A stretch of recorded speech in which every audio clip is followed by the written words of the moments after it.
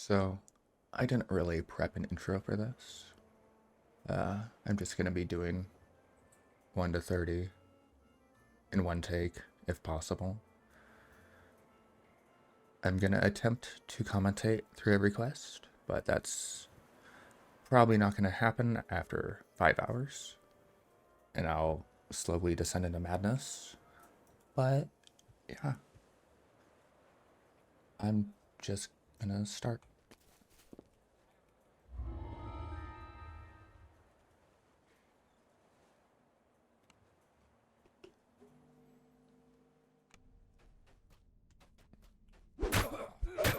These first few quests are really simple. I don't even think I need to talk.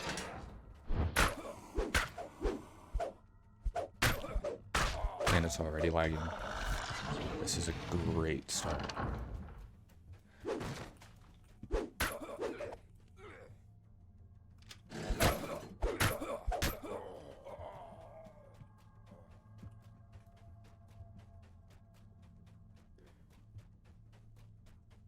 Gonna get dogs, but it's not the... Okay, I'm not getting dogs. I find those dogs are really scary if you don't have any past lives, but yeah. I'm doing this on my main, so I have most past lives. This is my final Dampier past life. So I'm gonna have racial completionist again after this. I only really need to go to 20, but I decided I'm going to go to 30 just because it would be funny. This is definitely my worst idea yet, by like a long shot. There is a 10% XP bonus going on right now, which is nice for me, but not great if someone is trying to follow this exact quest path.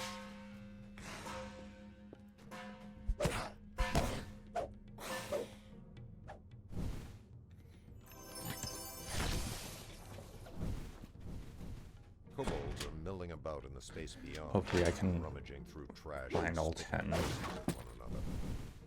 and not have to run around for 20 hours trying to find every single barrel.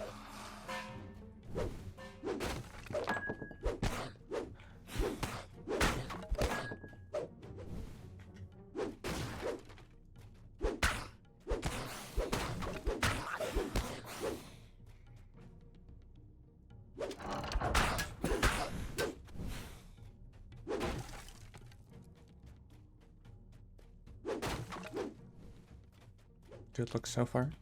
Already got 4.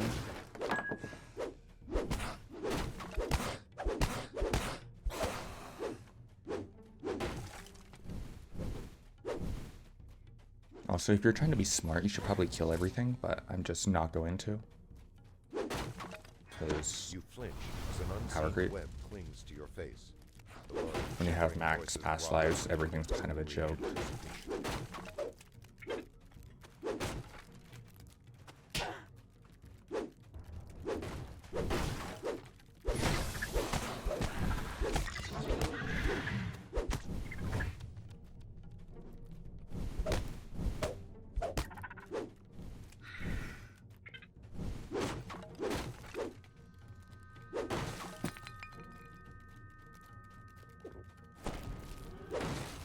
Also, I am playing as the undead variant with the enhancements in the tree. So, I'm using negative healing pots, which I haven't ever bought until now, actually. Because I just never leveled as undead, really.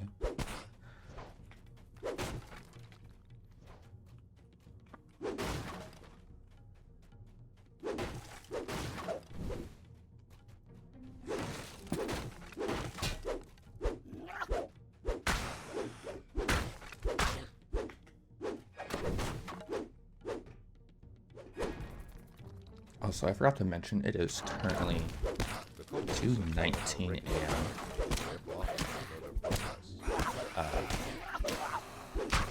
It's actually about the time I would get up for usual daily life, because my shift starts at 4 a.m. But for almost everyone out there, it's an ungodly hour.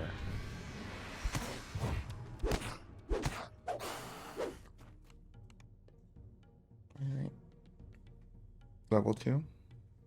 I'm going to do the splits for when I actually take the level. Just because I want to. I'm going to be doing a full 20 Barbarian. Just for the leveling process. I would typically do my 18-1-1 like usual. But not today.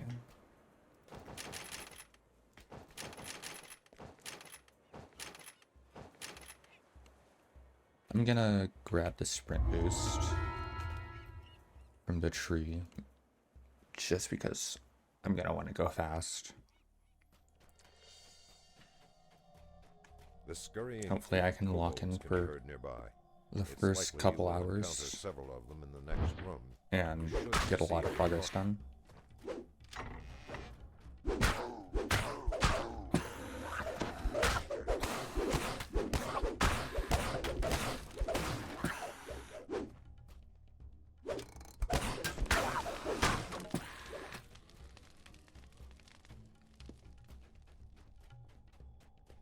Again, you can kind of just run past these guys with so many fast lives.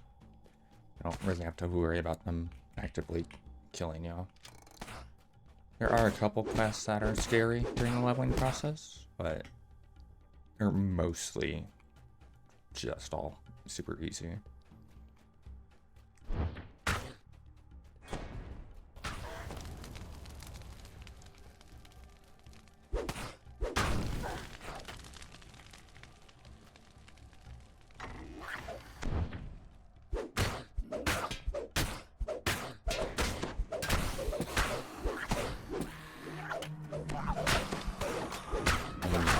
Straight across, so yeah.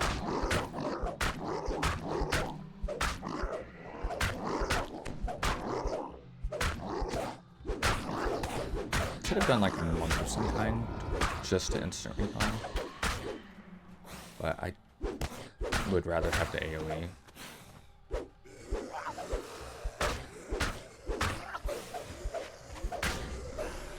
So I crafted a falchion with just keen on it, so you get a pretty good crit range of 15 to 20 times 2, and an armor with invuln, which kind of makes you invincible at these early levels.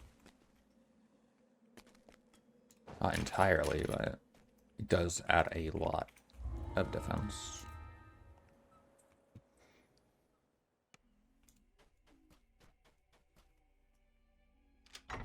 And we got our first tier sprint boost. Crosses and recrosses itself on the dust. Several doors You can kill these guys, but I'm just not going to worry about it. This quest is only a problem if you get Reapers. And my computer's freaking out. That's perfect.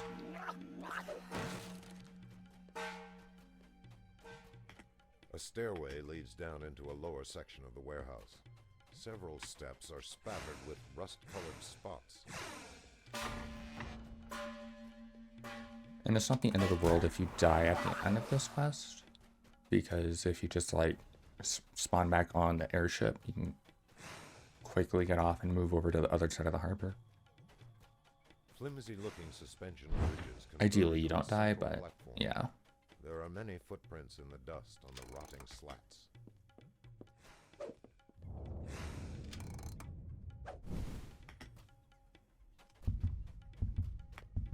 I'm gonna have a purple DA at the end of this. A ramp descends into the warehouse's lowest depths. Surprisingly, the ramp is freezing. dust-free. This makes you feel uneasy. This must be the kobolds' Ersat Shrine Glow. Never had 2 optionals at the end of here.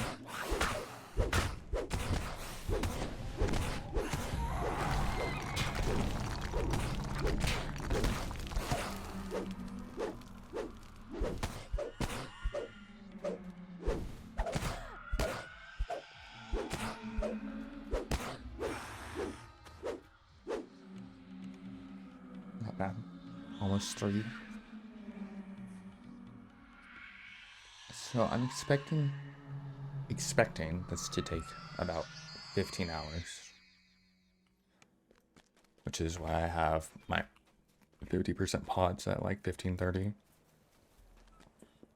Ideally, it could go on longer. For all I know, it could take a solid 20 hours because I descend into madness at the end of it.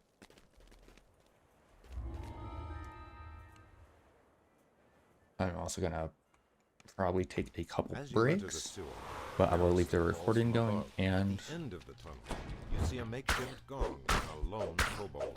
And actual timer going as well. Unlucky.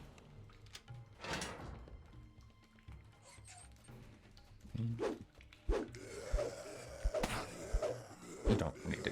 I didn't need to kill the sphere, but I wanted to.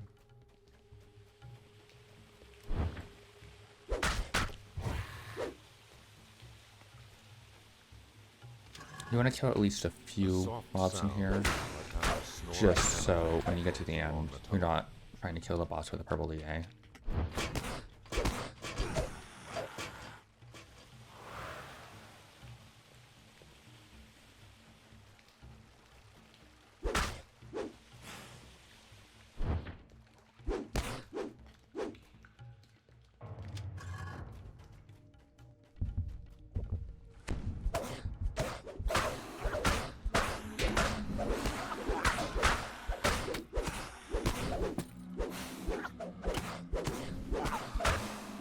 You notice a tiny signal crystal above a lever on the far wall. Metal grinds on metal, and ripples spread across the water.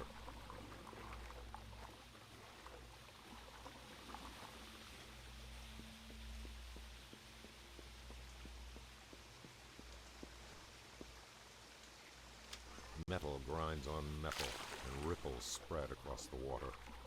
2 signal crystals are placed above a metal gate.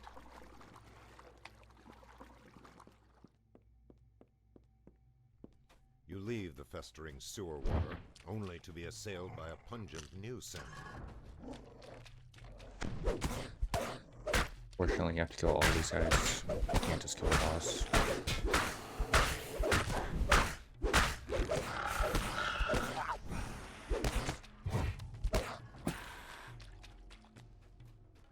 You see a pack that has been unceremoniously discarded beside a brazier. And that is level 3. I did prep all of my gear of items I think I would want, so I don't have to loot any chests and all that. I'm gonna get level 3 so then I can put on my ring, which has my 5% XP boost. And I'm gonna want all the XP I can get. I'm looking for power attack. There we go.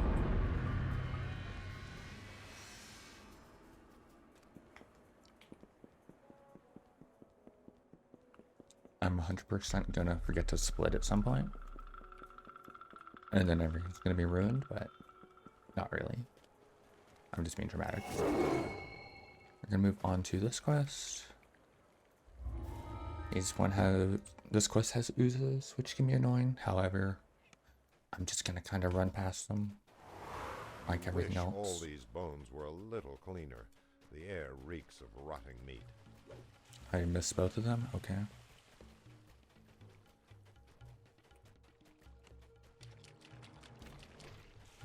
The floors, walls, and Also has invis on it, which is nice. It quivers as you approach. I did bring my stack of invis pods, but I don't want to use them, but I will if I feel like I want to. This room stinks a little less than the rest of this foul place. I realized I just said I would.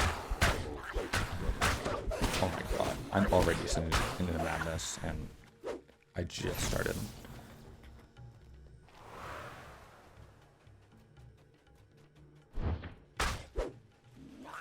2 plagues, that's a little annoying.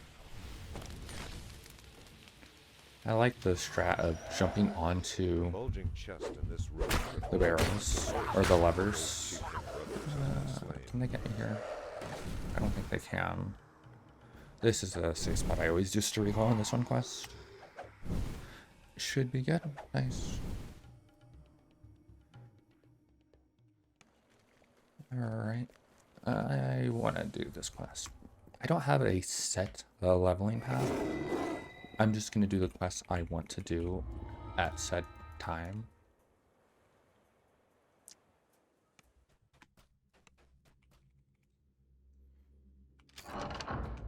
A skittering sound beneath the floor sets your nerves on edge.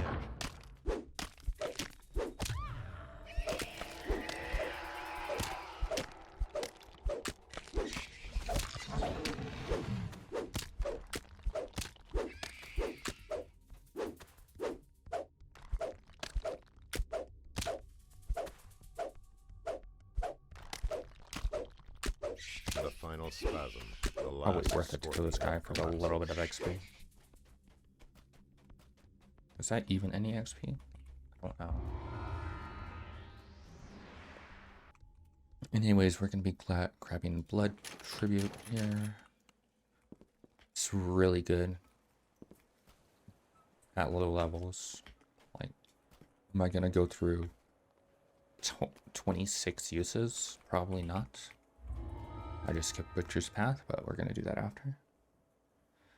The librarian cheerfully agrees to show you his And collection. basically, He cutscene. leads you below the tower, then motions you closer to speak.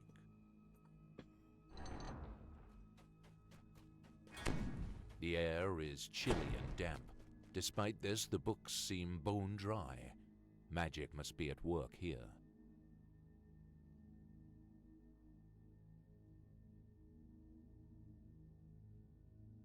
The librarian scans the shelves, muttering to himself.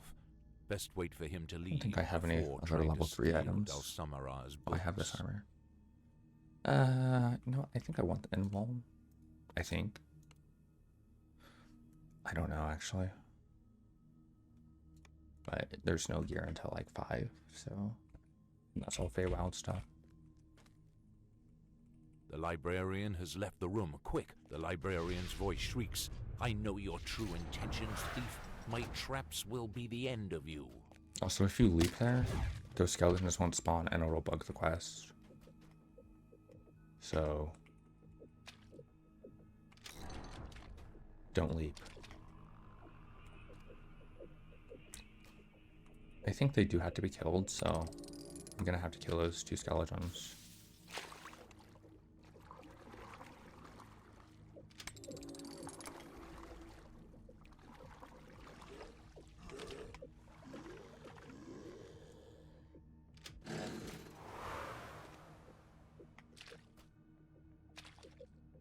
Although you might be able to D-door, but I mean, who has D-door at this level? I just want to kill him now. Okay, he's over there. You can go back. Still keeping the idea of locking in for the first couple of hours. I don't recommend just jumping through here, but I'm not gonna die, so yeah.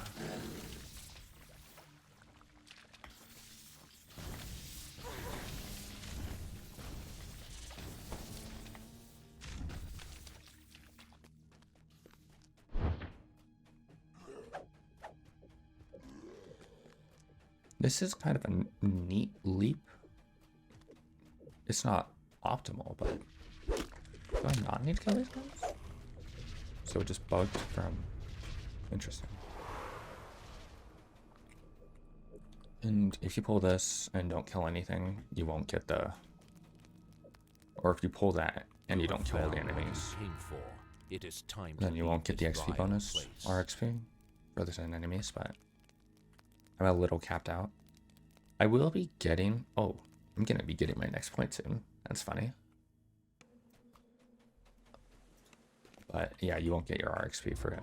But RXP at these low levels is minimal at best.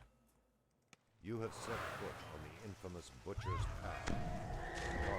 Unfortunately, in this quest you do have to kill everything, but I enjoy doing this quest, so I'm gonna do it. And it's not horrible XP, so.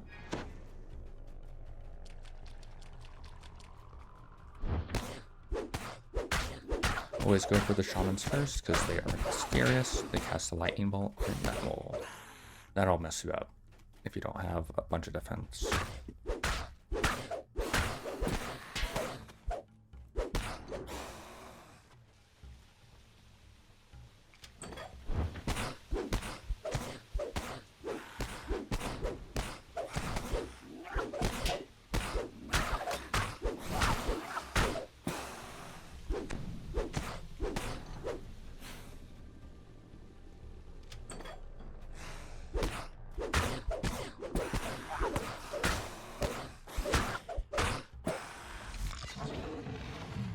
Kobolds scratch and scurry somewhere very close by.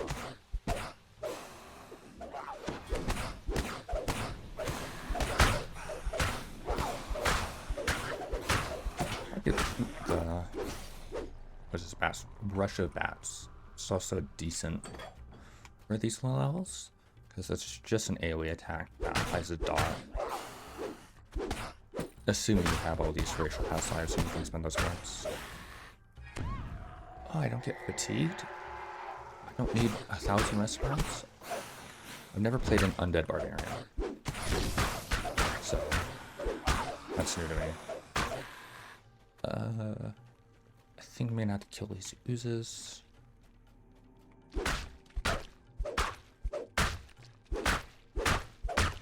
Just for the extra few kills.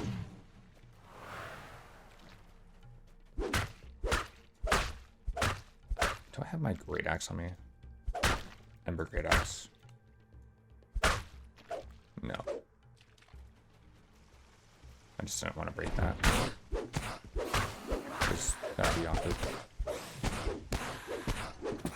Oh, I'm gonna need to kill more. I got 0 Reapers.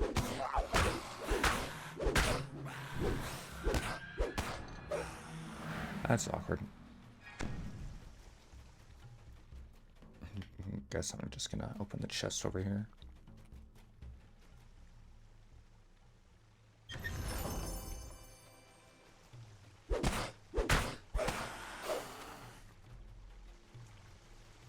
What? Okay.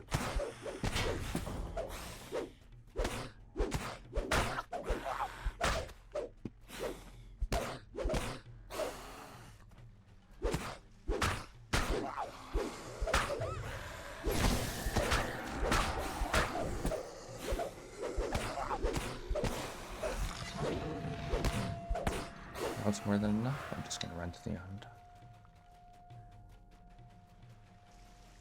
I don't usually have to kill all those guys, but I think I accidentally skipped the pack that I usually killed.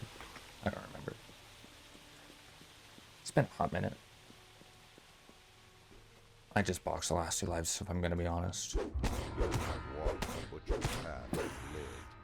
No easy feat, even for the bravest of warriors. Let's go repair my weapon real quick.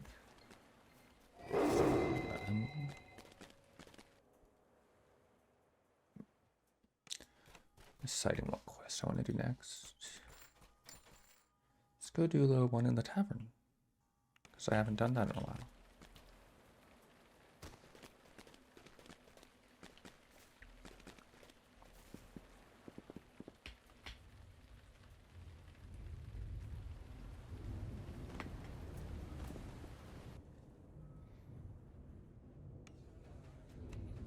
I don't even know if this is a good XP.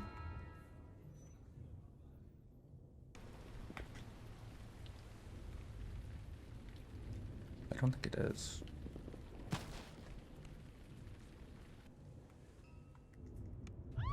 Across the room you see an iron division. Descending into the basement, you hear another sound of whirring gears and a guttural growl. Oh my god.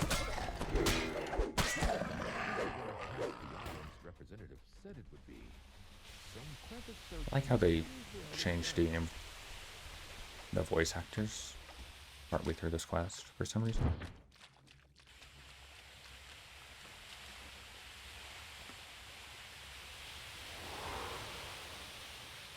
You see one of Osgood's men making his way down the tunnel ahead.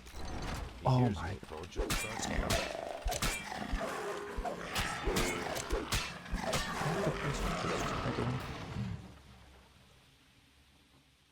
How did I screw that up?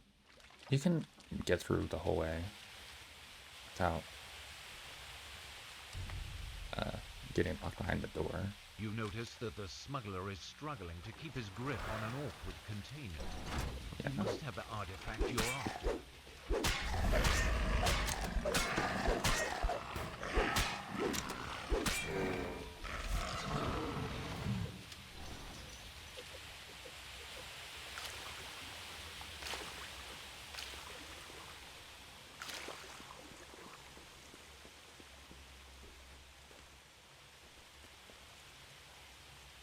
You hear the grind and clatter of machine. You hear the grind and I don't know which clatter of lever goes machinery which from door. below and to the west.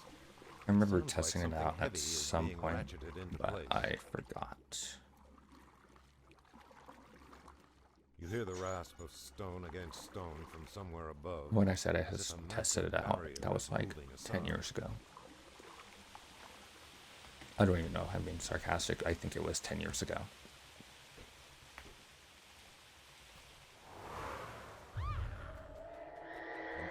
The secret path ends in a well-kept warehouse. This is tell an at least the crumpled metal beast can only lift the case and slide it onto your back. Reaper point. Quickly return to the Fairlane representative. 186. Crazy. Anyways, that's another level. Here is my long list of achievements. That is way overkill and unnecessary, but I want it. Also, that wasn't a level, that was just a rank.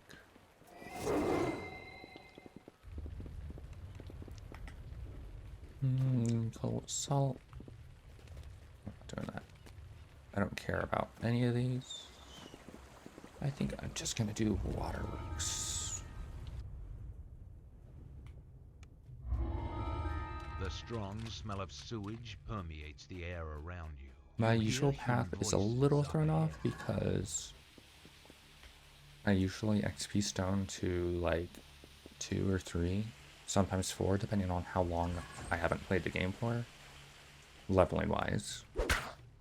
And you get all those XP stones from the daily dice rolls.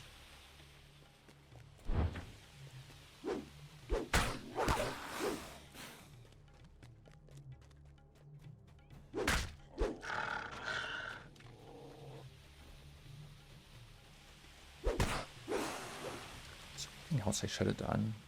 I don't think so. We're just gonna move on to 3s.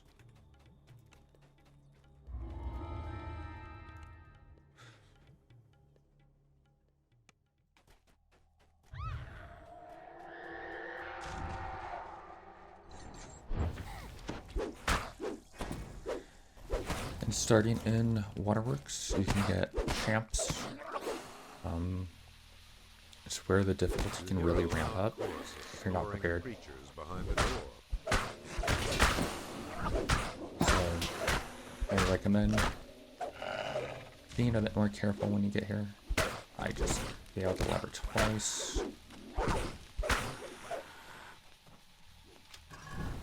I'm gonna go in here just to look for the chest. If it's not in here, it's in the spider room.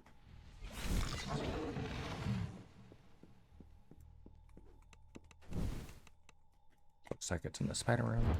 I don't know if I aggroed all those guys. I'll know in a few minutes though.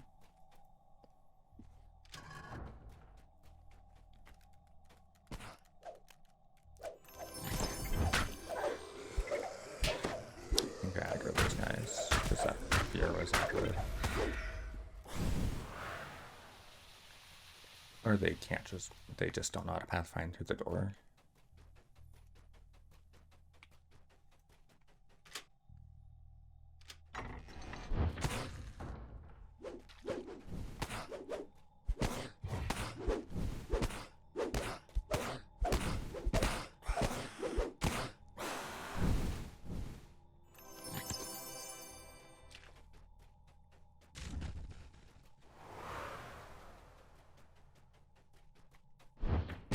You hear an arrogant and loud yipping voice behind the door. I forget. Do I have...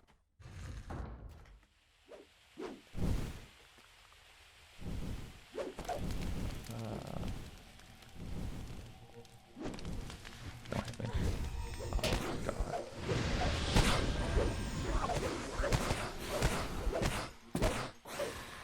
Don't you get uncanny dodge at 2? I don't know, I've always had uncanny dodge. When do you get it at 4? I guess.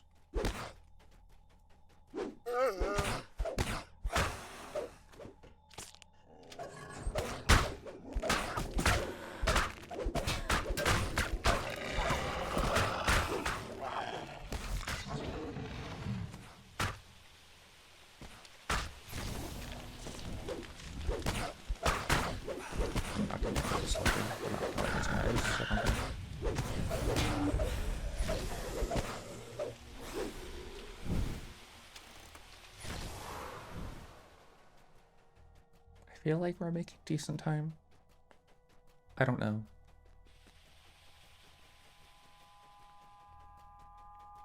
I think I just want to minimize the time being outside of quests as best as possible. That's going to be the main saving grace of this round.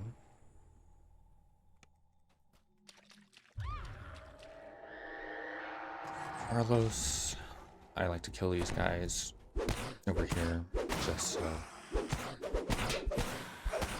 he doesn't aggro onto them. I don't think I've ever tested not killing them, but I don't want to risk just some random one. I always go this way. I don't know if there's a faster way, but this is the way I go.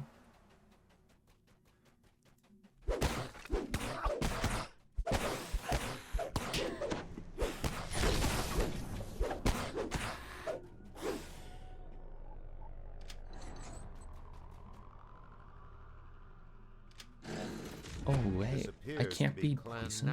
That's intense. I feel like I should have known that, but crazy.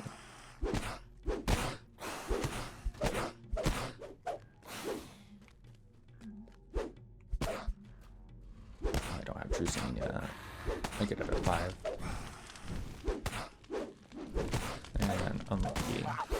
That's one up here.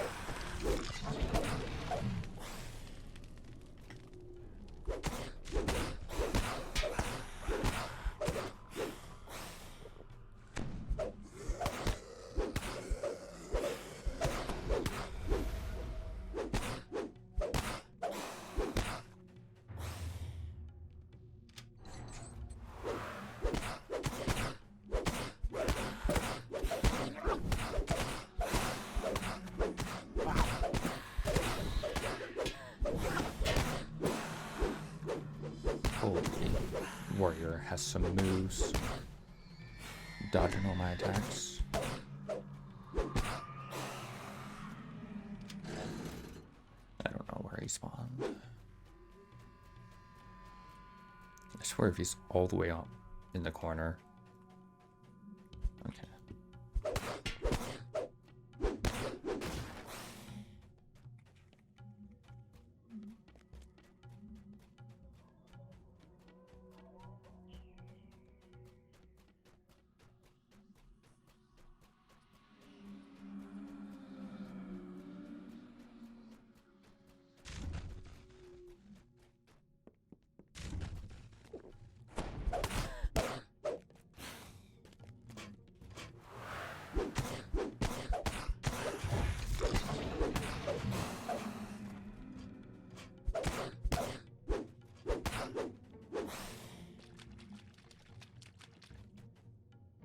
too bad. That is level 4. I'm gonna recall and take my level real quick.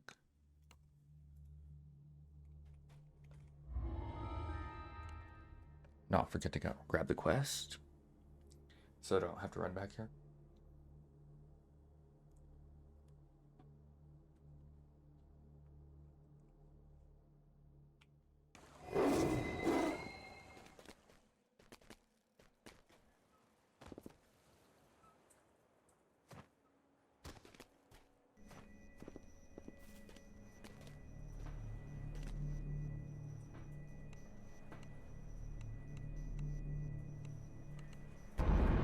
Now I get uncanny dodge. I want that. Get the last rank of bread tribute, so now I'm basically invincible. I do want to grab all 3 tiers in here at some point. You hear human I voices. think I want Supreme Cleave though.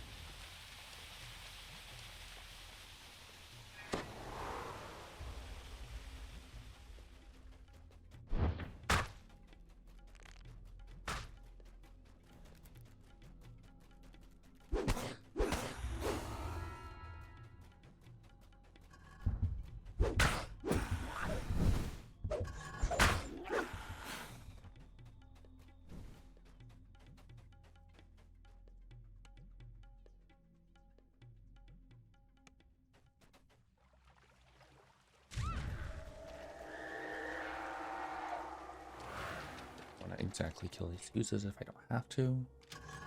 In the center We got of the room, opt. a grate covers a I don't even shaft know if it's that optional. disappears into the depths of the sewer. Because I feel like I see him every single time. Dropping Just straight killing him down so I don't this have to worry about shaft him. would be deadly. I definitely kill more than I need to, but I would rather Intercepting it live than might help die, break you know? your fall.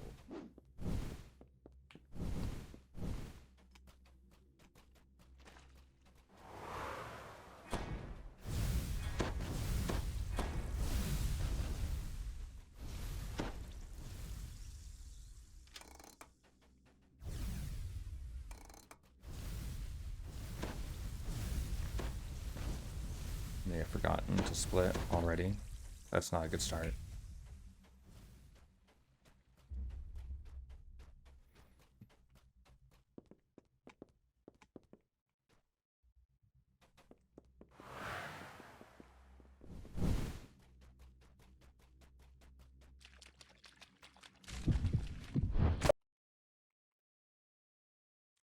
I don't know what that is.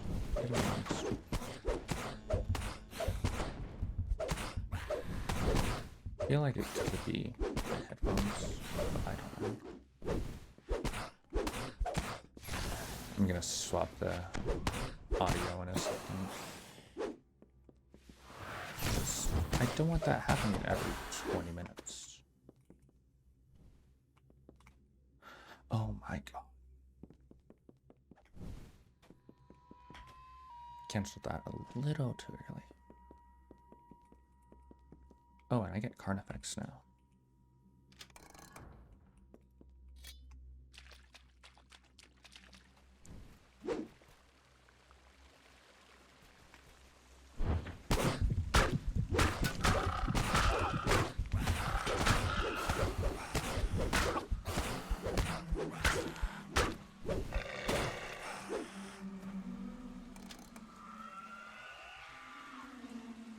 I think Carnifex is better than the 2 crit range, but I'm not sure. I feel like it is.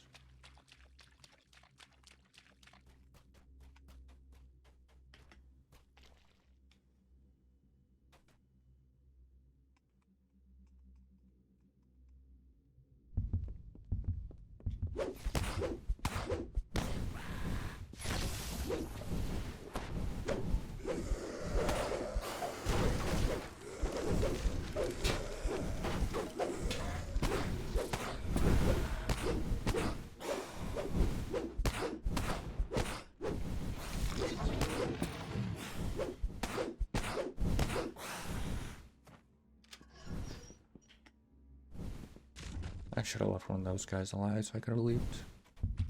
I mean, that's such a small time save though.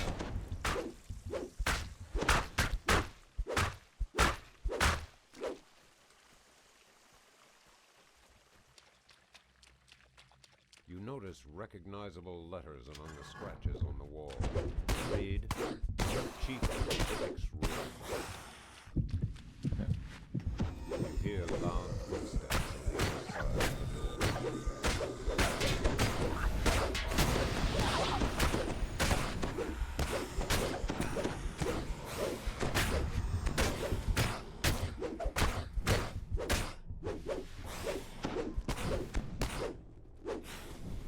Is it this one?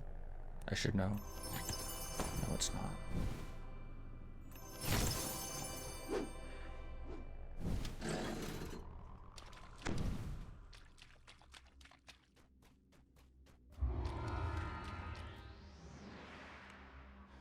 And let's see my luck in this quest.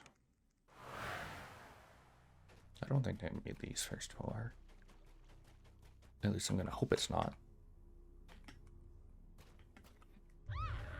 I could, you know, memorize the spots with the possible spawn points, but I choose to run through it every single time like an idiot.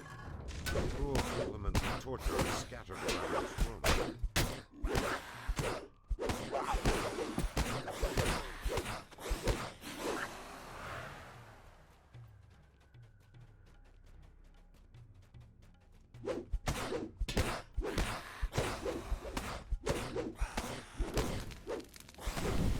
Honestly, poison immunity is kind of cracked.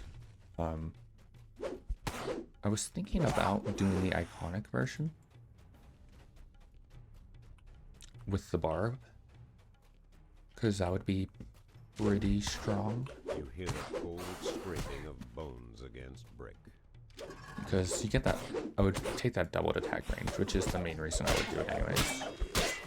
But now that you know, you get poison immunity, that's really good.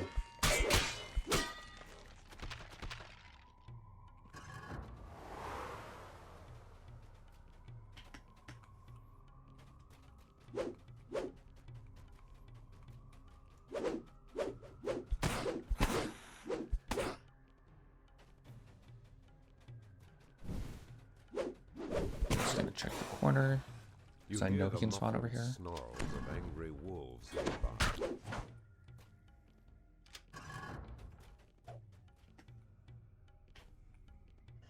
Alright, it's not this one.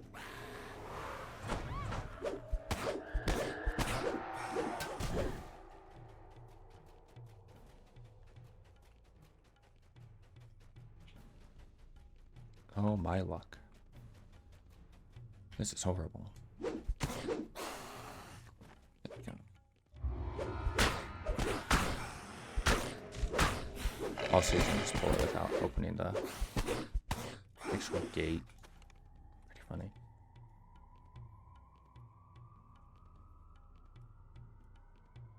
I believe. Armor class. So, armor class is definitely super cracked in these early levels.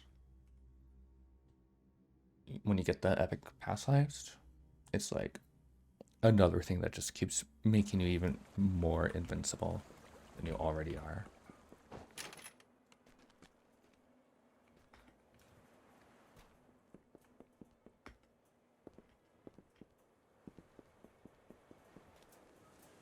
Let's see. Gonna move on to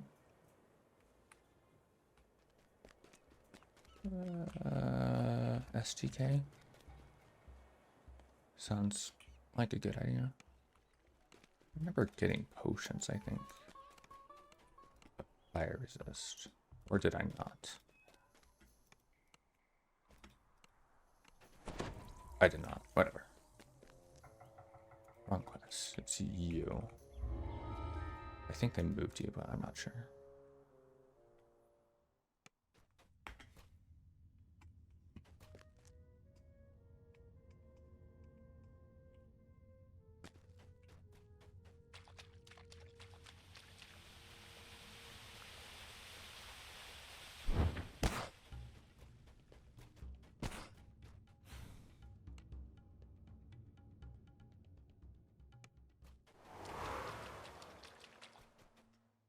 Wayfinder Dale's simple directional. Dale's markings issue the warning. Kobolds ahead.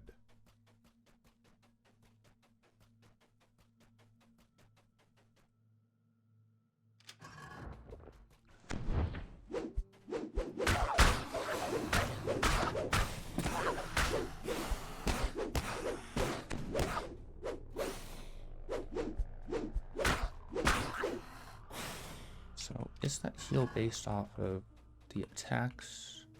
Yeah, they are. Oh. I can tell I'm not used to this. Leap.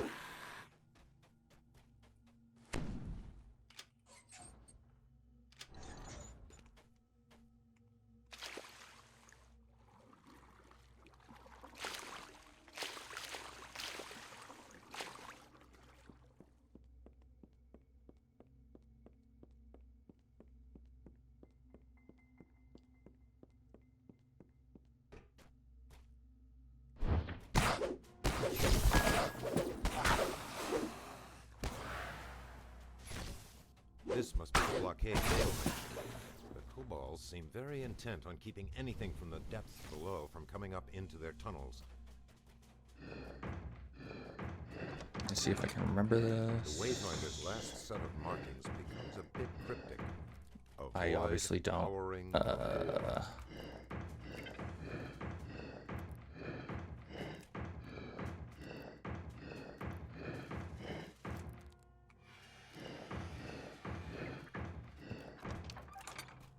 The rune hums to life. You hear the grinding of several large gears. A chill passes through your body as you pick up the barely audible moaning of the unliving.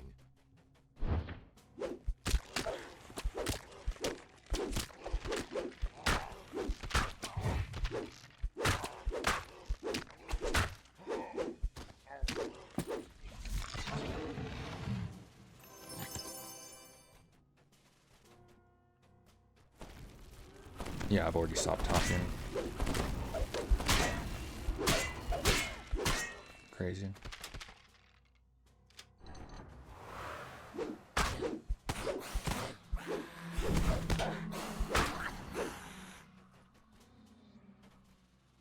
It's not even like these early levels are hard though, so it's just how fast can you go?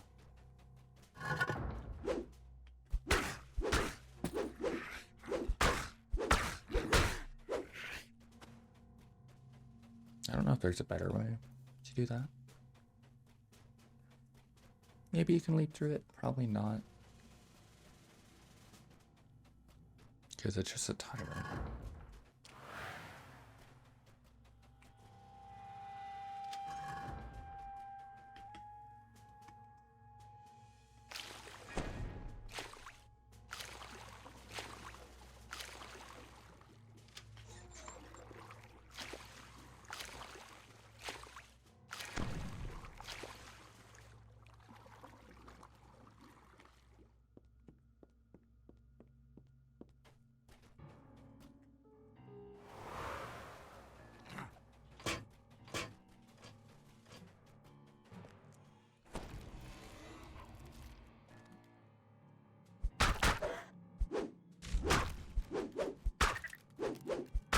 This guy, I don't need to. The echo of dripping water against rock betrays a flooded section of cave up ahead.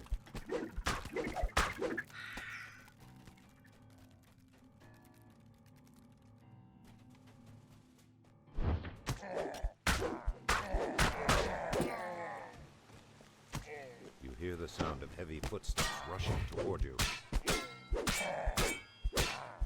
Please crit. Holy. I wouldn't have even crit with the potion.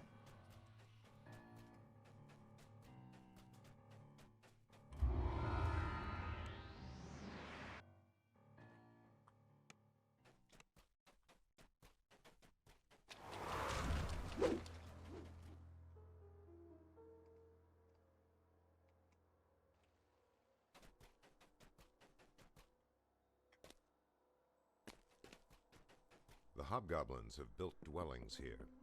The area would be reminiscent of a human village if it weren't No, for the it's just skulls gonna and keep her- spikes protruding from the walls.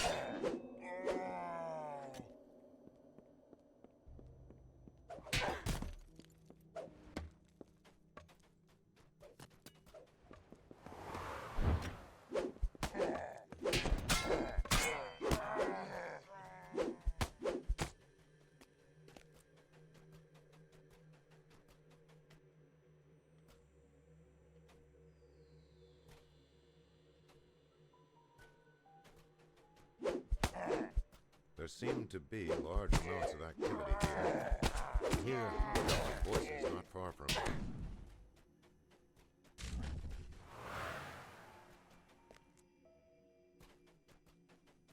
The river channel below is blocked by a locked gate.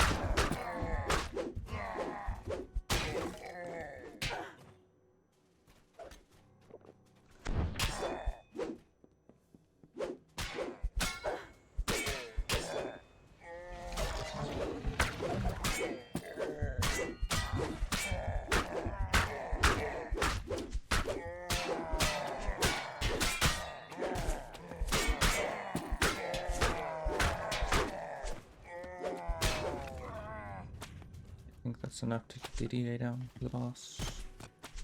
Don't get hit. This is Hetman Shog's abode. The hobgoblins here seem to want to kill you, but you made it this far.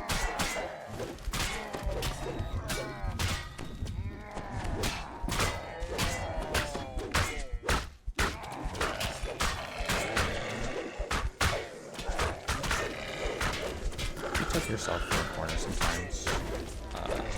Sure, the range enemies can hit you, but not all the melees can.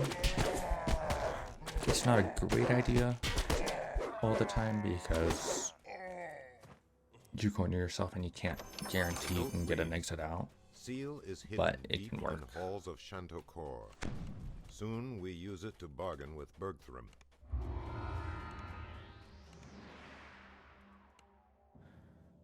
Almost got enough XP for 5.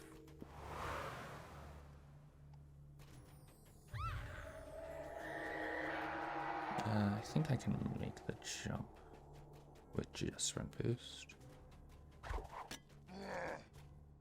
Easy.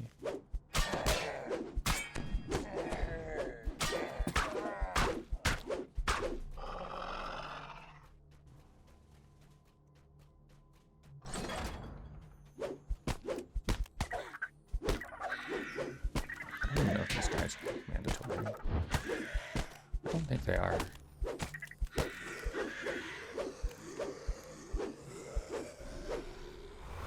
I know these guys are.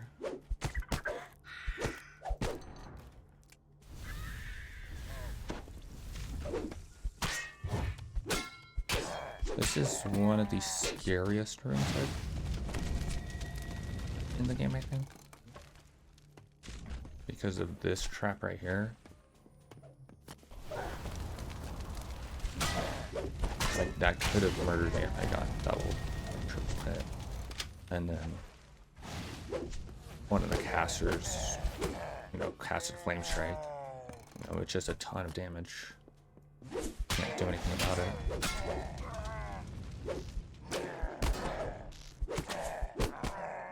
I mean, there are ways around it, but I'm just talking like Zerg mentality.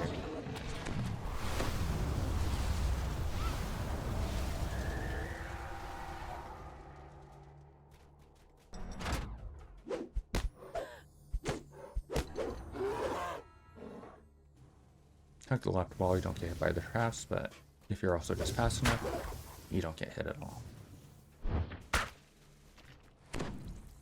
Harry, really?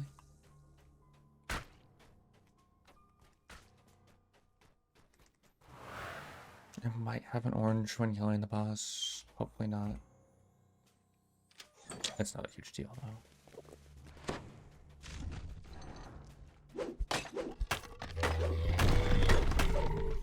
Green.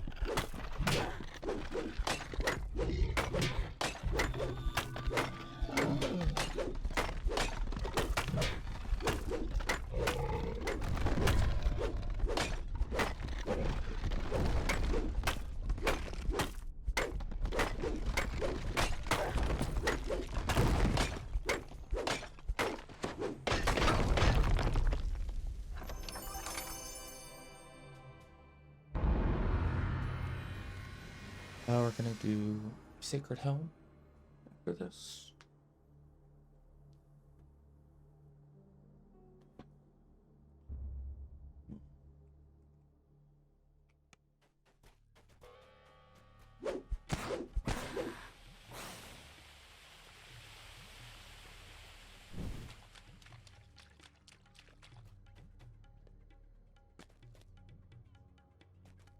I haven't done Sacred Helm in a bit. I actually forgot how to get there. It's just north this way.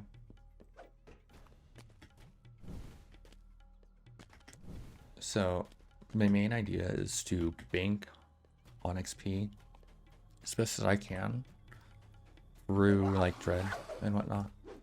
So then when I get to like that level 12 range-ish, I'm a little bit overcapped. Because there's only like Ravenloft 1 and Ataraxia that I like doing Rough at voice 10. conversation and bustling activity So, yeah. echoes from the halls to the north. Crudely stitched war banners hang everywhere in this room. You're deep in the Hobgoblin's domain.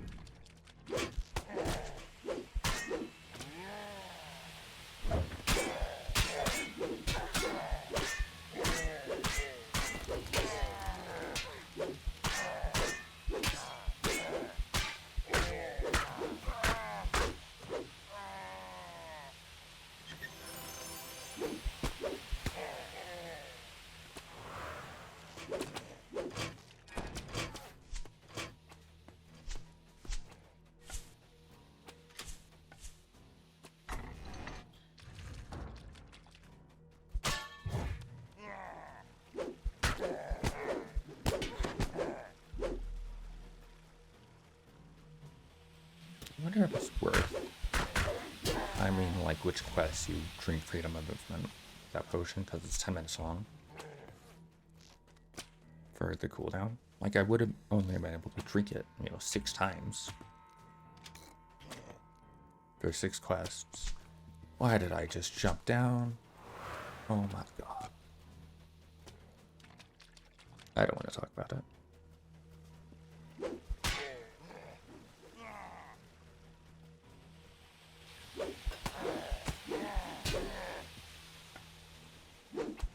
That's first time loss, basically, I think. Is jumping down early there.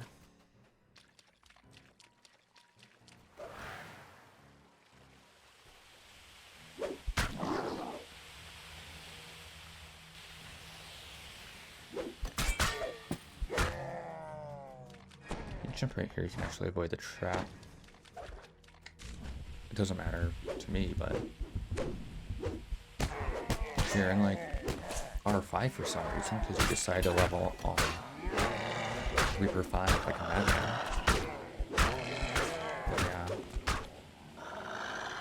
it can be helpful. There's also a skip here. That's interesting. I'm gonna do it, assuming they didn't cut it out. I doubt they did. This quest is a decade old.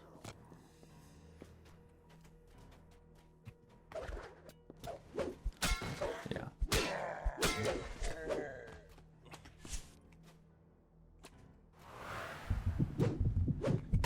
I should.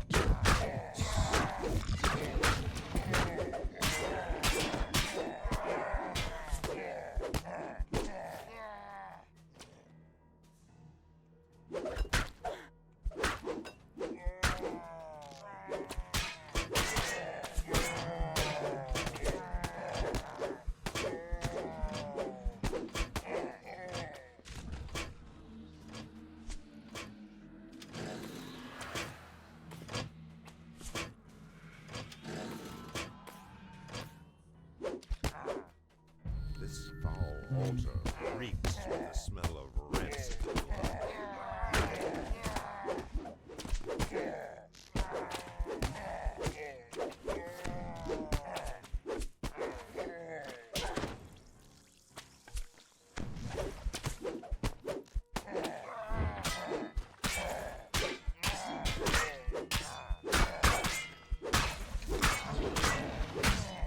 One day.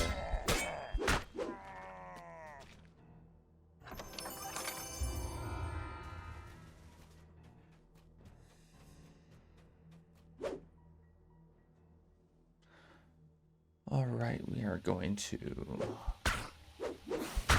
take level 5, repair my gear because I've killed some oozes. Mainly, I'm just going to repair now so I don't forget, because I have a habit to do that. Probably do these ones after. I know they updated them somewhat recently. I've already forgotten what that bar was.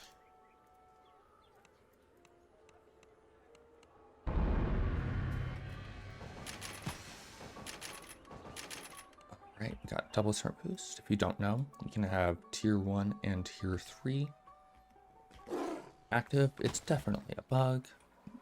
Although the developers aren't watching this video, and I'm 99% sure they know about it and just haven't done anything. It's a really nice like animation cancel if you pair them together. I do recommend it. As you make your way into the sewer, you are assailed by rank smells. 2 crystals, dull and lifeless, flank the gate. There must be a mechanism to activate them. Along the floor and walls of the sewer, you find signs of a significant force of kobolds. There is a lever here. Perhaps it is tied to the crystals that power the gate.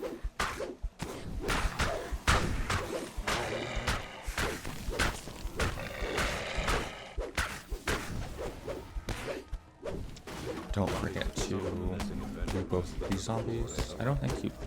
Yeah, you don't have to kill them. Just need to find them.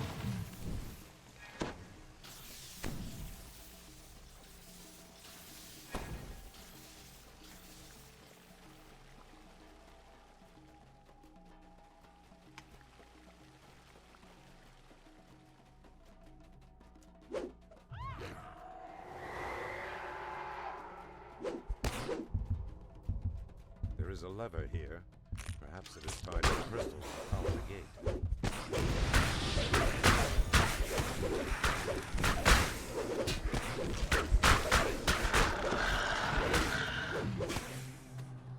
The bodies of missing adventurers litter the floor near the lever.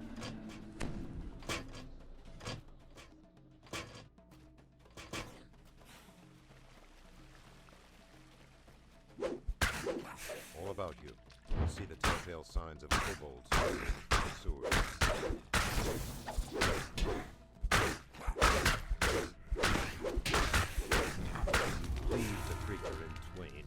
Easy. Return to the woman and tell her what you have learned.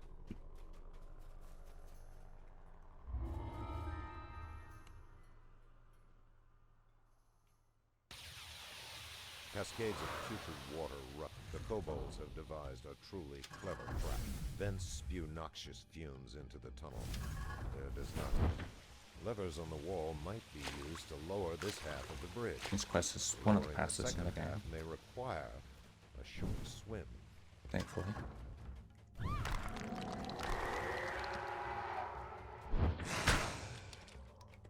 Before you lies a dark and stagnant pool of water. It appears to be the safest place to leap.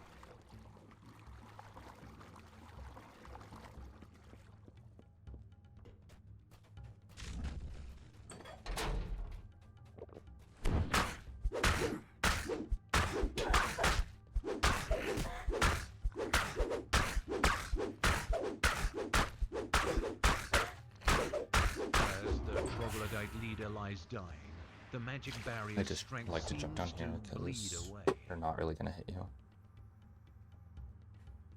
So you only have to kill one monster in this entire quest?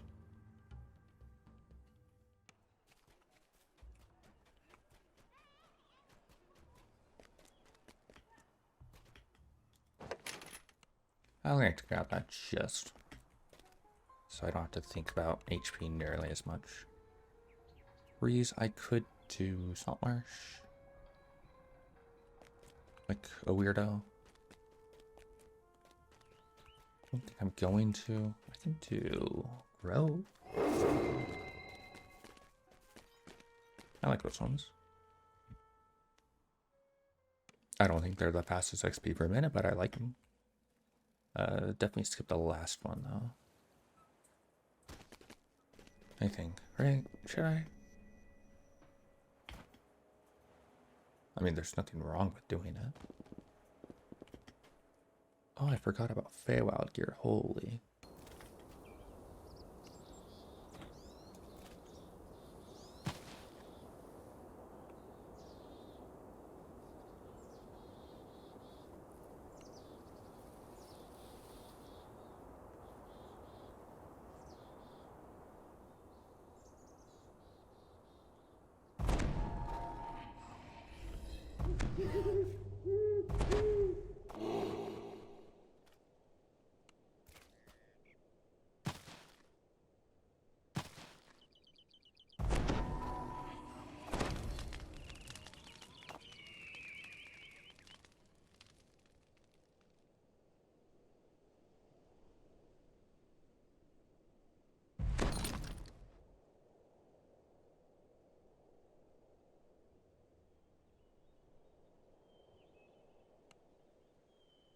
I think that's all I want.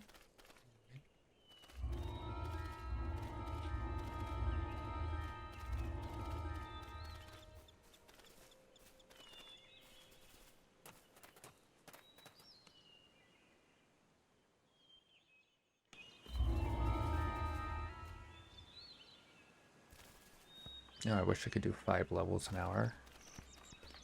It would make this so easy, but it's gonna get so boring in a while. And I'm gonna be moving a half pace.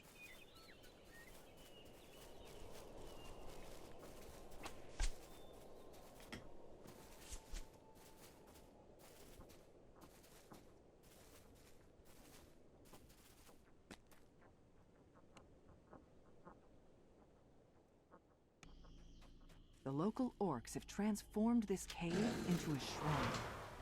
Something glimmers nearby. It must be one of the visions revealed by the gatekeeper's spell. A groan from the nearby cot shows that this orc elder is alive, though not in any condition to receive guests. I should have grabbed potions. I would have saved a minute. Because, you know, it's totally worth grabbing potions. I didn't even do that for my R10, I don't think. I don't remember. Did I? Ahead is a small fountain, flanked by 2 large bears. Fortunately for you, these particular bears are stuffed.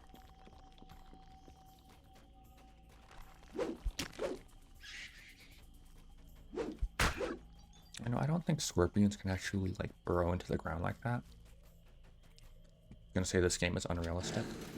Bull skulls decorate this modest function. Clear water rushes out into the basin.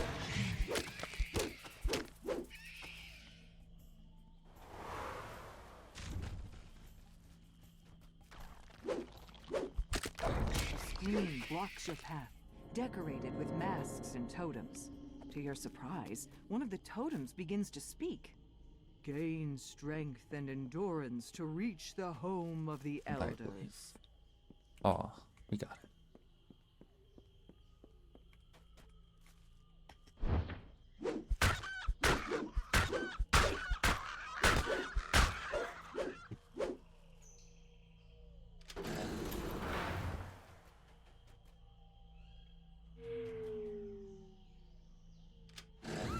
It seems that the final resting place of the Orc Elders has a watchful and hungry guardian.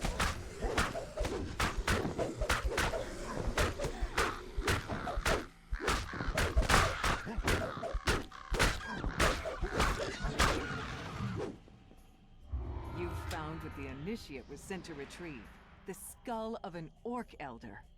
Yet who was it that sent the Initiate to plunder this sacred site? And why? Yeah, I'm already not talking and spend an hour in. I'm gonna say that 20 times, I think.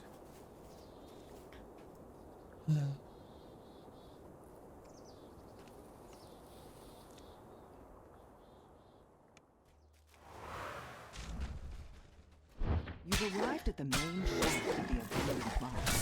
I'm gonna take that back. Shuffle around, Because still active long after the miners left. put on A note this placed ring. above the lever reads, entry to mine 2A is forbidden due to the do use feather dangerous fall, terrain but and hostile creatures. I'm gonna swap for when I actually need it. Pit below. You don't see any way to get back, so forward is the only option.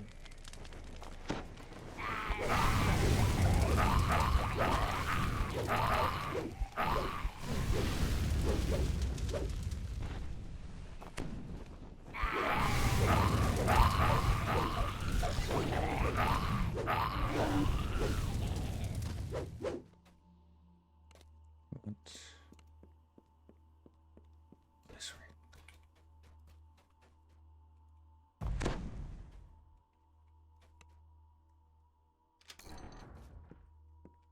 A nearby Caneth crystal I don't hums know with if I have magical it. energy. Okay, I do. It's connected to a barrier that blocks the path forward. As the barrier fades, and a wave of searing heat buffets your face. An ancient magma brute lumbers Scariest back enemy on to the hardcore, by the way. I can get it now.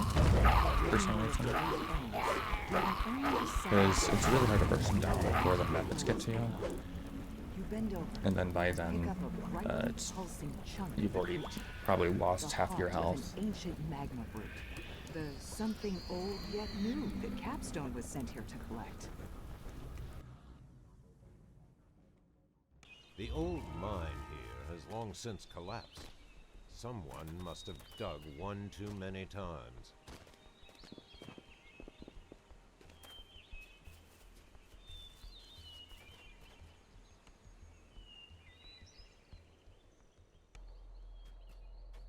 Before she disappeared, Lily Hargrove I returned don't know if home I have in to search search. of I'm gonna something pray I do. bright I and have past loud. lives.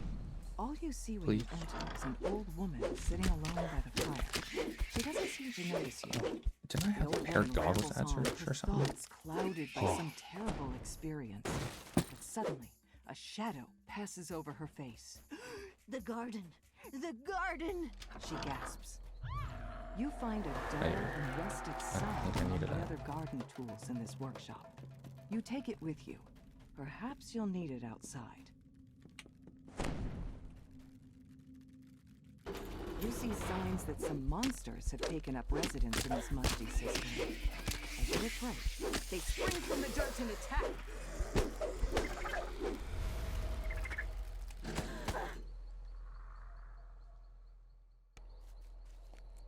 You emerge into the hot air and find yourself on the back. You use the scythe to cut down the bamboo that has sprung up around the back porch. Before you stretches an overgrown wasteland, the remains of the family's crop. You pause, struck by a headache, as a cold voice sounds around you.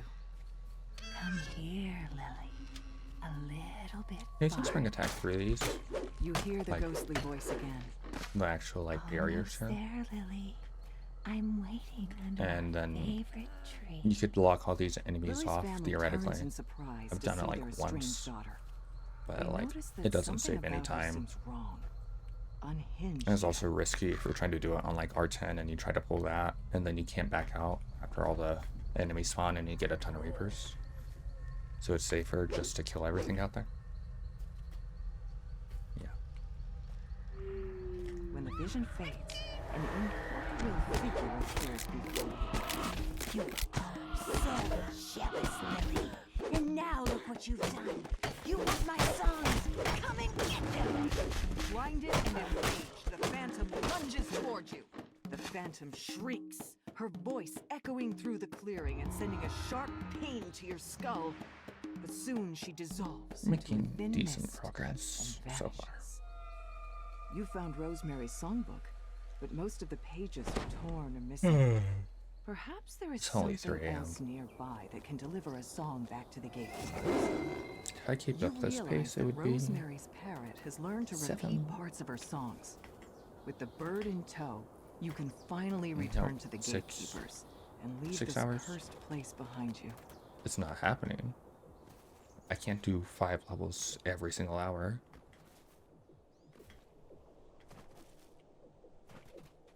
But one can pray. You've entered the ruined temple by its long-abandoned rear entrance. Foxpaw came here to find some sort of sacred bounty. It's time for you to figure out just what that is. This otherwise tranquil chamber is tainted by the telltale scent of blood. The air grows down as you approach the next chamber.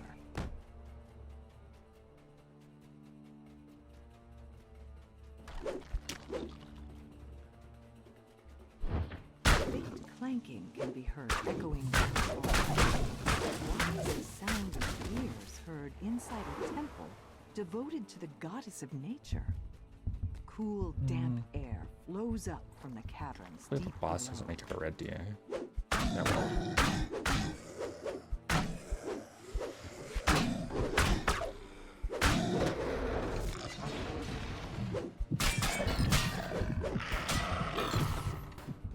You hear the scrape of metal claws on stone coming from the cave.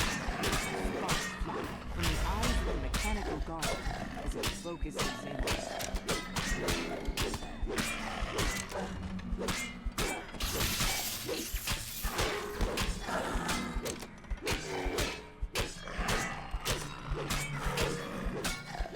The Guardian collapses into a heap, and sparks of electricity jump into the nearby rune-carved stones. The air I think I grows forgot warm to repair. where the light streams Oh, it's just in that from one above pack the that stone circle. murdered my A weapon. single massive apple rests on the ground beside you. It seems to glow with a faint inner light. You found the sacred bounty Foxpaw was looking for. Now to return to the gatekeepers and tell them what happened. I'm gonna recall, done repair my weapon, do the one out here again. That's in the forward corner from where you enter the thing. What's that, north? Is that north? I think it's north. It's the one with the dogs, and you have to... Oh my god. I haven't done that quest in so long. When I say so long, it's probably been like a few months. I already forget everything. But I also just have the instinct of knowing everything.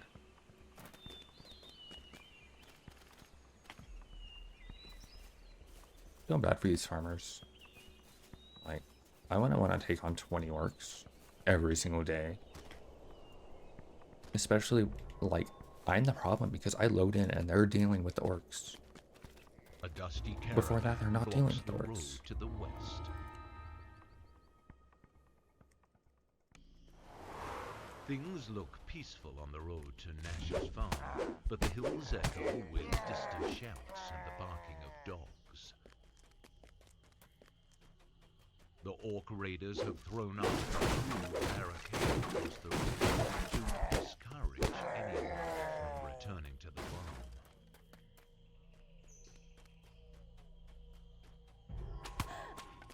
I wonder how many enemies I'm gonna rack up.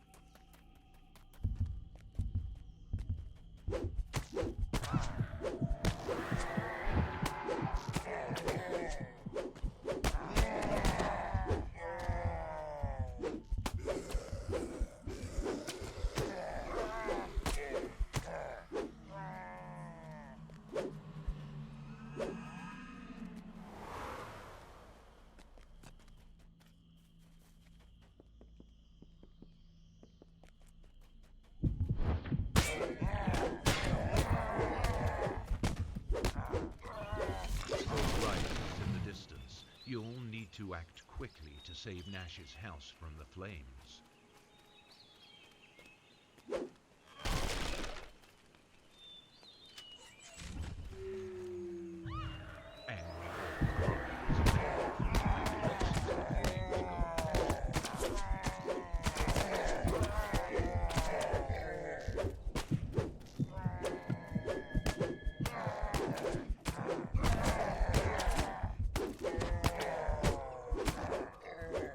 Let's just lie.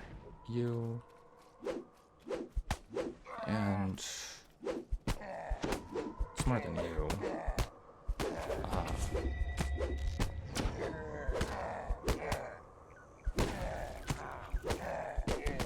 The local orcs will think twice before raiding another That's 6. farm Are there within the any other Cerulean Hills.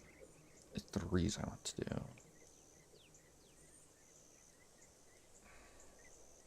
So there's catacombs and A dusty Marsh. caravan blocks the road to the west. Don't think so. Surely you don't hit me on normal. Oh my god, you hit me on normal.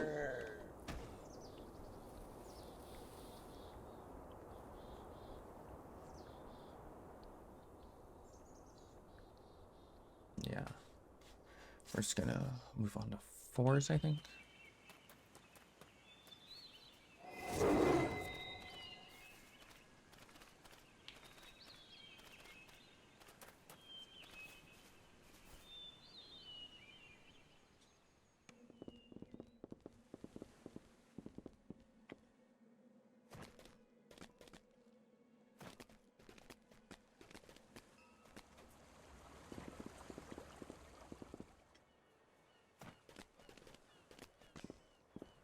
Do I not want to do somewhere?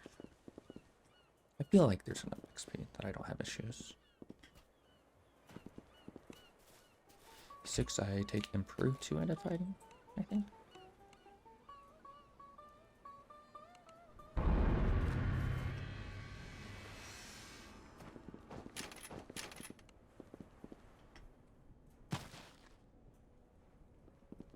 I forgot to spend the points. That 4.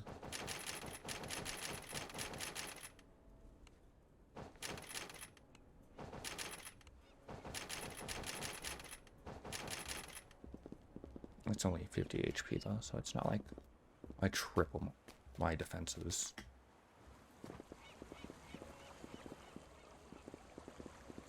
I didn't even do the other one. Whatever. Let's go to house D. Let's do the one over here first, because it's closer. Irestone, or Irestone. Irestone? There's no N in there.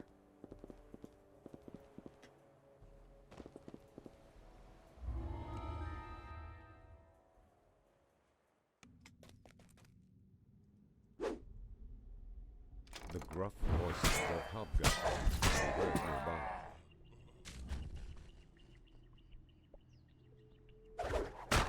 These camps appear well organized. The crew expects to stay.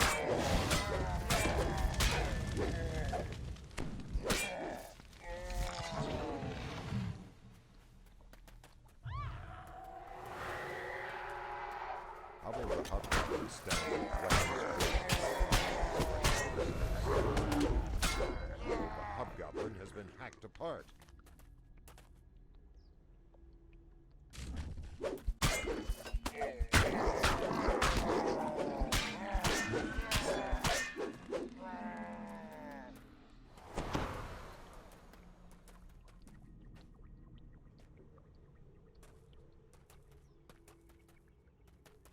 Several patrols are winding through the I inlet love how, valleys. like, not Take caution stacked as you these advance. guards are with their HP. The briny air It's like, stinks under the skin. when I move on to Feywild, their HP is gonna triple, and then I'm gonna do, like, The first Yar's orders say he's to sail on Stormreach and blockade the a harbor. tier of Decon, Keep him and from leaving the inlet.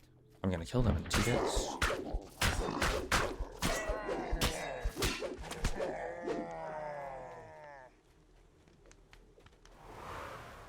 Like, it's ridiculous. Their balance is so out. Like, the level 3 from 2 different chains should be the same difficulty for both level 3. But, like, SSG just makes all the new content way too hard. Like, that's fine for epics and legendary content. Not epics, just legendary content. But heroics, like, come on, 6 dude. powder kegs.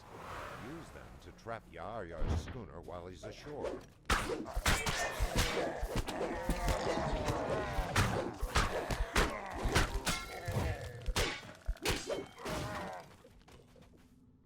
You hear a dire wolf snarling somewhere nearby.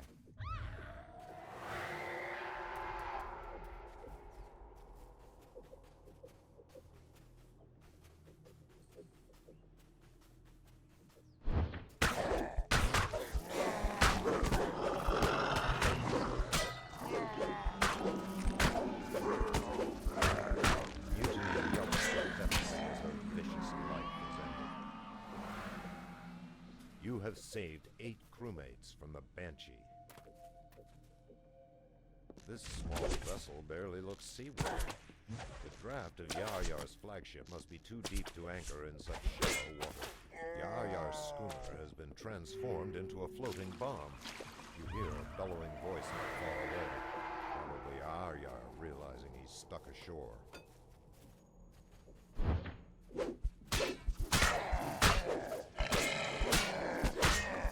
Shrieks furiously. Kill you all. Then he does, effectively calling his own bluff.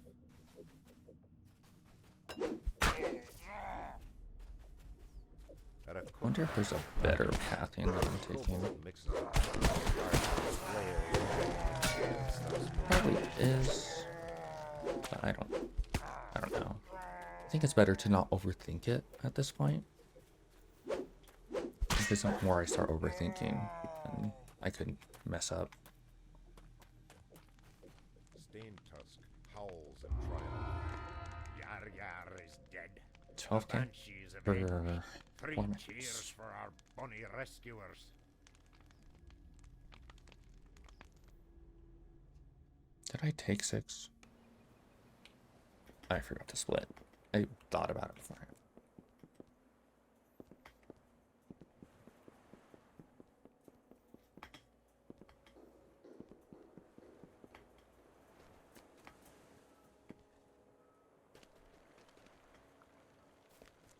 Where am I going? House D. Yeah. I could do Freshen there first. What's that belt level? I forget. For shield.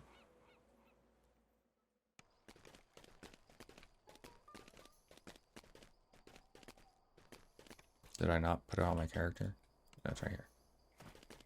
6.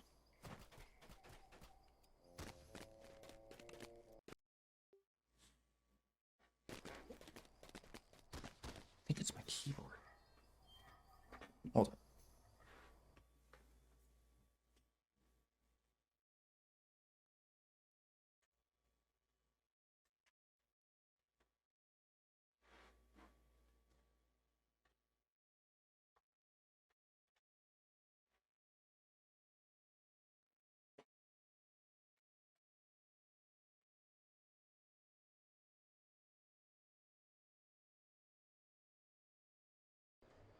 Alright, I think that's fixed.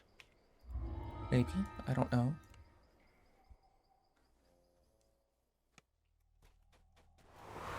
As you turn into the tunnel, you are overwhelmed by a rank and awful smell. No wonder the corridors Just get shield ones, but as the you're sewers spending more than open 5 into minutes a in dark quest. space, begin to hear Yeah, a clawing lot of people, but feet not me. scrabbling over the stone.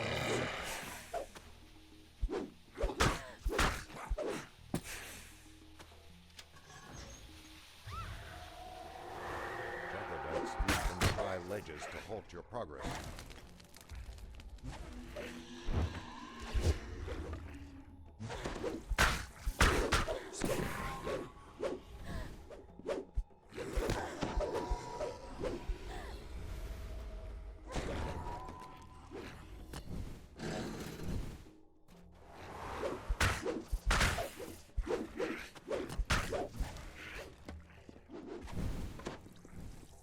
A sealed door ahead cannot mask the source of the putrescence.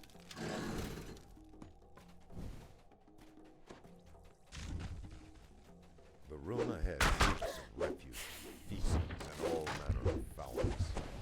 6 large crates have been pushed in front of the ventilation units. They have been destroyed.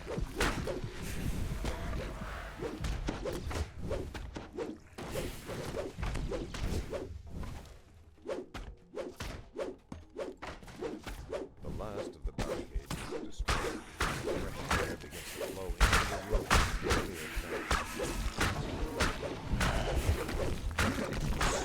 Not dropping the air already.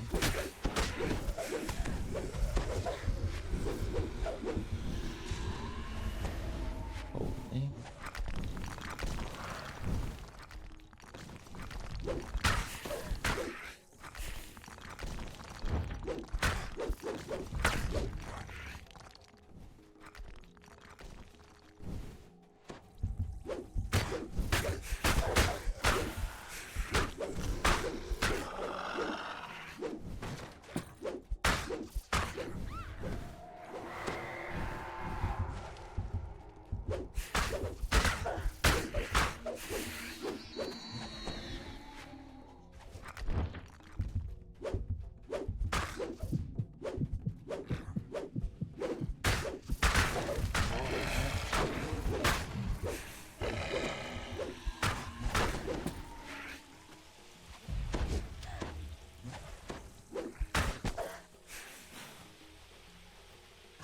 Discover a grime-encrusted troglodyte defending her precious days. Tishless clutches her wounds and collapses in a pile of troglodyte filth.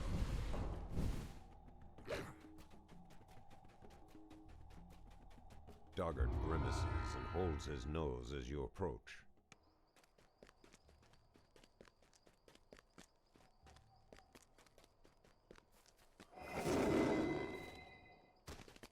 Get the Wheloon chain as well. I did solo that one on R10, but I never posted it because I lost the footage. As in, I killed my PC entirely.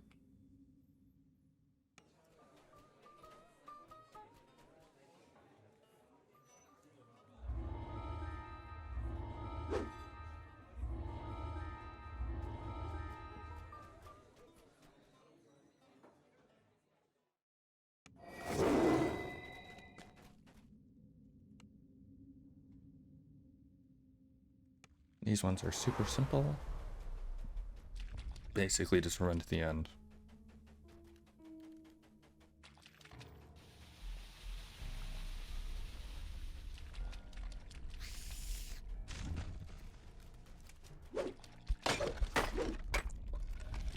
watch me roll one here. Never attacked, okay.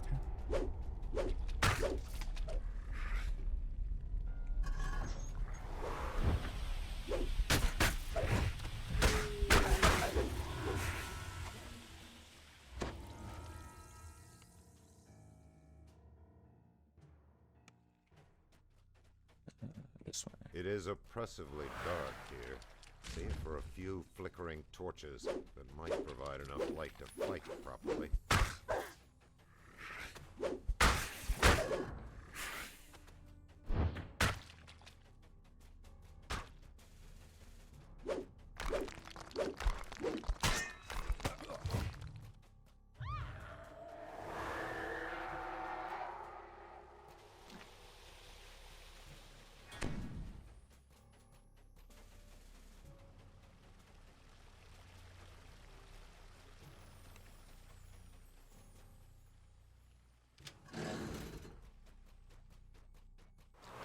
This room is scary if you're not careful. I recommend dragging the enemies back to the entrance, but if you're fast enough like that, it does not matter.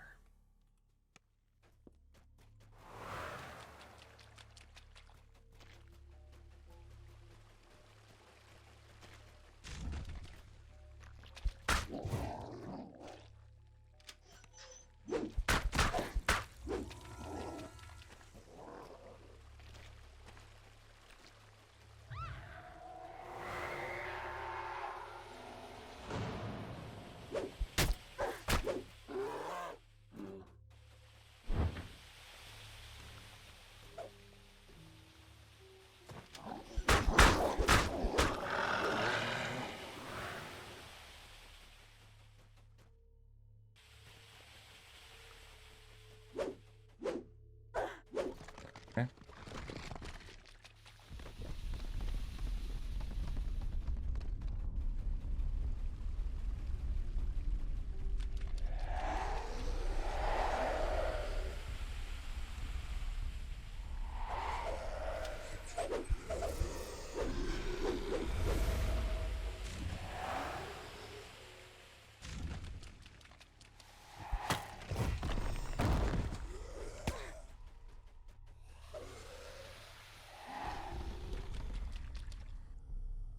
These are all one.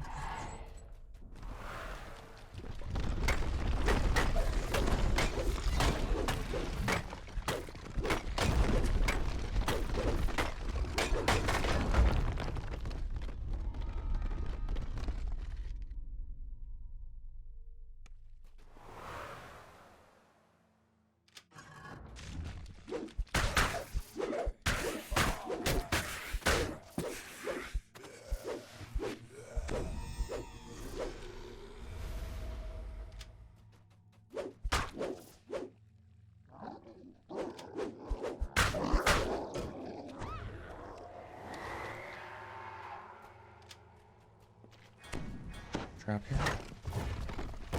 So just don't stand while trying to kill that guy. Miss. Thank you. Trap here, but it saves time to just run through it. You can just jump over that middle part.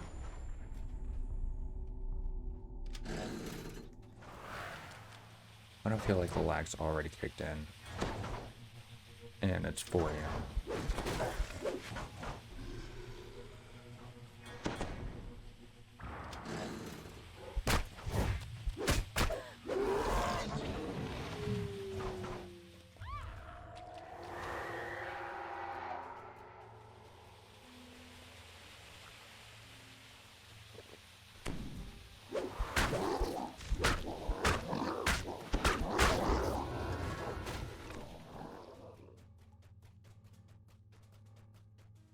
Not too bad.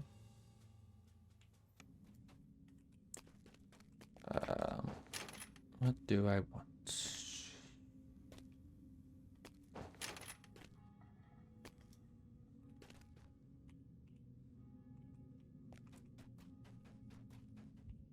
That's what I'm looking for.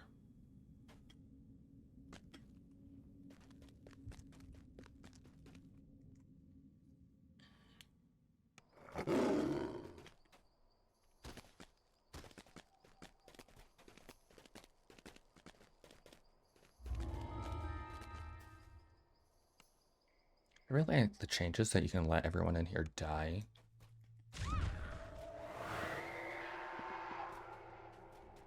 You just need to kill a majority of them and go into all the rooms.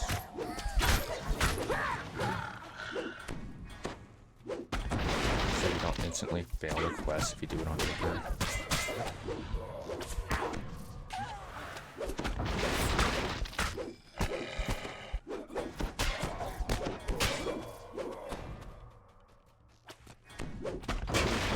The elderly woman looks like she's given her time. She must be the matriarch, or else the later falls to the ground, struck by Sharn. Inside, hesitant footsteps, and the message of the last resort. It's time to get all 50 of seconds for 8k XP.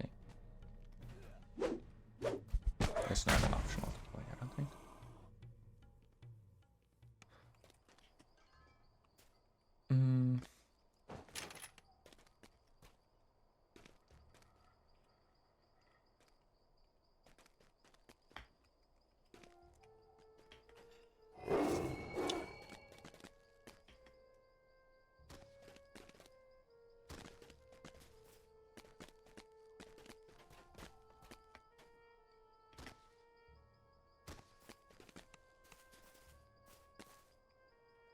Holy lag.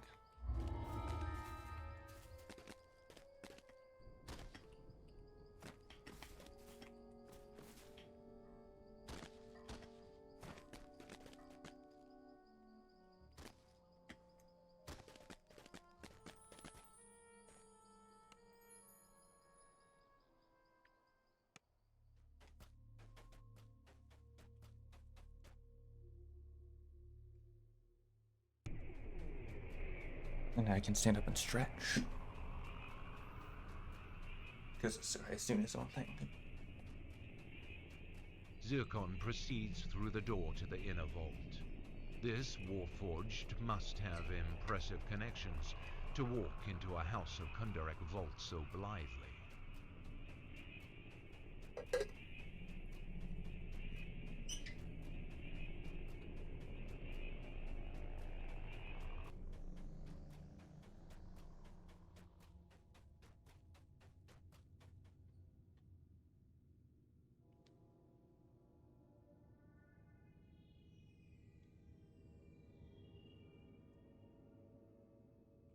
Boy, is taking his time. I don't know if that works on you, but oh, I lost my move speed.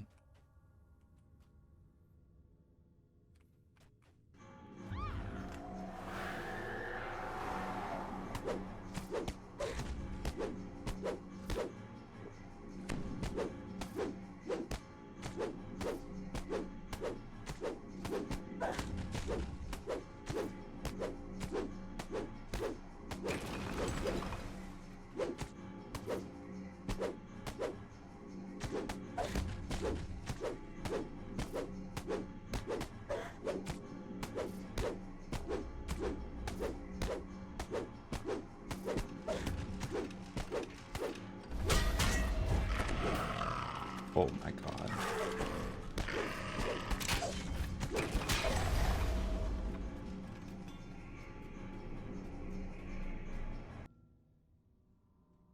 And luckily for this room, you can just pull levers and they ignore you.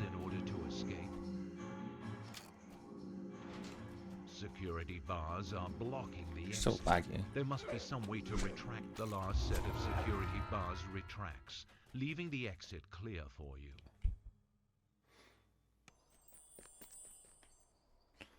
I want to do Maxwell. No. I can do you though. I have stats. Wait, this isn't even that quest. The foyer of the Shiny Shilling is, as you rush forward, accountants flee through a back door.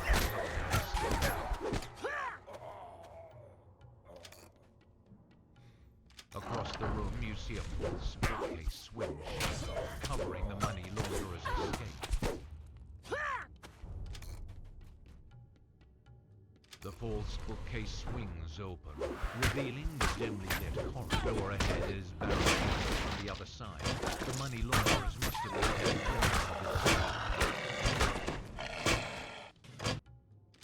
down the gloomy corridor, you hear the motions of guards alert for intruders.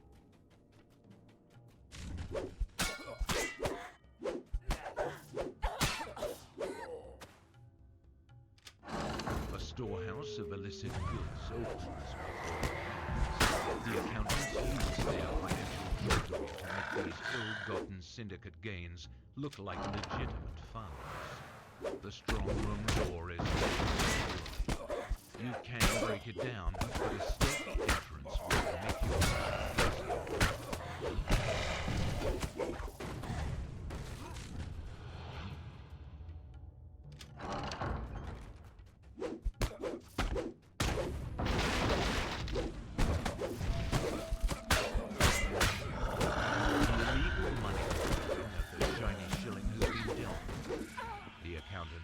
demonstrates the folly of I've never recalled here, with by the the way. Sharn syndicate.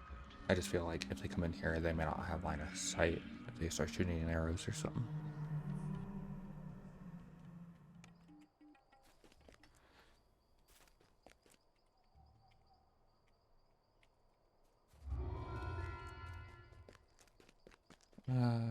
Do I have to turn in both lists?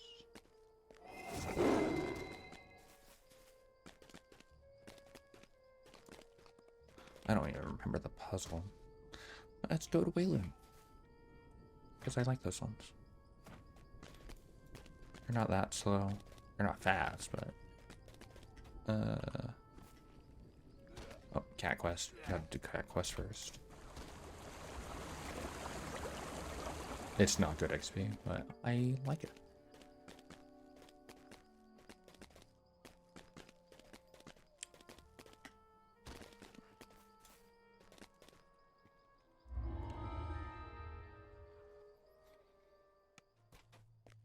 Shards of glass litter the floor in front of you, the remains of a partially destroyed skylight up above. An agent of Argonesson impatiently motions for you to speak to him. A cat has been accidentally polymorphed into a dragon and escaped from the streets of Stormcleave. Been asked to lure the creature into an alley so it can return to its original form. Proceed through the dimension and speak to Olivia Snow. Olivia has aids There's a dairy merchant nearby who should be able to set you up. A couple of puffs will be the Tuffs turn towards you with menace in their eyes. A smallish dragon is now isolated. It seems unconcerned by your presence. Gained enough milk to distract the cat. Require a power source for the dragon.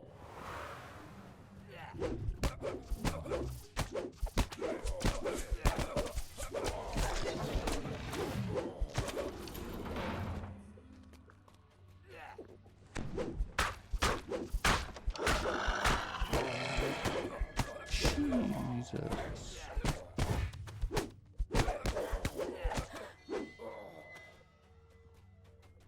I don't know if he actually burned through my temp HP or it just ran out. The house cannon artificer tells you will deliver the apparatus to the location. Policy, however, with a Gianthold. Even when the Tuffs rush forward to attack, someone must really have it in them and have high percentage.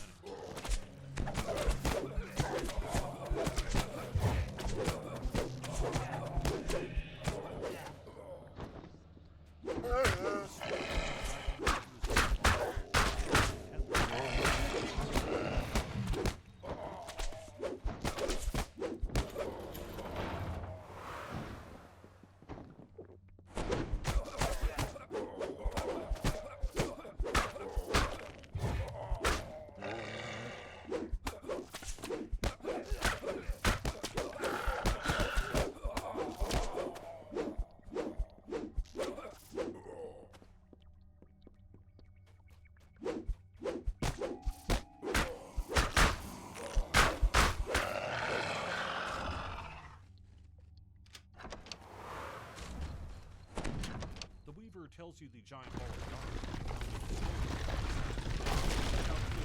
gigantic ball of yarn, you're distracted by shouts from the wall. It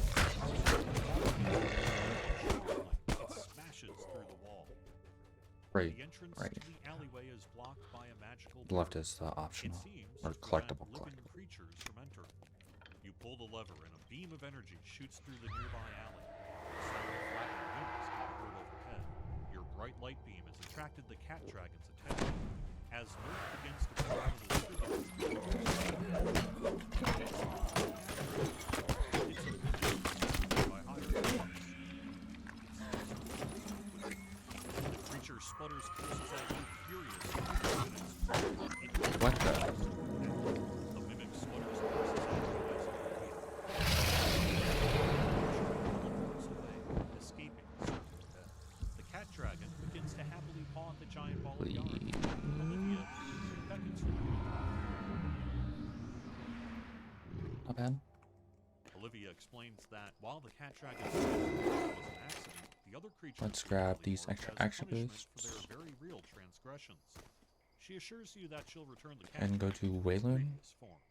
Bank some The XP polymorph through cat 6. lets out a I'm moan not going to be of doing horror. 3 Barrel This Cove is what it just because I sounds don't like when it. the dragon tries to purr.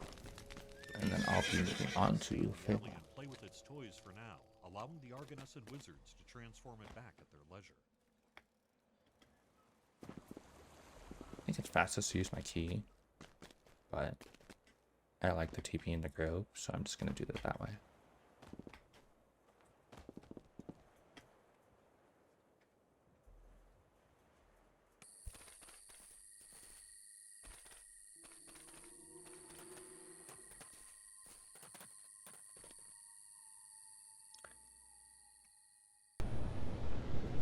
Oh. That was the wrong TP, but I don't think I can go back. The people here know the name of Elminster, the wizard who braved the demon web. Some call him the Sage of Shadowdale, others the Great Oversorcerer. If anyone can fathom Loth's plans, Elminster will.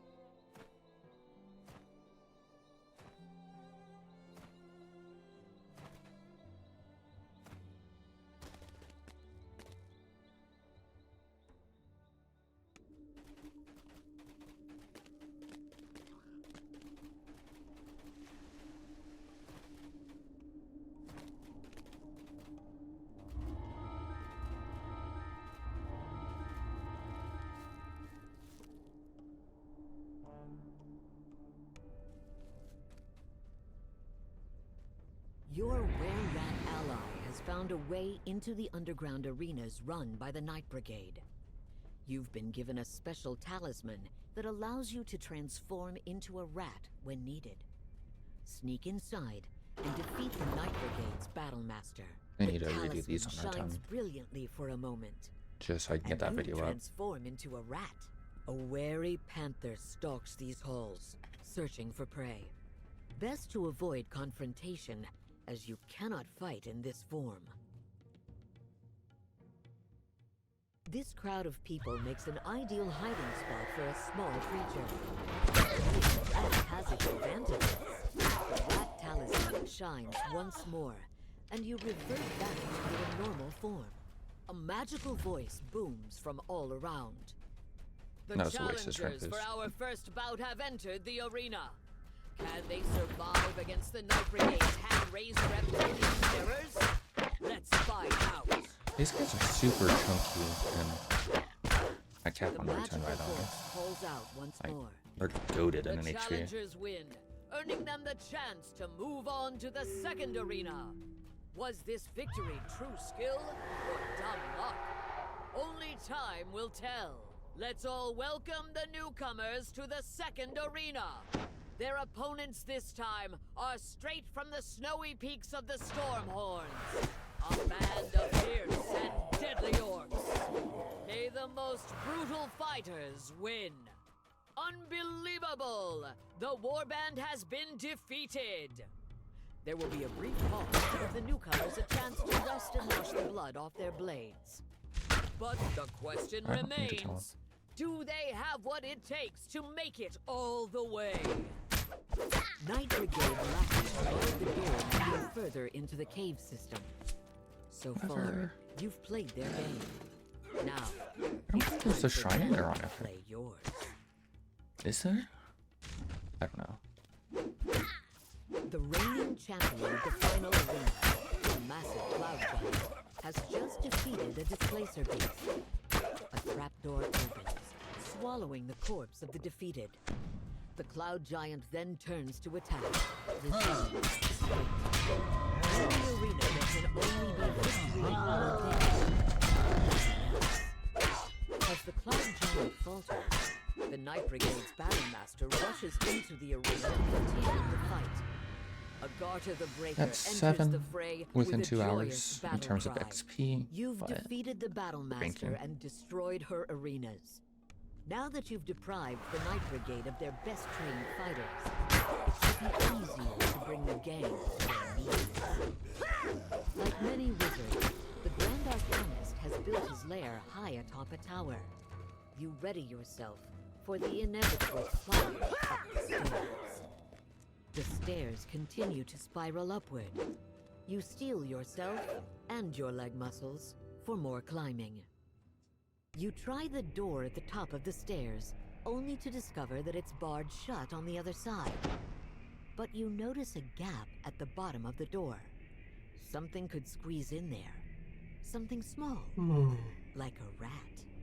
Ooh, what's this? They got like really Rats crappy sleep. appearing on my doorstep? Wonderful. So, A volunteer starting this at, to 1 test a.m. my probably wasn't the best idea.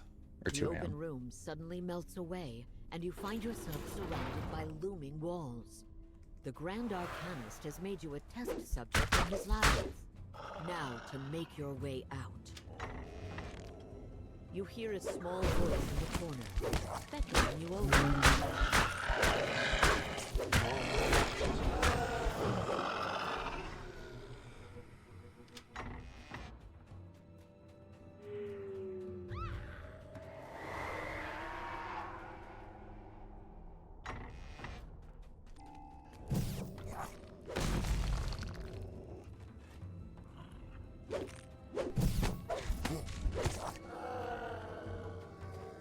What? Holy lag.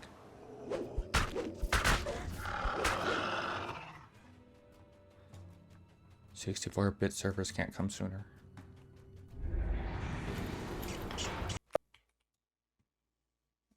Yeah, I don't know what that is. But you're gonna have to hear it every so often. And I'm not gonna like check every single one to figure out which one it is or what it is right now.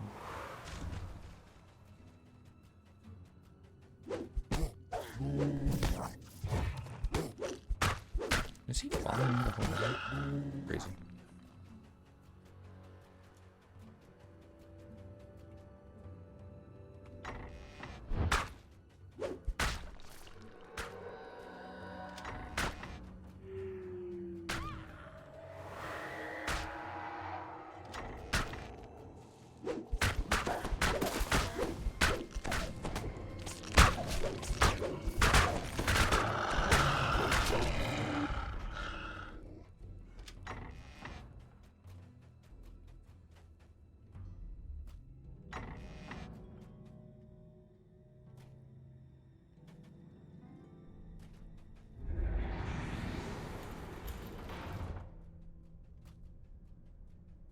You found your way through the twists and turns of the Grand Arcanist's maze at long last.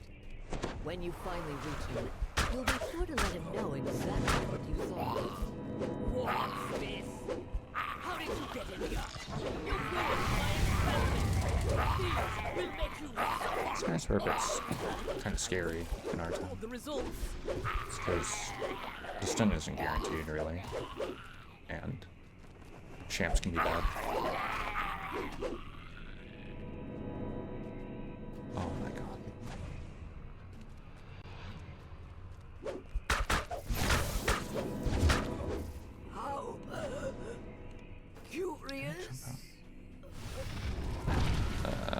sudden end to the Grand Arcanist and his strange Hungry call. experiments along with one more of the Night Brigade's lieutenants has been dealt with, but we're one step closer to getting revenge for the were-rats. Actually, I want to loot the chest just to see if I get an item.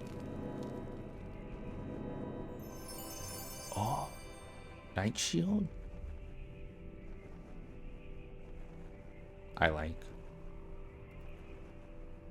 actually really like that. I haven't even been casting this.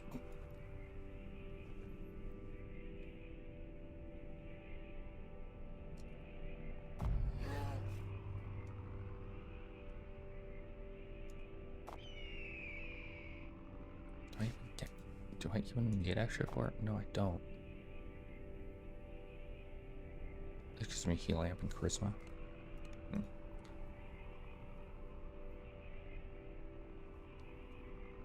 First looted item that I'm actually gonna wear.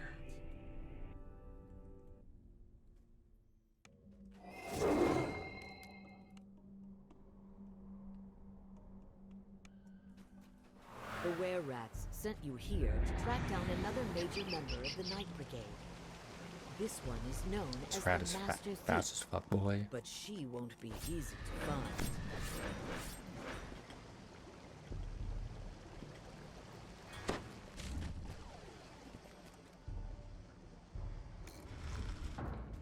This area matches the description the were-rats gave you. You're on the right track.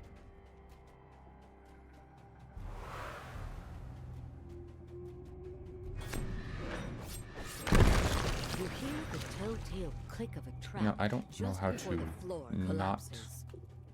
have to worry about the puzzle. I think it's this way.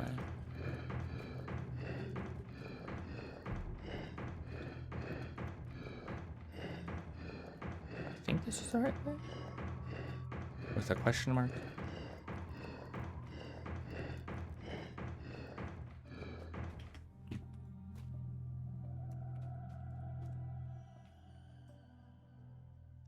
With the last piece of the puzzle falling into position, a magical floor reconnects the two hallways.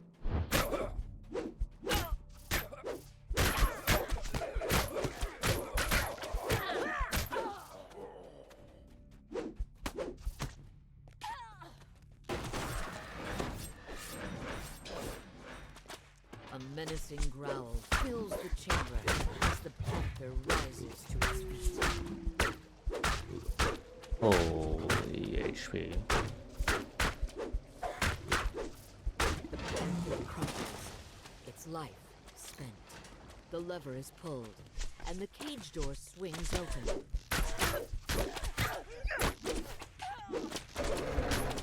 No, I can just bypass him.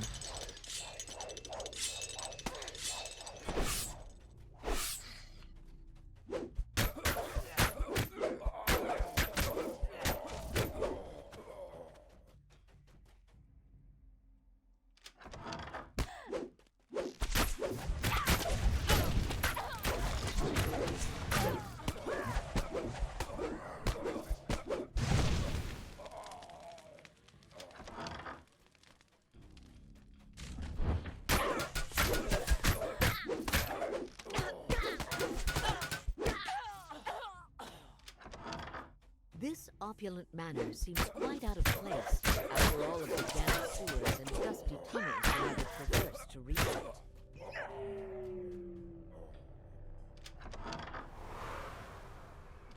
The Master Thief's nose wrinkles in distaste as you enter. Oh, came through the sewers, did you? I hope you enjoyed all the 14 little traps minutes. I laid. I built What all the that fuck? to separate out the chaff, so only talented Holy. rogues make it through. It's amazing. I doubt you came all this way looking for a place in my guild, or even to steal my treasure. No, you got hero all over you. Or here for something more confrontational, let's say. Well, far be it from me to keep you waiting. Kill him. I didn't like that.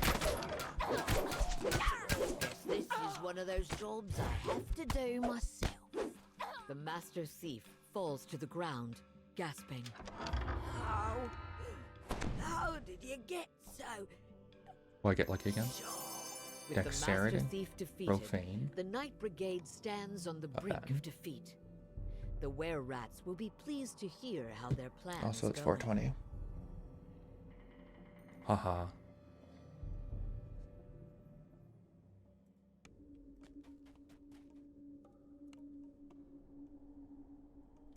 This one's a lot longer, but This it's is the not that entrance bad. to a temple of This on Sharn, R10 was a where the Night bitch, though. Brigade's leader is said to live. Also, Now I'm to sorry find for a way cursing, but inside. I also just You spot a don't small care. hole up in the wall ahead, leading it's my into the channel. I can Sharn say what I want. temple. You shift into rat form so that you can make your way inside. If Now these that you've shadows reached the temple come entrance, forward, you will see because there's no Peering stun, past you them just have a into the dread. center of this vast chamber, you see an altar devoted to Sharn, the goddess of night, shadow, and loss. Sharn's altar is protected by shadows, her fierce and faithful allies.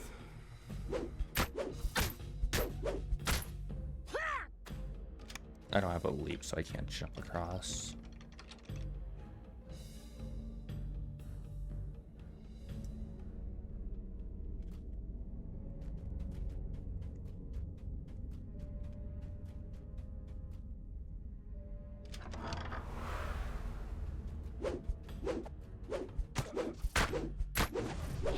Straight and right. I've gone the wrong way.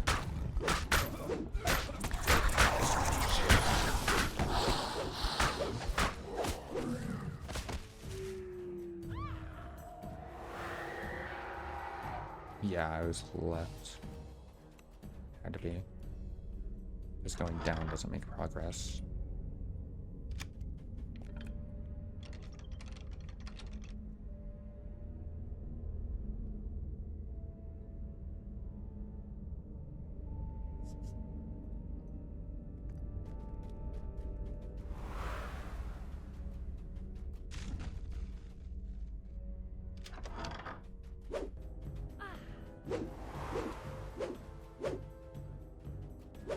Ridiculous. I bug it. Please work now.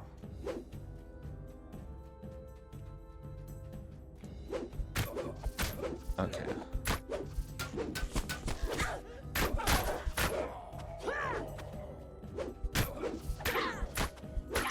Never tried surging past these guys. I didn't know they were mandatory.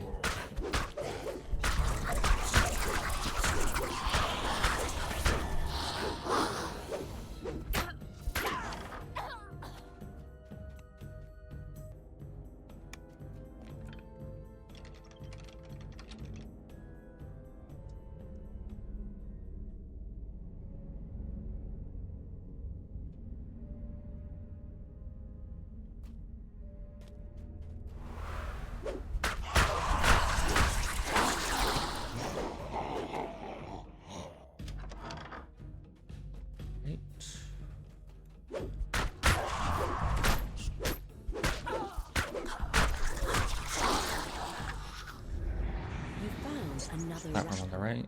So you And shift ground. into rat form once again.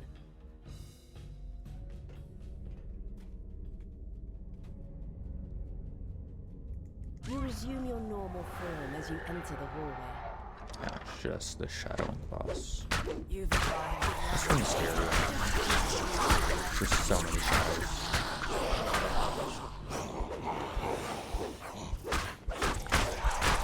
You really have to try to take them one by one.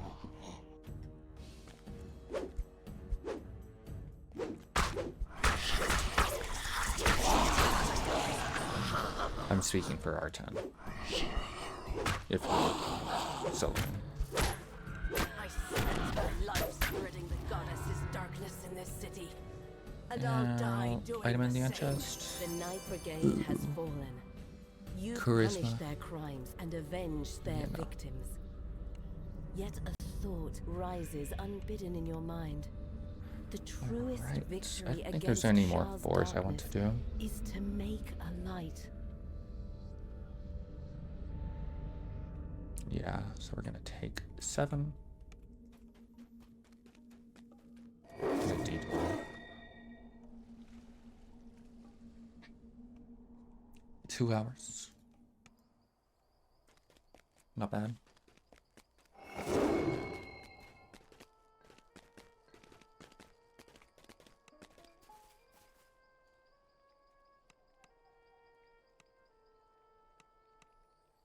Something strange has been sighted off the coast of Stoneridge, the mysterious Isle of Dread. Speak to Wolf, the gatekeeper in Stormridge Harbor, to learn more about this land of dinosaurs and Spies. Let's go to Feywild. Alright, any other 5s I want to do? House P.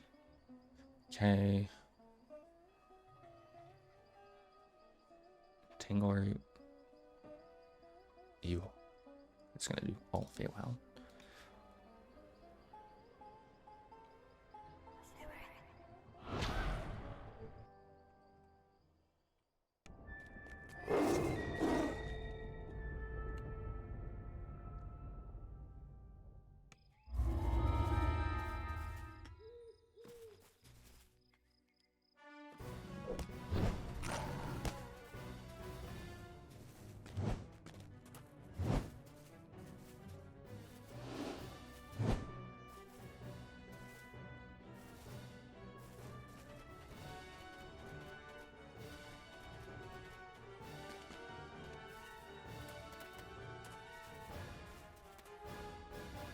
I thought about streaming this, but then I realized, hey, you've never streamed before. You also have to like interact with people if they watch your stream. However, it's 2 a.m. when I started. No one's gonna be watching my stream. A living chessboard. I'm sorry if you're on the other side of the world and are really interested in my content and staring at the DDO streamer list to find out who's streaming at that time. I'm sorry, no one does that. This soaring structure. Or at least no one should do that. Hall, the home of Lord Arden and the local center of the summer court. I'm just gonna do all these in a row. I can go up to rank 40 without taking the rank or the level.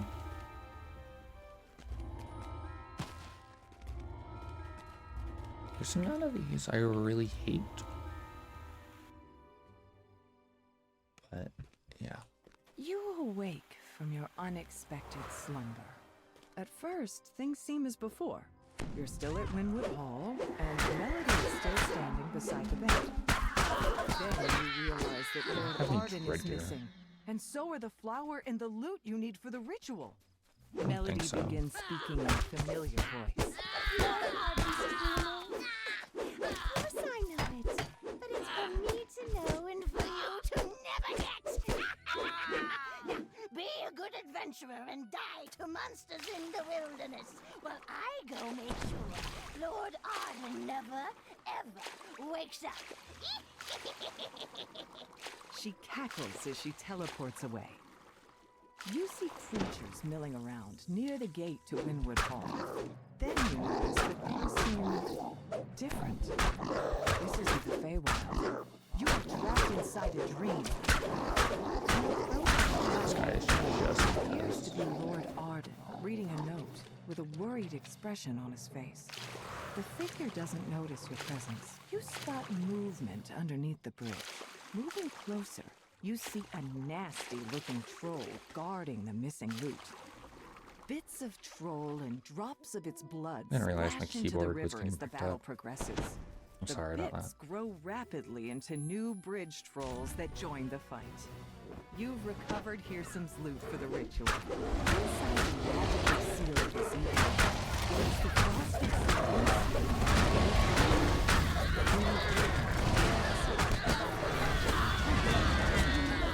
This is the Feywild, after all. These small singers are slingers are for way the too ritual. scary You've recovered both the for some loot reason. and the frosted cerise.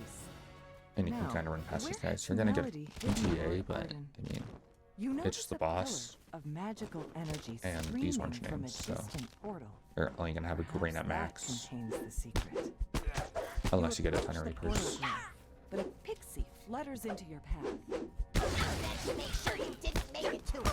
I won't let you get away. I won't let him wake up. The pixie smirks. You won't get past my friends and me. So long as they are alive, their devotion will sustain me eternally. A portal opens as the pixie collapses. In his last moments, he says, You haven't won yet. You still need the true name. You exit the portal and find yourself in a strange, empty void. Yet that appears to be Lord Arden's resting place ahead.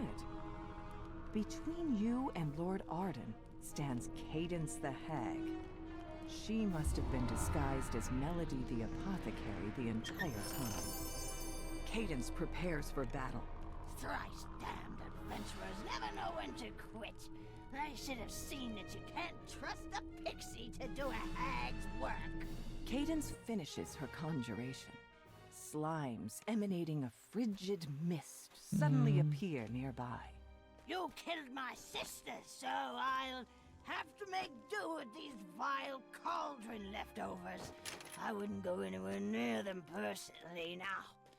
Be a decent Let's prepare, for goodness just because I'm gonna forget. Weakened and battered, Cadence tries to surrender. All right. That's enough. You need what I have. So then, let's make a deal. You've reluctantly decided to allow Cadence to live in exchange for Lord Arden's true name. You lay out the ingredients for the ritual and repeat the steps to reverse the curse. First, play the lute. Then, grind up the flower's roots. Last, burn the roots along with Lord Arden's true name. You play a brief melody on Hearsome's lute. You mash the flower's Alright, these roots into quests a aren't pulp too with hard. little effort. I don't have the jump. You set a at small all. blaze. Do Then I care? drop I the don't. crushed roots and Lord Arden's true name into it, Can I get the apple? completing the ritual. As the smoke rises, Lord Arden's eyes. He springs out of the bed. Lord Arden thanks you for awakening him from this curse. He urges you to speak with him back at Winwood Hall in the waking world. A motley group of redcaps guards the gate ahead. It's What can I strange do that a for you, noble of the Outlander? Summer Court would retain those My violent, part in this story unpredictable is creatures done. as servants. A curious Time tree to rest. stands here by itself. A single, brilliantly red apple hangs from one of its branches. The tree itself seems to sigh as you finish your song. Its branches quiver, and the apple drops at your feet. The sprawling courtyard seems deserted. A lone tower looms ahead.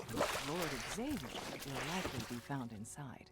Lady White Lily has requested that you find her a snack. A frivolous request, it seems. Yet, in the Feywild, small promises may have strange consequences. This storehouse is occupied by a very energetic chest. I think I got the It intim. gapes at I don't you know with if I a trained big, intim. toothy grin and speaks. Yep. Approach, friends! I am Riddlelock! Come, let us talk! A gnome cowers at the back of this smithy, surrounded by menacing redcaps. Your instincts tell you he won't have long to live unless you... I definitely don't have the Diplo or the intim for the next one, but may enter. it's not the worst thing for him.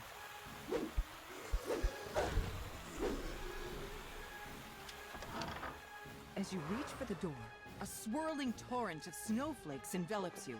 Yet, you don't even feel cold. A peculiar dog guards this door, all by itself. Or so it seems. Elaborate guards wearing the garb of the summer court wait in this room. One of them holds up a hand to hail. Strangers, I would parley before we come to blows. That dot. You may step forward in safety to speak. You are faced with an unavoidable battle with the Eladrin. You have chosen to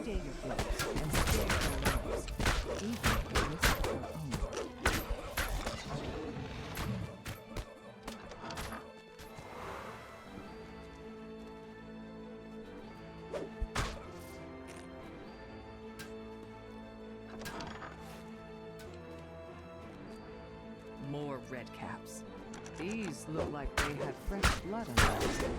Most of these badmen appear to be victims of the witch. Whoever has replaced Grandma's must be desperate now. Yes. Thank you. You have reached the top of the tower, where a regal Eladrin silently awaits your approach. He appears to be alone. Yes, you fool! I'm still here!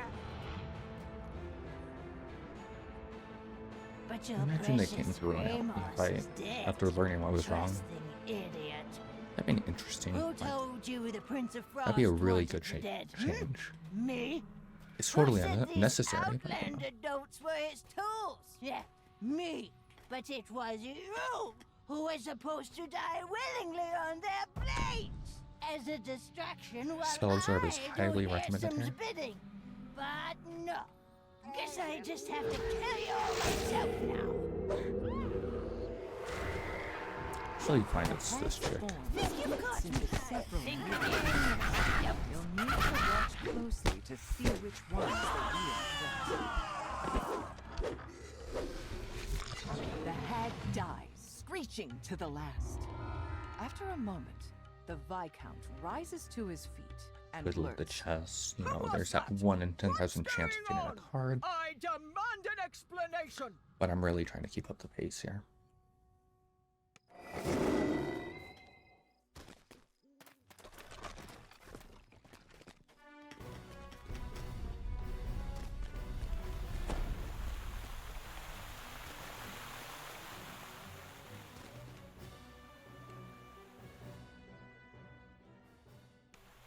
The party here is in full swing, and Cascading Springs Cottage is clearly the worst for them. A harried husband escapes from the walk to Satan's.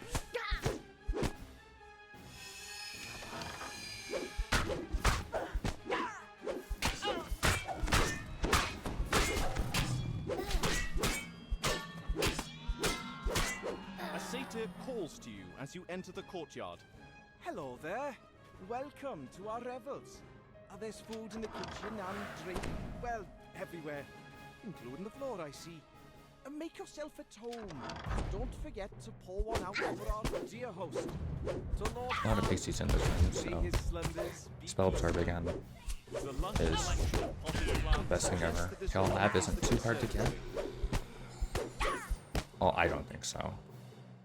A lot of other people might. I tend to just find some on the note next auction to the sack of house. seeds reads, Slakeweed.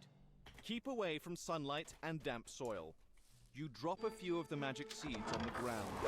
Huge weeds burst from the earth, and the thirsty plants quickly drain the moisture from the surrounding soil.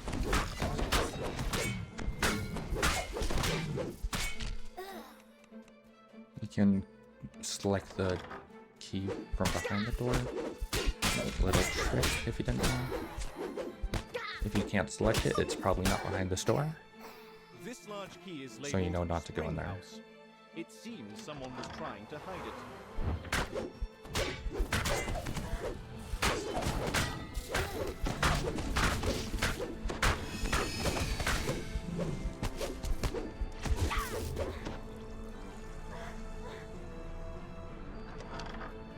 It's surprising to find a large, well-stocked library in a house given over to an endless party. It's even more surprising to find a sphinx sitting in the middle of it. Water gushes up from the ground in one corner of the room. Don't have to kill forming these a guys, large and to just run past. This must be the cascading spring the house is named after. Towering weeds spring up the I instant think if you're you cast fast the enough, magic you can seeds on get the ground. boss. But You can still get the twisting recall, but I brambles haven't suck done this in a up while. every drop I of usually water kill them nearby, leaving cascading just because, springs you know, dry as a bone. I This like playing the large quest, you know, barrel as is marked intended. black powder in But, large letters. In even larger letters below are the words, keep away from open flame. The careless satyr swings his torch too close to the powder keg, which Honestly, explodes in a shower of fast sparks. if The partygoers turn to just gawk sprint at to the the spectacle. entrance. It's a simple task to remove the sign. The satyrs are still distracted by the recent fireworks. You deftly replace the cottage sign with the sign from the library, seized with anger. The master of the revels Almost up late. reluctantly agrees That's to like one leave. quest away, maybe two. A deal's a deal. Depends on the It's quest. true. We'll leave. But nothing in the deal says we can't rip you to shreds on our way out. The revels have finally ended, and not in the way the satyrs expected. You enter the grove the villager told you about, and spot— Well met, travelers! a hearty voice calls as you approach. Are you here to help us slay the great beast?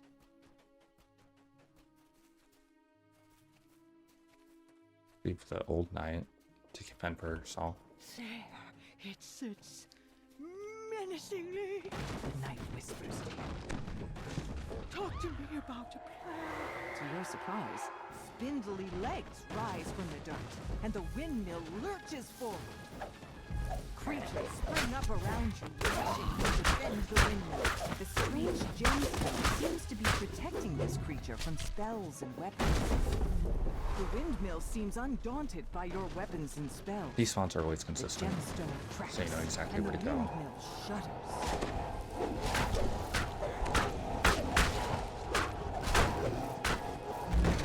Another gemstone cracks, and the windmill shakes violently. I think that's on this spot.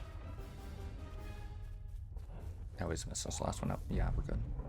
A gemstone cracks once more. The windmill rumbles deeply, 1 minute. then falls still. The ring is really good in Magic here. that It brought gives it you to stone life skin. seems to have I have left it, but I'm not wearing it, wish you obviously. had trusted me. The old knight says, I would rather have Still, true seeing You my came to my aid XP in ring, the end. and I have a level 3. You've earned a reward. She continues, But speak with me if you'd like to help a little further. Somehow, I feel the culprit is still nearby.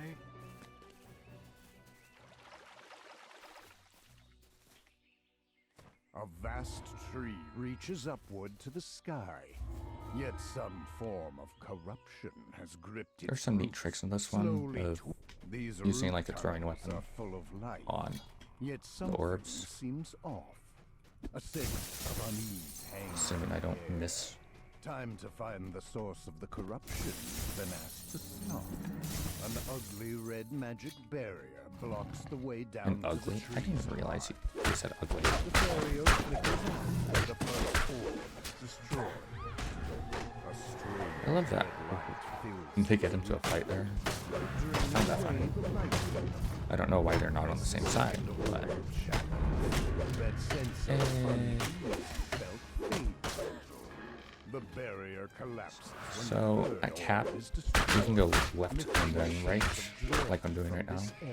And you can detour on the right side, barrier blocks the path down. and that saves you a bit of time. Pulled himself free from the root walls and attacked. The root tunnel ahead looks nearly dead. It's begun to rot away.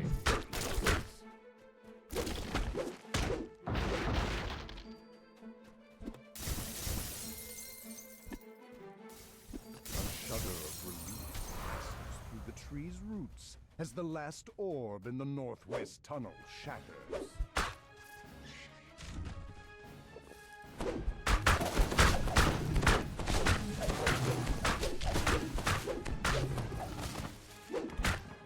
Your sense of dread and dark mountains as you explore this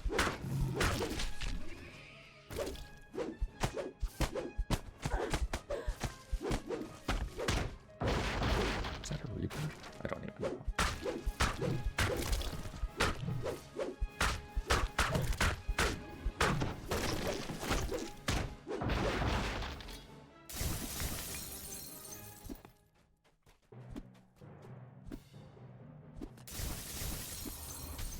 With the final orb in the northern Those root misses are tunnels embarrassing. destroyed, Also, you won't want to crackling detour now, sounds can be heard so you can from the specifically barrier. skip this pack over here. With the orb gone, the second barrier collapses in on itself with an audible crackle.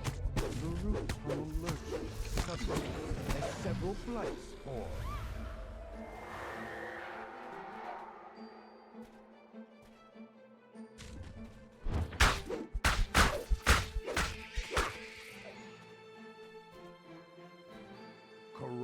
magic forms down the corridor in palpable waves, draining life from the tree.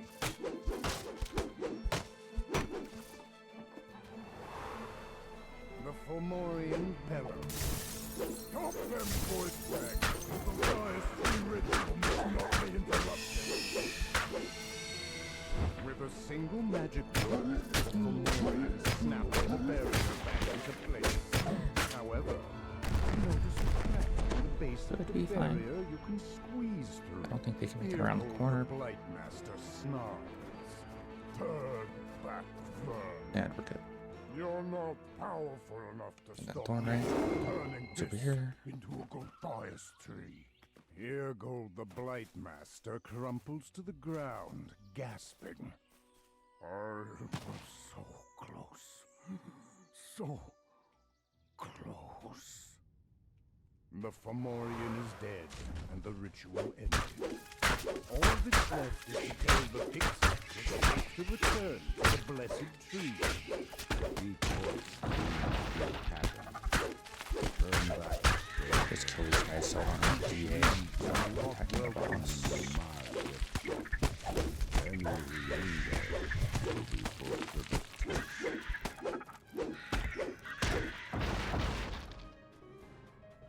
A dryad leaps from the tree. She's looking no surprise. She motions for you to speak. The dryad calls for the test to begin. The creatures instantly spring to the attack. It's definitely a keyboard, the issue.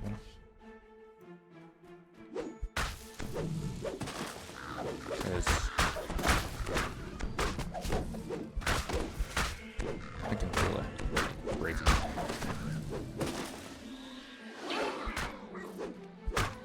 Might swap it out at some point if it gets to me.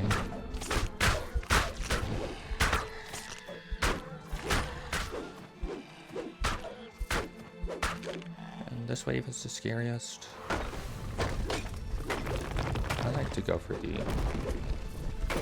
earth elementals first, mostly, so I don't worry about getting held.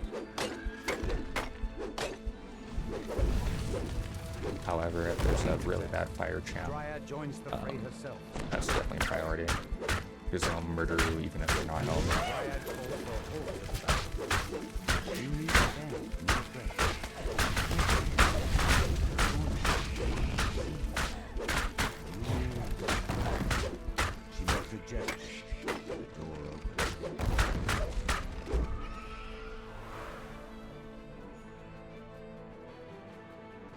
Gnarled woodwork carefully picks through a pile of brambles, plucking out the largest and sharpest thorns.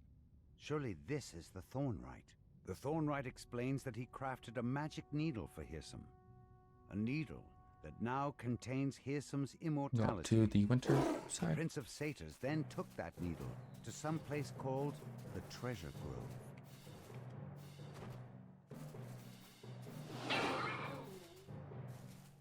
Feywild should.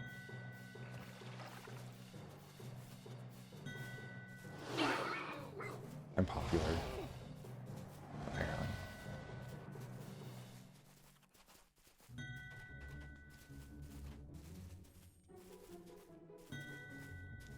Within the distance of just a few short steps, the temperature plummets and snow covers the ground. Whatever caused this sudden change in the climate surely wasn't natural.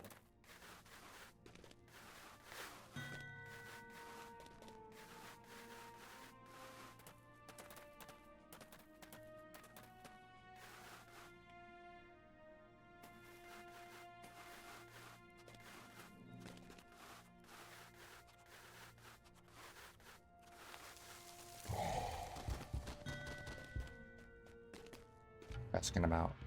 Embrace of death.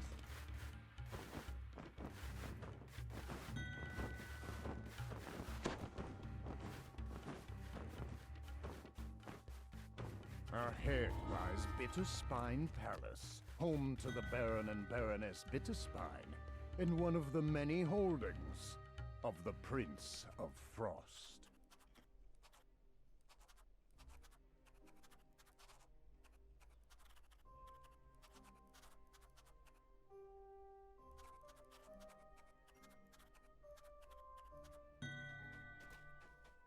have arrived at Bitterspine Palace, home of one of the Prince of Frost's vassals. You proceed with caution. Whether you're expected by the Baroness or not, the Prince of Frost's cold reputation is known throughout the Feywild. The Prince of Frost stands before a throne overlooking the crowded door. The Baroness decides. However, the third throne on the day stands empty. The air chills as the Archfey points a finger toward you. Why have you disturbed me with your presence, Outlander? If I may, my prince, says the Baroness, a connection in the Summer Court sent word of the Outlander's arrival. I have granted them an audience with me. I assure you, they will not disturb the ball. I'm trying to type over these capybaras is a little annoying, but he's likely to be avoiding they're the crowd they're canon. My story. Out on the windward balcony. You hear a bell chime in the ballroom as you pull the lever. You notice a bizarre painting in the watertight ballroom. To your surprise, you're able to step through it and into the ballroom itself. The door to the treasure vault is bolted shut. Perhaps one of the waitstaff knows how to get inside. The head waiter explains that Osha told him not to allow anyone into the treasure vault. However, you're able to persuade the goblin to unlock the door for you. Water elementals flood out of the treasure vault to confront the intruders. You hear a bell chime in the ballroom. This door leads out to the windward balcony. In the end on either side, you can see them to prevent guests from following Osha outside. The court advisor stares off into the distance. The sound of your footsteps, he jolts, turns around, and lets out a dejected sound. Osha scoffs at you and refuses to hand over the Aurora Garden key. Just as you open your mouth to reply, he attacks. Osha collapses to the floor. You grab the Aurora Garden key as he fades away. It's like OSHA, like You'll wake up a little dazed place safety thing, without any hard feelings, you hope. which I totally abide by at my own job. You step out into the snowy garden. A peculiar patch of grass See if I can make grows in the this center, without falling. along with a flower that emanates a magical, chilly aura. The flower crumples away gonna into fall, nothing but in I the didn't get palm all of the way your up. hand, and instantly regrows in the soil. The newly sprouted flower glows blindingly for a moment, and, unexpectedly, a shockwave rocks the palace. To your surprise, the ballroom is now covered in twisting vines and familiar flowers. I think I have never picked these flowers a millennia ago. Now they're everywhere. Snarls the Prince of Frost. Outlander, we'll fix this. I'll turn you into a block of ice. Lady Lazuli informs you that there were only 2 Eladrin nobles she didn't recognize in attendance tonight. She knows who can tell you more. Sir Snowdrift, the resident social butterfly of the Prince of Frost's court. Sir Snowdrift tells you that Lord Beryl was last seen slinking off the kitchen in search of a fresh bottle of wine. Then he shoos you out of his crowd of adoring nobles. Lord Beryl says that Dame Allegra has gone to explore the Prince of Frost's quarters. Speaking with her is the next step in solving this plant puzzle.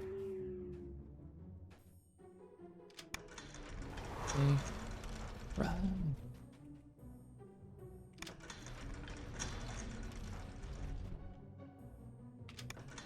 Surely I'm faster.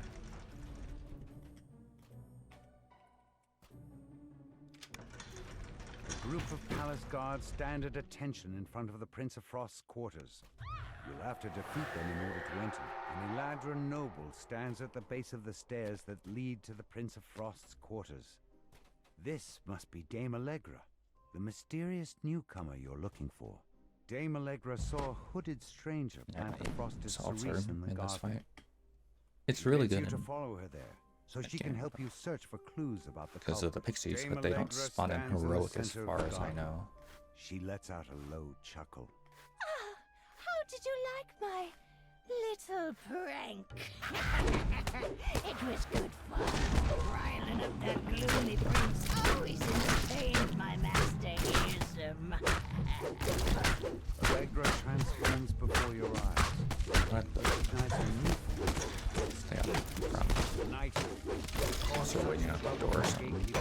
in Stormreach. Happy to see me, dearie. Good. It'll be for the last time. Cadence pants. I think that's enough taunting for one day. I'll let my pretty petals finish you off. With a mad cackle, she vanishes. 5:15. In her place, a shambling mound rises to attack. The mass of flowers and vines crumbles into ash. Yet it I get leaves to stand behind up one during last this next quest. frosted cerise flower. You pluck the frosted cerise flower from the snow. This time, the bloom stays in the palm of your hand, instead of crumpling away into nothing. Return to the Baroness to tell her what happened. Though the prince himself would never admit to it, the Baroness tells you he is in your debt for thwarting the Night Hag's scheme. And now that you have the frosted cerise, you're one step closer to waking Lord Arden. The Prince of Frost glowers down at you. Yes? Why have you come here? Out with it! The Prince of Frost chuckles, but his eyes remain cold and hard as they bore down at you. You come asking for favors when you impose on me by your very presence? Not many would dare to overstep Chef, EOD. so cavalierly. But as I feel numb with tedium, I will allow it. You will perform the 3 tasks Okay, well, I I hit have heal set for you. Only out of then habit, will I consider your and I rolled an 18, so we're good. The Prince of Frost waves his hand, and a trio of portals open nearby. My girl would yell at me for not saving the harpies, but Each second you stand here, I'm is a trying to go second of my fast. patience being siphoned away. You've arrived at Rhyme's Refrain, one of the Prince of Frost's favorite venues. He demands that you remove the griffins that seem to have made their home inside the amphitheater. A number of griffins are perched throughout the amphitheater. They look at you apprehensively, but make no move to attack. You skillfully tend to the griffins' wounds. In time, the griffins will be able to return to their usual lairs. The amphitheater can now return to regular use. That takes care of one favor for the Prince of Frost. The tramp of approaching boots echoes through the amphitheater. Then a vicious voice calls out to the injured matriarch, but she is too conditioned to fly. An injured guard calls out to you. You there? You have the look of an adventurer. The villagers have been captured and dragged off by those brutish Fomorians. I feel like it's a I'm in no shape to free do anything 550. about it. Rescue them, please. Yeah. I beg of you. Well, if I got that one overhear an guy, argument between the Fomorians. I'm guessing I rolled a 1 or Perhaps something. there's some way to take advantage And I of didn't this fail. strife? Crew bellows loudly as you engage in combat. In the distance, you can hear Lurtz stomping this way to help. The Fomorians have been defeated, and the village is now safe.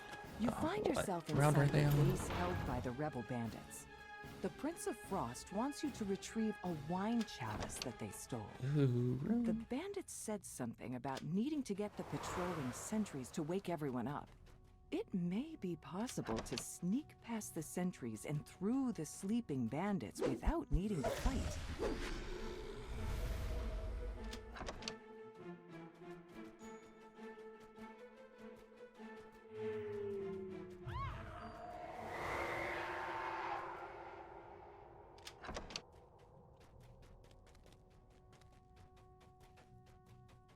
Both of them spawned a Reaper.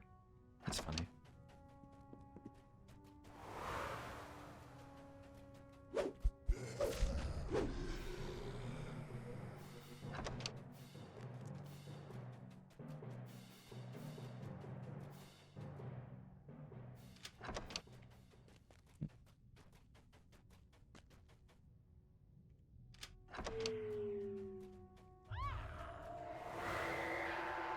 The werewolf Oh, sentry scammed. stops, Not really, I sniffs deserve it. then looks directly at you and howls. Now the sounds of the bandit awakening can be heard throughout the forest. You'll have to fight. I want to kill you, so I'm not going to.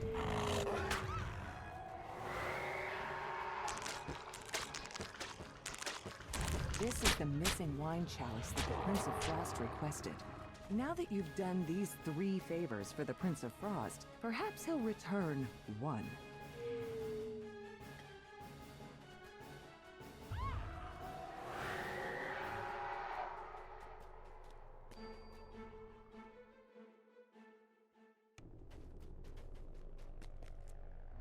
To once again even the scales, the Prince of Frost agrees to lend you his powers in reaching Hirsum's fortress. You can now proceed with the final part of your plan, trading Hirsum's needle for the Codex pages. I think I can take it through rank 40. I don't actually know.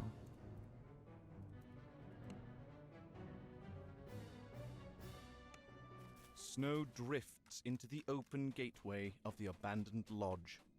You spot Hirsum, the Prince of Satyrs, through the gate. We meet again, Bear. I see you're still here, carrying out your duties. You know that I am bound to this place, Prince. It was your command. You don't seem very enthusiastic about it. As it happens, I'm about to have a very important meeting here, and I don't wish to be disturbed. I'll need some guards. Reliable guards, not a grumpy old flea bag like yourself. Let's see. Yes, that should do it. Don't bother to get up, Bear. I wouldn't want to interrupt your busy schedule. The bear looks up at you. He's known you were there all along. You might as well. As he opens the gate, the bear agrees to help you find the Baron. But first, you must bring him 3 items.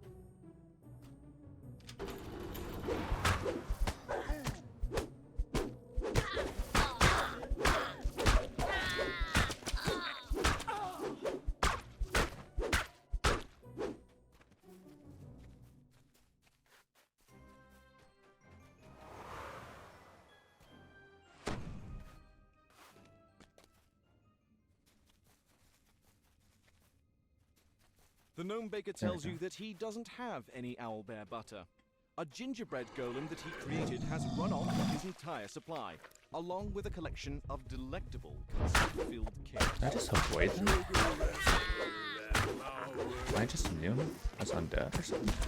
Oh, that doesn't make sense.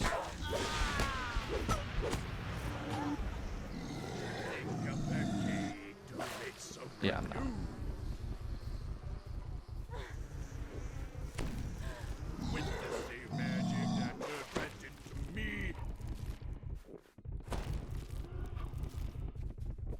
I do not have any negative line. 35.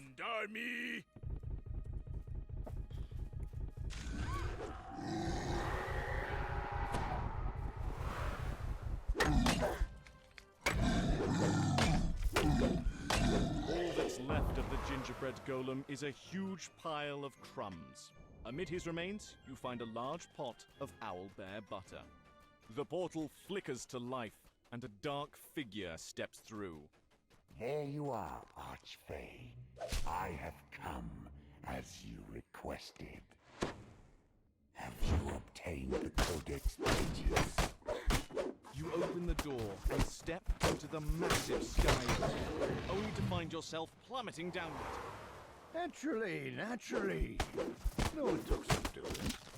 The mortals gave my hands a bit of trouble, but once I was concealed by the enchantment, I was able to make it to the pages and leave those druids know the what. Let us be done with this. Hand over the pages. Now, let's not get ahead of ourselves. There are 2 sides to this deal. Can't do this safe way, And but how it's can not I like it's be that sure dangerous that you'll doing it the deliver yellow what way. you've promised? A blob of sky oak sap seeps out of the There's, massive of course, tree. the traps, as you just You pick saw. up the but- sticky sap. What could the bear possibly want with this? With the branch out of the way, a strong current of air blows up from deep inside the tree. Just using the map to see where I'm going. You ask much. You wish to transform the entire Feywild. Oh, I wish to restore the Feywild. Return it to what it was before the Eladrin littered it with courts and palaces. This was once a place of unfettered freedom. Never seen them fall Touched down. only by the pure hand of nature. Nature, yes, you needn't worry about that. I found a place. I like to pull all of them down to the bottom here. A place where nature is unbounded. All you need to do is open the door. Nature is blood.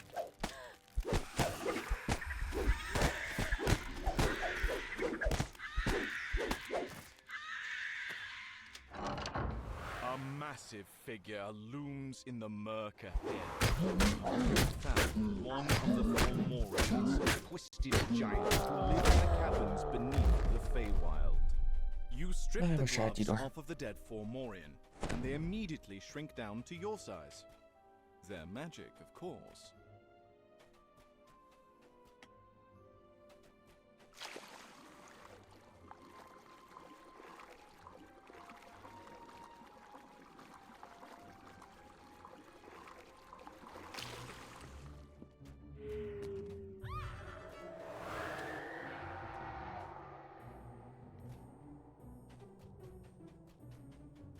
If you want to avoid this pack, you can go back the way you came.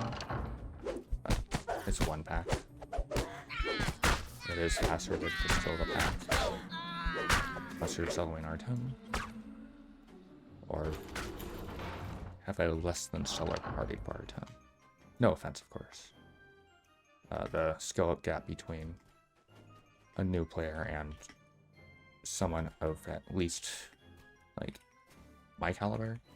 You don the giant's gloves, Being a little reach rude, deep but inside the bear's mouth, and it's a black unicorn bursts into the room, and a voice sounds in just your mind. widens the player base more than needs to already be. My new master demands that you be punished for your impudence. Baron Bitterspine says he knows a secret that could defeat Hearsam. You should deliver the news to Winwood Hall. You can use that information to plan your next move.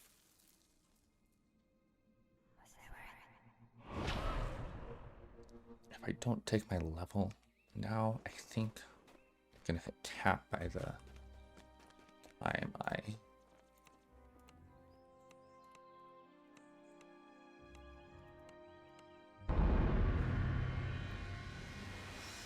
Get back.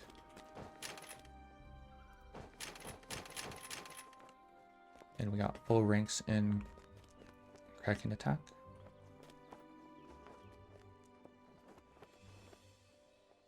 I don't get anything else, right? Yeah. We are gonna go to do the swamp area. Fastest to over here.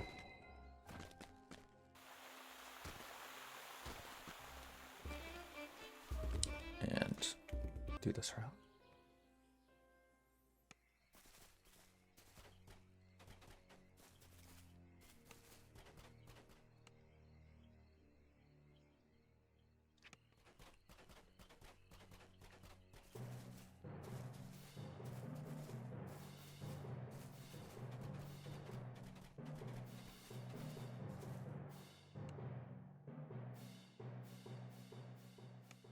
Have you come for the hag? Asks the master of the hunt. The hunters report she lost. Don't let her. Pray use one of the portals. Use these.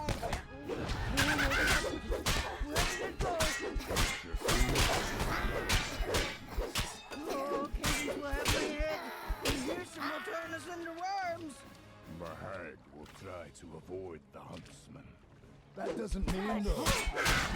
Brimstone, leave me be! Where would the sport be, in fact? Muses the master of the hunt. Each of my huntsmen are bound to Stop nipping at my heels! Free them of their I've never seen it run this way. What they do with their freedom is your problem, not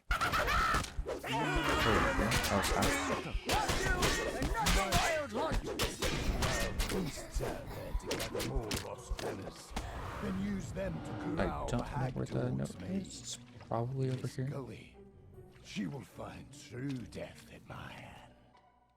The master of the hunt calls to you in the distance. It seems you didn't need my help after all. Impressive! Come see me for your proper reward. The air nearby tingles with magic. It seems to be coming from up above. You got to higher ground, and you could look for the source of this disturbance. It shouldn't be right there. I would have seen it drop it down. But it is this way, correct? That's probably right there. Yeah, looks like it. D-door. I don't have it.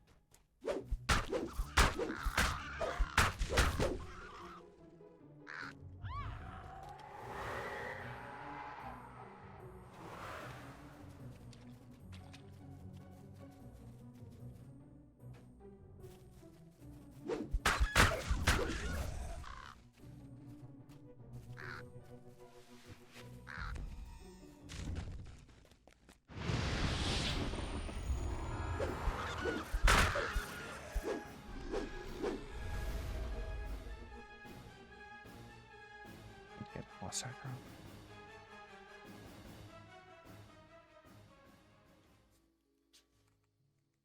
Was it Witch Hunt next? That was Witch Hunt. Next one is Needle in a Haystack.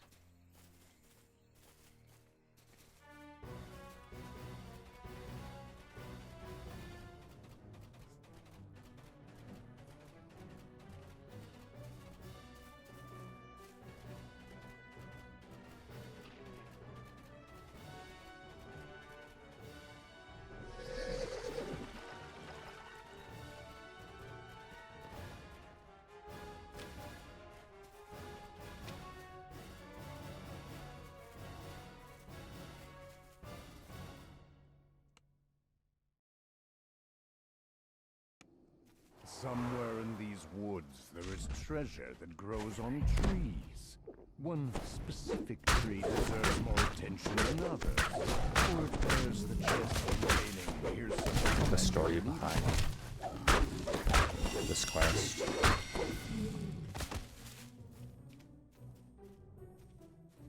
Like, what's this magic needle do? I have no idea. Should I know? Probably. But I don't.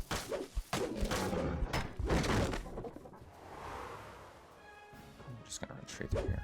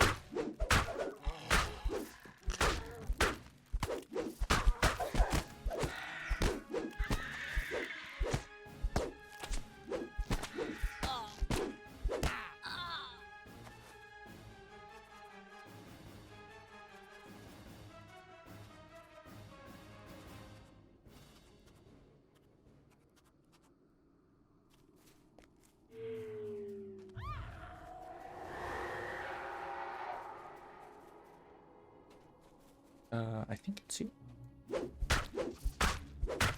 It's you. God.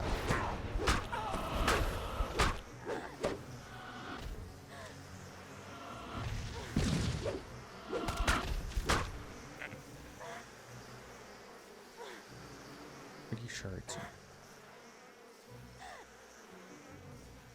As you open the chest, a unicorn leaps out. How did it even fit inside?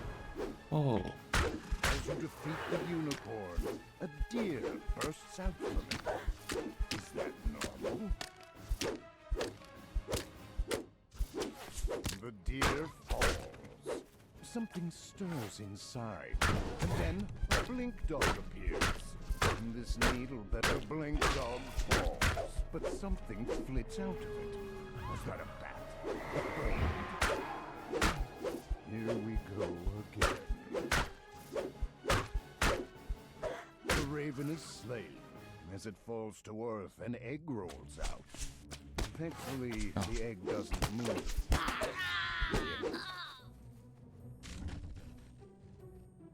Among the shell fragments, you see the glint of something that looks like a small winged shadow sweeps down from the sky and plucks the needle out.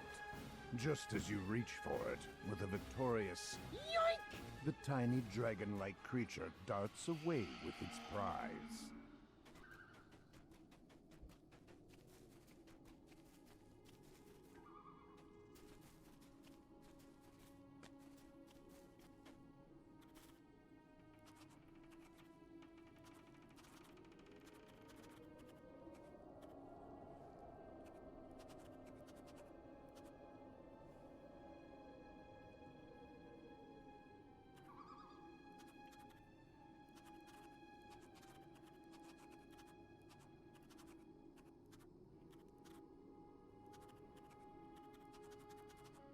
The little dragon disappeared through this portal, taking your prize with it. As you pursue the creature into the cave, you hear its excited voice up ahead. Aha! The little dragon announces, We're gonna play hide and catch. So first, you close your eyes. No peeking. And count to 10. And then find me and tag me. And then, and then, I never and then you find run. this guy. It's definitely this way. This way. I lied. The little dragon cries out. You found me! The little dragon has a little meltdown. Fine, you can have it. Get out! You hear some sweat sneak ahead. You prepare to offer him a bargain. He can't refuse.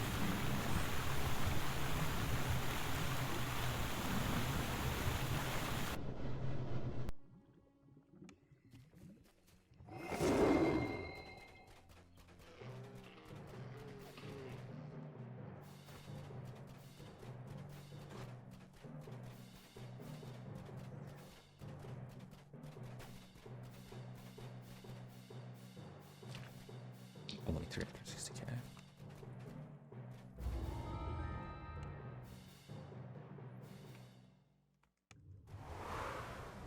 You make your way deep into the Kelpie's underwater grotto, protected by the Eladrin's magic. Now where is the lost keepsake you were sent to find? You hear the murmur of voices coming from up ahead.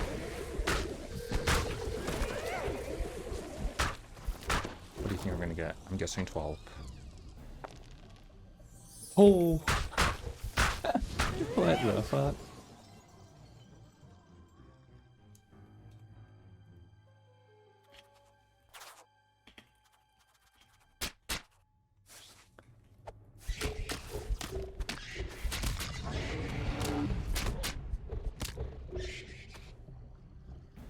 A magical light fills this chamber and glints off of something mounted to the back wall. The first lever is pulled, and a deep rumble travels through the water. No, I'm not using an XP stone, just A strange because, noise, you know. distorted by the water, comes from further down the corridor. It sounds like growling.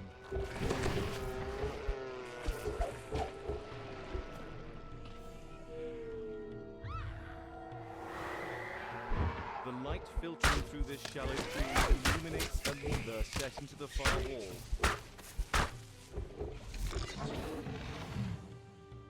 There's an audible pop as the second lever is pulled and the barrier in the main hall dissipates. group of Kelpies rushes in to block the path.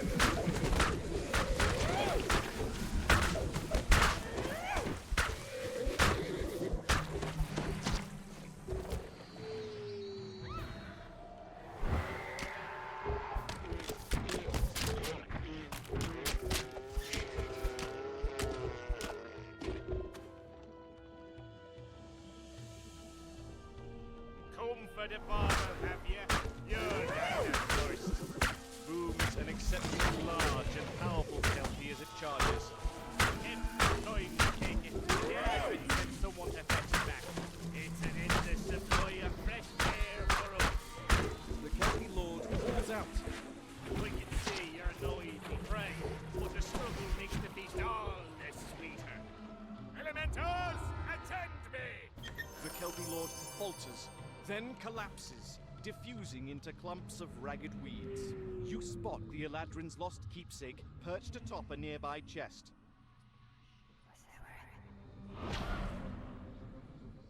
Alright, technically at 9, but we're gonna do the last one. Right? Just one more, yeah.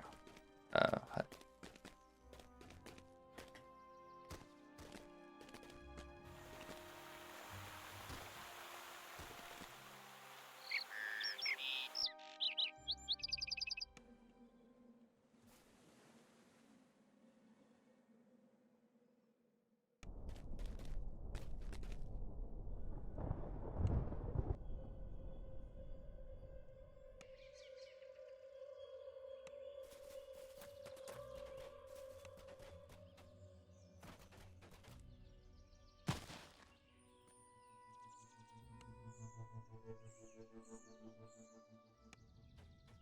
You arrive at Hearsome Stronghold after a long, long climb up the ice staircase.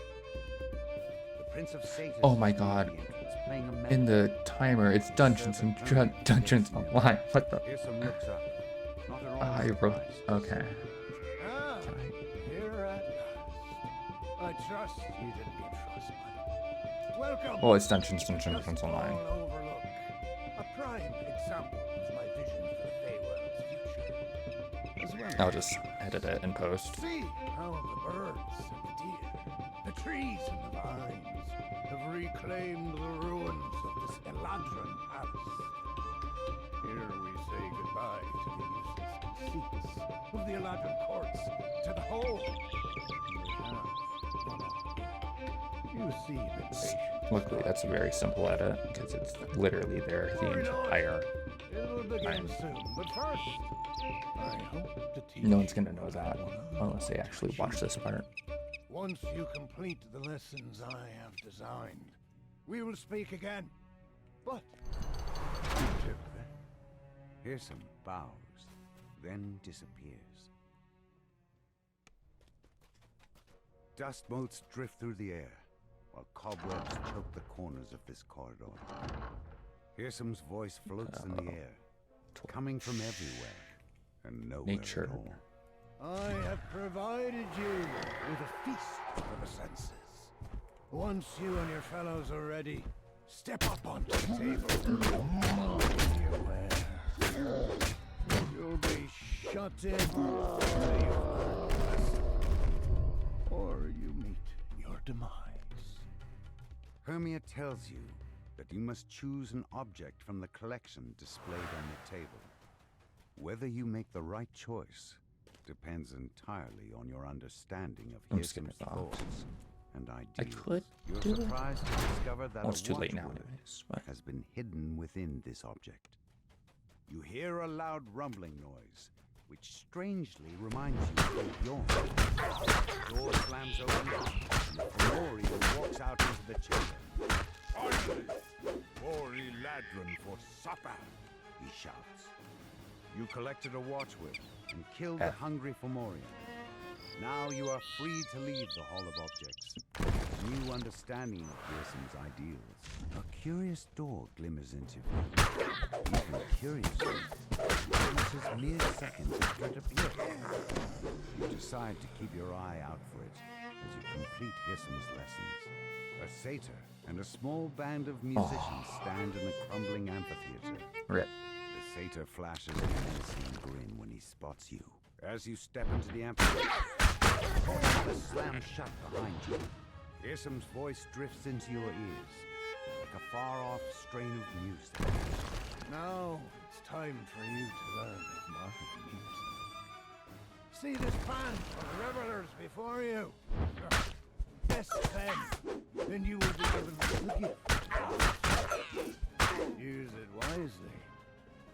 Playing the fiddle has revealed another section of this room. Isam's voice booms into your ears. Oh, master of the Feywild. Good. If you dream of finding the watchword or a way out of here, you'll need its music. Again, the curious door appears before you, but then it begins to flicker and fade. Yeah. No one saw that.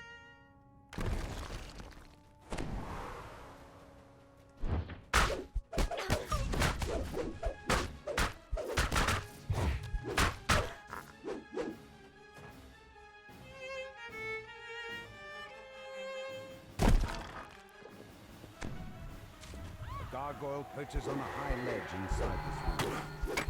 Stretches out his crumbling arms. You are close.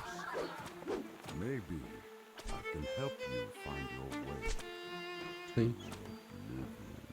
The gargoyle flinches at your blow. A chunk Barely. of stone chips off his body. Tourmaline shudders as even more of his stone body chips off. One more strong blast should do the job.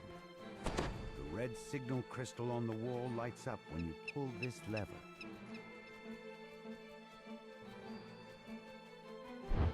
Oh, you can target crates? That's nice. A solitary gargoyle statue rests in this chamber. Something nature. Honest nature. Now that you have collected both watchwords, you can unlock the door to the These barriers disappear. Behind it, you notice a strange ring of mushrooms that has sprung up in the soil.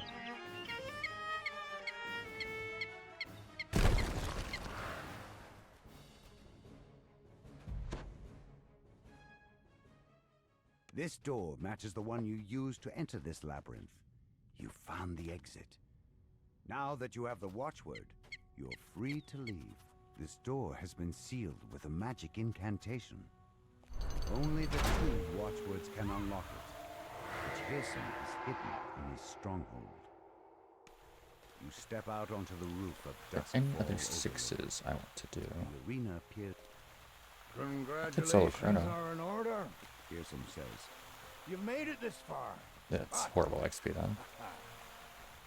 I have just one tiny lesson. Cage trolls. All you see before you is an illusion. Mementos of what the Feywild is now. And what I so wish to destroy. Two familiar figures shimmer into view. Illusory versions of Lord Arden. These two boars are allies standing my way. Strike down these so-called friends of yours and I reveal myself. Then Lord Arden's illusion springs into motion.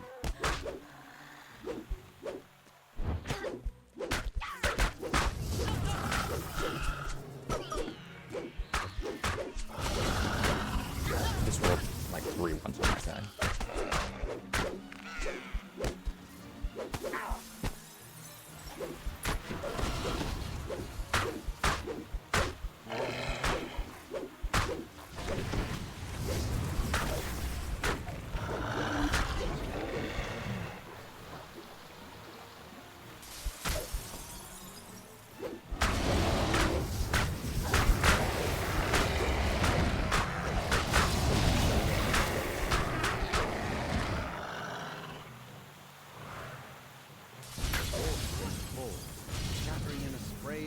And snow.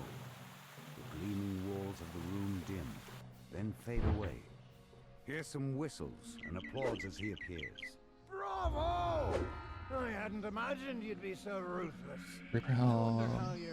It's not even from here, is it? No. Is this one that flies?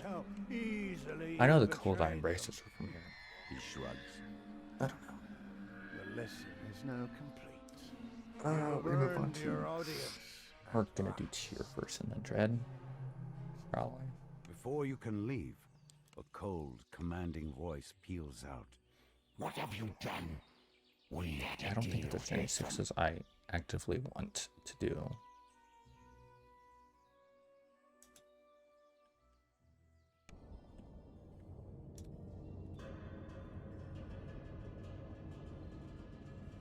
Dread Sea Scrolls is right here, but yeah, that one has a weird. I don't know. It's not weird. I just don't like it. Save the saga for a bit, probably. And I can also grab crit slashing.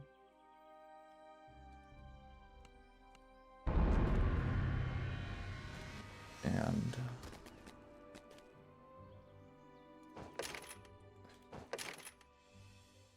I need greater trend of fighting. Fuck you.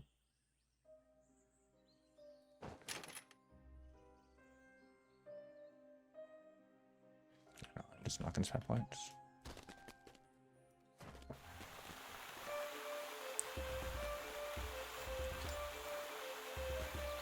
Right, 7. So we got tier.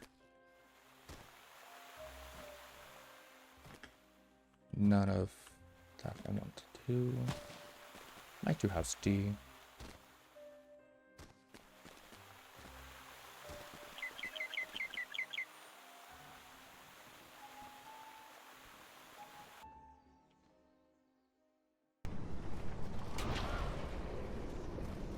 Refresh on go buffs. Because I know I'm gonna forget. Wait, I need the extra action boosts.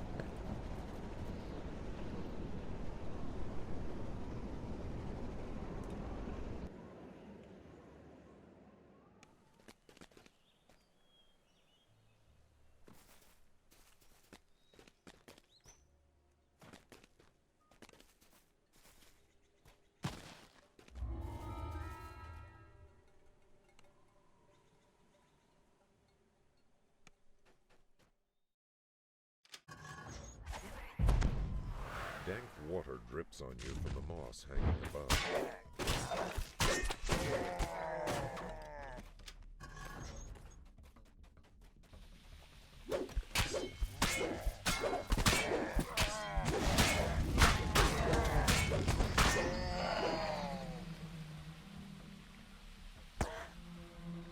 Slashing damage? Are you kidding me? Scammed.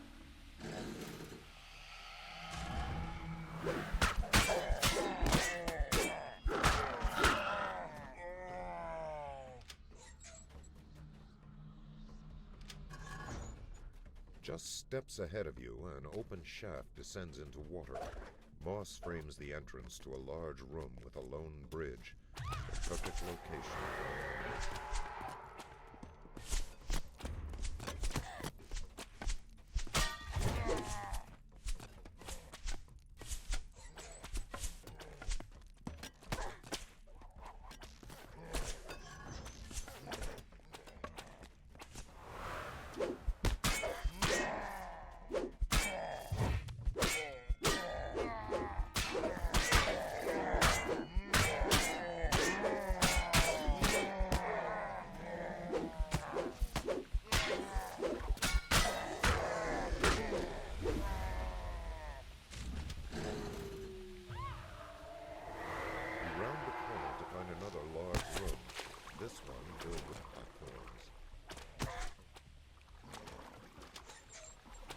Never been hit underwater like that.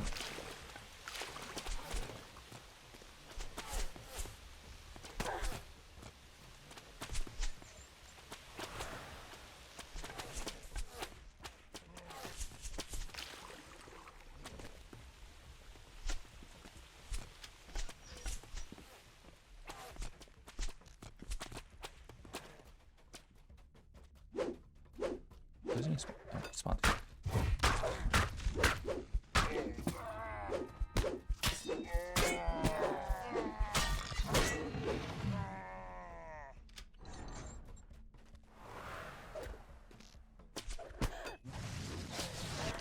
is.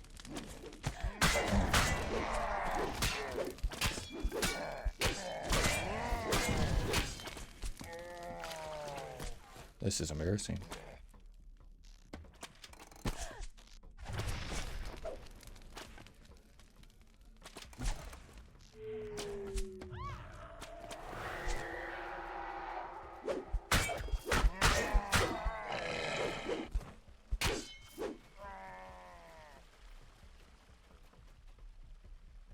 You might need to kill a bit more, guys.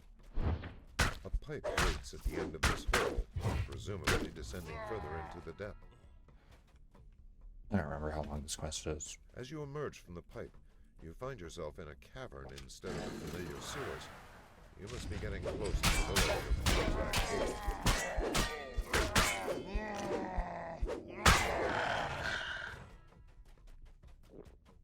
The caves continue to twist and turn. Many intertwining footprints suggest that the Hobgoblin village is nearby.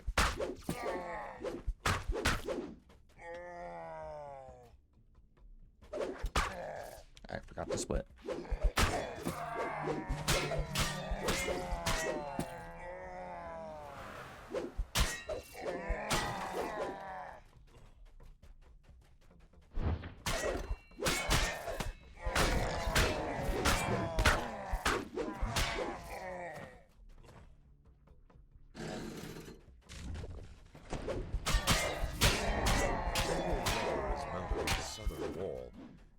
Control the door in the previous passage.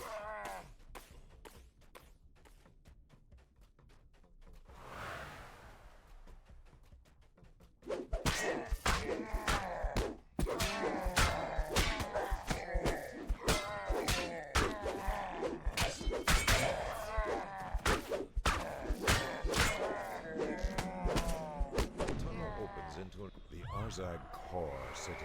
Looms before you. It's dangerous to remain here.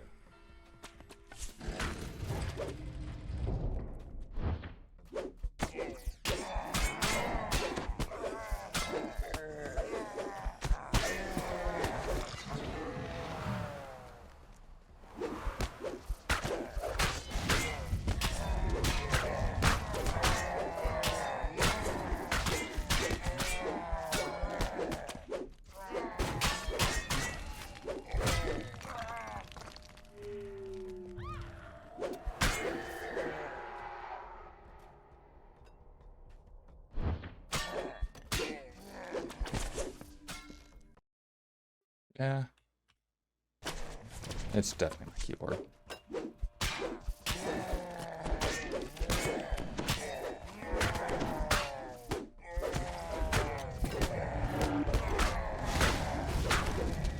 Yeah, my AC isn't working. What the fuck?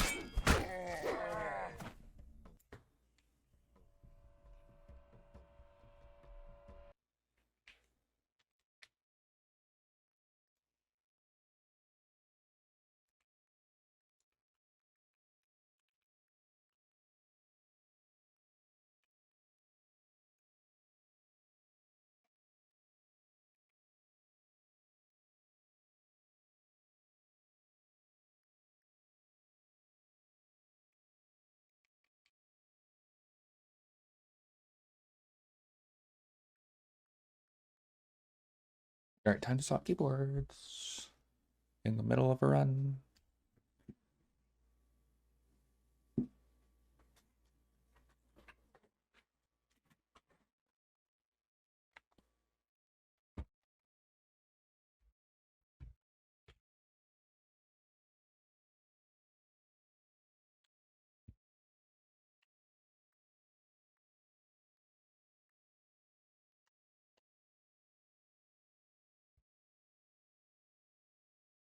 Amazing. Crash my game. But why can't I move A? Why can't I press A?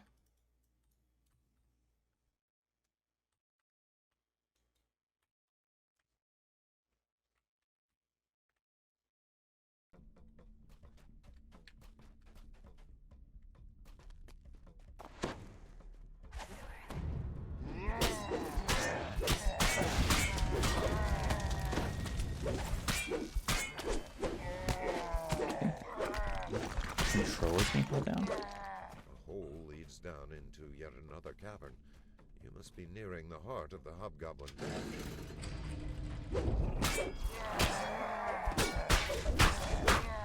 That's right, for a while. No issues here.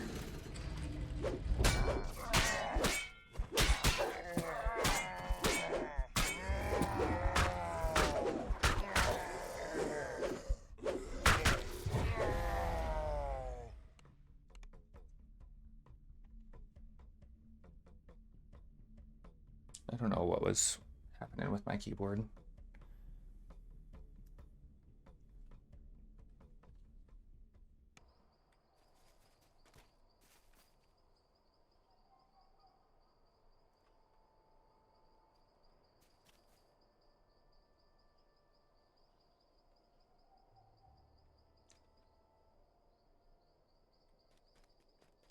I think it was just holding control or something. I don't know.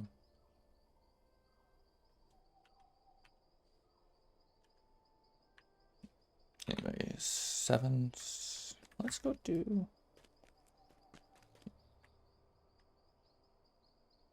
Let's just do Dread. Because it's fast.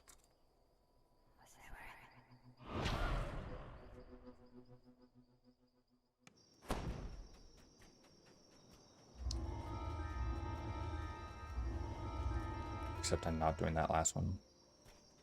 I just hate it. I will be doing everything else though.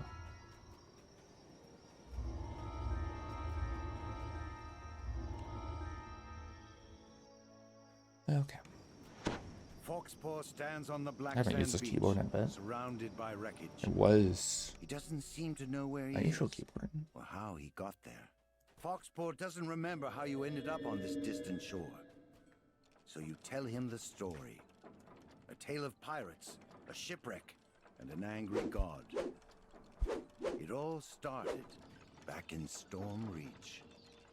Foxpaw had sent a message summoning you to the harbor. Before you could find him, you were accosted by a mysterious stranger. The stranger vanished as suddenly as he appeared. Then, Foxpaw hailed you from the water's edge. They wanted to discuss a strange teleporting.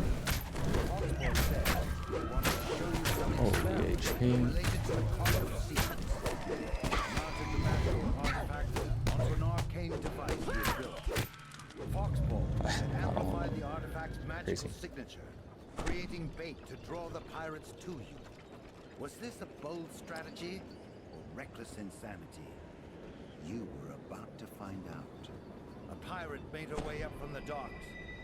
Aye, we're back. This time you won't escape. Surrender now, and my shipmates won't have to break any of your bones. Then the mysterious stranger shimmered into view again. The pirates instantly fell to their knees. A strange feeling washed over you. You dare ask me to fix your bungling? You dare invoke the name of Vecna? The mysterious stranger transformed, taking on a new and terrifying shape. At least I'm awake now. Yet for some reason, I wasn't awake earlier. unable to attack. Gatekeeper. Pick that up. As if in a trance, Foxpaw obediently retrieved the conch of secrets. But drown. Punished for your failure. But for now, that must wait. Let us finish the business at hand. Now, give the artifact to this poor rogue. Take these foods to the ship. Prepare to set sail back to the island. Quickly, worms! This world's defenses are yet untested.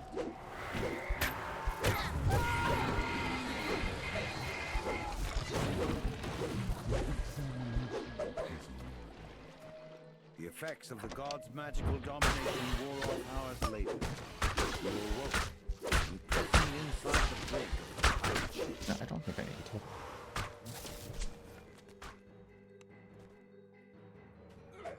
It's one of those keys I don't know which one. It's not the I don't even know if I picked up both. I think it's a silver one, but I A muffled voice called up from up above. All hands on deck! The signal's up! And the island is teleporting! Hold on! And we're on the other side. Scan the water! We need to steer clear of the local wildlife. How did those field rats get out of their cage?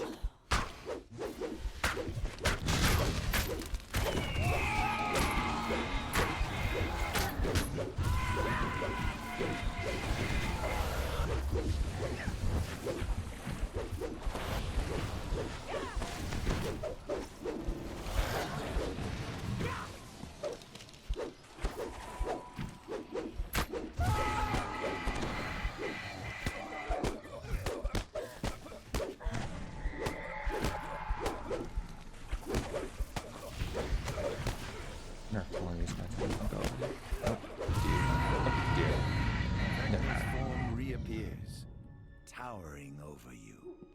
Forget any thought of escape. You know, there's a bug where you can like spam the water elemental and you'll get the purple triangle over your head, but I'm not doing that. Know this. You are trapped on this plane by my will. I control the only way off of the Isle of Dread. I will attend to you in due time. For now, make your way on the Isle of Dread, if you can. The crewless ship was now adrift. There was a sudden thud, then a rending crack. A gigantic creature reared out of the depths, shattering the wooden ship.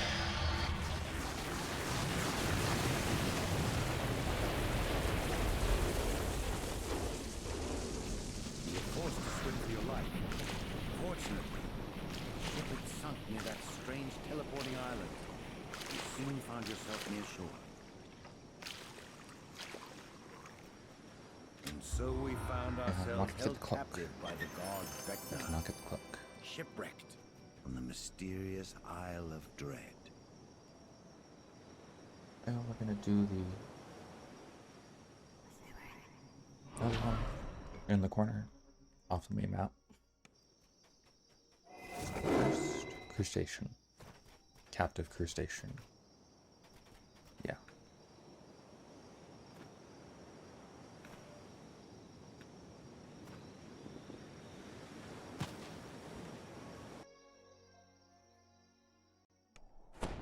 You arrive on the shore of this small island. In the distance, you can see the Kopru's encampment, a fortified stone structure built into a natural rocky enclosure. Owen Reeves informs you that the firstborn is protected by a gigantic crab. Yet the Kopru also fear the dark energies protecting the crustacean, and so they have developed a defense mechanism to wrangle the beast. Just ahead, you spot the man you were sent to meet, Owen Reeve, a former slave who has been freed from the Kopru's mind control. You approach a group of guards who stand at attention before the gate. When they see you, they charge forward. You enter the natural stone enclosure. Inside, you notice 4 ballistas along the perimeter, each aimed at the giant crab. Behind it, you see the cursed monster in the hands of a tall statue. You overhear a conversation between Kopru and I really hope I get the first ballista, because remember the others. The safety of the monolith depends on it. We cannot let it remain unprotected for even a minute. Kopru suddenly turns toward you. Intruders! We cannot allow them near the ward. Minions, rally them, charge! I deserve him.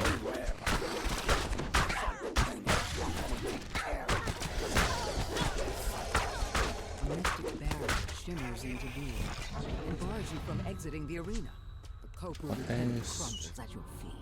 The rogue hits the ground with a thud and remains. The crab emerges from the sand. It rears up, exposing its belly. Now is your chance to immobilize the beast. A Kopru officer appears, along with a slew of reinforcements. The Kopru lets out a garbled cry before slumping. Slack on your pathfinding. The crab emerges from the sand. It rears up, exposing its belly. Now is your chance to immobilize the beast. The bolt careens into the crab's underbelly, knocking it off balance and stunning it. The force field surrounding both the crab and the monolith fade away. You touch the monolith and feel a jolt of energy as the attunement is bestowed upon you.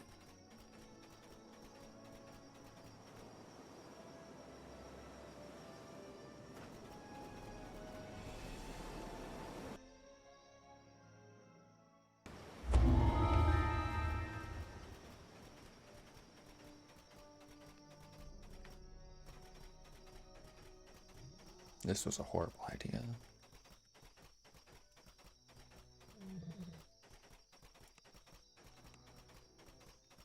This entire thing was a horrible idea. Which is why I'm doing it.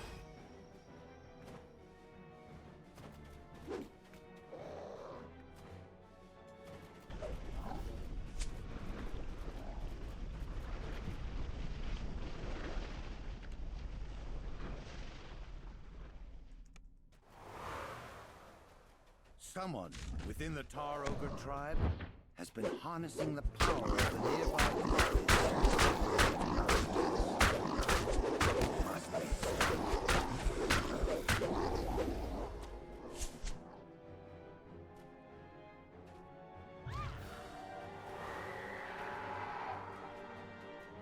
This bubbling tar pit is strewn with rocks that can be jumped across.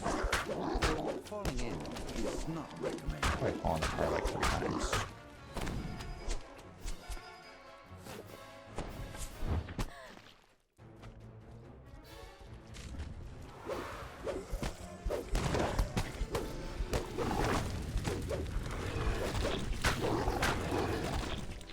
Oh, let's not kill the oozes. I don't want to break my weapon. I didn't even bring my flare crystal out. But I have this now.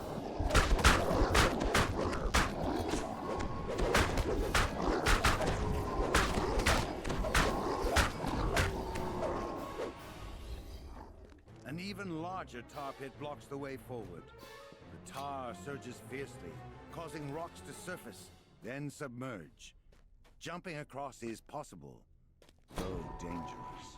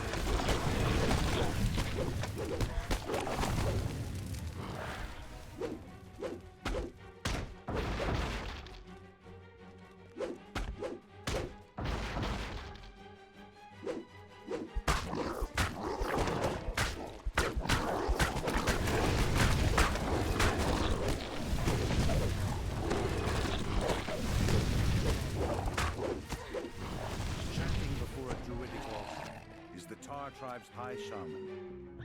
As the chant completes, monstrosities made of tar and attack.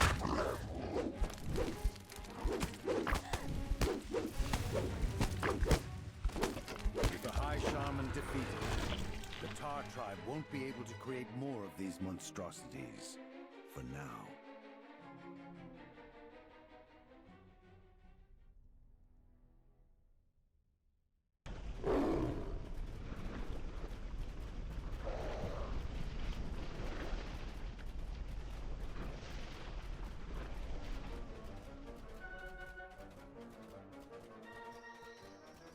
Almost 10.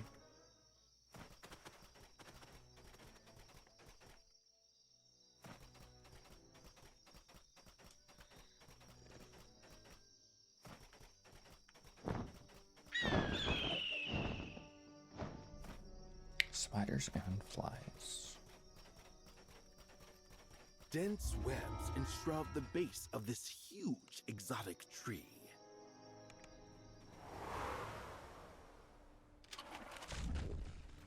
The interior of this vast tree is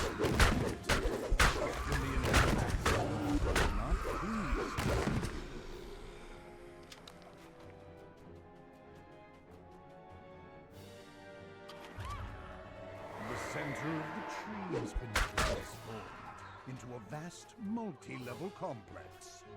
Guards rush forward to stop your incursion. You hear high-pitched voices calling for help from somewhere ahead.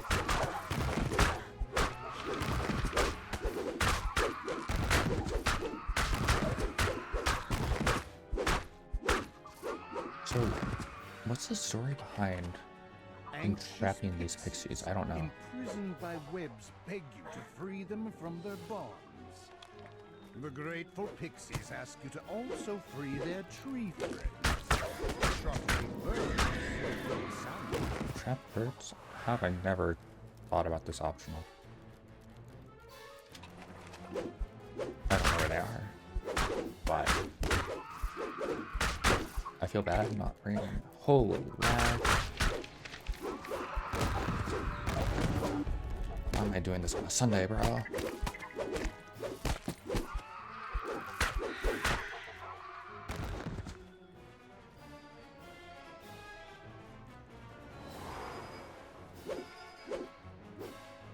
It's this way. Is it? I know I have to go this way. Yeah.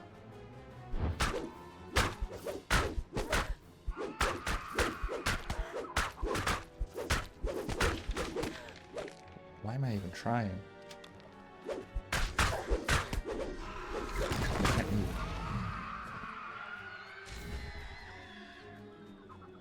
Three different pathways converge in this chamber. A draft of fresher air comes from the lower path.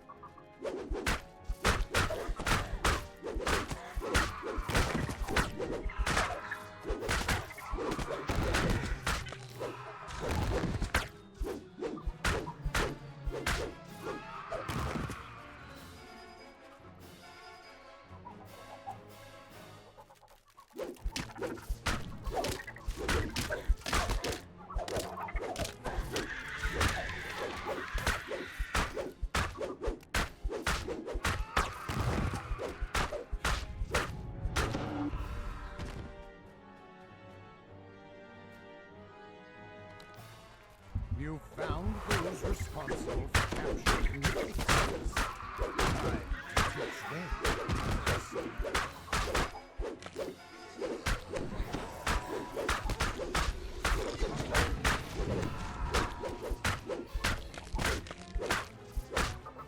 Thanks to your help, the local pixies are now safer, though none is truly safe on the savage isle of Dread.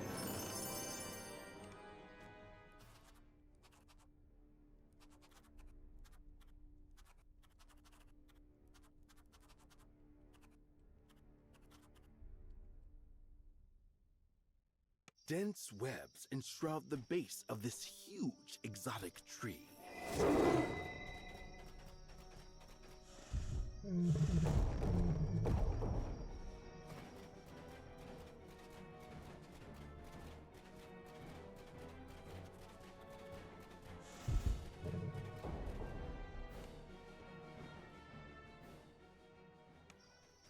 Some large creature has wreaked havoc on the surrounding landscape. An islander surveys the felled trees and crushed huts. No doubt he's the tracker you will soon find. Holy damage reduction.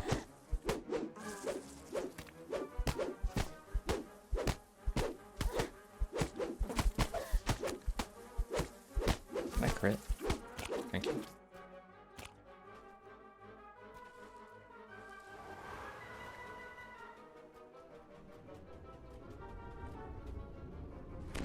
As you splash into the water, something in the pond responds.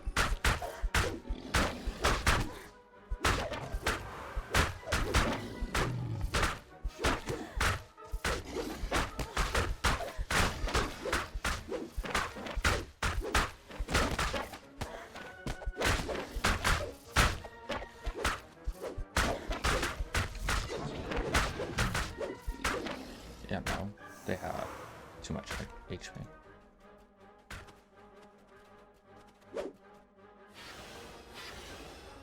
You see the deranged Ankylosaurus pacing near the huge tree nearby. It seems upset.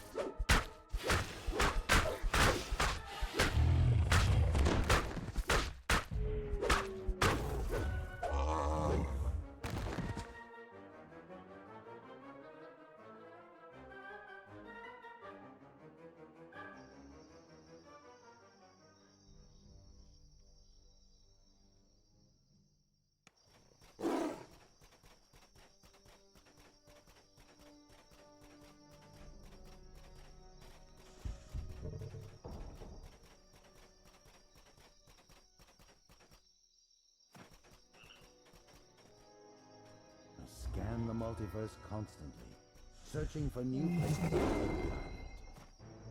Not long ago, we discovered something astonishing.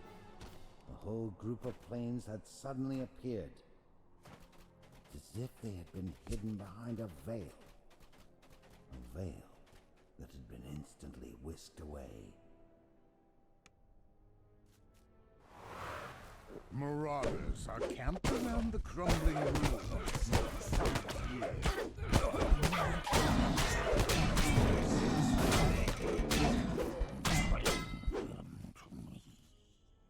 Whispers That last one, bro.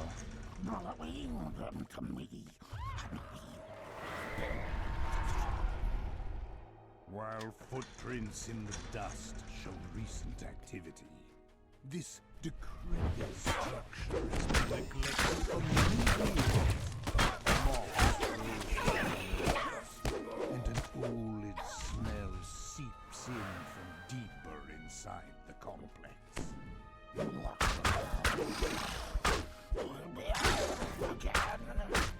voice says, "The Empire restored our city for fashion. Your life will be devoted to this cause." What? The pull of the lever is followed by the sound of a door opening in the distance.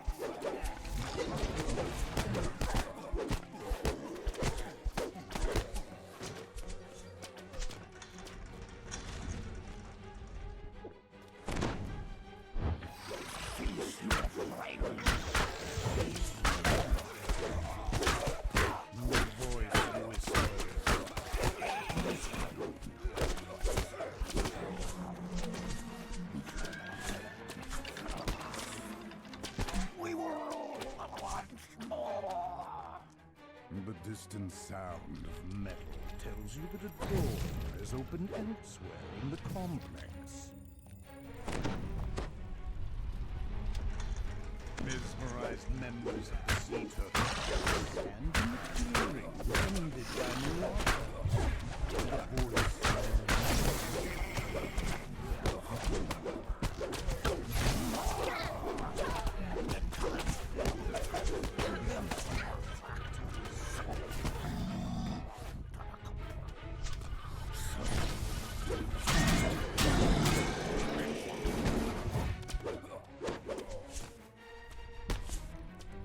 Is there one more? It's just the boss. I thought this was the one with the bullywug, but it's not.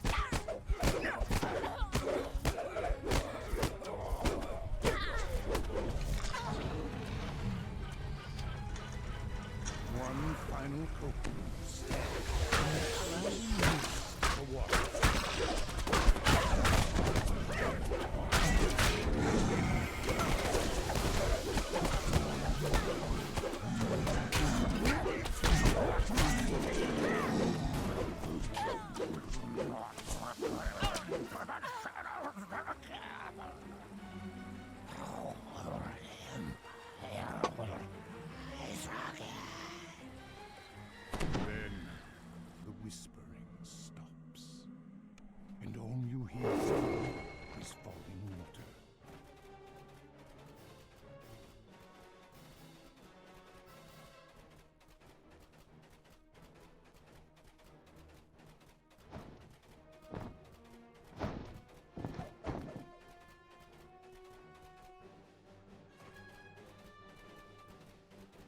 quickly discovered what had destroyed the veil hiding the new planes. The destruction of the Codex of the Infinite Planes. It had released a vast amount of arcane energy, shredding the veil and scattering an infinite number of fragments throughout the multiverse. Most intriguing indeed.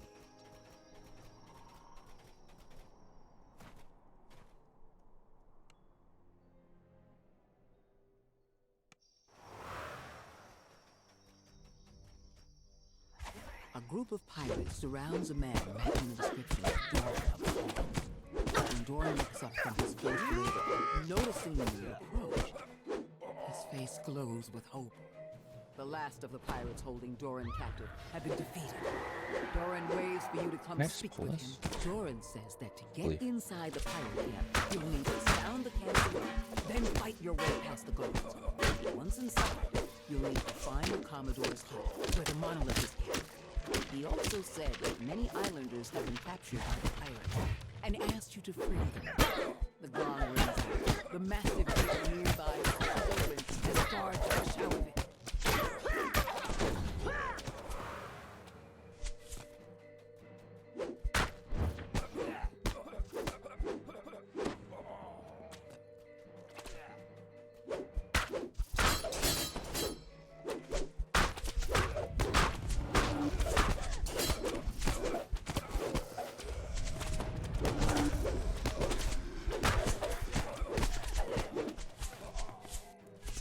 As you approach the Commodore's hut, a pirate with a commanding presence appears.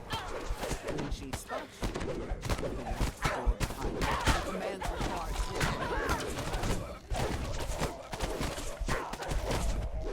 to defeated Captain Kira and her guards.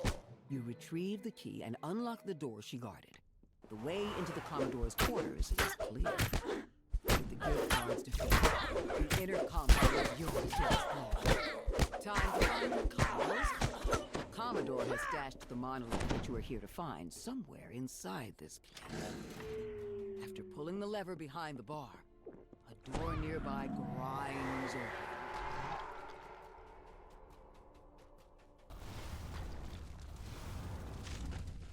Commodore Aloy snarls as you get to the door. You won't lay a hand on the monolith or a single coin of my treasure. Prepare to join my crew as a walking corpse. In frustration before calling for her hand. Even more visibly frustrated, Commodore Elena draws her blade, summoning forth undead to assist her in battle. Commodore collapses, defeated. The magical barrier blocking the access to her treasury fades as well. The monolith lies within. You've attuned to the monolith. You're one step closer to bypassing the curses protecting the Forbidden Temple. One step closer to leaving the Isle of Dread.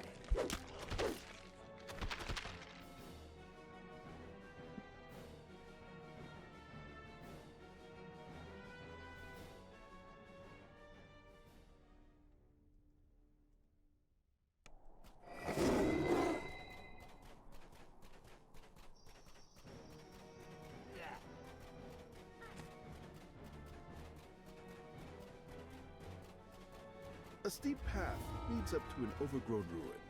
The local bullywugs have transformed the ancient structure into their home.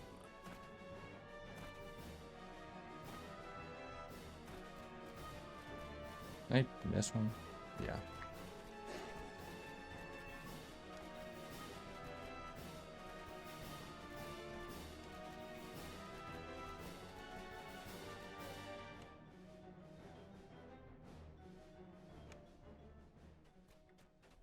You make your way into the massive, decaying structure. While the engravings on the wall show the structure was built by the co-crew, the smell tells you that the current inhabitants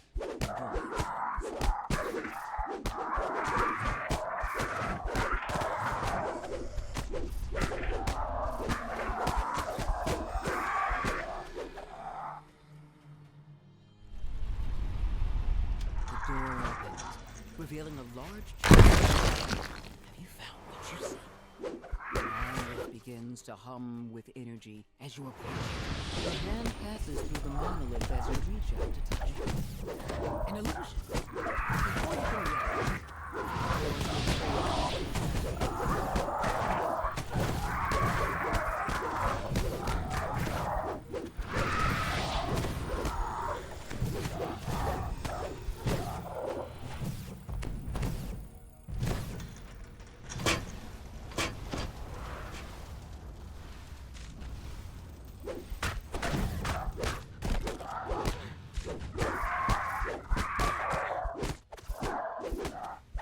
Sword of Shadows. Oh. This spacious chamber is strewn. It must be bullywug huts. A series of platforms rise above the floor. 2 large wheels with a series of sigils adorn the floor.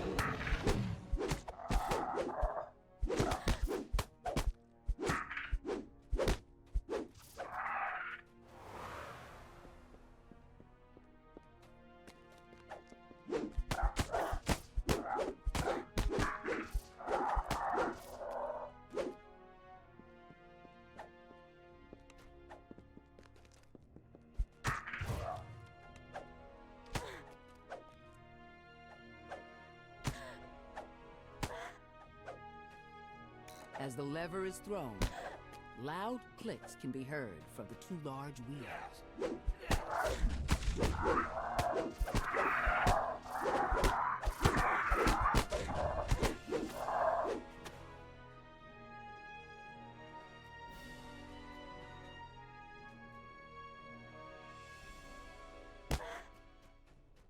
As the last sigil rotates into place, the sound of doors opening echoes off the stone walls.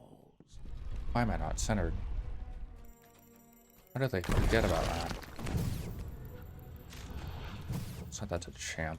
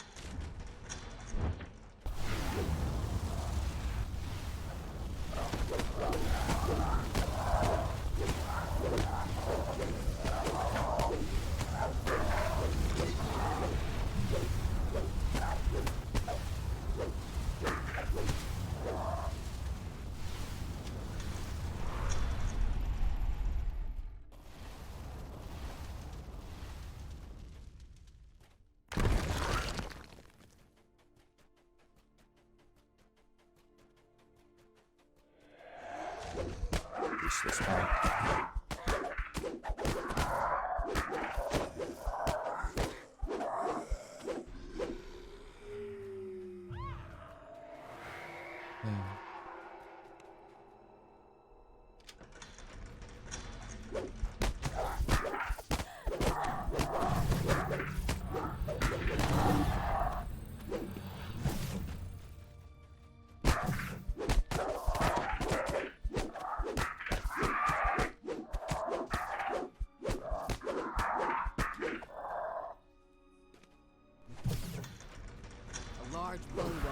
With comrades.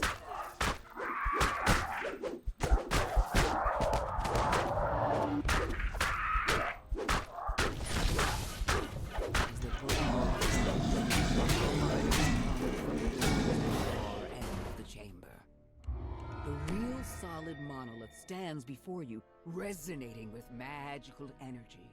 As you attune to the monolith, powerful magics radiate within you. This enchantment will help protect you from the curses found in the coping at the island's heart. I should get some more coffee. Already.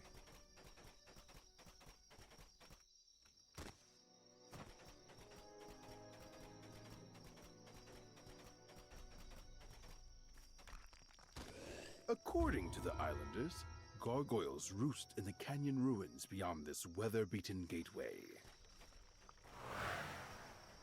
Behind the waterfall just ahead, you spy a large door embedded in the mountain. That must be the entrance to the hidden crypt, the location of the missing tomb, and the grave of this canyon's tribe of gargoyles.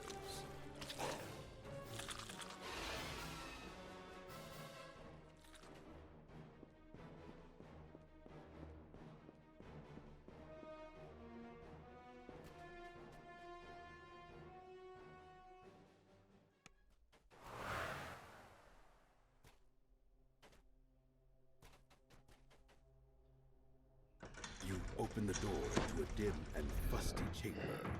You spy one of the crests you're looking for in the back of the room, locked behind a gate.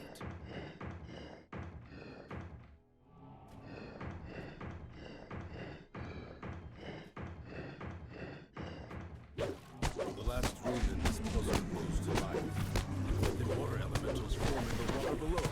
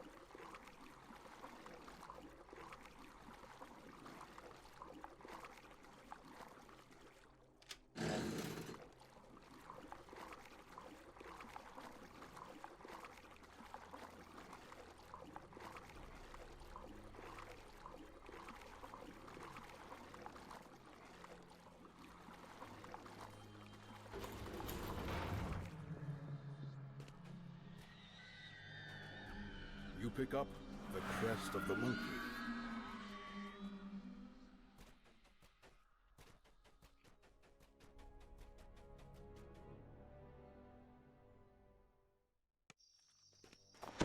Holy frame rate.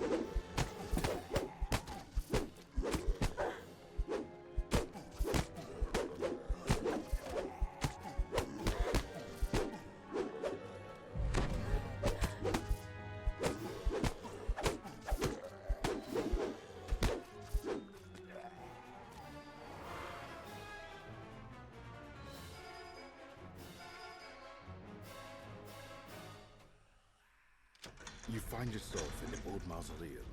At the back of the room, you spot a crest atop an altar. You pick up the crest of the Outbreak.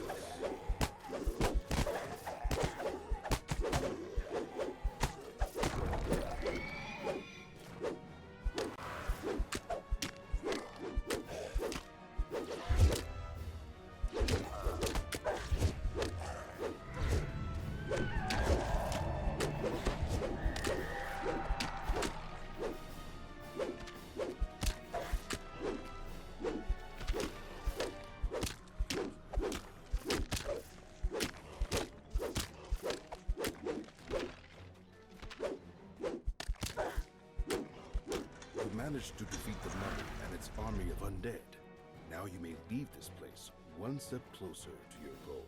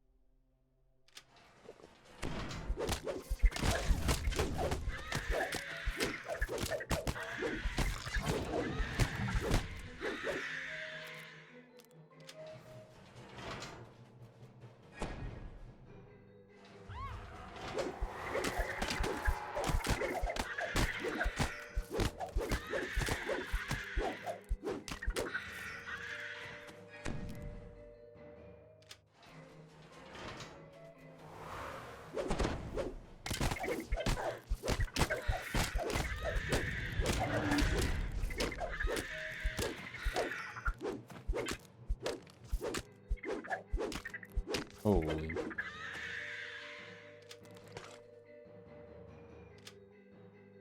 You stumble into the den, like an Ettercap and its attracted companions. A quest is blocked by a large web. The final strike fails the Ettercap, opening your way to the crest.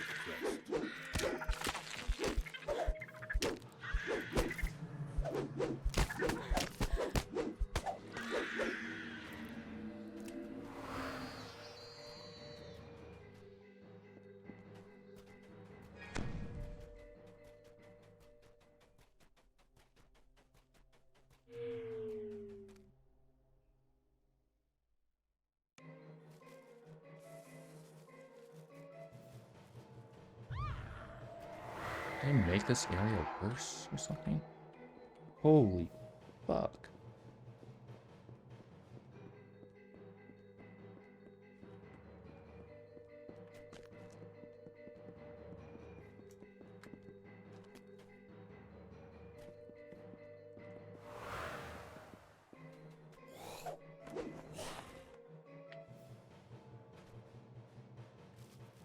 You can see that this door is locked with 3 crests.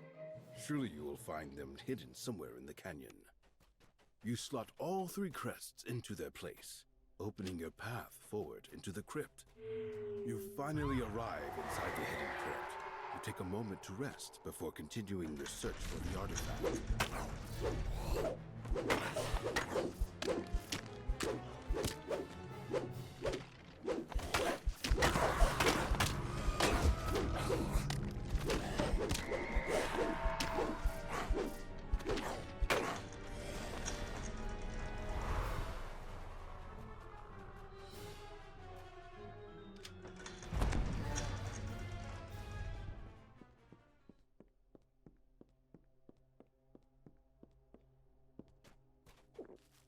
You emerge into a crumbling ruin. The gargoyles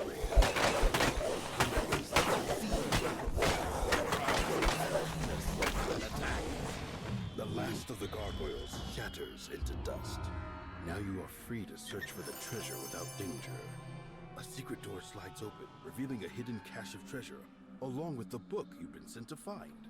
You take the book from the pile, and also help yourself to any other valuables that catch your eye.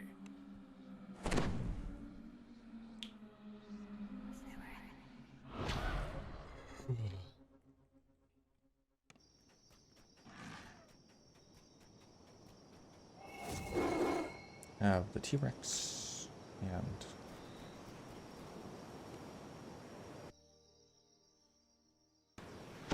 I don't know what that one was called. Stegosaurus.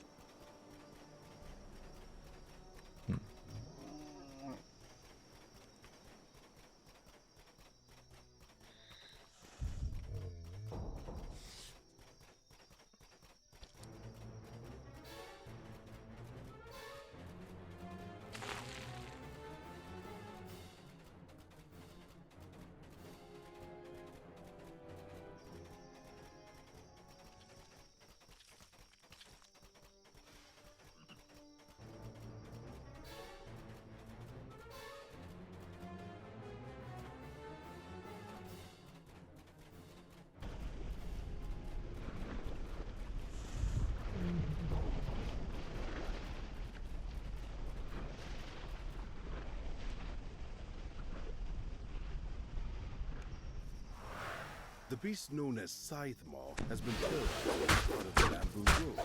It's time to let it down. You hear a rustling in the bamboo. Raptors leap into the clearing and attack.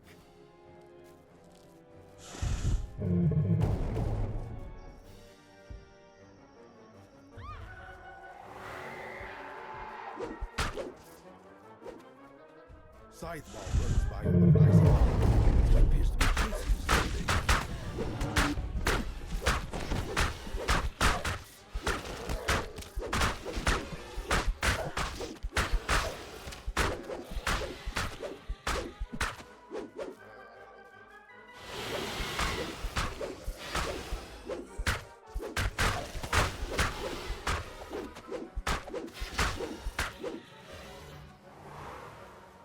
A massive saber-toothed cat launches itself from a small cave entrance. I feel like I missed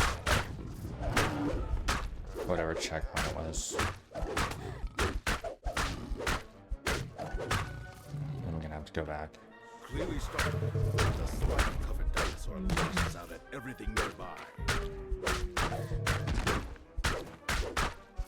As the dinosaur falls, you hear the sounds of another battle nearby. The massive Tyrannosaur eyes you warily, focused on protecting its king.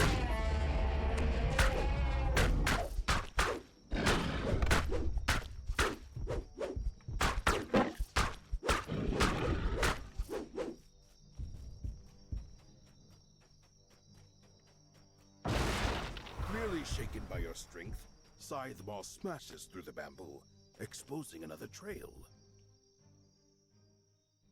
Realizing he's cornered, Scythe Maw lets out a defiant roar, and he launches himself back into the fight.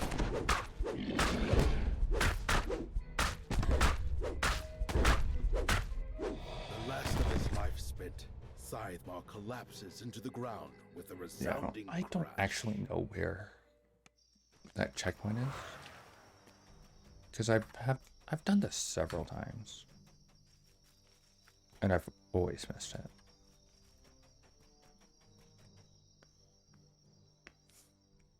But I know I just get up by running back.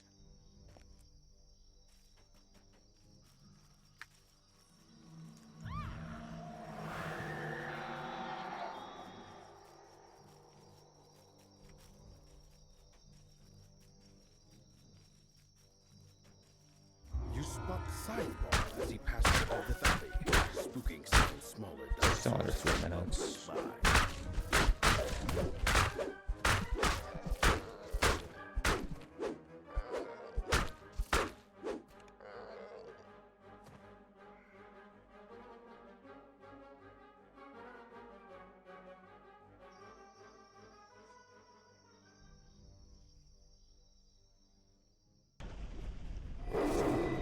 If I can't speak of my situation, perhaps I can speak around it. Like taking the long way through a forest rather than walking down the main road. Or maybe just burning it all to the ground.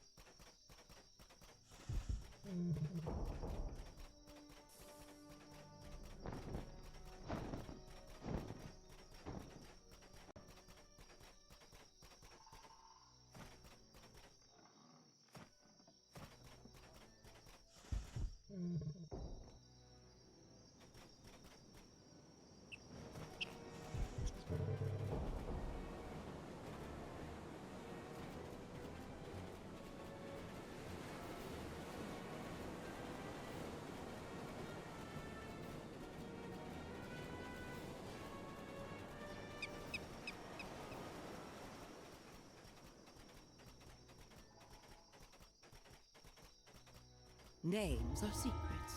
Thus I have so far avoided speaking his true name. Names, identities, bodies, each carries secrets of their own. Every addition to the Whispered One's collection piques my curiosity. Your guide explains that several small hunting parties have gone missing. They were last seen in the escape system. Before you can learn more, a scream echoes nearby.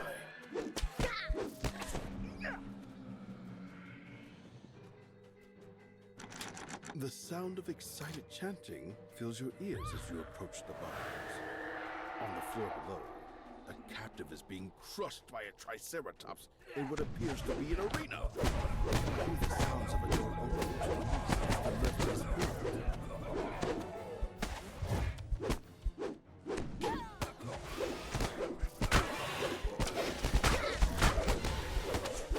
A quick survey of the fallen guards yields the key to the locked cell.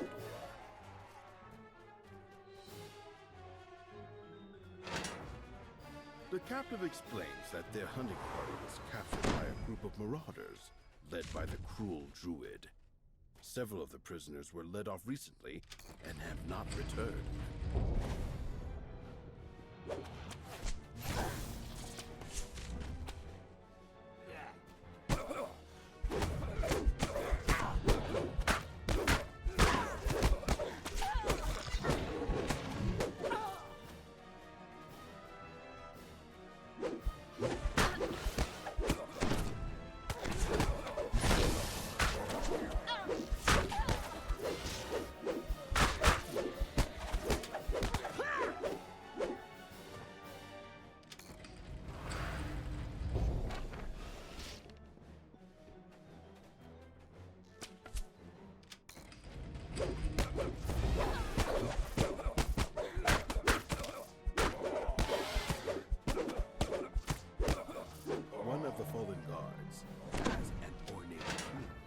The captive points to the western corridor, explaining that several of their number were taken down and never came back.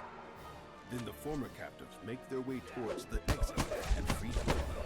As the lever is pulled, a door opens to the west.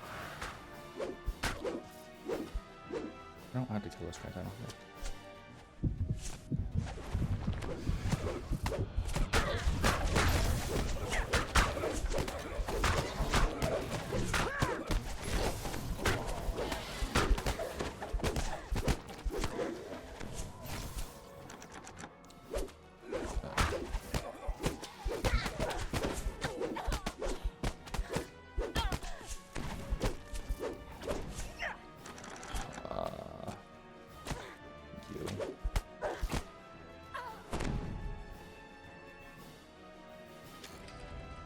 Grate can be heard closing as you enter the chamber. A druid stands nearby, when he speaks to the victims were our amusement. Guards, make quick work of them. The druid watches his last guard fall. He mutters, "That didn't go as I expected. Oh well, I have one more surprise in store." The ground beneath your feet gives way. The floor in this chamber is covered with a strange, slick substance. You slide towards the cabin opening further down the corridor.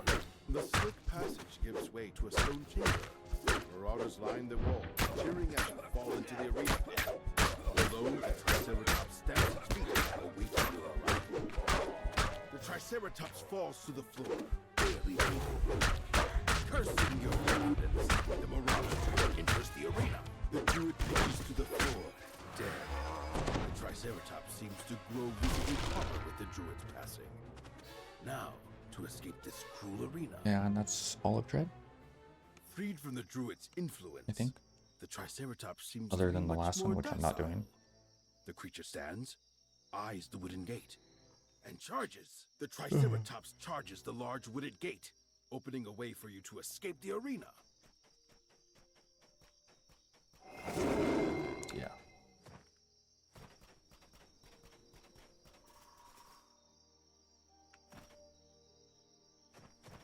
Time to take 10. Any other 8s or any other 7s? I mean, any other 7s, it's gonna cap me.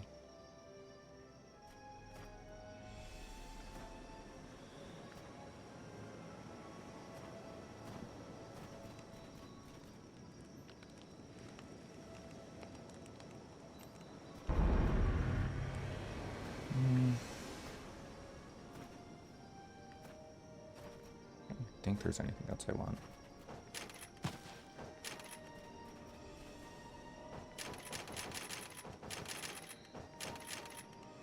Sure.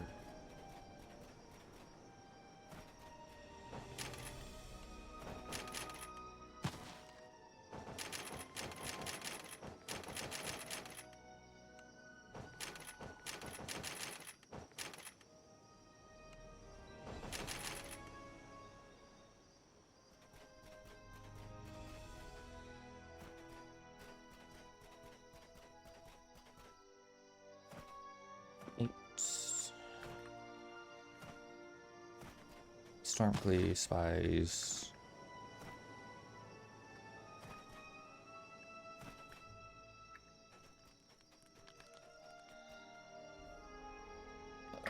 go to House K.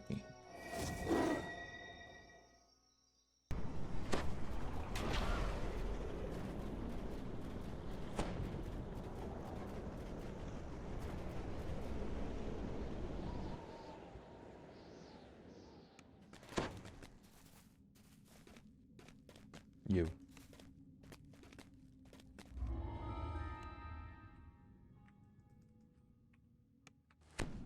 This looks like the underground highway to Tharask Arena. If you search for Dirge's contact, keep your guard up. The spectator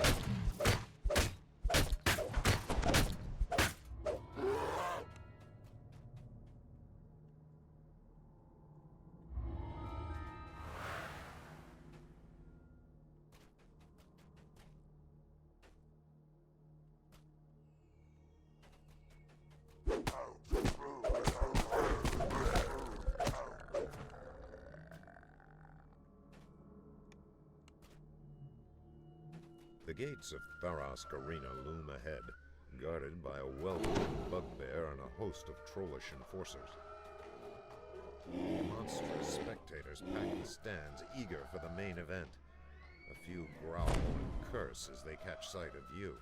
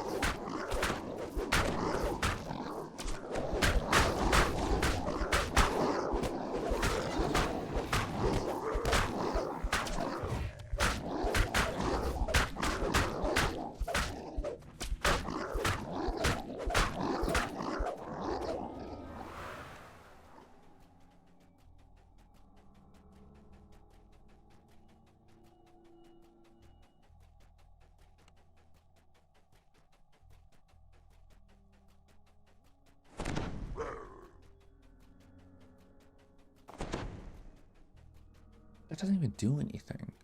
Because I'm in camp here.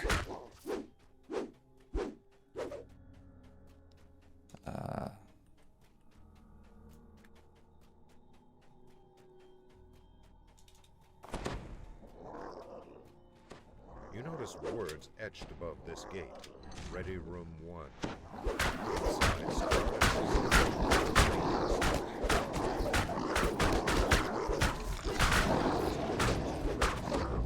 Time to fight. Gladiators in Ready Room 1. Get moving. Grogan, the promoter, shouts, "We have a last-minute team for today's bloodbath, all the way from Stormreach." Angry howls erupt from the crowd. No reason to worry. Crushers, kobolds, and the Mudwallow ogres are hungry for blood, and they're joining forces against the Stormreach team.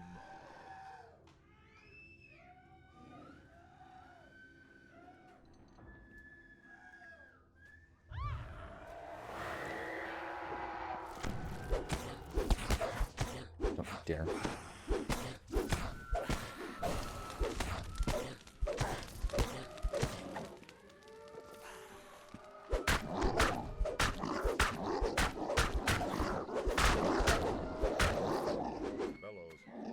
What a terrible upset! The mystery team is tougher than it looks.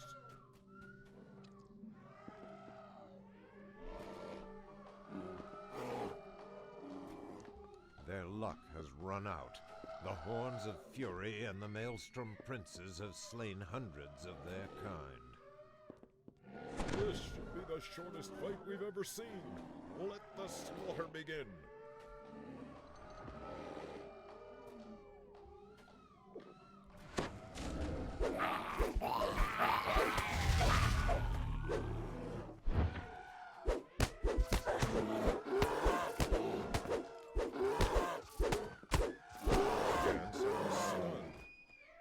Who could imagine such a disaster? So many great gladiators slaughtered in their prime.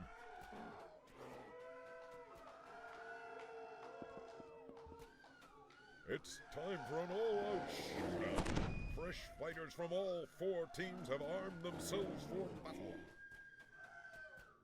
Their horns are sharpened and their weapons are drawn. Our brave fighters are entering the arena. The battle is on.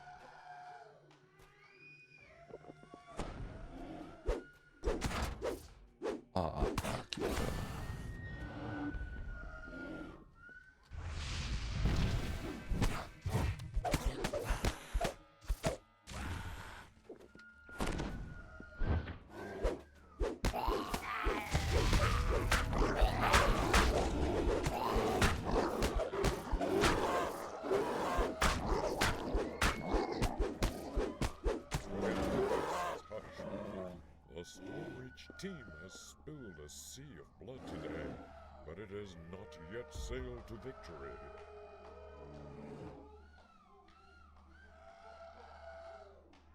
There remains one warrior with the strength and cruelty to avenge the fallen heroes of Ataraxia.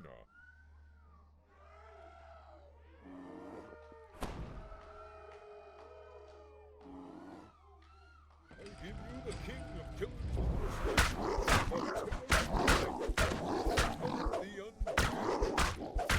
Your enemies lie scattered and broken at your feet. Now is your chance to seize the mighty axe.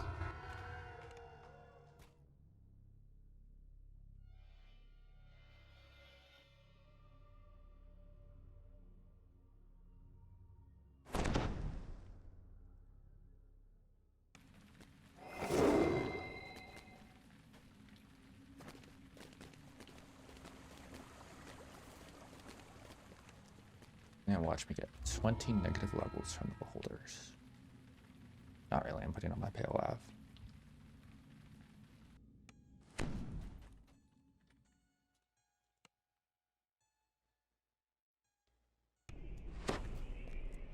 A beautiful elf maiden sits by the fountain, lost in thought.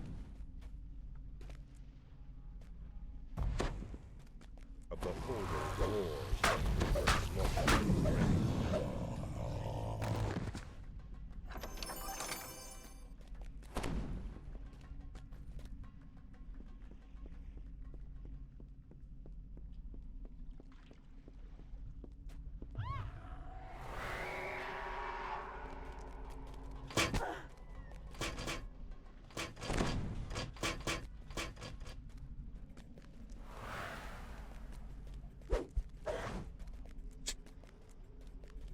Two ones.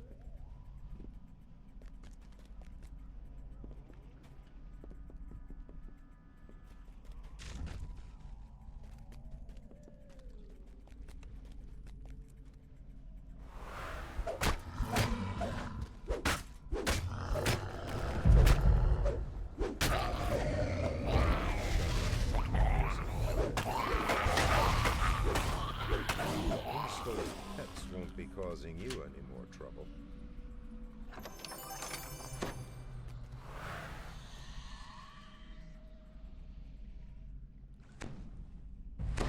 Mindless chatter like 100 voices in your head. Pure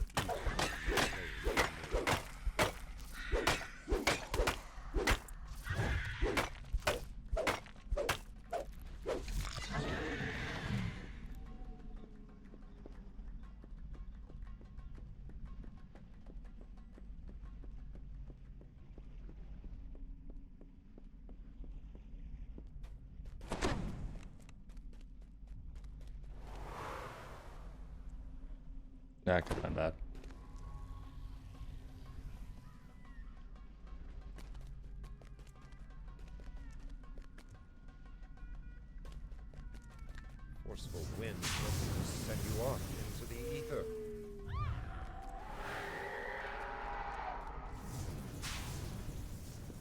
you go around this path, you don't have to fight the boulder, because the trigger's on the inside, not the outside.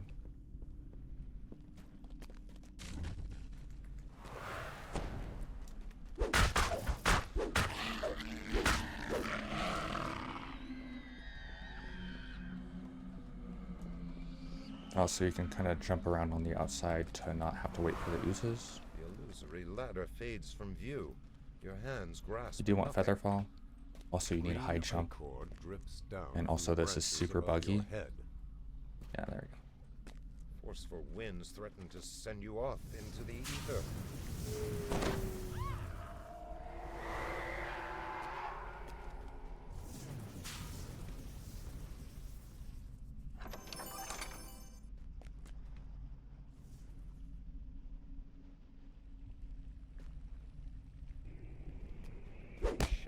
Apparition materializes before you, seething with her shadow self defeated. Orphe awakens from her reverie. So you go to House D, probably.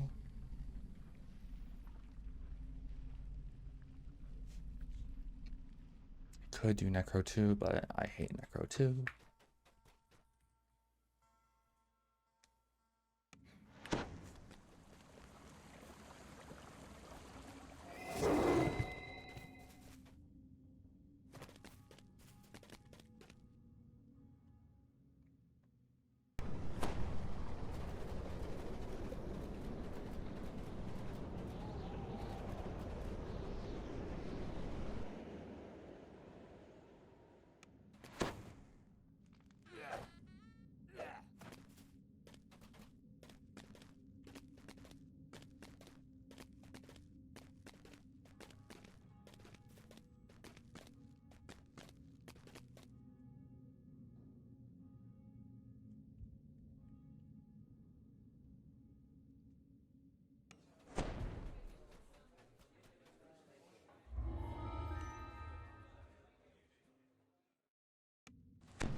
Lush jungles give way to a blasted landscape. As far as the eye can see, gray silt and burned plants have replaced the green fecundity of a swarming nest of kobolds has claimed a small corner of the wasteland. This pack always lags so badly for some reason. They have like 0 health, so it's fine. Wolves patrol the area in search of meat to scavenge and blood to spill.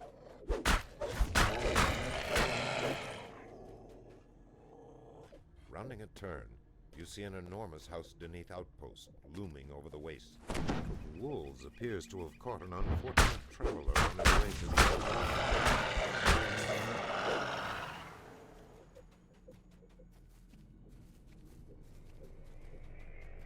General Xantalar's forces have overrun these lands. You must proceed with caution. Xantalar's minions stand before you. You must strike back at the general by thinning his troops. The pillar stands with 2 runes set along its side. The air bristles with yet unleashed energy.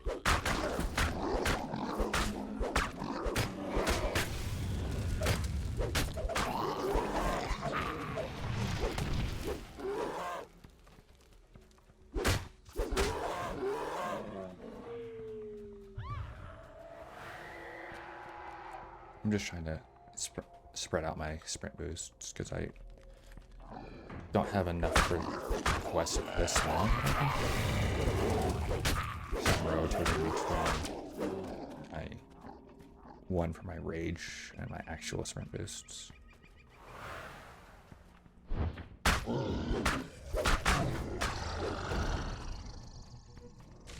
Fire giant has 6 large crates dominating the camp ahead.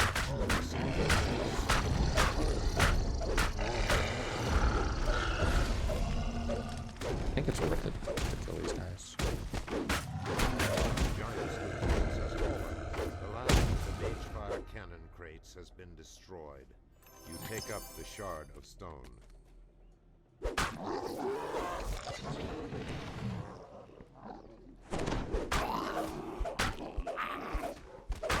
Significantly weakened the giant's minion army.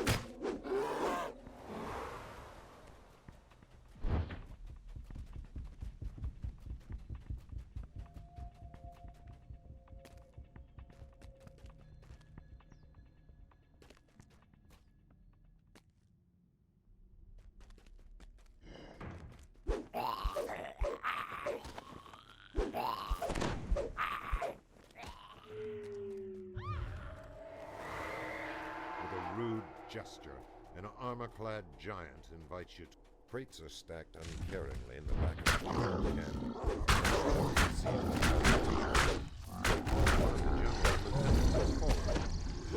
Its Gadrir is slain. You take up the shard of stone.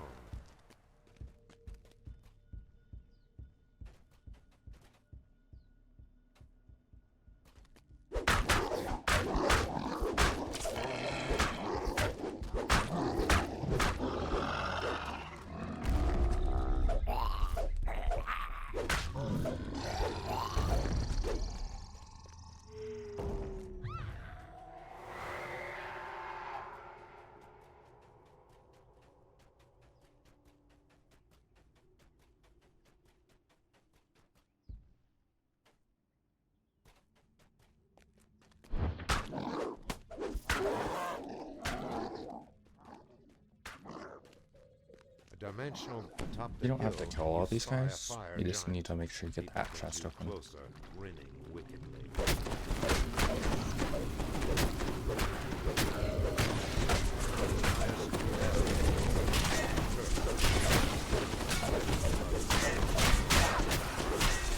I mean, this can be a bad chance, but generally not too bad. Take up the shard of stone.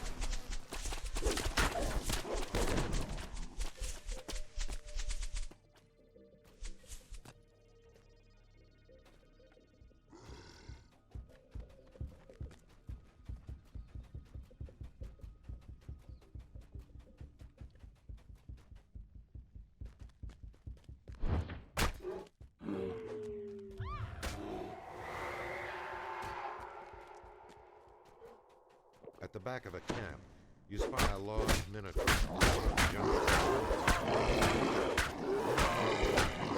Is no more.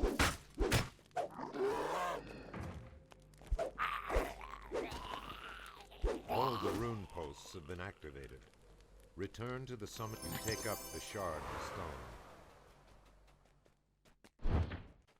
What's that?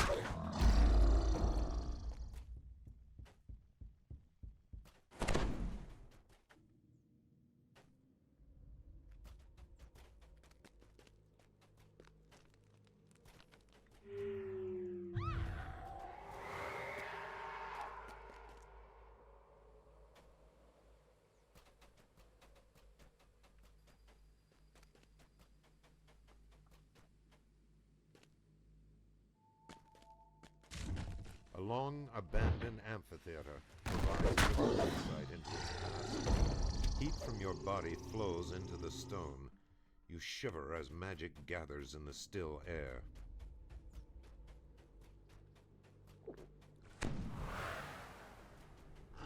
The giant in the center of this room is a moonlit aid of your subject.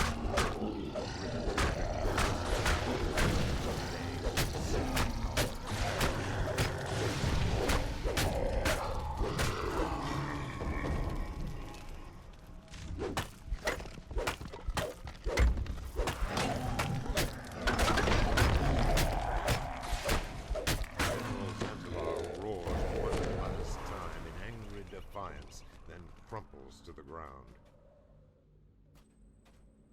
It would be best if I DDO'd, but I'm not going to use the scroll.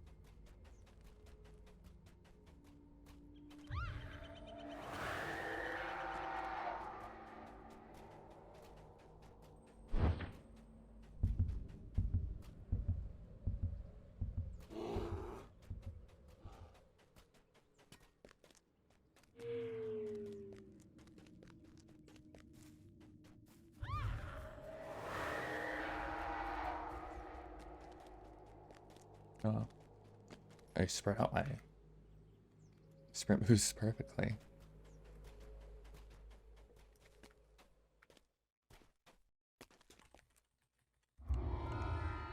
$30K.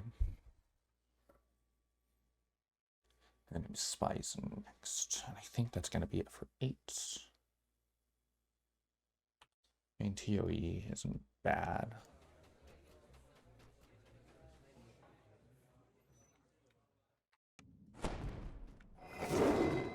At least the first quest.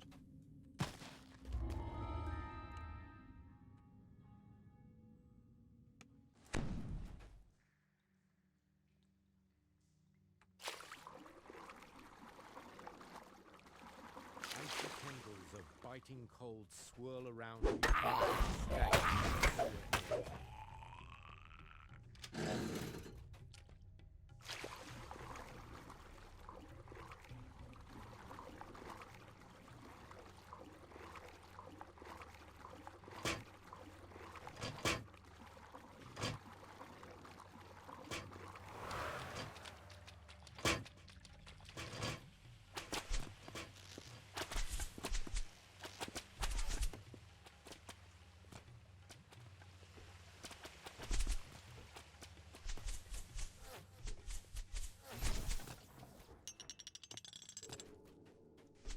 I do the first one just because I find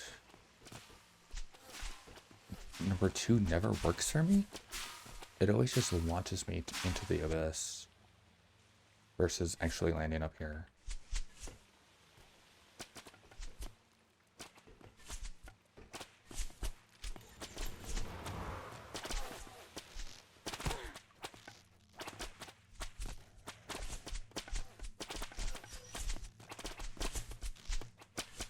You hear someone timidly asking for help. Dude, this guy. This guy is really quick to get. Stalks off into the shadows, disappearing down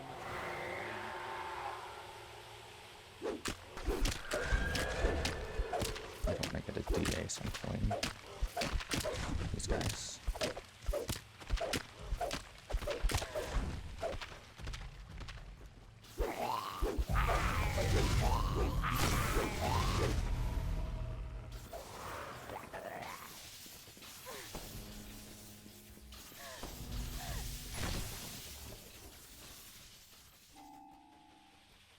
You hear a prisoner's voice calling out to you.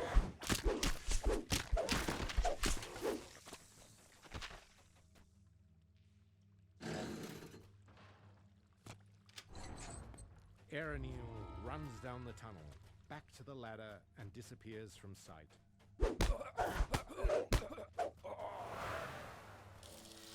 A metal grate glows faster than touching you with the It's best if you don't jump on the thing, because it'll trigger every time you touch versus if you just run on it. It is a tick every 2 seconds, which can be the difference between life and death.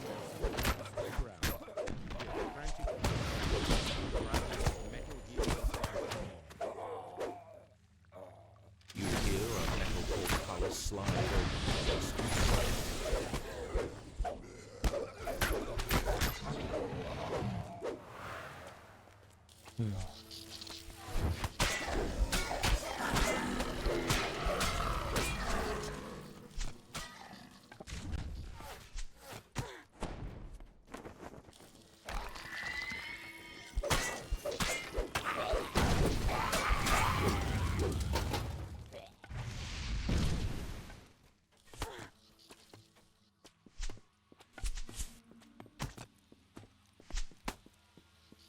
You hear a woman's voice asking for help up above.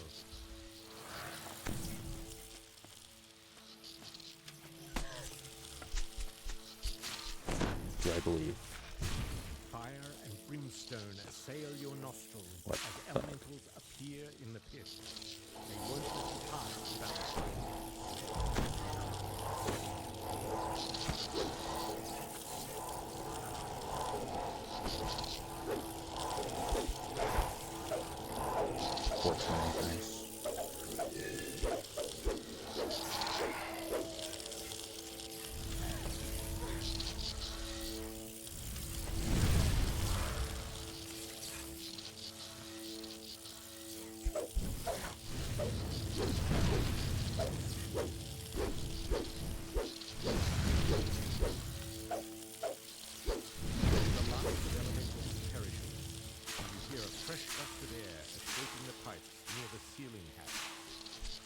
What? Did I not pull all the levers?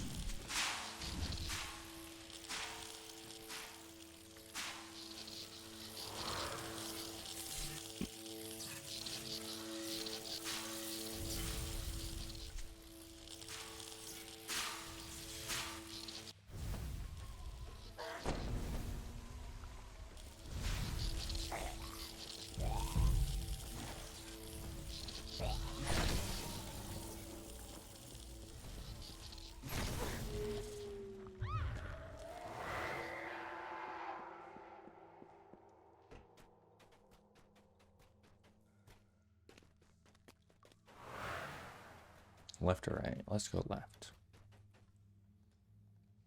It was right.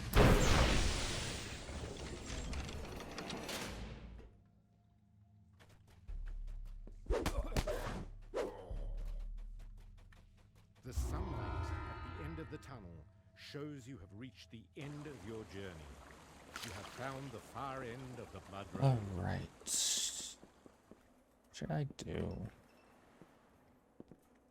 A couple of Toee.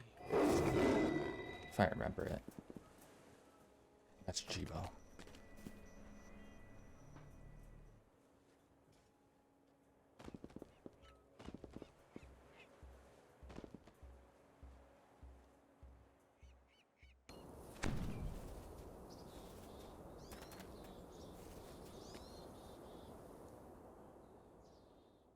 When I say I know this, I actually only know the first one. But still gonna bank on XP. Because I need to.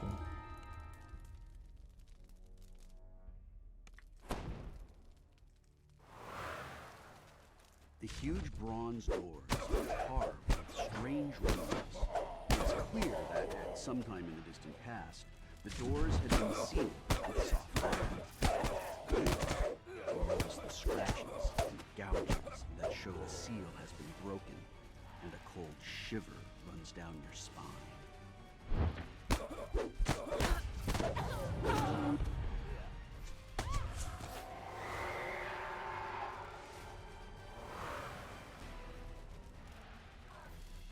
On the wall above this room is a small etching in the shape of a key.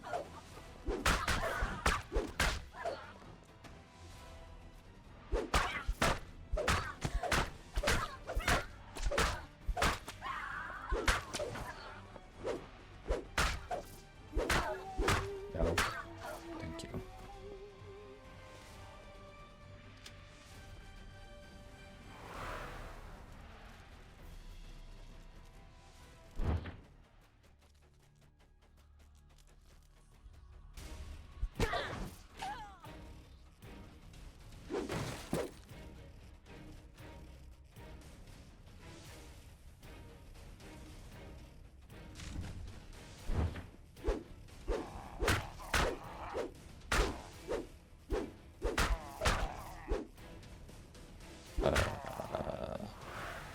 I totally know where I am.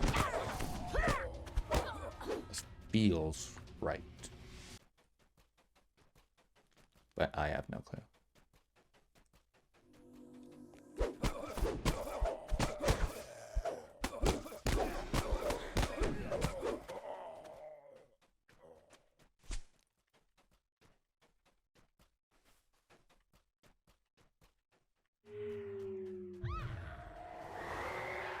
A pair of guards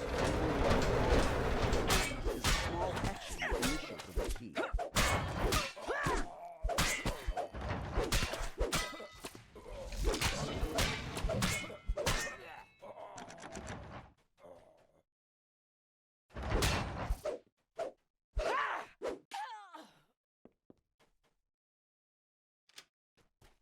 The sound of stone grinding against stone echoes from the north.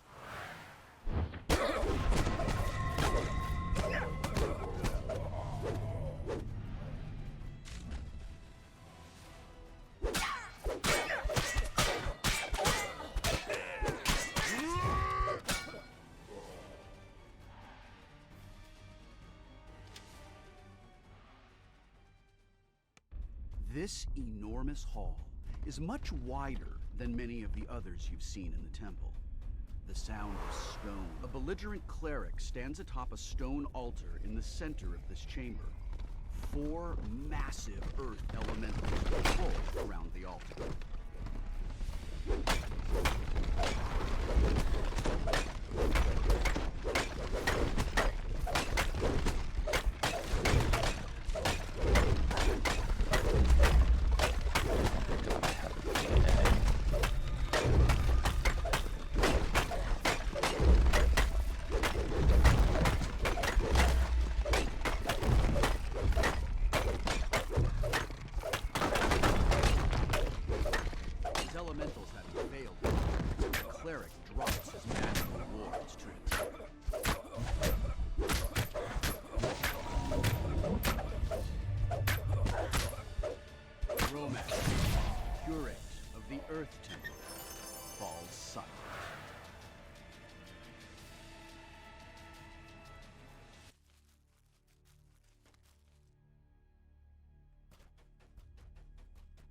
The Earth Temple key begins to quiver and shake. It seems strangely drawn to the sound.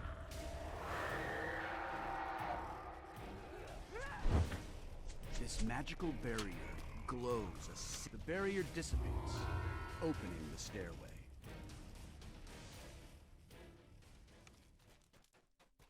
Alright, we are going to take 11. I banked enough XP.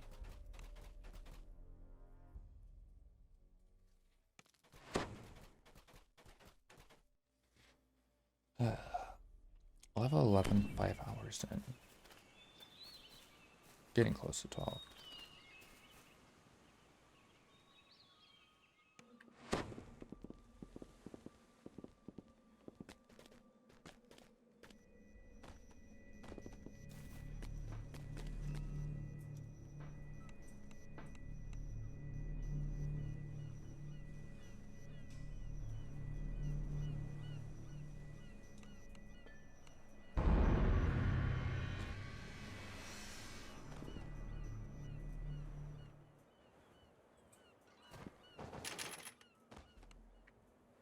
White plume, probably.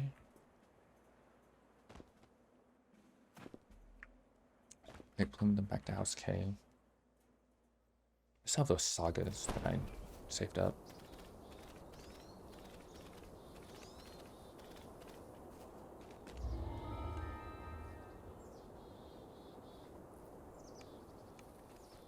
The Gatekeeper's portal takes you to the bottom of a collapsed staircase somewhere deep underground. At the foot of the stairs, a corpse greets you with an empty stare. Something is clutched in its hand. To the east lies a room I don't know why I thought it was treasure. seasons for half a second. Inside, you can see the Codex page sitting on the treasure chamber is blocked behind 3 magical seals. Each seal bears the symbol of a weapon.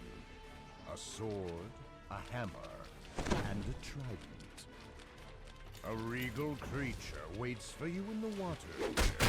It meets your gaze with eyes filled with both sadness and wisdom. Greetings, challenger. Why roll like 21s on it? I am required to administer The Sphinx clears her throat and begins her challenge in a solemn tone. My challenge is a riddle. Answer true and you may pass. Answer wrong, and your lives are forfeit. Now, hearken to me. I begin. Round she is, and flat as bone. Altar of the Lupine Lords. Jewel on black velvet, pearl in the sea. Unchanged, but e'er-changing eternally. Correct, nods the Sphinx. I think they broke this lever at some point, so you can kind of just pull it, and they never come down. Unless they keep at this point. It's a lot of water. A lot more water than I remember.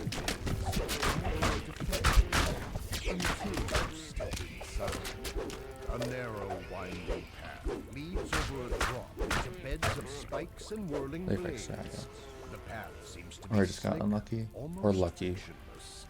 A A few times I did it. dangerous walk indeed. A shrill sound pierces the room as you pull the lever, followed by the shattering of glass. A wall of water rushes in.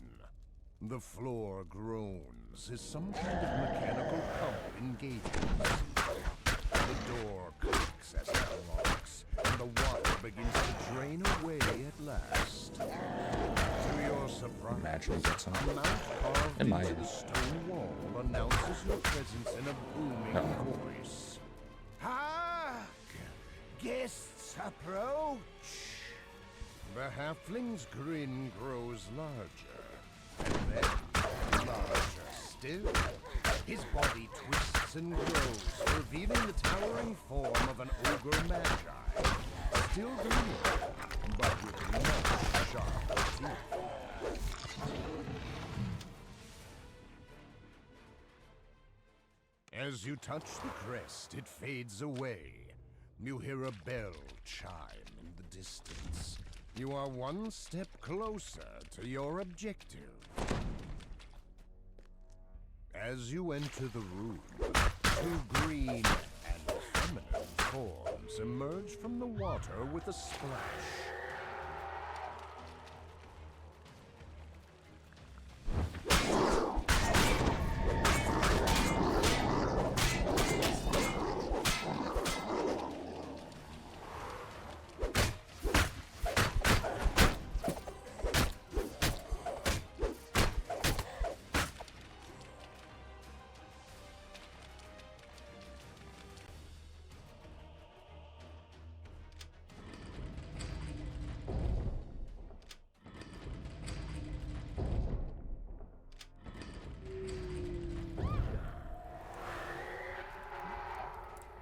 Pulsing magical barriers hold the boiling water of the mountain at bay.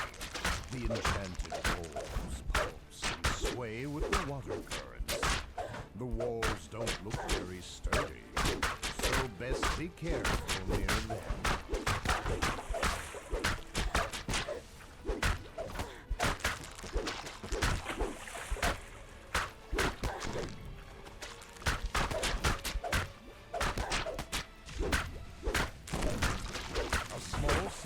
One of the magical barriers tears, and scalding hot water streams in.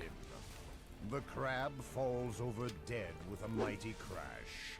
There's a low hum, and the barriers shimmer with energy. The tears in them close, and the water begins to drain from the chamber. Another barrier tears, releasing even more scalding water. The crab seems unaffected by the heat, but you need to be concerned about being boiled alive. Another quest claim. This is like one of the two bells I'm going to use all life. As the water recedes, you notice a crest marked with a trident towards the back of the chamber. To be fair, I've been going for 5 hours. I feel like I'm justified. Something about it gives you a bad feeling. This mechanical door has a keyhole mounted in the stone floor in front of it. A set of 5 patchwork creatures regard you impassively. You want to get these potions up here? Because they are useful for the one jump in. If you can pick it out, it will serve you. I forget the quest name. Maze Madness. Pick raw, and they will kill you. As the wreath of blood tears, to the far side of the mud pit. Toee smiles on Do their they like faces random as bubbles or he something? sees in the hand.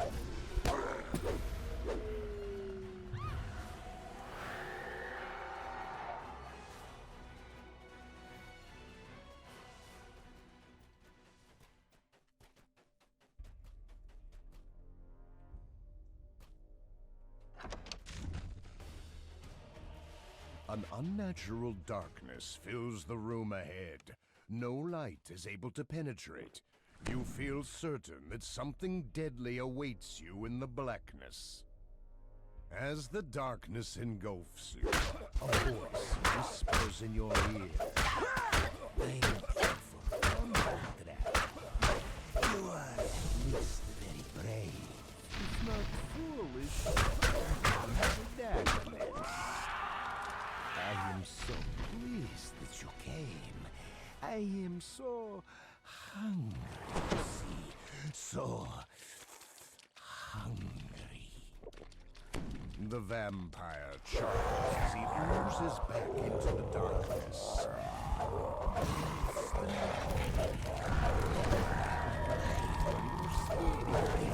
In fact, I thirst for it. The vampire's form crumbles to ash, and the magical darkness recedes. You spy a crest marked with the symbol of a hammer in one corner of the room. That's the last crest. Time to return to the treasure room and claim your rewards.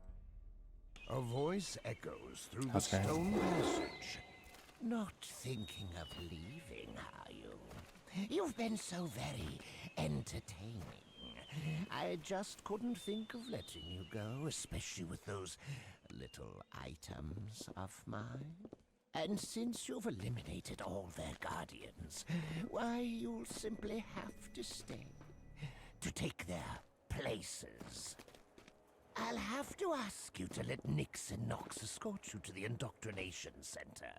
I'll be most disappointed if you cause me any trouble. Don't worry. You'll like it here. One of the wizard's magic mouths confirms your victory as you enter the treasure chamber. Well played. I concede this round to you, adventurers. I'm forced to admit that you've earned the spoils, though I confess there's something to be said for the occasional setback. It makes my next victory taste so much sweeter.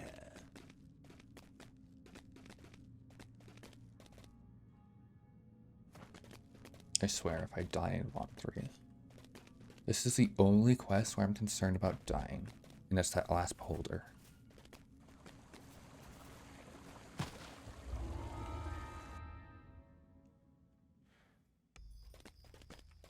But I got spell absorb, The so stone bridge ahead has collapsed hopefully into a gulch. it's fine. You must finish your Hopefully. journey into Vale's homelands on foot.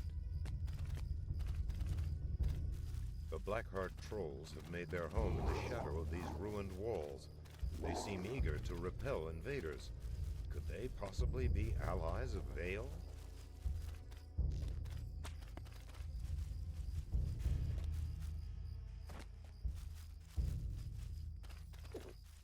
Ahead, a glowing barrier runs access to the cavern. The jungle of Kyber, to where Vale is hiding, is now clear. You can use the cave entrance to descend down. A majestic being of metal and magic glares at you ahead. This inevitable is a Marut, whose sole purpose is to destroy those who cheat death.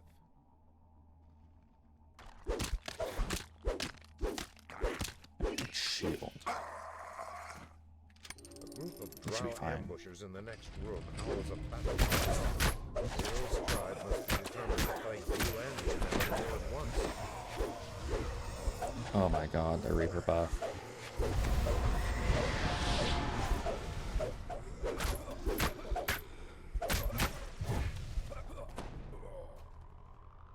Okay.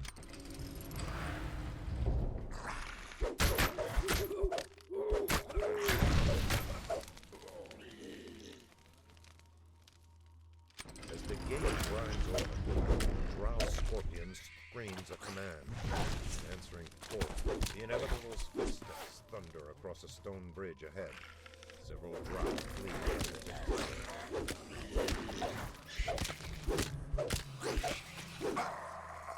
You have caught up with the inevitable. It stares coldly at you, perhaps calculating the threat you pose to its mission.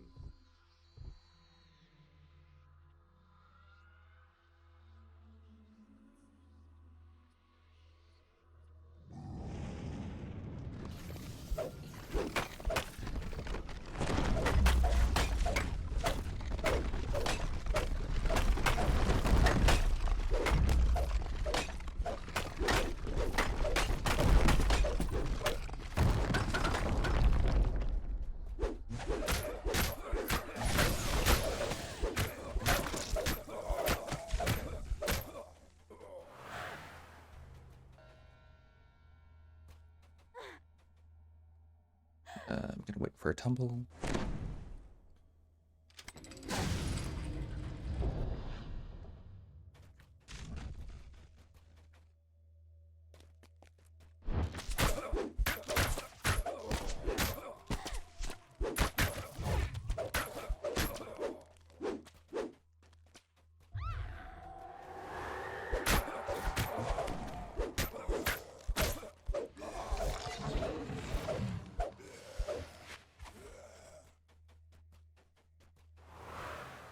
You stand amidst a scene of terrible slaughter. The inevitable has already been. You see signs of ancient architecture in the halls ahead. This tribe must be living in the ruins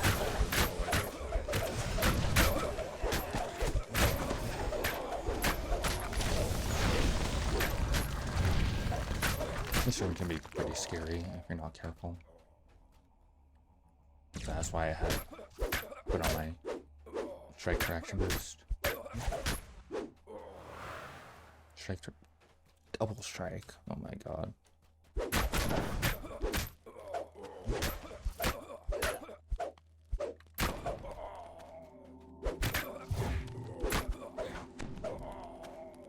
And one can pray I don't get a ton of negative levels. The Marut stalks down the hall to your right, relentlessly focused on its target. The locked gate ahead marks the outer boundaries of the Drow. You have entered a new section of the caves. In the distance, you hear a strange. Never heard of a beholder serving a Drow or anyone else. Imagine the Just trying bargain that Vale must have get as struck. many as I can before my action boost wears off.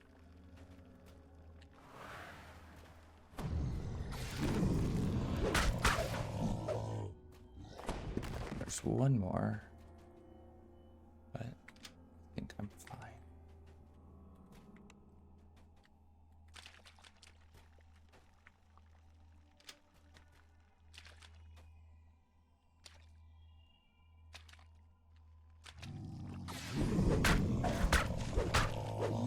And last one is where?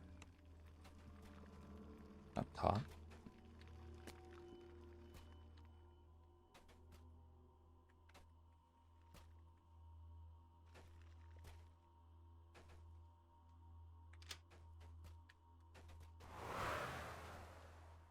It should be fine this life. The clusters of giant mushrooms grow more sparse as you Because I emerge got from full the spells, right? beholder's domain. Ahead, torrents of water plunge into a pool far below. If you leap into the waterfall,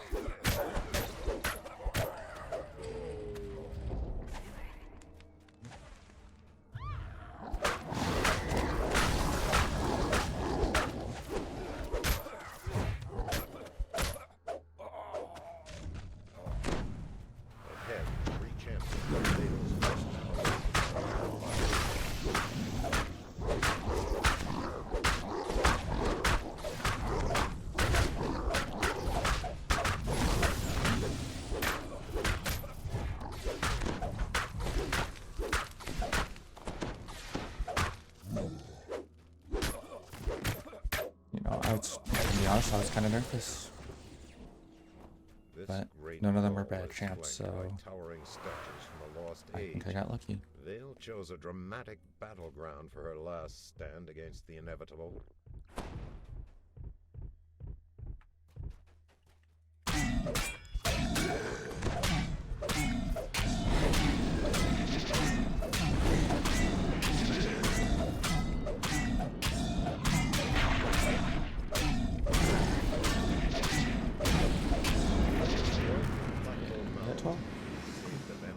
We're gonna do bond 4, and then I think that's it. So I still have 2 sagas to pick up. I'll be able to hit 13 by the time I get to Ravenloft 2.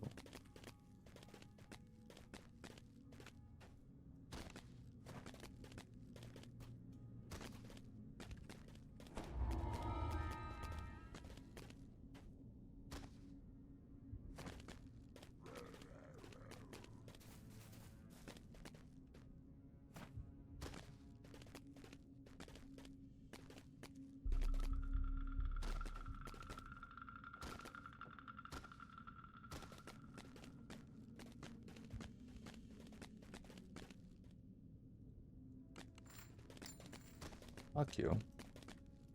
Bruh. That was unnecessary.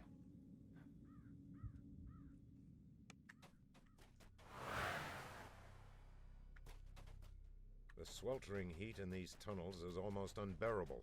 Who would want to live? An earth elemental rises from the ground, blocking the only safe path to the Foundry's gate.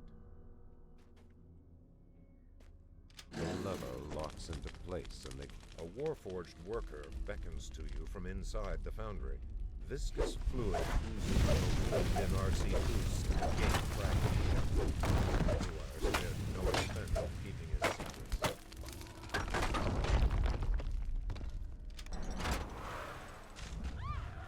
You hear someone clearing his throat. The sound appears to be coming from a stone face set into a wall.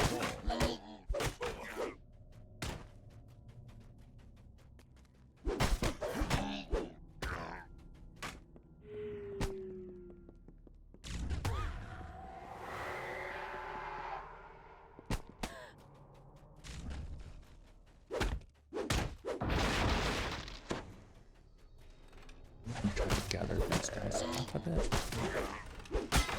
Actually, I should just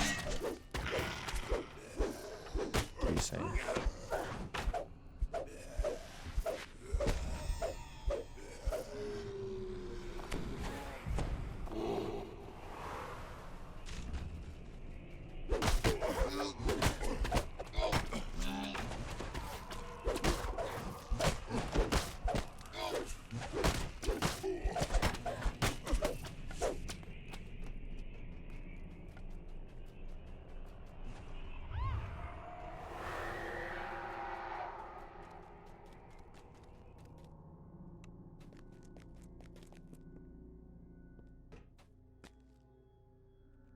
North wing gate lever locks into place.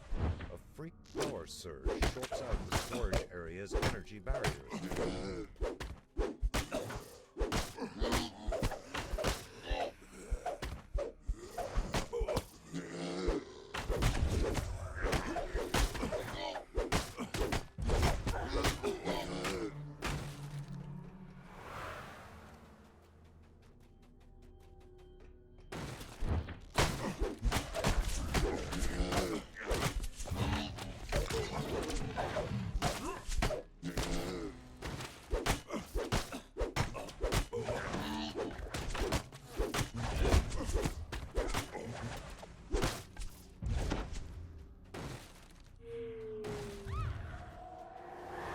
So make sure to pull this lever so you can come back this way, because it's faster to come back this way than run back the other way when you do the other side.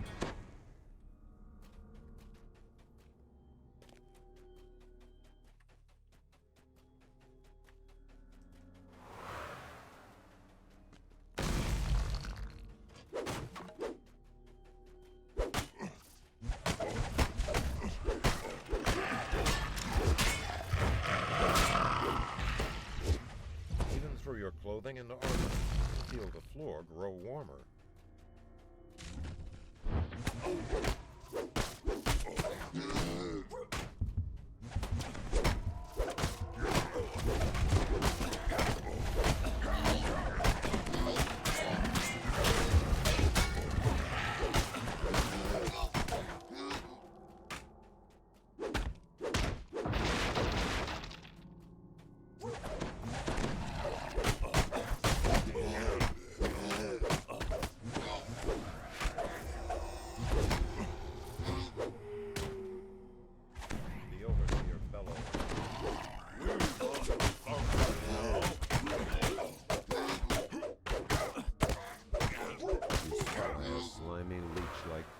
crawl out from under RC1's body and slip away into the shadows.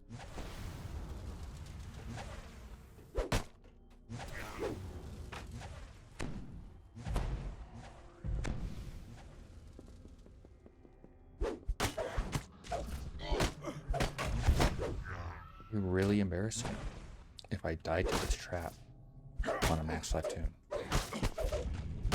I'm gonna be fine because I have saves and HP. Lever locks into position. It's not like it didn't do a lot of damage though. You do want to tumble and put on a shield. However, obviously you don't need a shield if you have enough mass lives.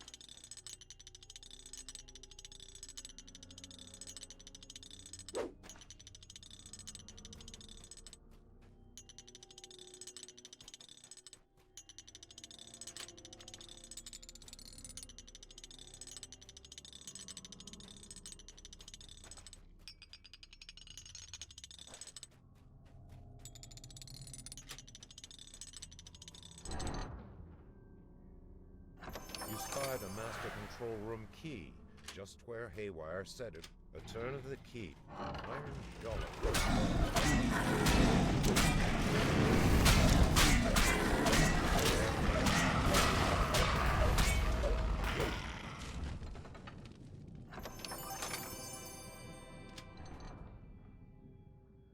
A toneless voice echoes through the foundry. Make sure to kill those guys or you won't finish the boss. Now it's time to end this madness. Trust me, I learned the hard way.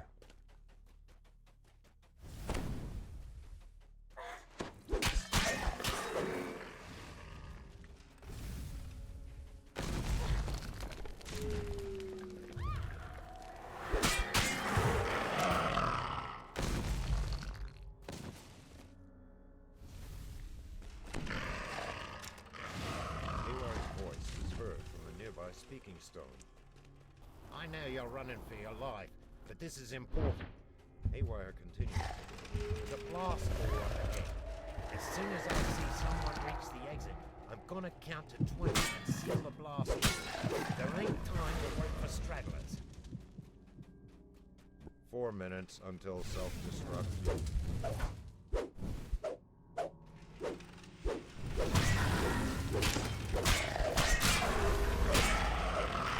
Make sure not to be too close to the edge so you get grease and fall off on yourself.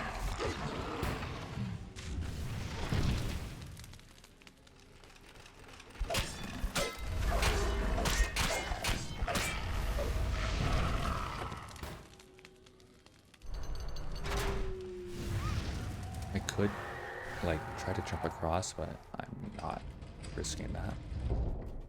Because it is unnecessary. You feel powerful elemental energy course through your hands. A spellcaster might be able to channel this power.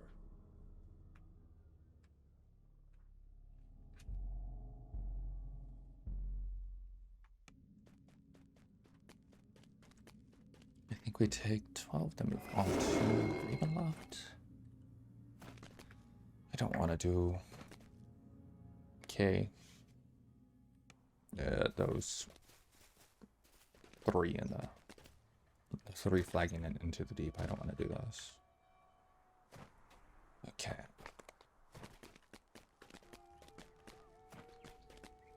I do have some XP banked, so it shouldn't be too bad.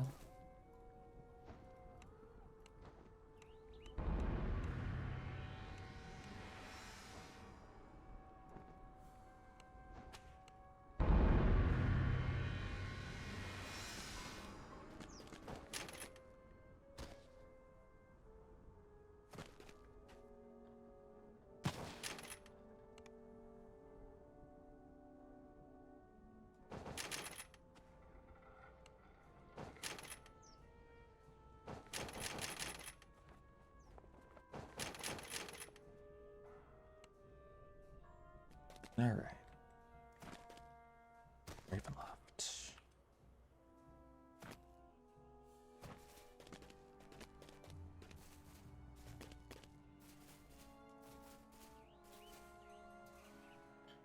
This is not Ravenloft. Bro, I have a TP that I paid $110 for. Or $120. I don't remember. It's too much.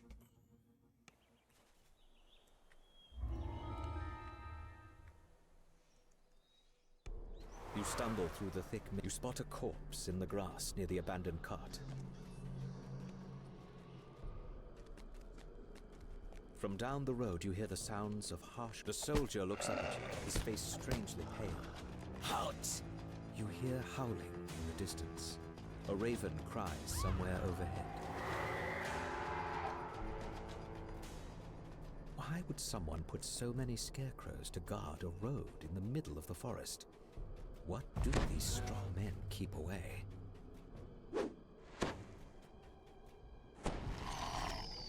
You hear a branch snap behind you.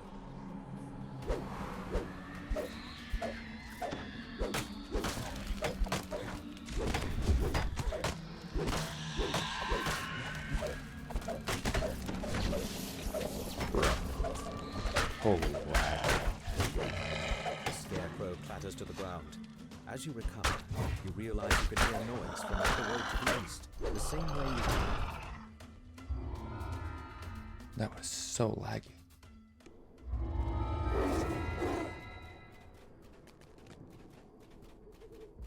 Gonna start instance farming. What's the first thing I remember? It must be Papa, calling out my name. Irina! He'd shout whenever I wandered too far away from his side. When I was little, I thought he was just being silly. Now I know That what can he felt. actually be useful. He was afraid.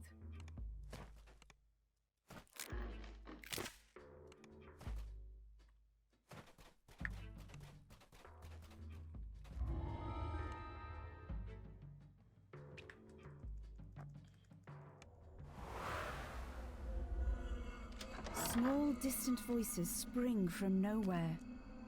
We're so hungry. Find us. Mind the step. Here we are. You spot something in the middle of the room. Something small and old and forgotten. We're tired. We've been here so long.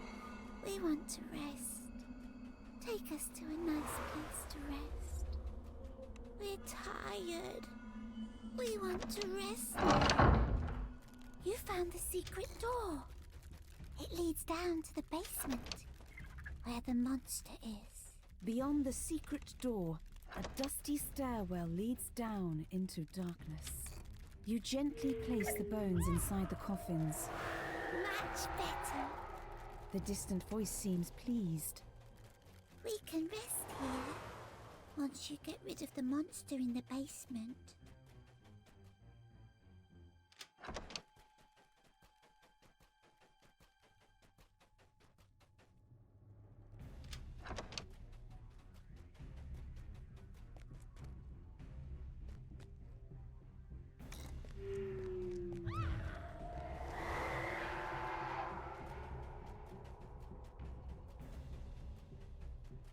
On top of the desk, you find a tarnished key.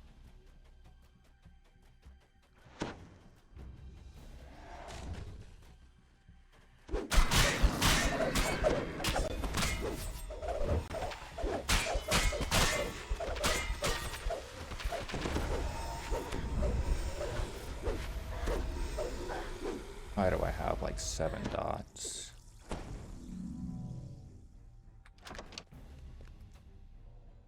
The monster's around here someplace. You can smell him. He stinks.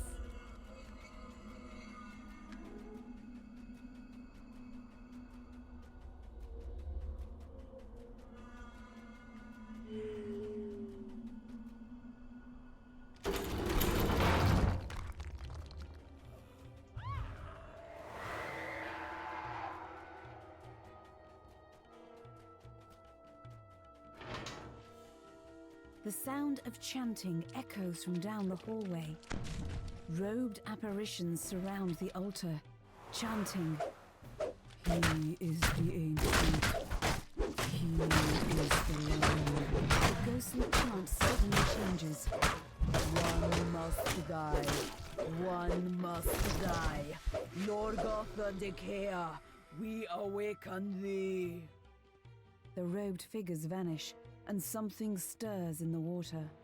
The creature Easy. collapses. A little voice in the darkness says, 251. You got rid of the monster. Good. You actually have to take all the quests for the rewards. Good night. There's a sudden gust of air, as if the entire building let loose a sigh.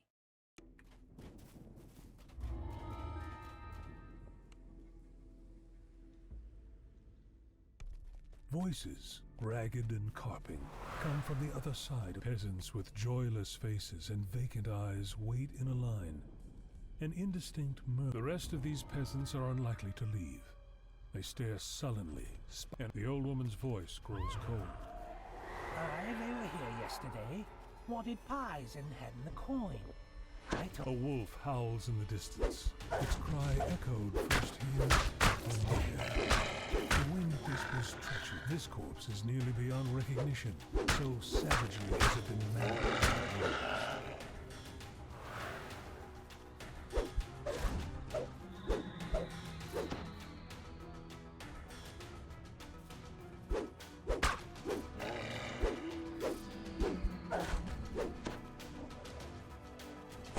Those are not pebbles filling the air between the megaliths. They are human teeth.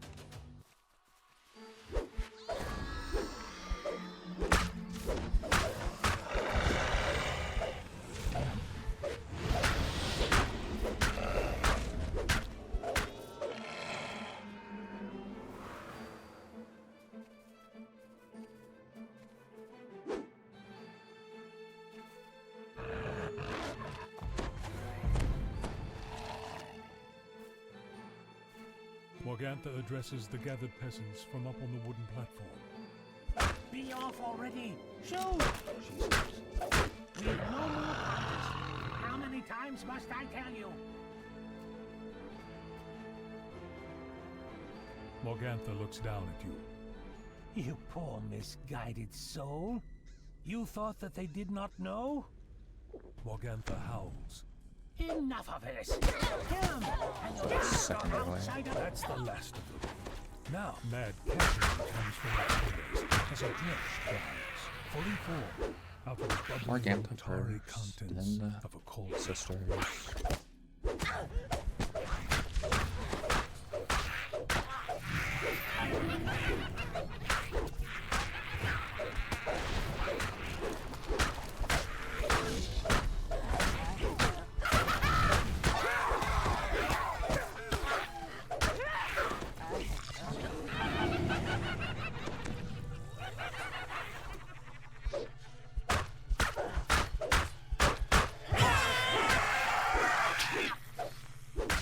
Hags are dead. leaving behind them only the bitter taste of dreams cut short and hope broke. All of the oil spreads across the floor and then so much catches faster fire, than R10. filling the windmill with billowing, Mantle of choking Fury, smoke. don't I have that on? It is time to go.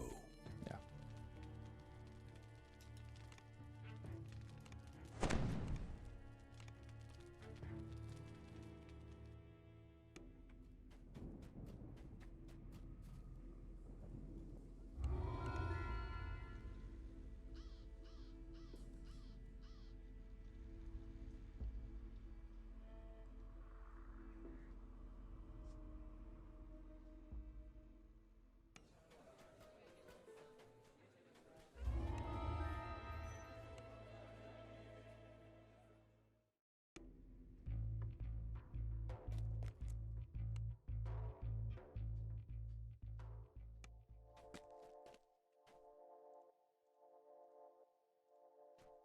What am I getting? Necro Dictator. I don't. Is that one the one with the golems at the end? I don't remember.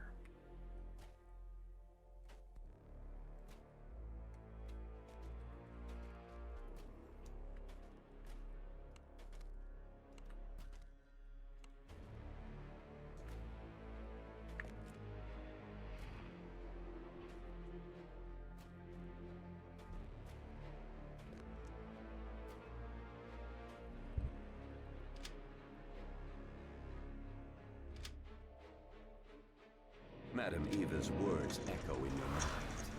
An artifact. A trap. A friend. But will you know which is which when you fall? Swells of organ music, fraught with defiance, determination, and despair, reach your ears and fill the court. As you step get into death the ward dining because I'm undead. the Which music means I don't get abruptly negative levels. The stern, regal man turns to face you. Please, Actually beat these guys. Oh, blue. I am We did. Count Strahd von Sarvich, your host. Strahd's laughter echoes across the hall, and his form dissolves into mist. The door slams shut. It's a trap. Dusty scrolls and tomes line the walls, and a great desk dominates the room. Sitting there is an elderly man scratching away with quill and paper. He glows, completely absorbed in his work. There is the icon of red. As you draw near, a chill passes over you. This treasure is not unguarded. A sense of peace washes over you as you hold the icon of Ravenloft in your hands and stow it securely I'm in your actually pack. getting pretty hungry. To be fair, it's been almost 6 hours.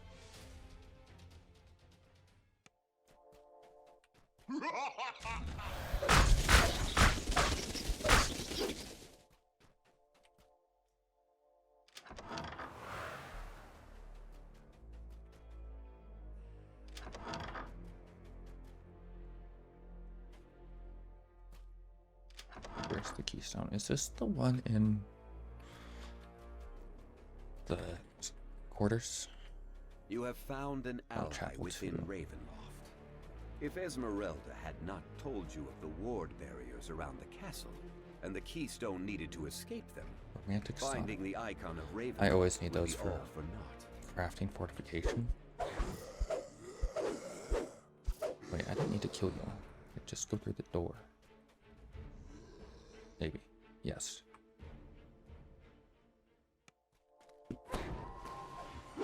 Oh shit. That's awkward.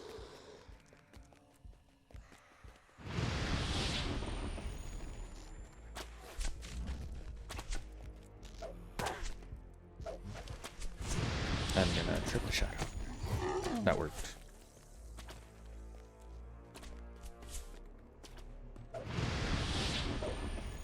And I got it.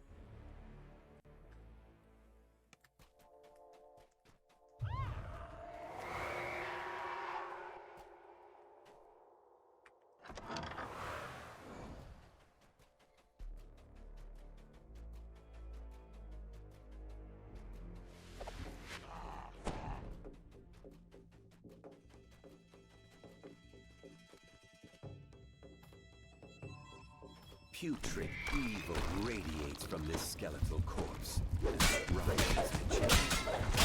His eyes gleam with those malice, guys respawn. and dark prayers to evil gods whisper from its form.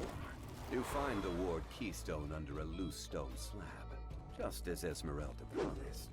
Merely touching the stone should allow you to pass through the walls of the North Tower. But first, you need to find a portal to take you there.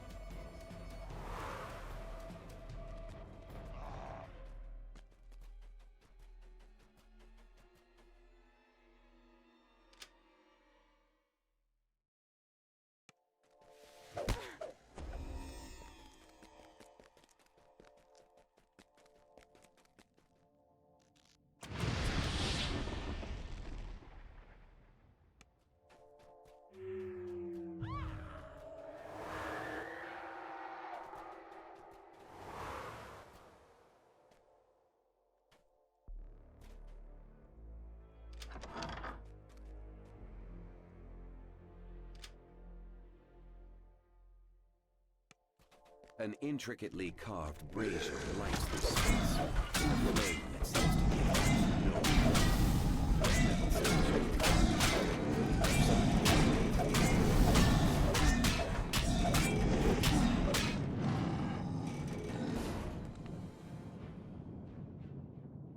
no In a flash of fire, you are teleported. There is a spiral staircase across the room, suggesting you are in one of the castle towers. Oh, 60k. A great rumbling Cool. shakes the floor, coming from below. With the keystone in hand, you step through the castle wards unhindered. You check your bags. Sure enough, Ataraxia. the icon of Going to Ravenloft the is still there. You have done it. With a sigh of relief, you wonder if you will cross paths with Esmeralda again.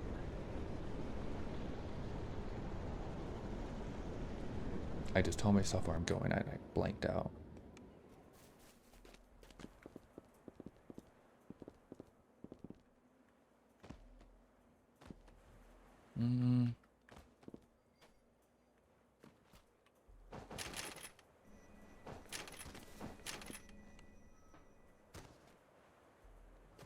Probably get haste boost just for it.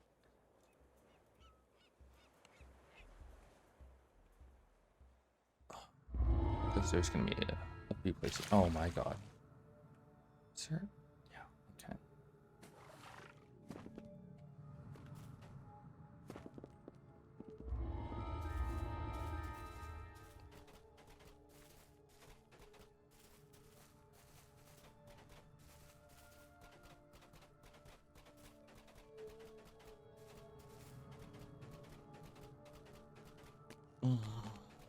It's now 8 o'clock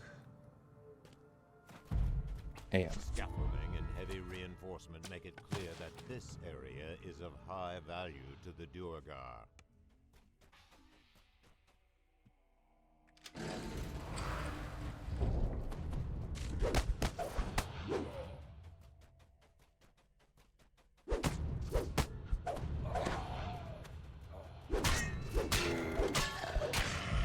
Vases of fresh water are stored in the I know they want to do stuff about the DA, but that is ridiculous.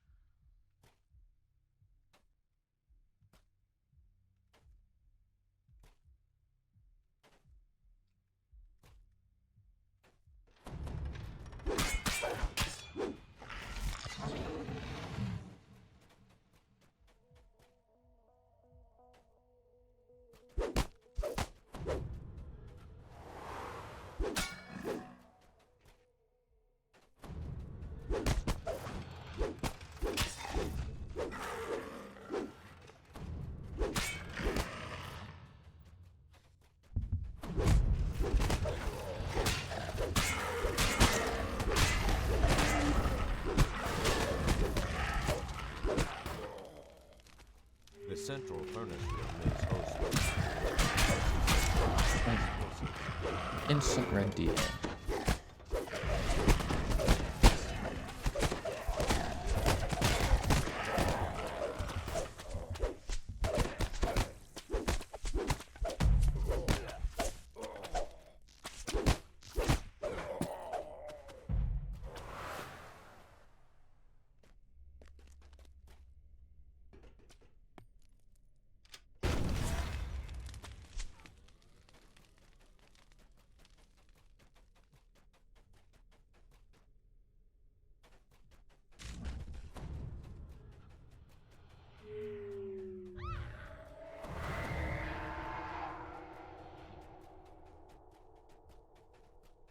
The deepest furnace room stores the most valuable mining supplies.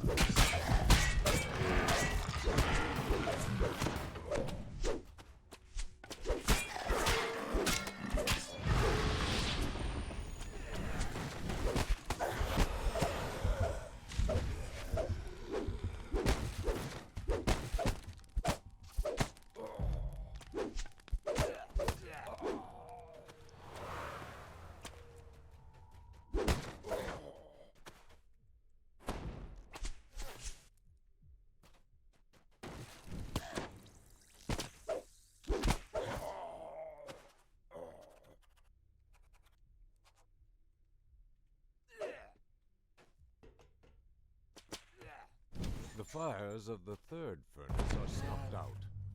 A rusty squeal echoes from the base of the mine's central shaft. That's awkward.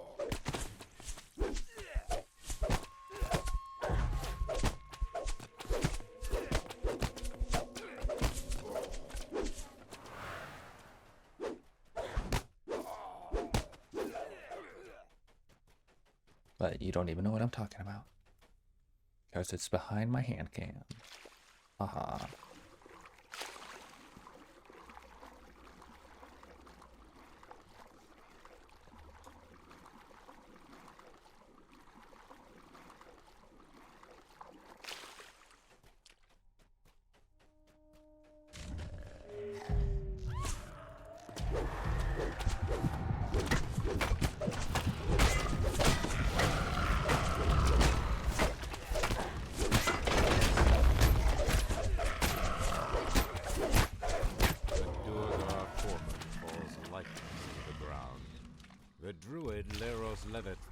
Should be glad to hear of it.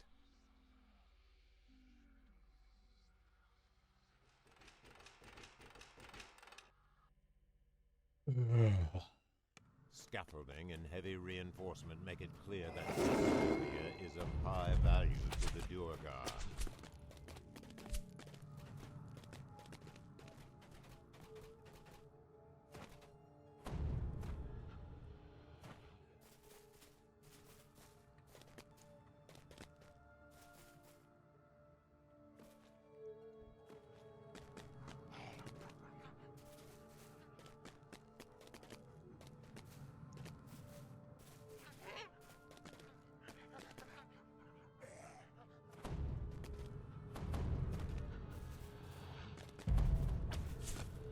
This natural rock formation creates an ideal perch for hunters and predators.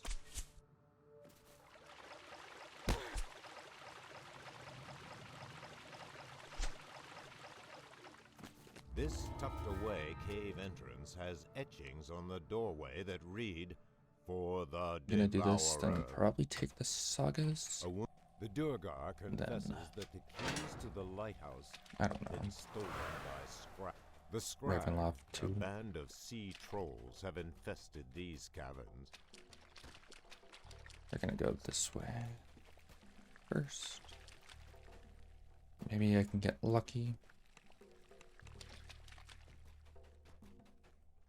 The caverns and mushrooms twist and turn into a veritable maze. A large cavern looms Holy, how have I not found it? Tops of the mushrooms form a rough series of platforms. Troll hunter.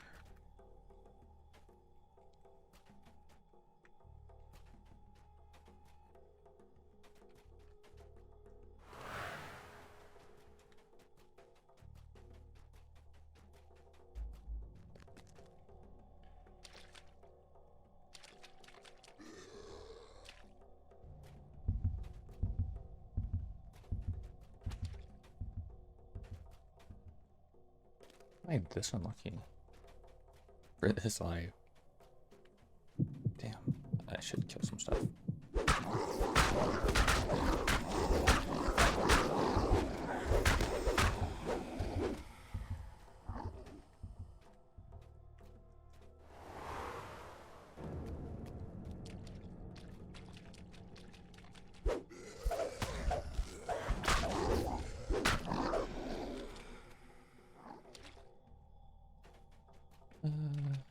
This way.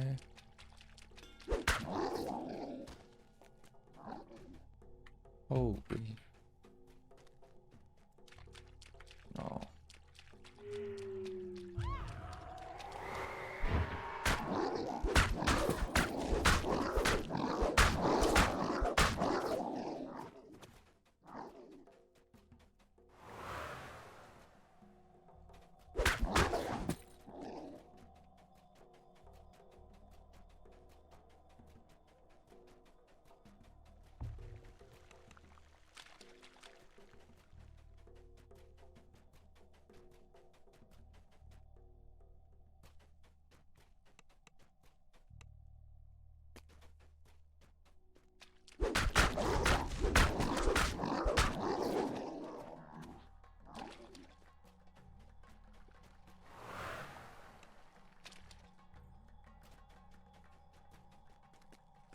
A cavern opens before you.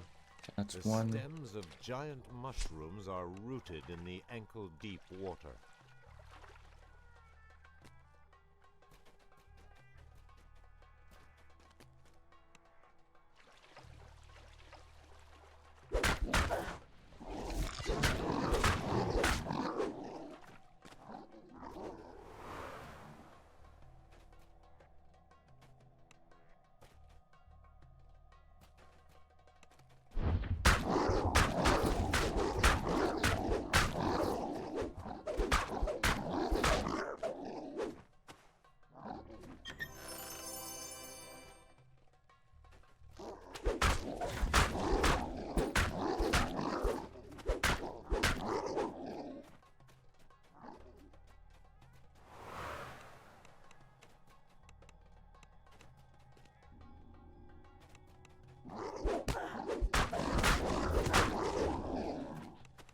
Oh no. I miss it.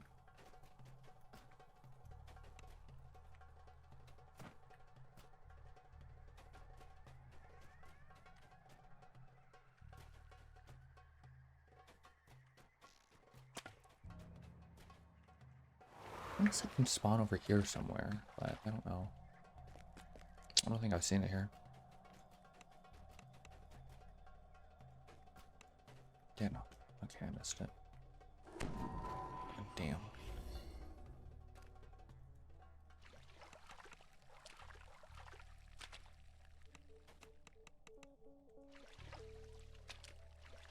Probably north towards the start is my guess, but I didn't tab it, so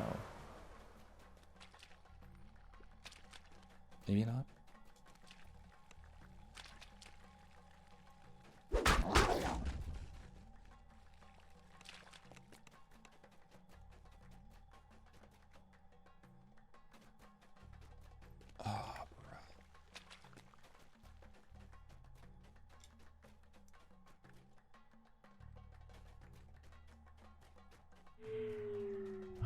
Are you serious?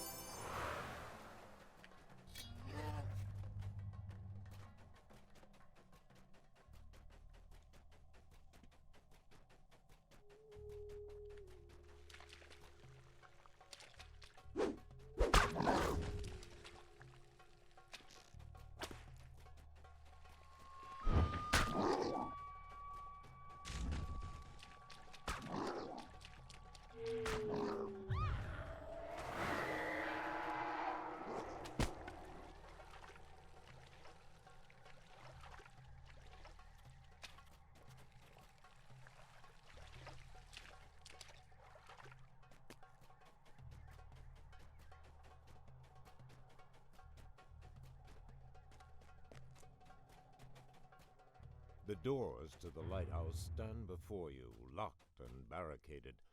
Footprints lead off. The lighthouse door lies open before you. Ataraxia and her captain.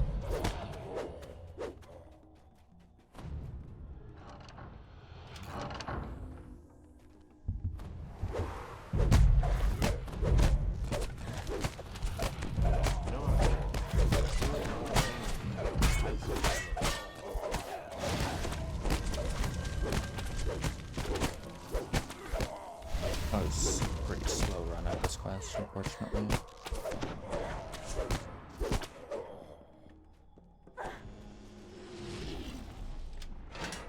With Ataraxia free, Sephiroth will no longer be subject to Dorgar blackmail.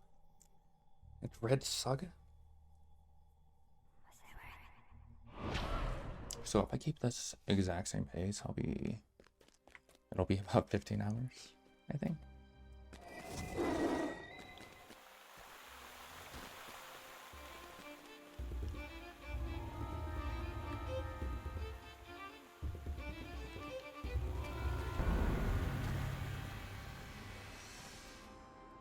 Any other 10s? I don't think so. It was just those. And I don't like the ones in the marketplace. Could do TS, but I don't think it's worth it. With an asterisk.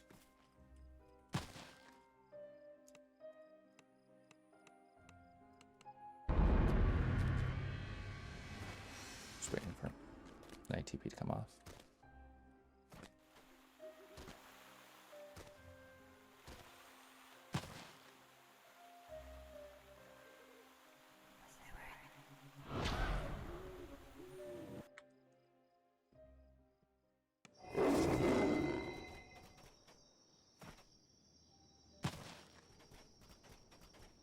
And we will be using the one skip for VIP on this.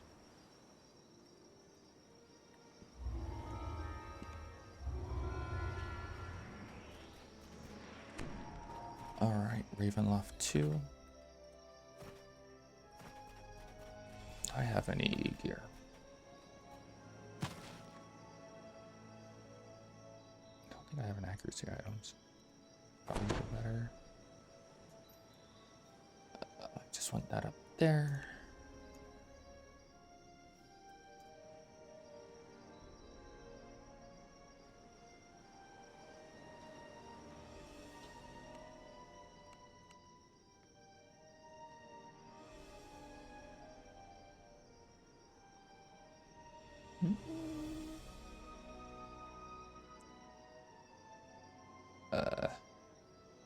You know.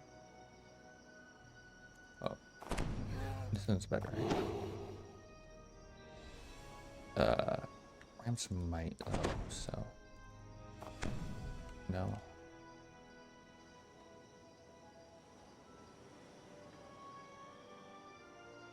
No. No.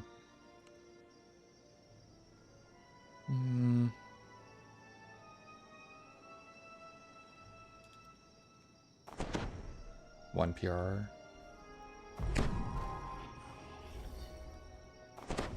Okay. Go to Ravenloft. And that's a split that I forgot by a minute.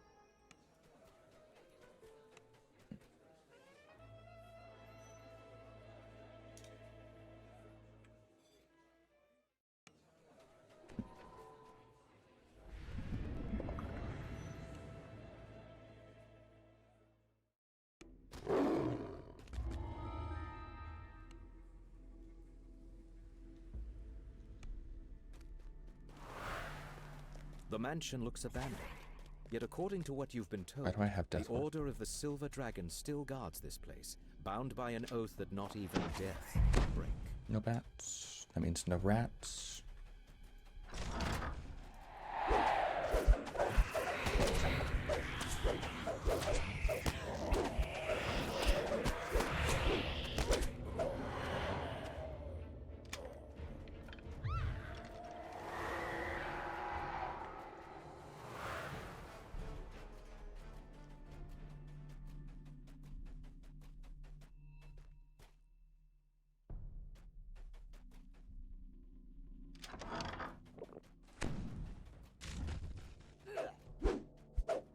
Holy.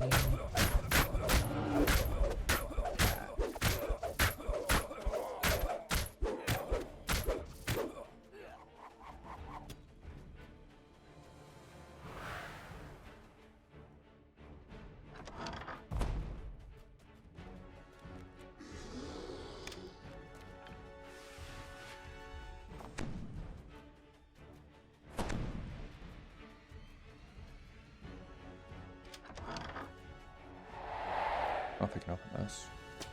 I did. Holy.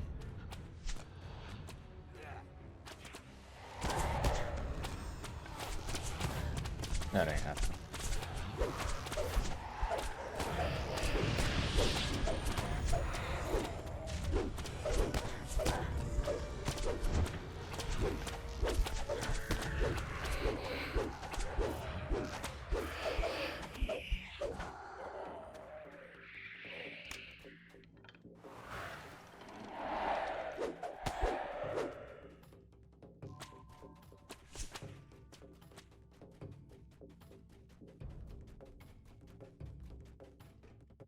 What other 11s are there? Oob.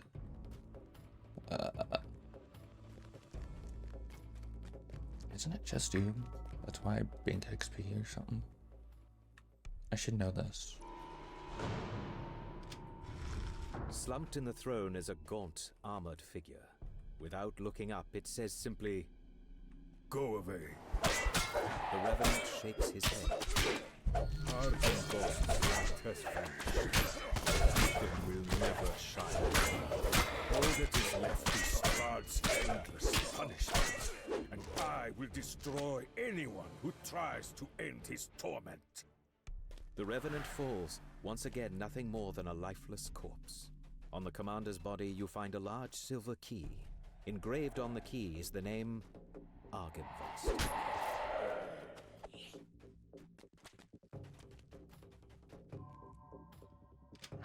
Tucked behind the mansion is a fog-shrouded cemetery.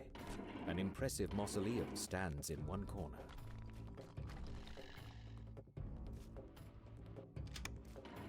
Carved in the marble above the outer gate is the name Argynvost.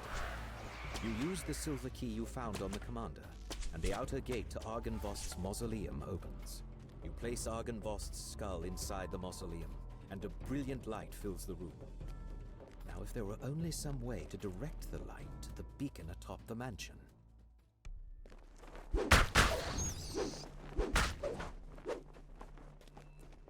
The sound of flapping wings comes from just beyond the closed door. Your eye is drawn to the impressive beacon that dominates the courtyard. Suddenly, taloned creatures fly out from behind it, swooping down on their prey.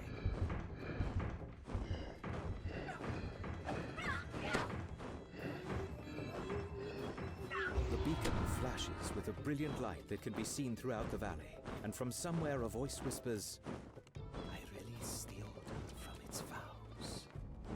You feel a tingle of warmth that Never you seen have them come never through. felt in Barovia before. What?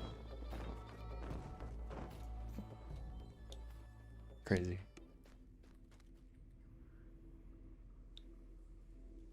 What?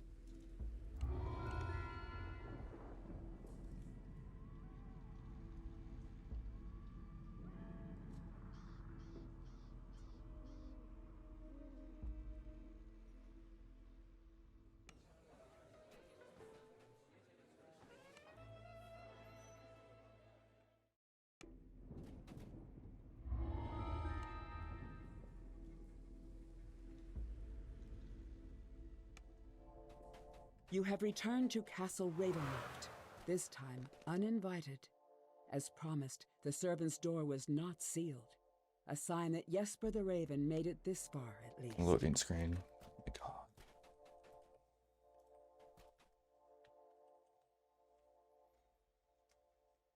Jesper's last report says he went off to steal a potion from a coven of witches, whose lair is at the top of the South Tower.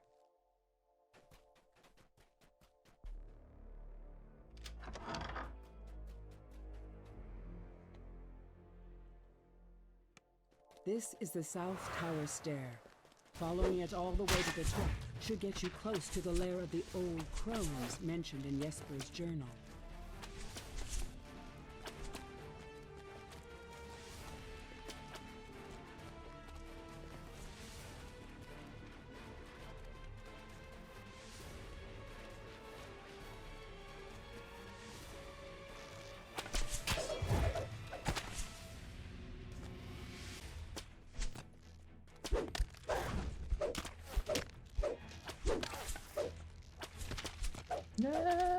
Okay, got it.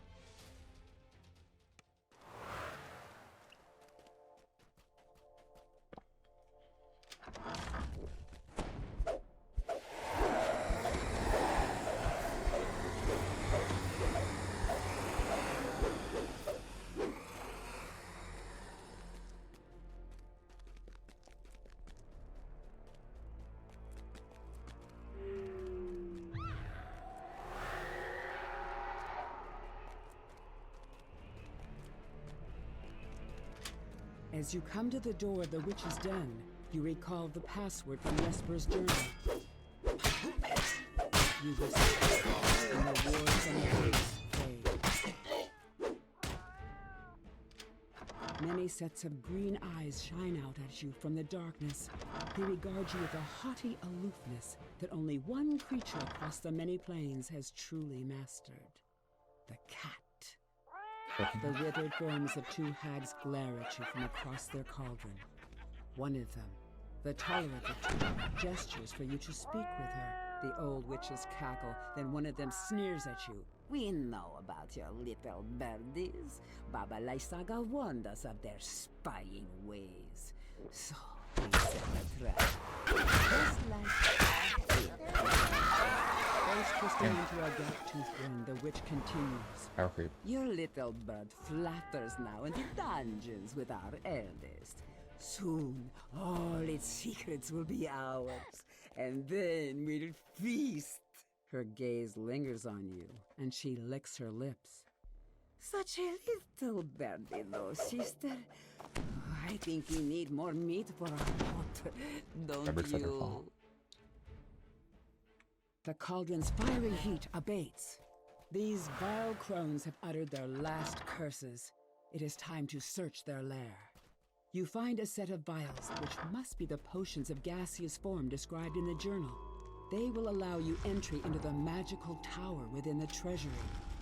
Broken furnishings lie scattered about the room. At the center of the destruction is the smashed remains of a moldering cave. Its sickly sweet smell permeates the wreckage. You quaff the witch's brew, and you watch as your body evaporates into a fine mist. The street of Wheloon, the entrance is a tiny tower. The solid form again. The tower seems to be on the inside out. And as promised, it is filled with treasure. The thud of heavy footsteps coming from above serves as a warning that it does not lack for guards. This book's pages are brittle with age, and much of it is illegible. But what you can make out suggests the author is none other than Strahd himself. Perhaps your allies back in town can make sense of it.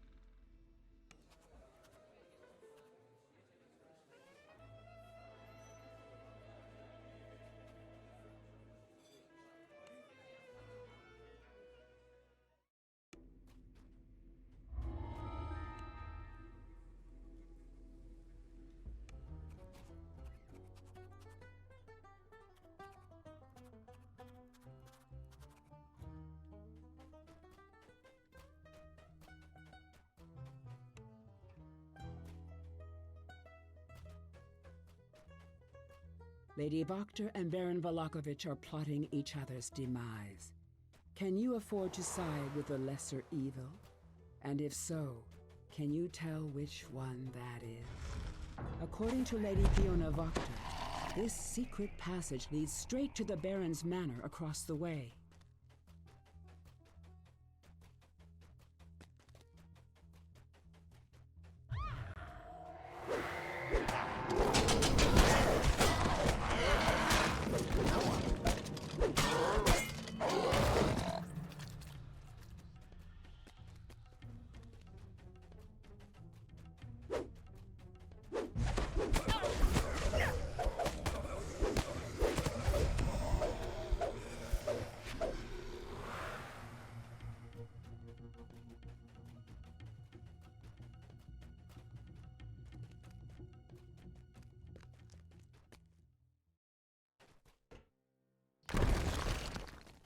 This must be the dungeon under the Baron's manor. It appears he has already taken a couple of prisoners.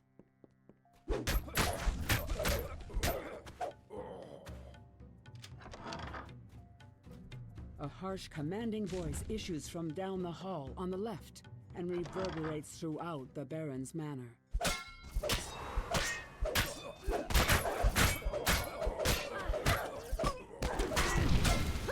Itzek Strasny falls, the flesh of his deformed arm melting away.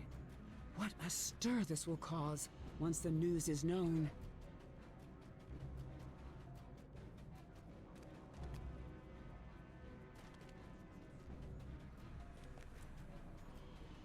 Lady Fiona Wachter cannot contain her smile. What splendid, gullible fools you turned out to be.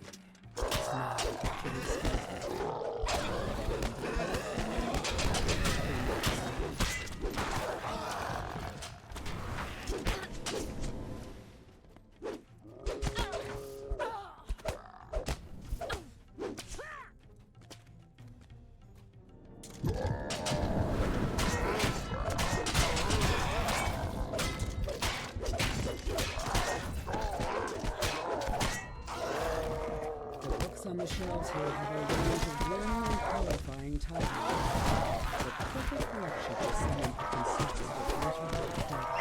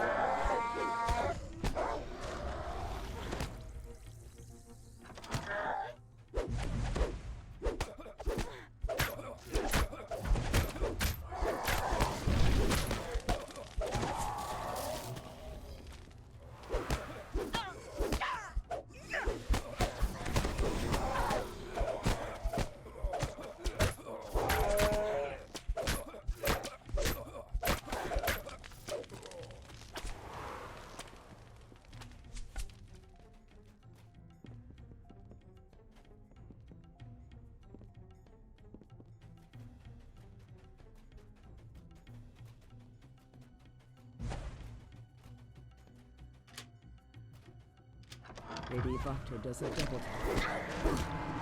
You made it this time.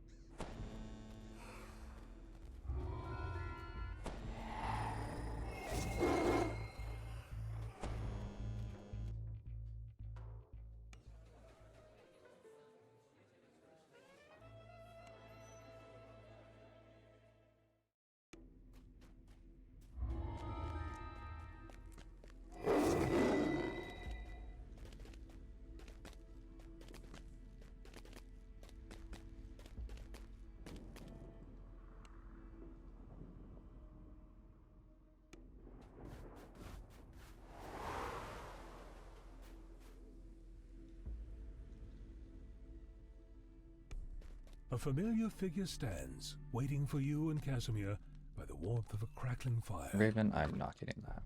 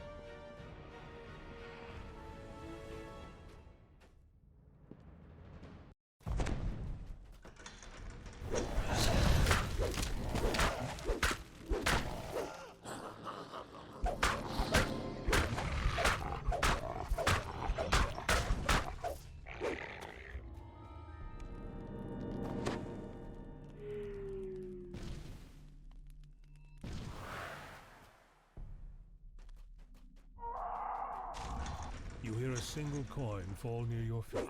Bounce on the floor, roll into a marble tile.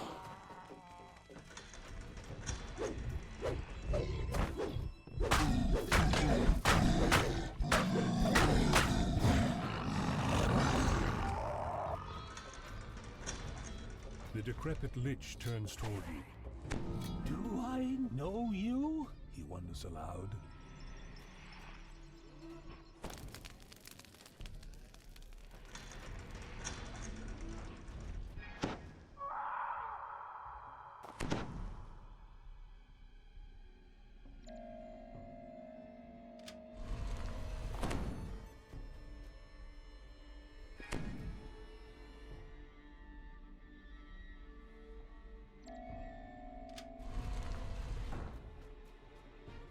This is the sarcophagus of Zudu that Casimir was searching for. You call out to him, and moments later, he arrives.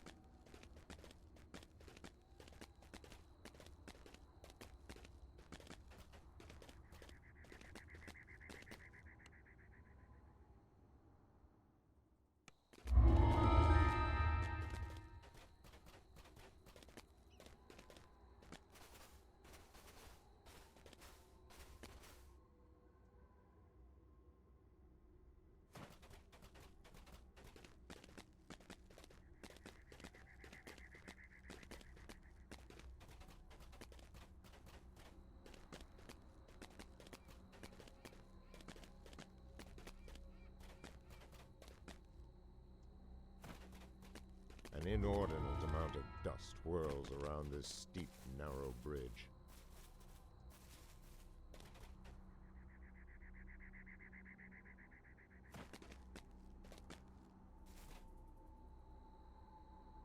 For one hoping to end their existence, a ledge this high up is the perfect place to leap from.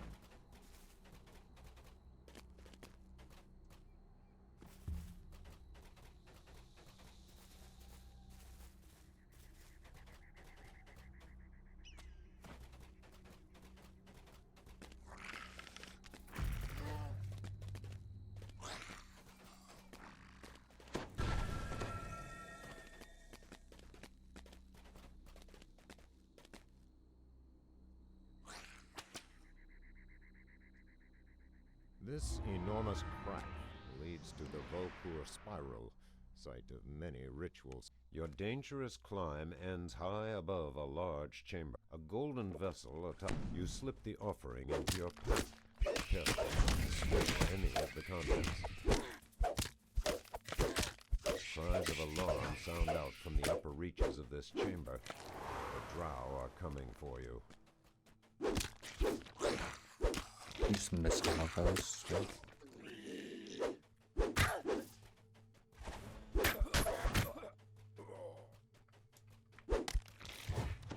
These doors are meant to keep invaders out, not in.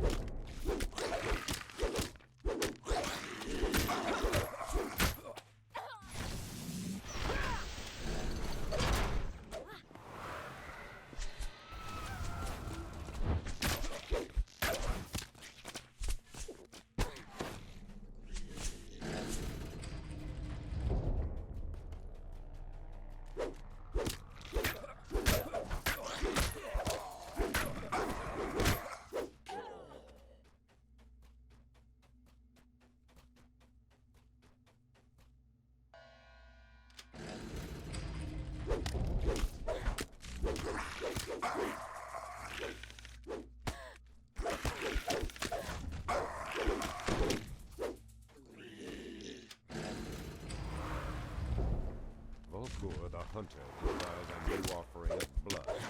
Yours will suffice.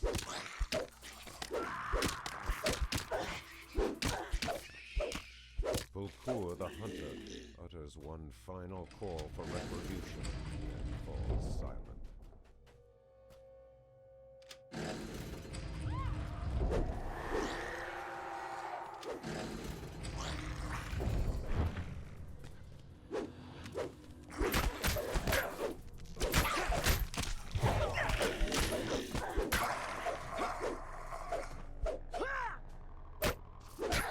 Oh my god. Seriously. I just found a stuck spot.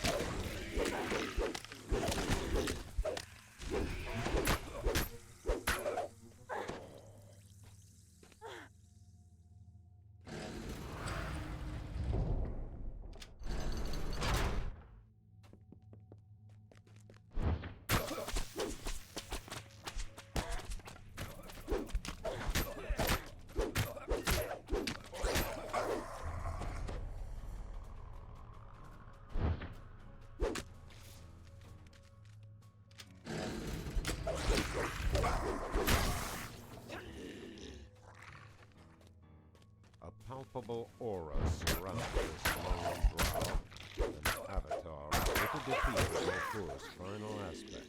The way is made clear. The dank and gloom of the spiral gives way to fresh air and sunlight. Find Calyx Shattermoon and make your escape.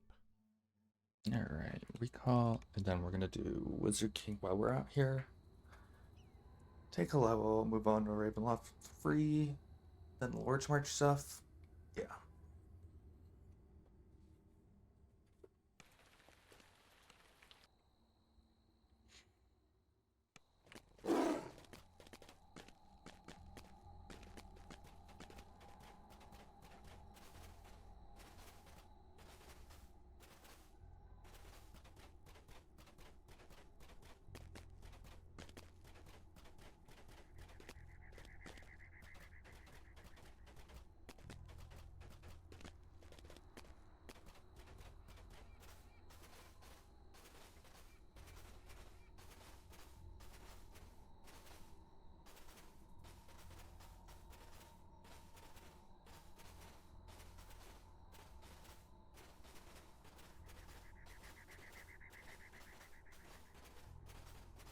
This impressive structure houses the tomb of the Wizard King.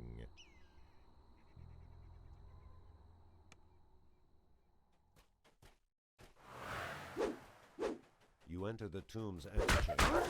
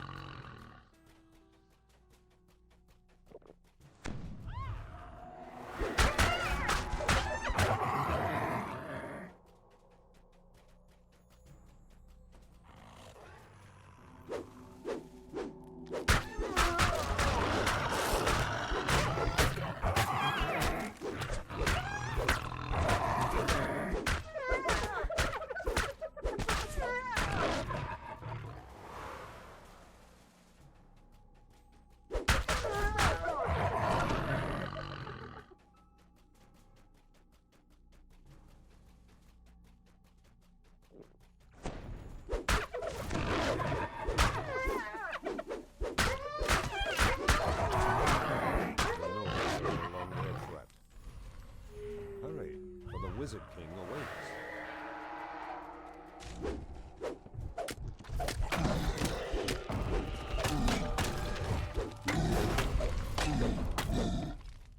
King Rayum calls out to you. Welcome, traveler. You will learn to call this place home as I have.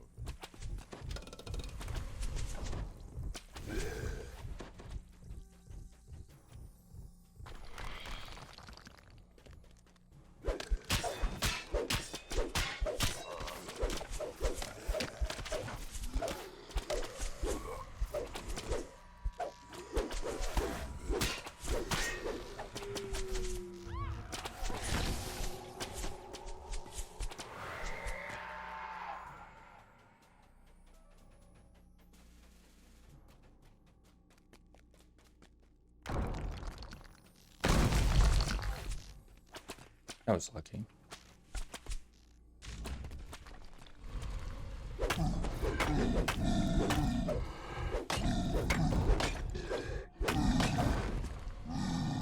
Nope.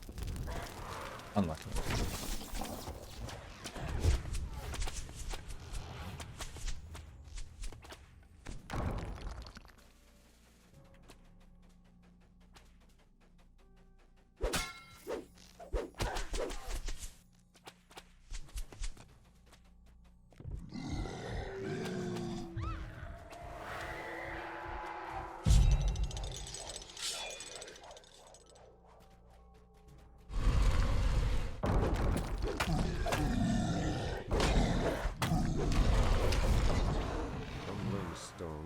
Away from beneath your feet.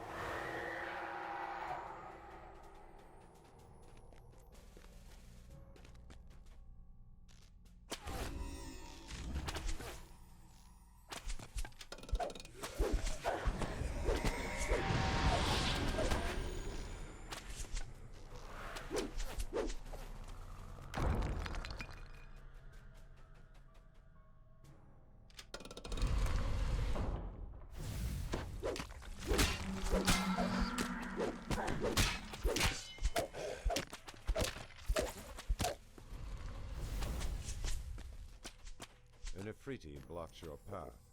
No mortal may pass through this gate.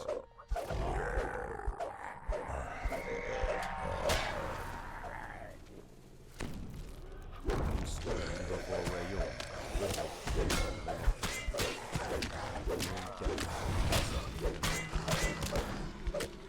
The Wizard King collapses into a... With careful fingers, you take the ancient scrolls and place them into your pack.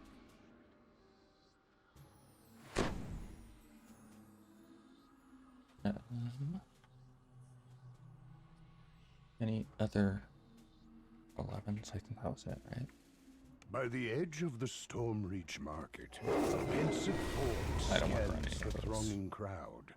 She is searching for heroes. Heroes able and willing to face an unknown foe in the ancient ruins of Gianthold.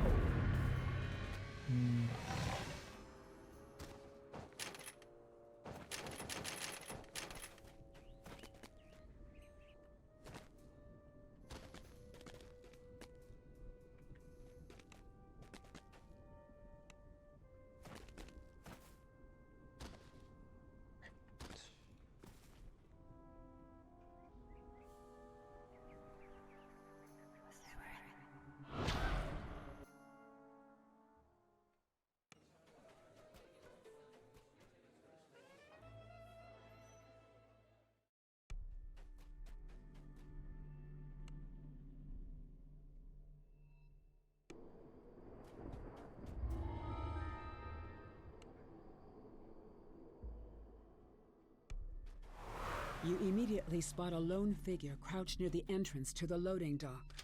This must be Stefania Martikov, Davian's daughter. Please, Holy lag. ingredients for the antidote and purify the wine. Stefania begs. Our wine is the last drop of hope some people have.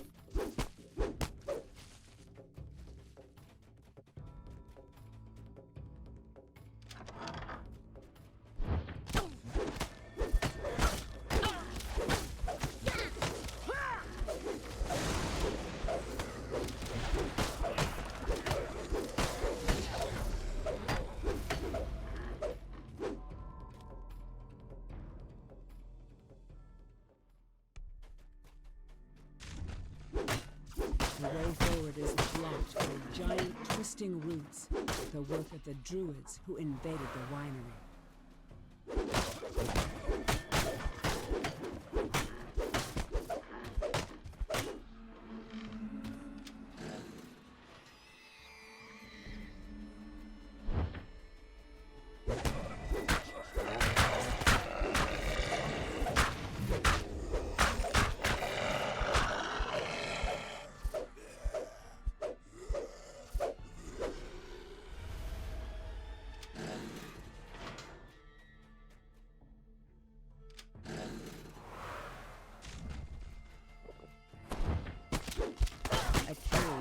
Down into the dark and the damp.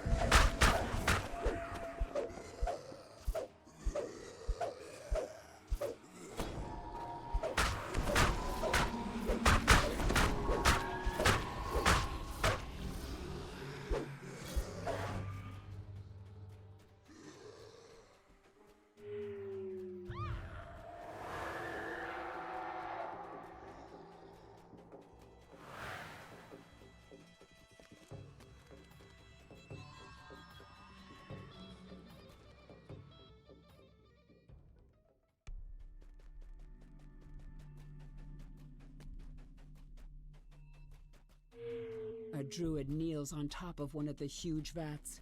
Protected by mystic wards, she is completely absorbed by her task, poisoning the wine inside the vat.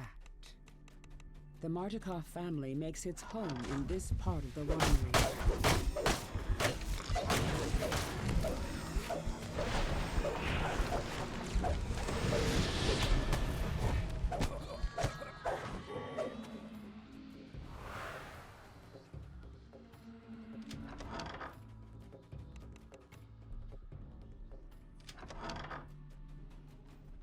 You found all the ingredients needed to purify the wine. Now to add the antidote to the large wine vats on the main floor of the winery.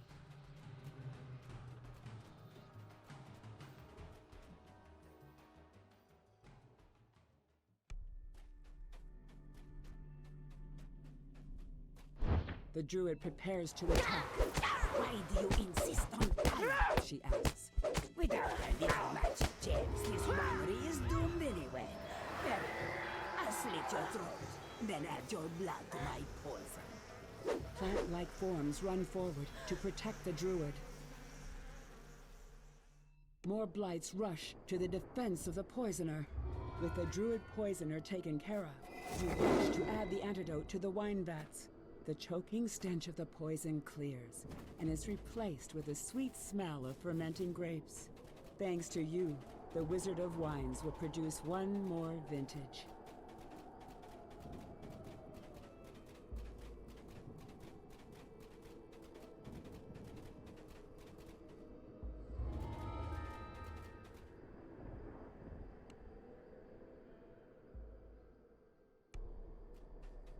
A chill wind blows down from the slope as you approach Yester Hill. Dark, ominous clouds gather high above. A strange, rhythmic chant can be heard in the distance. Lightning dances amongst the hailstones, ringing the hill from ear to ear.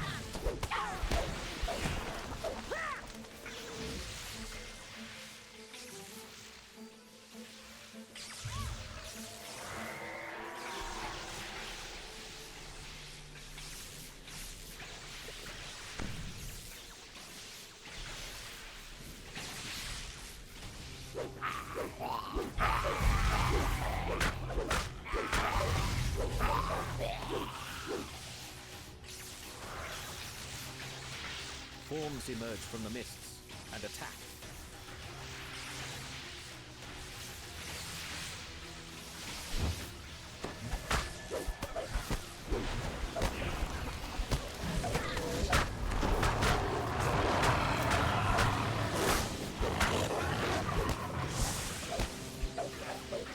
With the destruction of the last foe, the lightning dancing between some of the nearby stones flickers.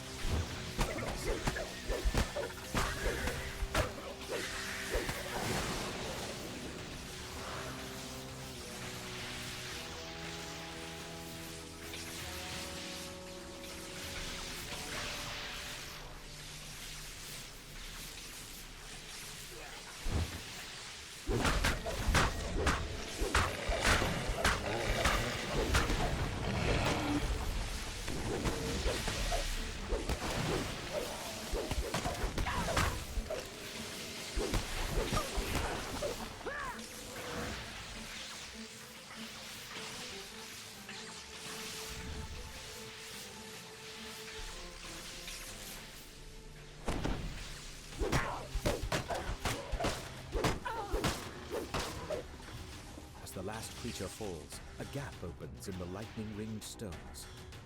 The chanting grows louder as you approach the crest of the hill. A wave of dread washes over you as you enter the circle of stones. Ahead is a huge, looming statue, a statue you recognize as Sharn. The Archdruid shouts, "Do not let them disrupt our ritual! Attack! Stop them! Stop them!" The desperate Archdruid screams. The Archdruid. Our ritual must be completed. It is Lord's thoughts.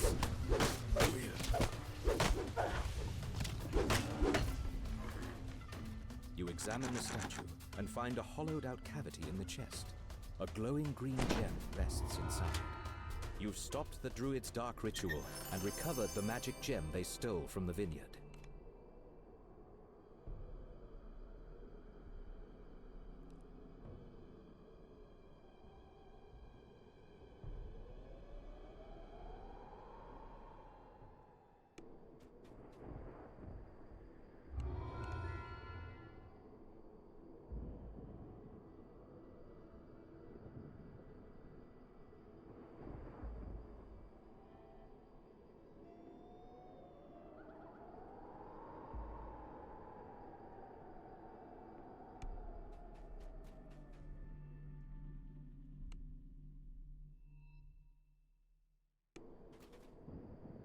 Oh, what did I not collect? I don't know, I didn't even do one. Oh, okay.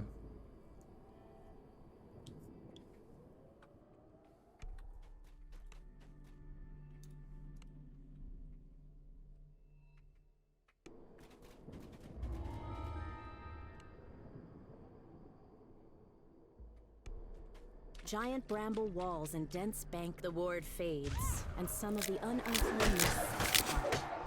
You are now able to enter the ruined village of Feywild.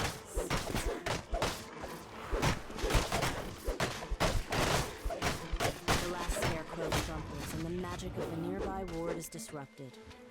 A section of mist fades, allowing you to explore.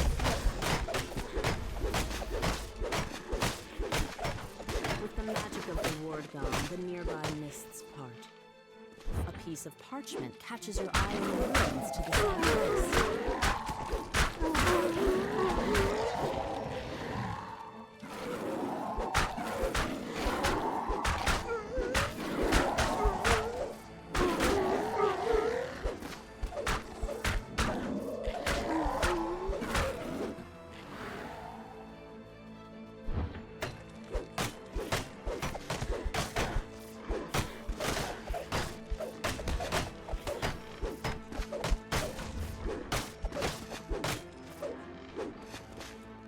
The freed raven flies off.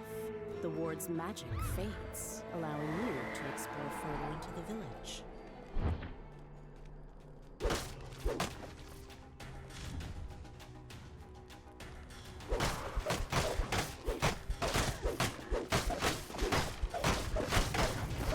Flapping wings and frantic caws can be heard from the ruined build. The raven caws in thanks as it flies away.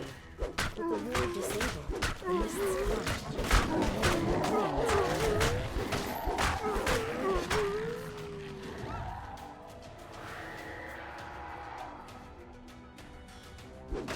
sounds of weeping can be heard further into the ruins.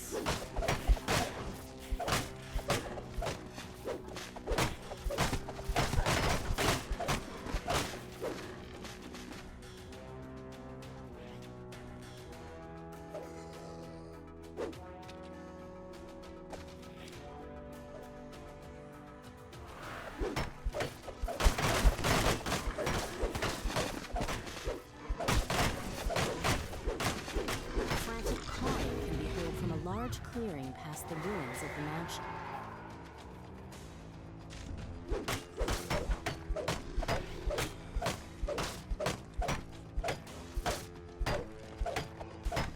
The ward is dispelled and the nearby mists subside. You can now make out a large area of open swampland to the southwest. Perhaps Baba Lysaga's hut can be found there. A raven caws loudly, as if it's trying to get your attention. Several scarecrows bark in vain.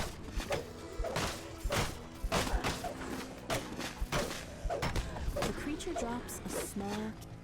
The grateful raven flies off. Far off in the distance, one of the wards protecting Baba Lysaga's hut fades.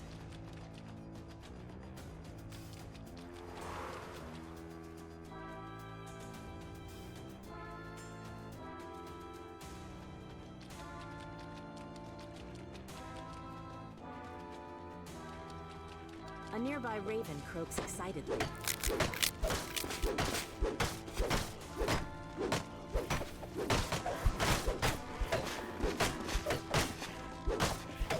A metallic click can be... You've deactivated a ward protecting Baba Lysaga's hut to the east. The raven you freed flaps its wings and flies off.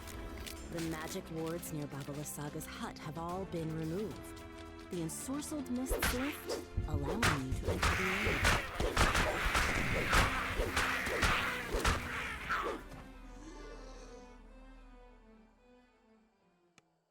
A rank smell fills your nostrils as you enter the surprisingly spacious hut. A caged raven makes a commotion in the northeast corner. As the raven flies toward the exit, it says, "Take the gem from the chest and flee. This hut is more dangerous than it appears." A deep groan reverberates from the floorboards as the gem is removed. Then a hunched figure suddenly appears in the door. I'll have my revenge on you and those accursed birds. Just you wait! Shouts Baba Lysaga as she fades from view. The hut is eerily quiet once more.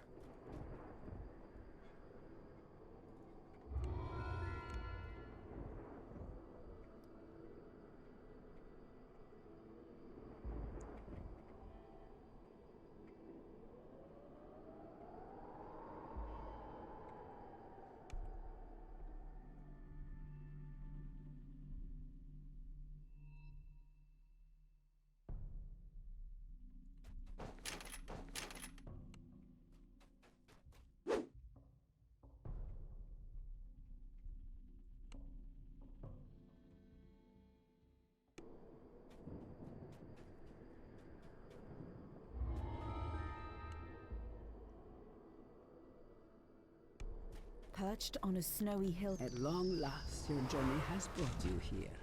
To a place of kindness. You found the Sun Sword, though something seems to be wrong with it. The legends say it blazed with a blinding light, but this is just a lifeless hilt. Perhaps Irina knows how to make it shine again.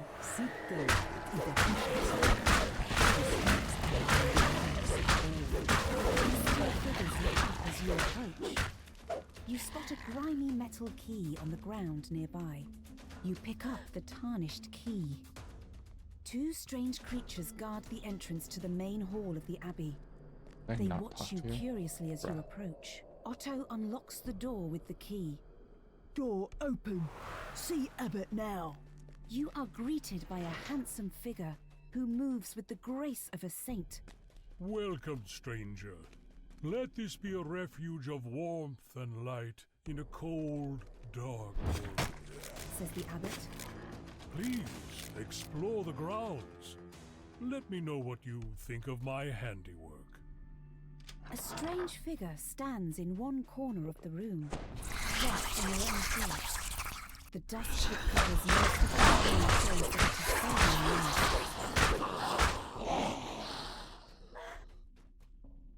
Strange whoops and unnerving screams echo from the floor below. Tall, silent forms shuffle down the corridor, while strange cries come from behind closed doors. Strange creatures burst from behind the doors, shrieking madly. Food so hungry!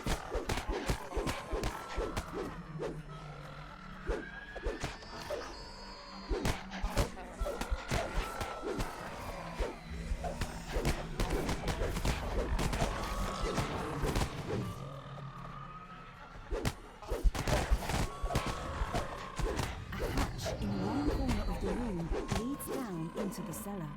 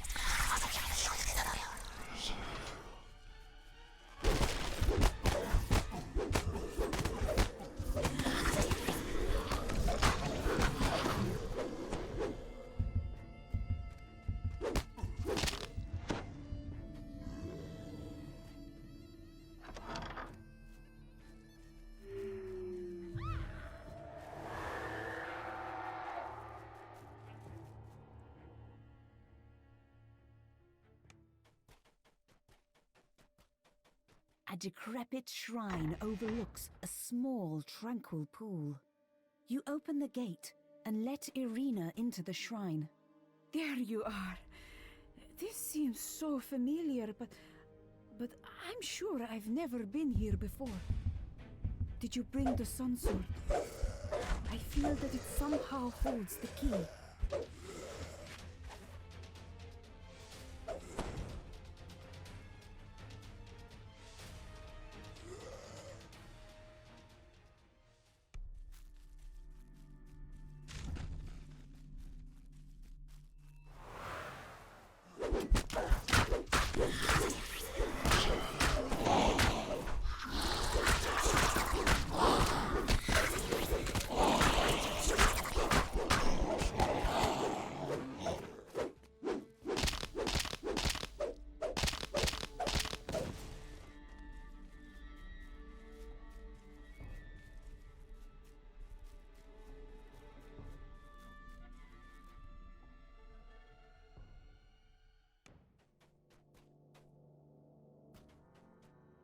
Irina gasps. Sergei, my beloved! Nice. We were to be married so long ago. Has this blessed pool called your spirit to me? As she reaches for Sergei, she is pulled down beneath the rippling water and into her lover's embrace. You have never seen a happier couple as they begin to fade from view. For a moment, all is quiet. Then a peal of thunder shakes the land, and a deep, dark voice from beyond the mountains cries out, She is mine! A dark figure appears near the shrine. She's escaped! Escaped to where I cannot follow! Cries Strahd. You helped her. You made her suffer for that! Strahd winces as he enters the pool. Part of this place's holy power must still linger. Don't make the mistake of thinking you might win. The darkness belongs to me, and it covers every corner of this land. The gleam in her eyes was like warm sunlight on a still pond. That light is gone forever. When I try to imagine those eyes, all I see is a mad abyss. This is a waste of my time. You are trapped here, just as I am. Better to leave you alive. I can watch your dreams die slowly. With that, Strahd vanishes with the wind. Now that you've reached the Sulatar ruins, you can search for the Eye of Kithrin. Kithrin is the plain of Cerulean Hills, so who knows what you will find within.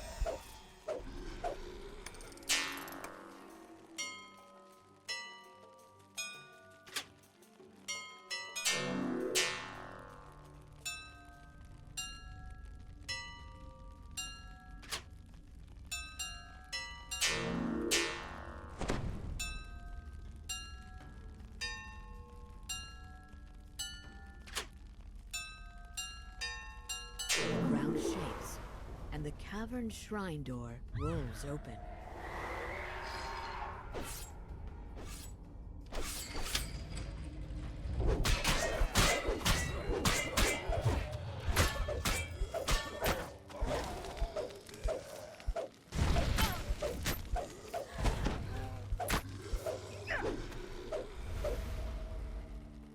A resonant hum fills the ruins as the first rune activates.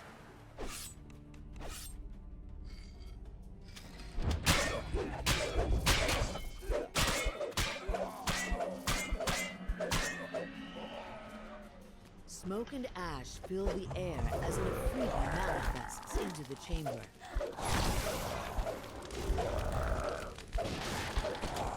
The Afridi gives a final roar of rage, then vanishes in a shower of ash. The second rune activates. There's a massive rush of air through the shrine. Then, sudden silence.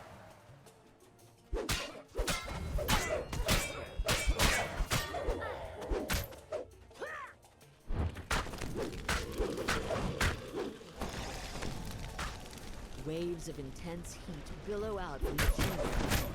A group of cultists blocks the passage leading into the deeper caverns.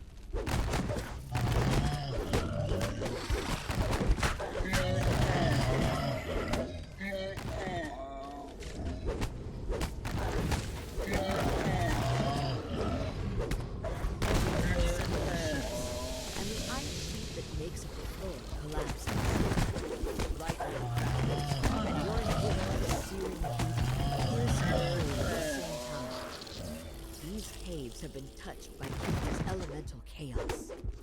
Best watch your step. As you travel deeper into the caverns, you can feel everything slowly shift around you. A menacing voice seems to echo from everywhere at once. The eye is a doorway to Kithri itself, the voice croaks. Did you think so great a prize would be easily won? Come, children, time to feast. With the breath of the gray slug, the magic barriers surround the eye of Kithri.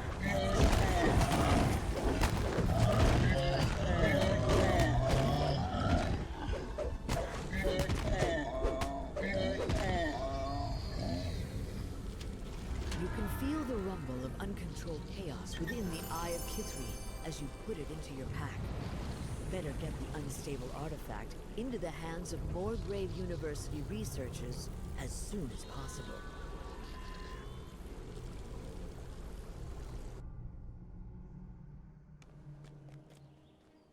We're skipping the second one.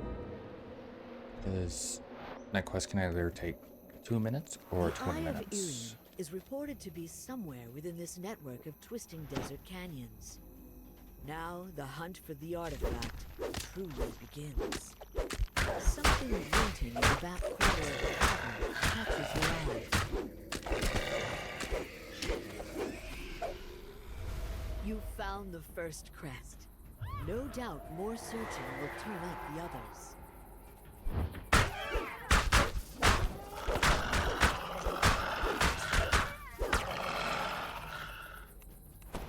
The sunlight here feels much stronger than you'd expect.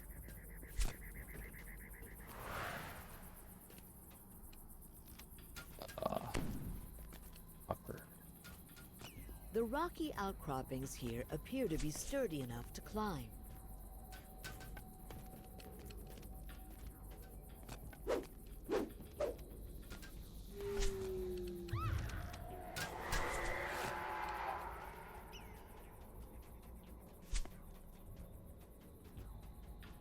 The laugh-like hoots of hyenas come from the tunnel ahead. The surface of the underground pool begins to ripple as you approach. Then the pool churns as an elemental flows up and attacks. The elemental dissipates, and the magical barrier protecting the pool fades.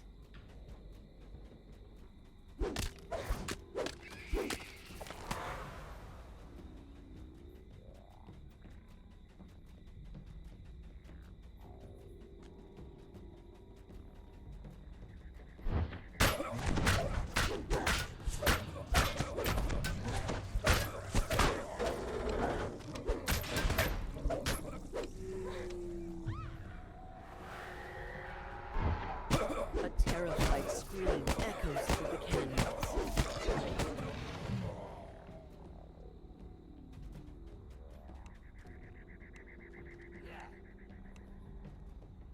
You notice the motionless form of an elf crumpled upon the rocks below.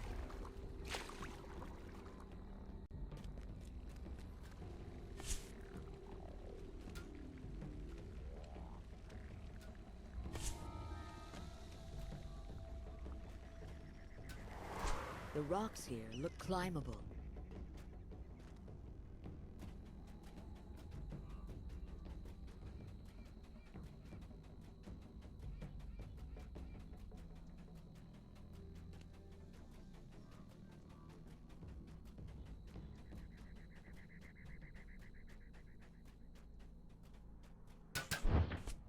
You feel more than hear.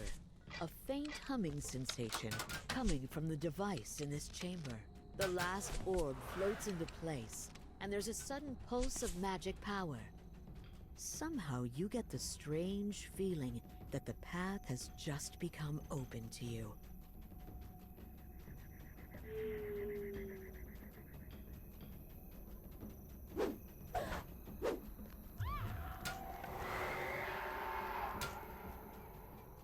As you step inside the temple, you notice that the floor is totally free of the sand and dust of the desert. Everything is strangely clean. Someone, or something, is caring for this place. You hear the sound of heavy footfalls echoing down the tiled halls. For many long years, this place relied upon secrecy What? to protect the eye.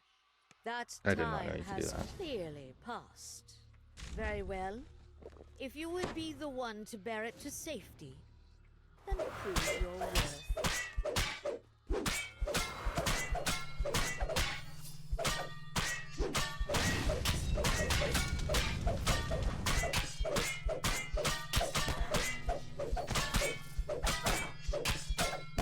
The Deva pulls back with a nod. You are indeed worthy. This charge is now yours to bear. Do not let it fall into By darkness. numerical levels, I'm We halfway will there. be watching. You wonder about the Deva's parting words as you place the Eye of Irian in your pack.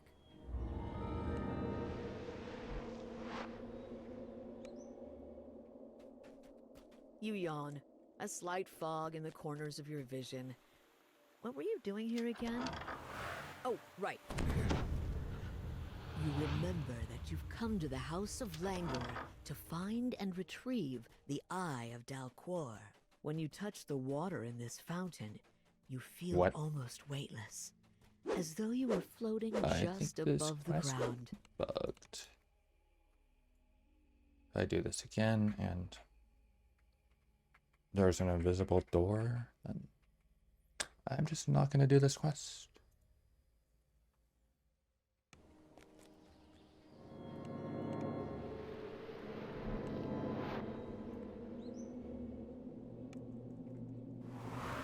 You yawn, a slight fog in the corners of your vision. What were you doing here again? Holy lag. Oh, right. You remember that you've come to the House of Langor to find and retrieve the Eye of Dalquor. When you touch the water in this fountain, you feel almost weightless, as though you were floating just above the ground. You instinctively let out a sigh as the last light flickers out. At first, you feel a sense of calm and relief. Yet that relief quickly turns to... You blink awake. Oh, you're awake already? I had hoped my hypnosis would have a more lasting effect. I suppose I shouldn't be surprised. You did resist having miserable after all. I suppose you won't just leave my subjects in the thralls of their sweet dream. There's no reason to lie anymore. I am the Eye of Dalquor. The magic I have used to lull these mortals to sleep has kept me fed for all these years. You managed to defeat them? How exciting! Well, come find me with us. If you're able to reach the Twilight Chapel, you might be able to save the monks. Or you might sink into eternal sleep. The floor gives way. You plunge down into a shaft filled with the monastery's support groups. You hear the Eye's clearing voice echoing around you. A pity to watch you fall so far. Not to worry, love. I'll send my dear friends to help you get back on your feet. You catch your breath after the difficult climb. Taking a look around, you spot unsealed doors by the chandeliers up above. Surely one of these doors must lead to the chapel, where the Eye awaits. After the quarry vanish, you notice dead bodies on the floor. It appears that the cultists of the Hidden Hand have tried, and failed, to infiltrate the monastery and retrieve the Eye.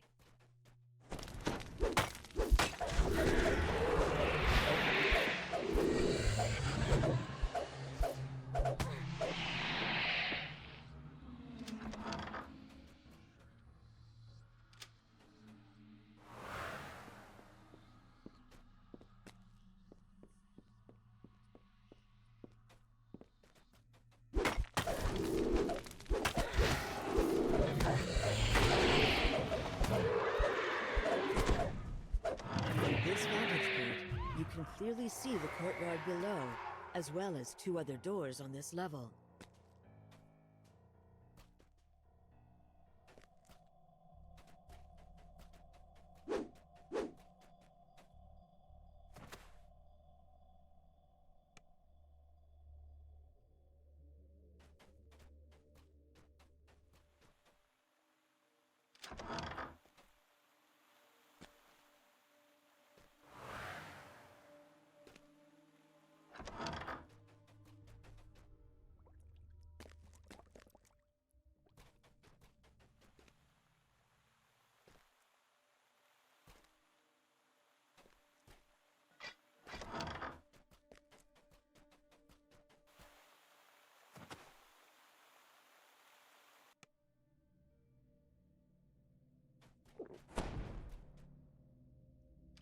You found your way to a corridor overlooking the Twilight Chapel.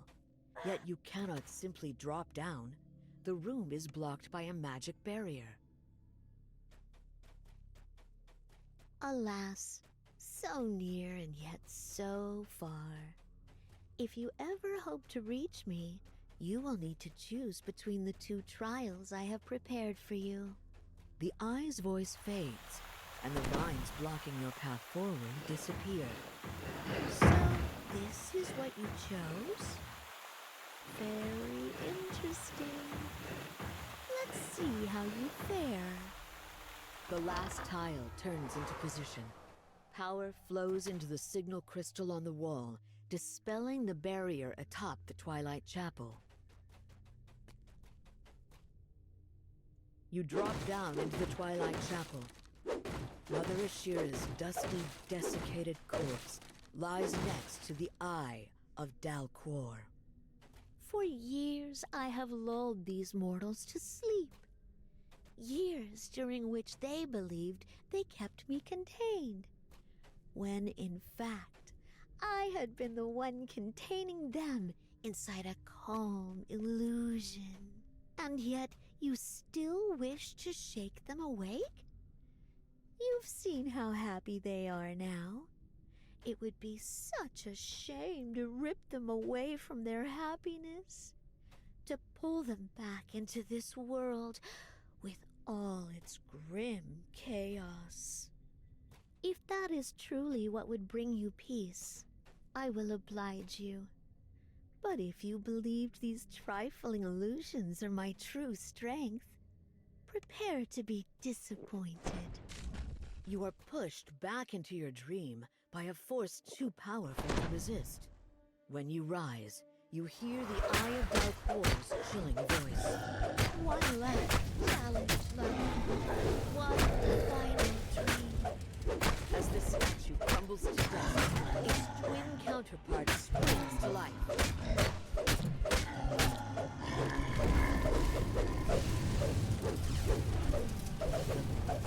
You finally manage to slay the last illusion the Eye of Dalquor has crafted for you. Then something snaps in your mind, and you're jolted awake. As you blink awake, the Eye of Dalquor sighs. Well, I have no more tricks. Despite the challenges I have thrown at you, here you stand. I suppose my reign over this monastery has come to an end. Drained of power yet again. For a moment at least. You have managed to break the spell and cure these monks of their peaceful sleep. Yet I still live. And I still dare to dream. Now that the Eye of Dalquor's magic has been disrupted, the monks will slowly begin to rise from their long, reluctant slumber.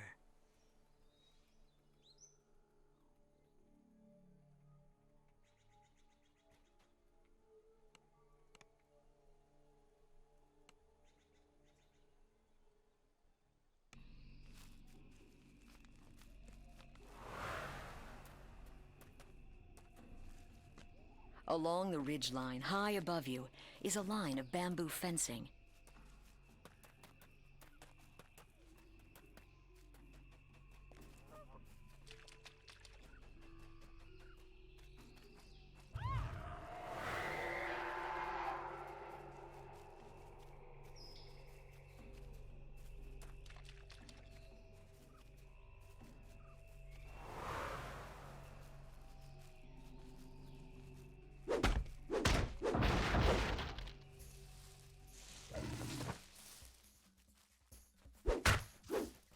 The cavern ahead reeks of feline occupation. This must be where the panthers make their den.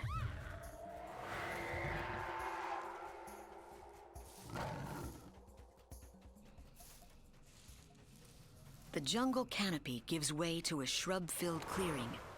From the southwest comes the tang of salty sea air. As the salty tang in the air grows stronger, you notice a bamboo bridge crossing the ravine. Perhaps it leads back towards Henrita's camp. The presence of... You must warn Henrita of the danger to Stormreach. With luck, you can make it back to camp without encountering any Droam forces.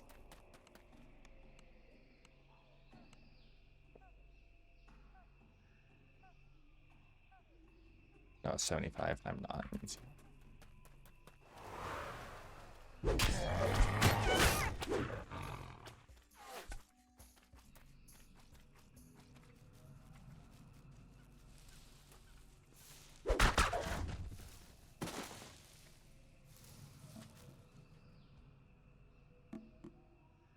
Near the pond is another vine thrasher structure.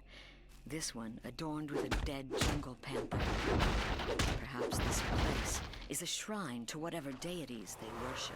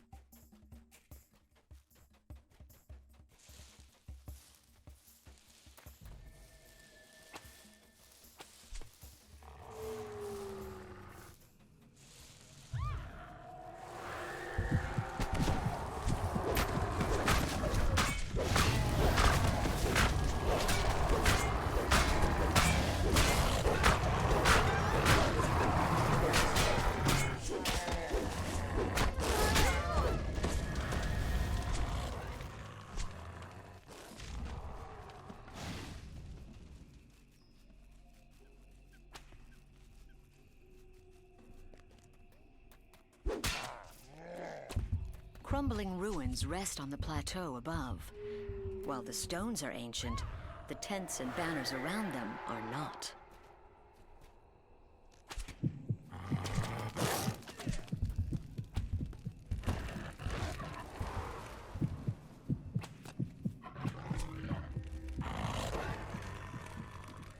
From ahead, a rough voice barks out. "Soldiers of Droam, stand down. The war captain wishes to parley with the intruders."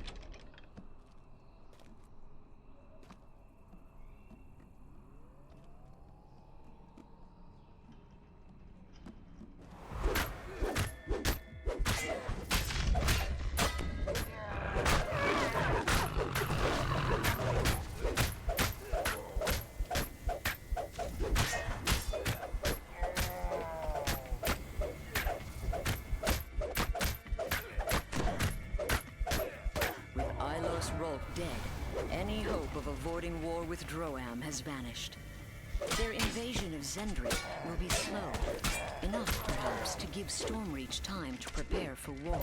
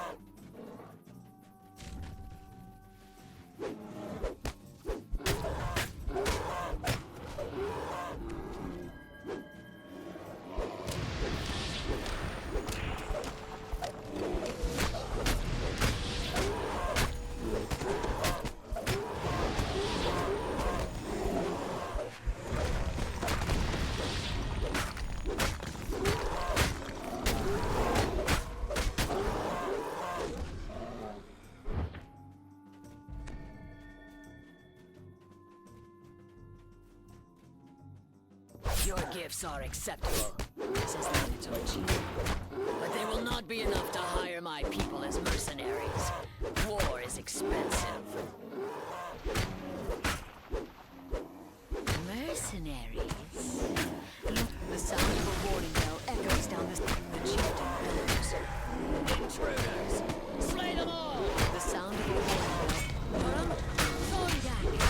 Medusa ambassador. Protect our future governor. I must return just as I saw it herald in the news.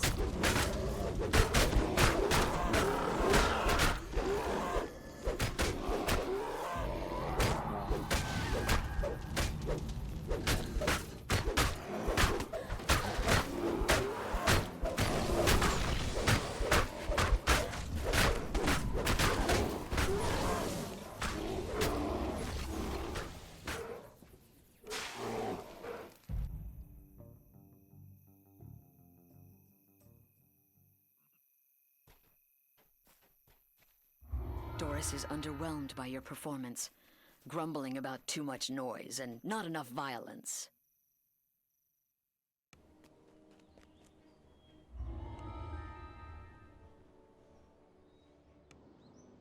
Tallis is waiting for you in the plaza as arranged, yet the captain of the guard looks worried and agitated.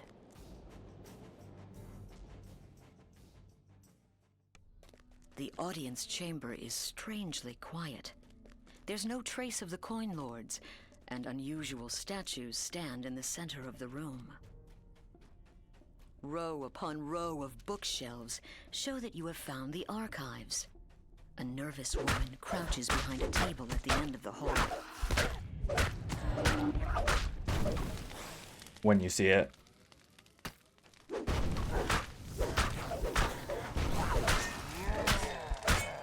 No one is gonna get that reference that plays DDO but me.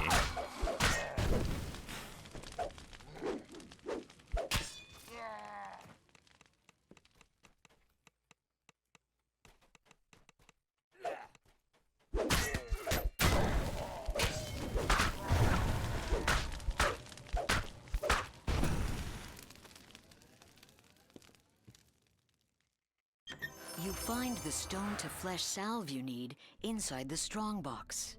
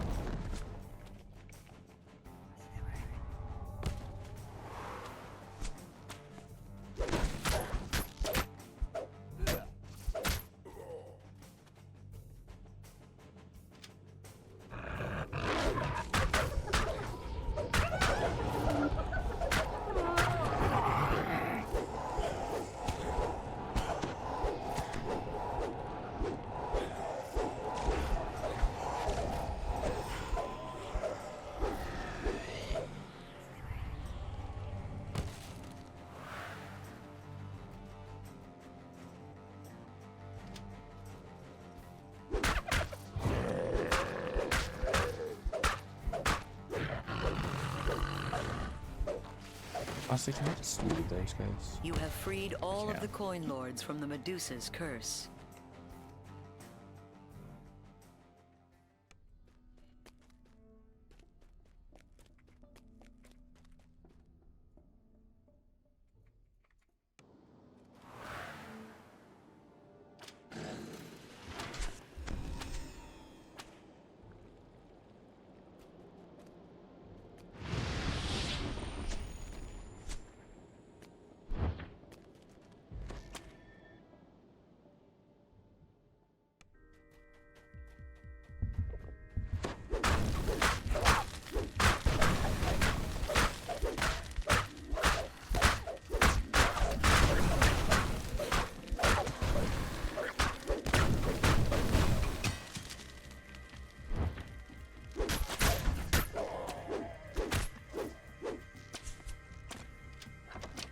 dusty chamber appears to be some sort of maintenance room.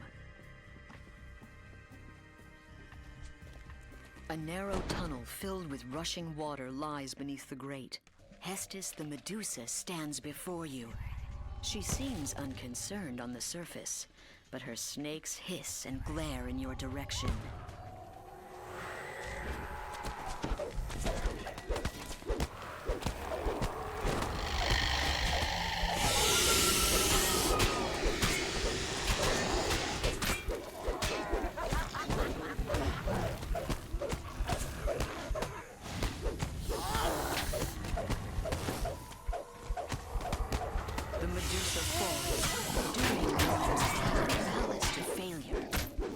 Stopped their plans for now, but the monster nation will surely return to threaten Stormreach again.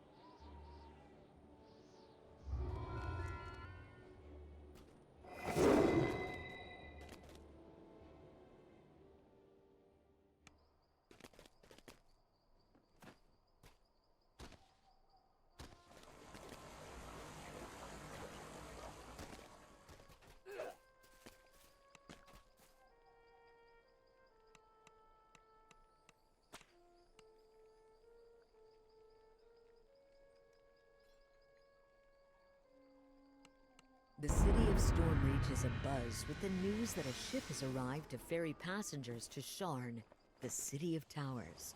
The ship's captain seeks heroes looking for a grand adventure in the clouds. Speak to Captain Alban Dranmore in the Stormreach harbor to set sail for Sharn. Gianthold.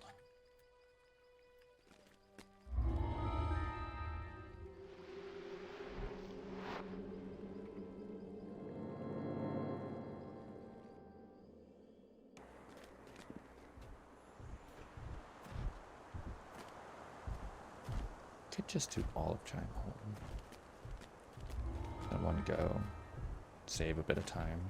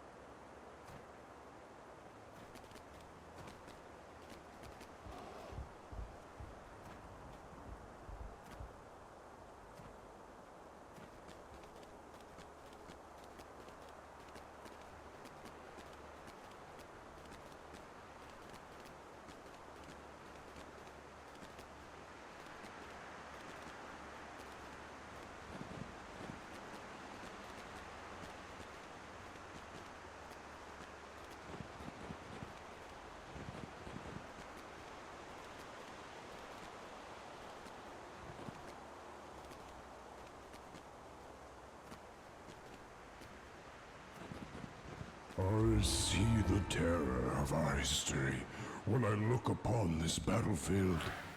Giants have done great evil. I feel it in my gut. Gasps. This door has not been used in quite some time.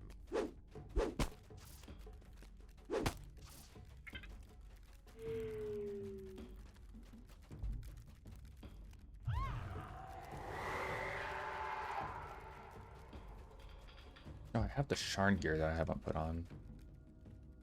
That's awkward.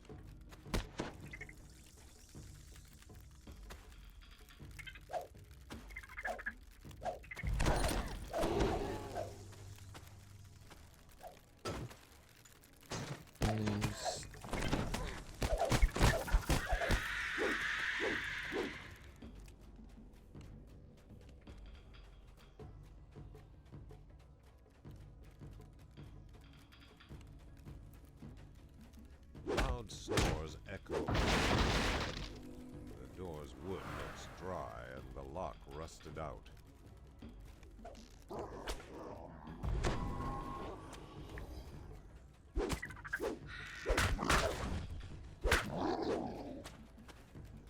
Was there supposed to be one over there? I don't remember. I feel like it's gonna lock me out. Right. This one. I wasn't looking.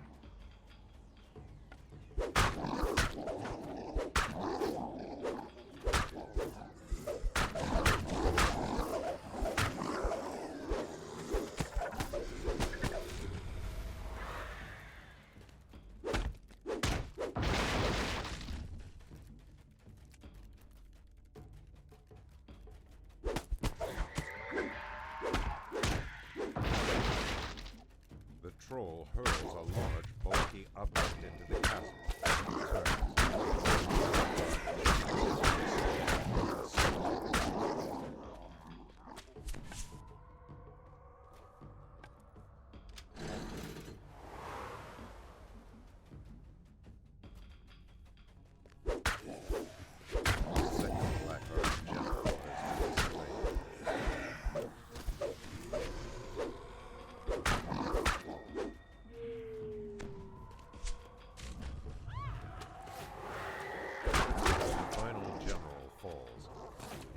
Unmistakable click of a door opening.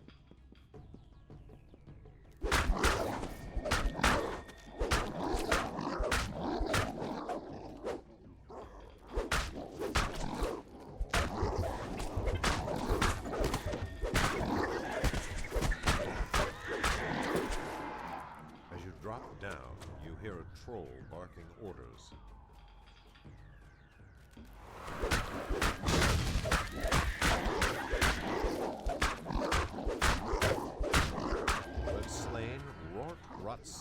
Leader of the Blackheart Trolls.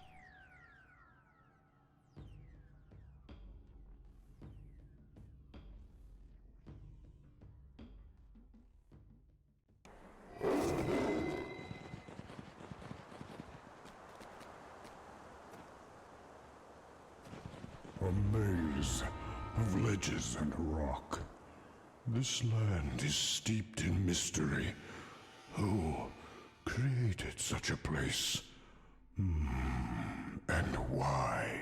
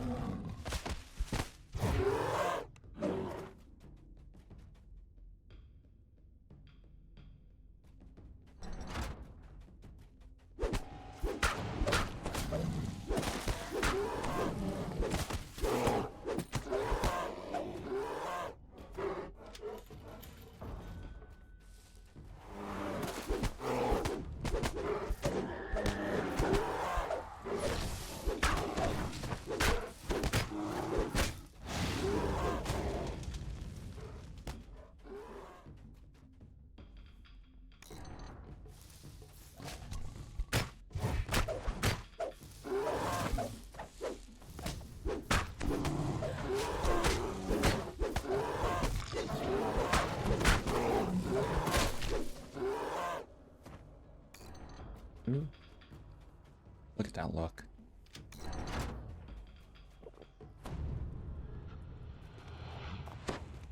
Oh, weird. Also, this is why I take those 30 pots from White Plume Mountain. It's just for this.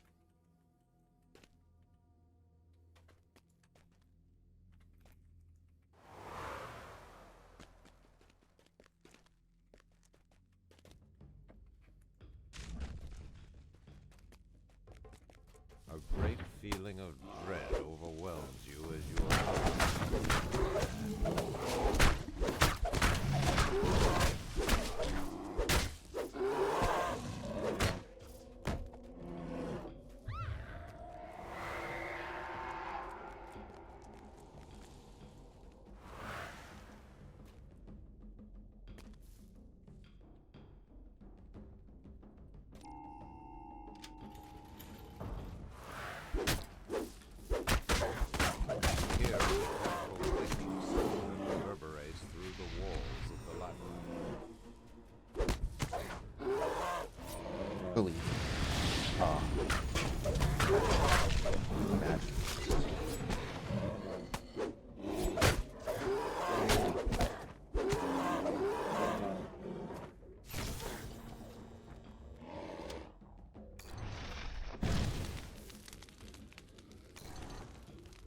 You have finally found your way through the labyrinth. Valkian the Mad must be near.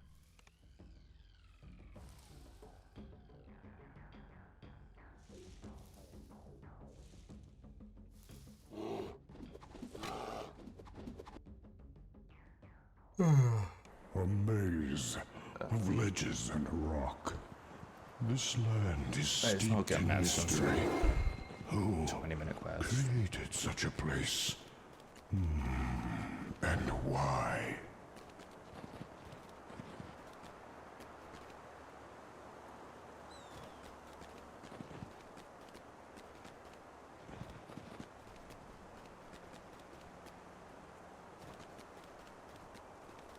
This is a place to avoid. The crater here will drive you mad. And on a bluff, Blaze calls out after you. Find the seers. Help them stop this madness before we tear ourselves apart. In the passage beneath the crater, intense heat wells up from the floor.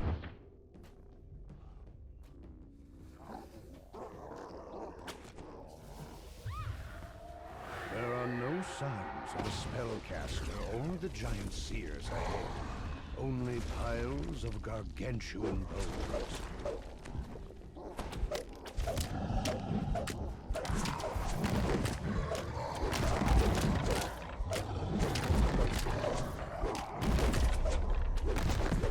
A gateway slides open, and beyond are living guardians of some new magic resistance. Protect the South Crystal. Come quickly. We have to with these guys, actually. I'm looking in the wrong spot. 15, probably not.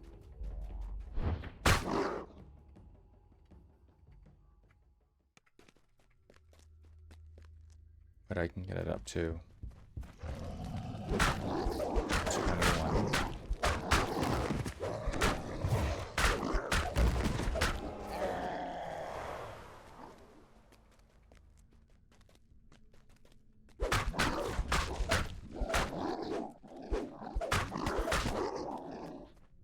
The bluff seen from the crater floor lies ahead. A shimmering magic crystal at its top.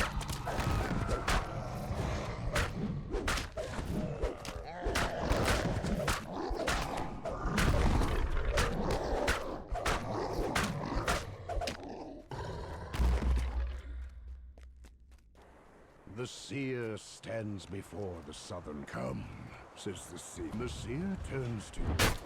I will start the ritual now. Protect me.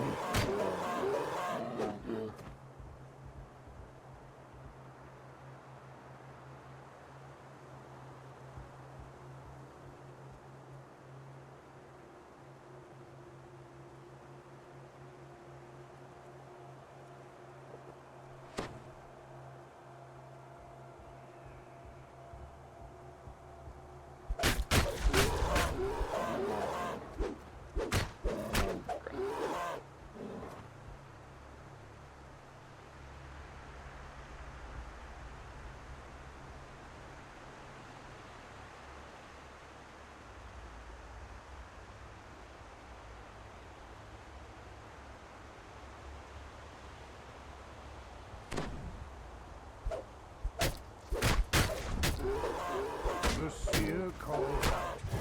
Keep them at bay.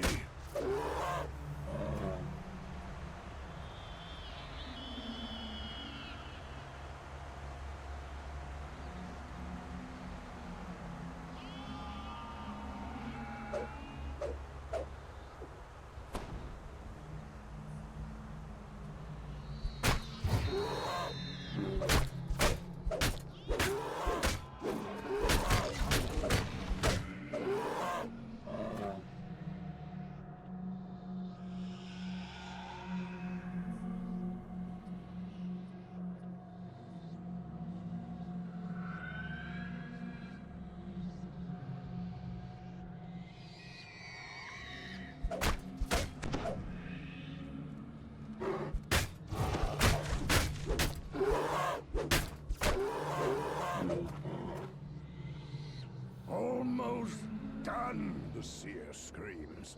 Not much longer.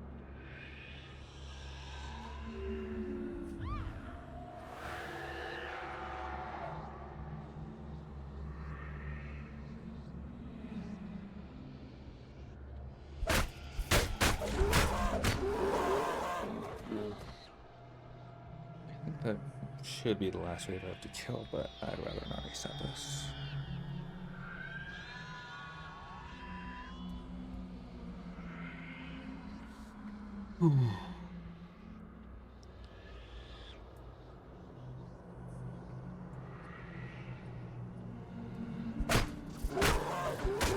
Okay, I'm going. Heat rises out of the crevasse ahead of you. Falling would be ill-advised. The dust and debris underfoot. The seer pants heavily. Feel the magic source. It is near, I am sure.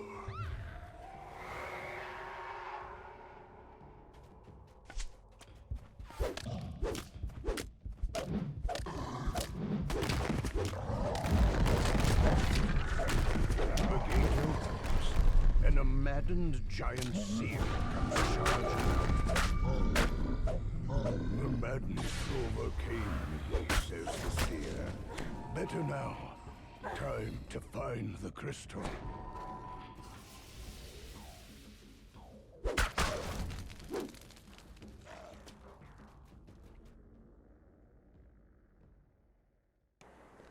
A bright cascade of lava comes from behind. Below, it forms a river of heat that winds into the crater's bottom.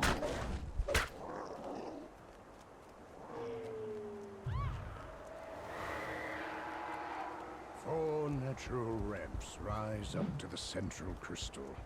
This will be a difficult position to defend. Crystal must be destroyed. The seer turns to you. I do the ritual. You keep me safe.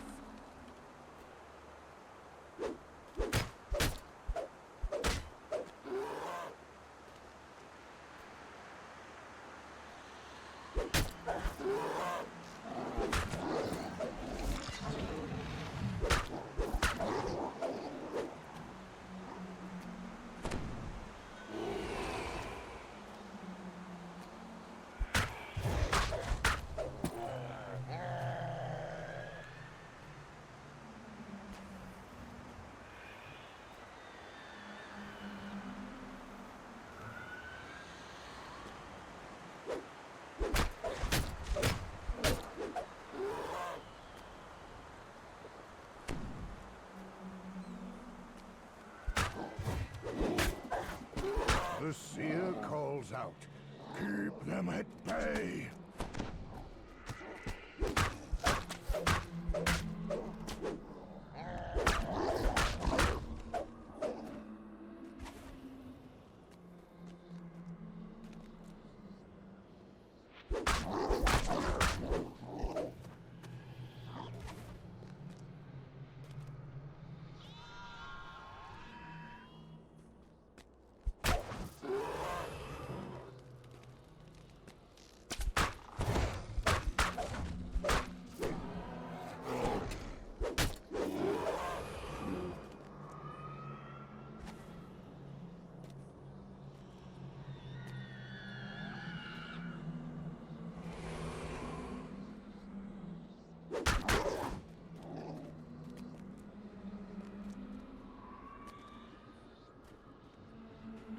Almost done, the seer screams.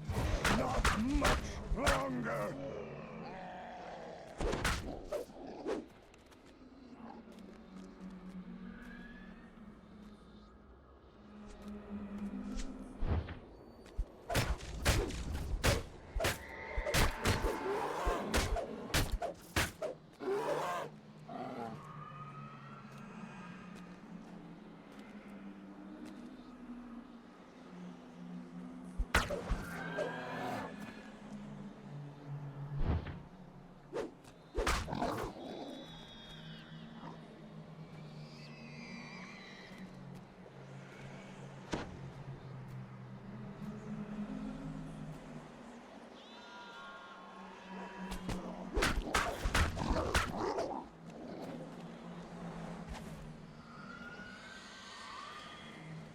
The seer looks dizzy and faint. I could feel him, the caster of the spell. It is not what we think. But first, the crystal.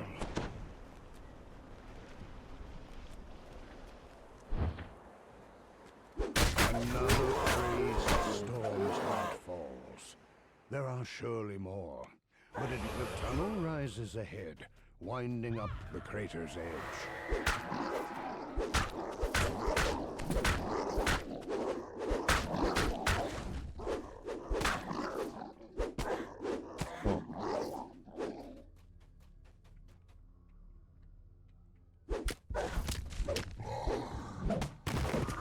From beyond the opened gate comes a dull sound of footsteps, drums rattling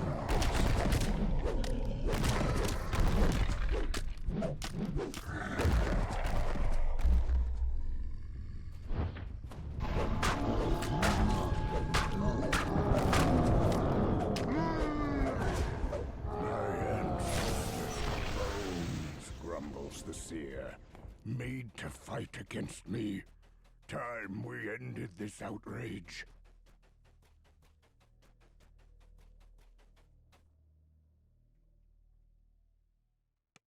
Arrows shower down from the entrance to the crater's northern slope.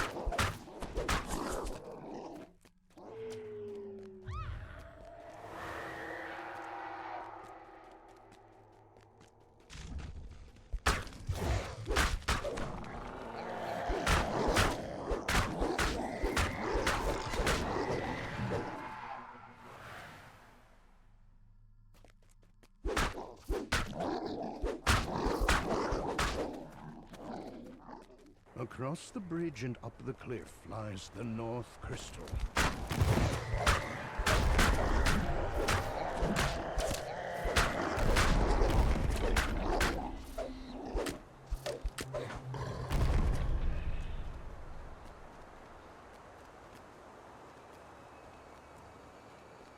The seer awaits your order. Nervously looking at the seer turns to you. The ritual begins.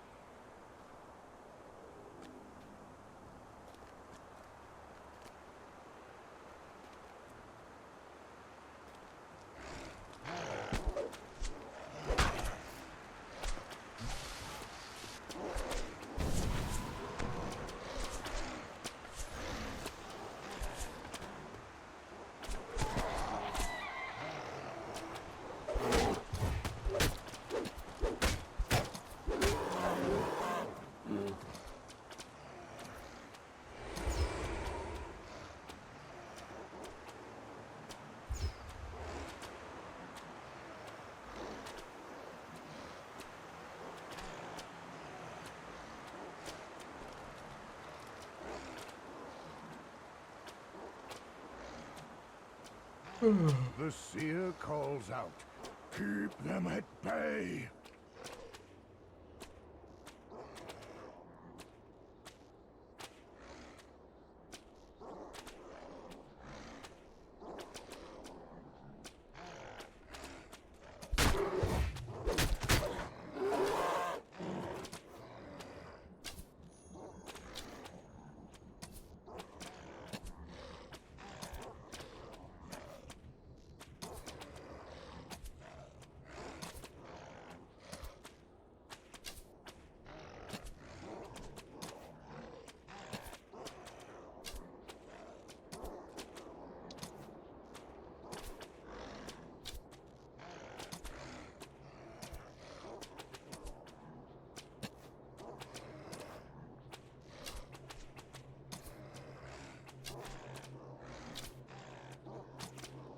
Almost done, the seer screams. Not much longer.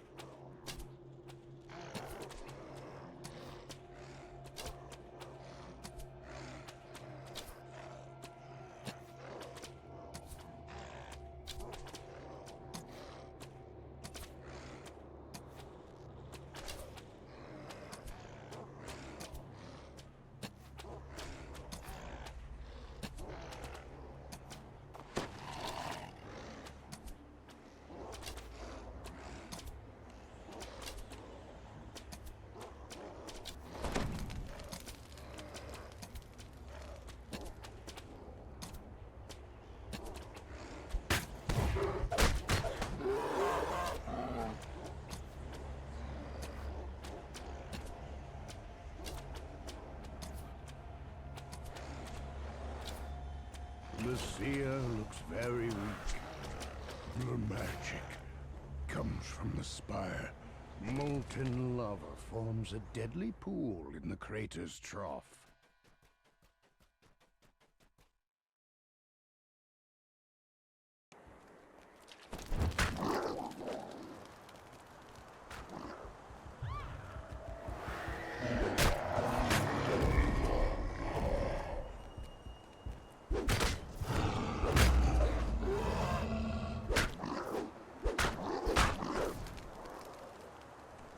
Just in time, says Blade.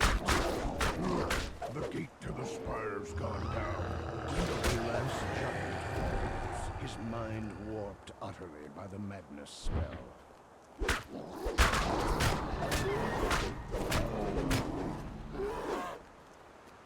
The crater's large central spire lies beyond a gate of bone.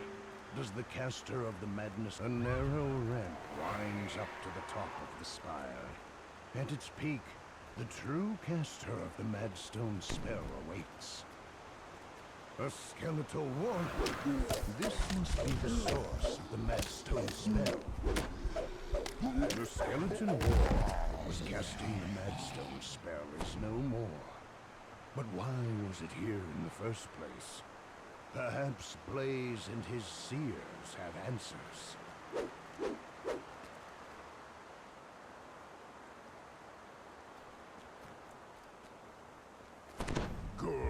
Good, the giant roars. My seers say these skeletons were dragon magic. Our ancestors' bones used to hide their dirty tricks. This is a place to avoid. The crater here will drive you mad, and only death will bring peace.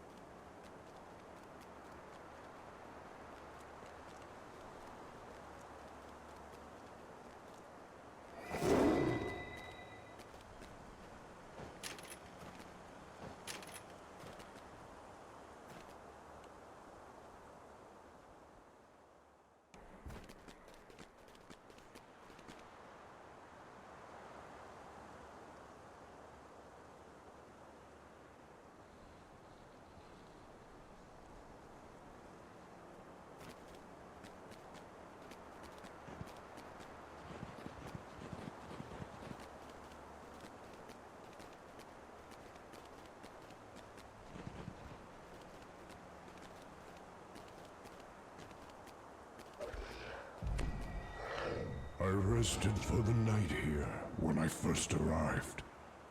I see the hobgoblins have fortified. These ruins have long been inhabited by this fractured remnant of the Dakani. We've got it. Now that we're run along, you've got some conspirators to kill. With that, the hobgoblin disappears into a passage in the wall.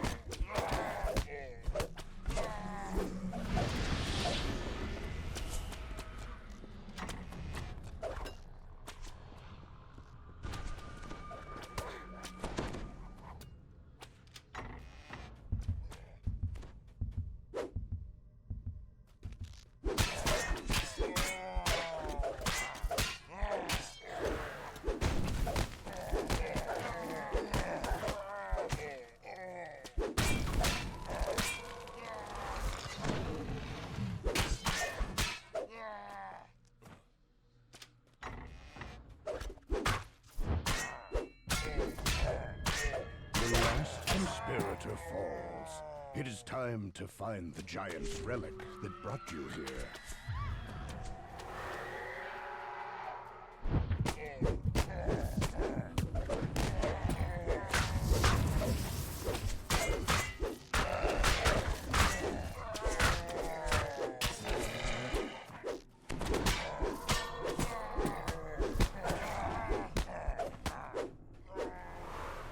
As the rusty door swings open, a cry issues from beyond it. King Vendex has ordered your death.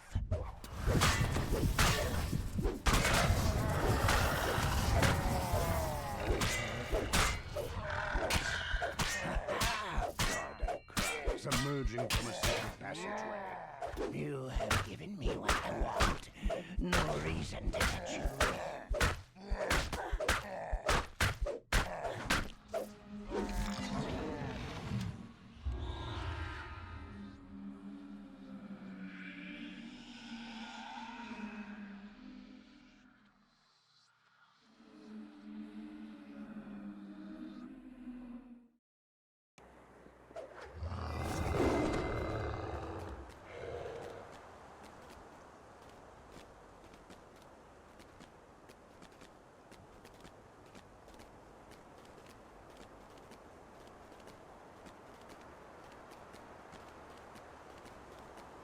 This hideaway may keep the orcs safe, but there is no land big enough for my kind. Our safety. The orc you spoke to outside told you if you hurry, you may reach the leader before hunting for your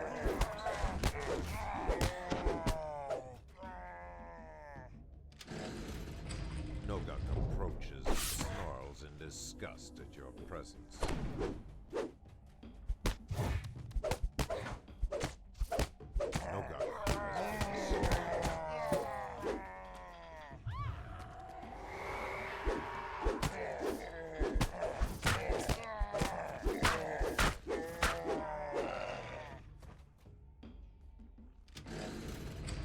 Fashioned this wing into a makeshift haven.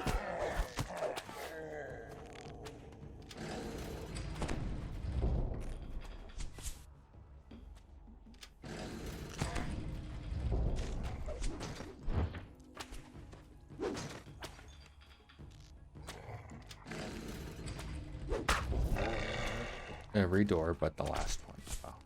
Uzek draws his weapon and not letting you any further. As Uzek slumps to the ground, a metallic clink catches your ear.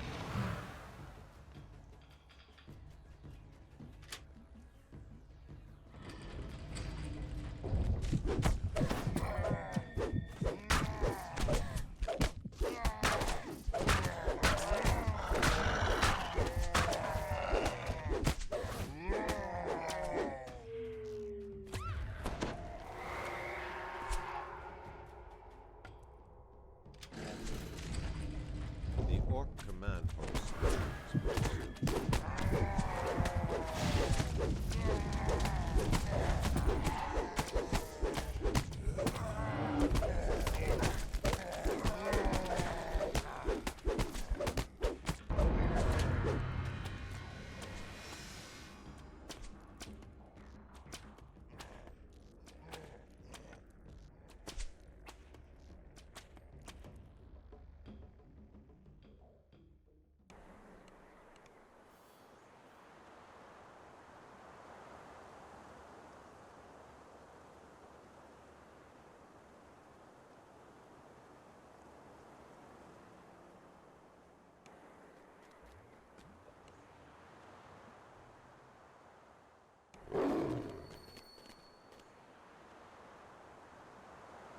All this hate and anger, it still burns within all my kind. The best solution, the only solution, is the one I see before me. Death to us all.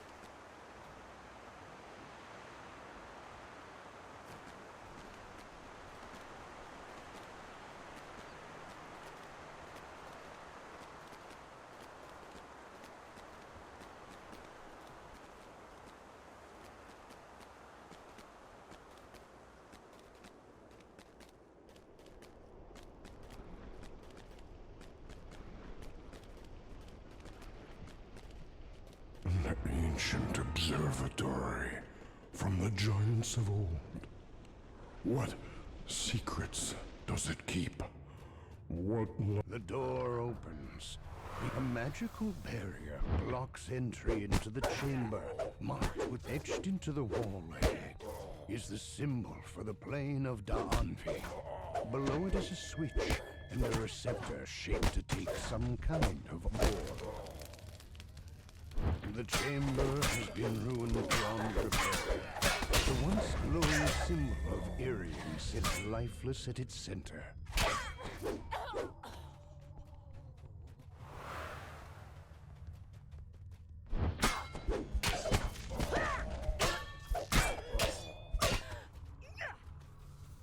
Another barrier blocks access to the Dale Core chamber. It would seem that this chamber holds great importance.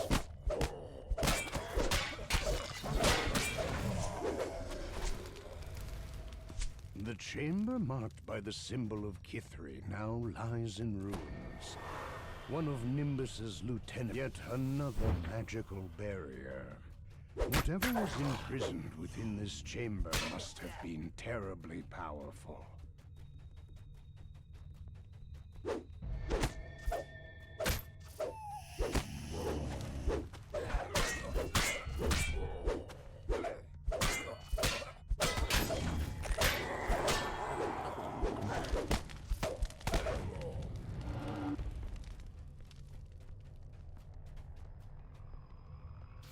A door with an intricate locking mechanism bars any further progress.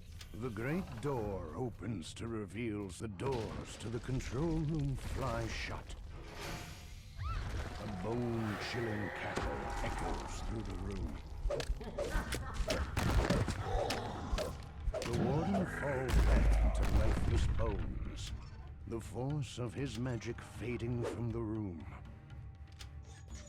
As the valve locks into place, the barrier to the central chamber vanishes. 8 receptors cover the walls of the large central chamber. It is likely all must be filled for the chamber to open its planar cell.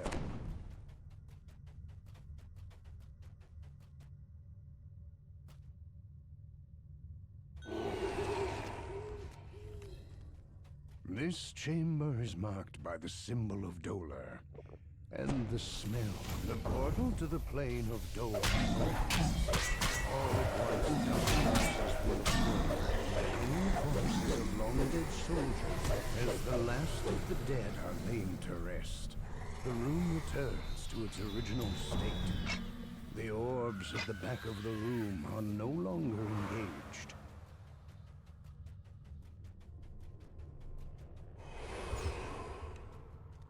The symbol for the plane of Fernia is seared into this chamber, and every as the plane of Fernia becomes coterminous with our own, flames engulf the walls and lava flows from the portal above. The room cools as the final fire is quenched. The orbs go dark in their sockets.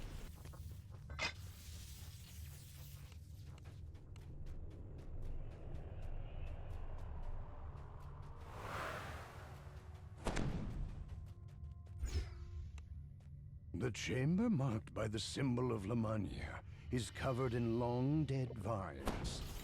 As the portal connecting the maternal plane to Lemania opens, moss and shrubbery engulf the room around it.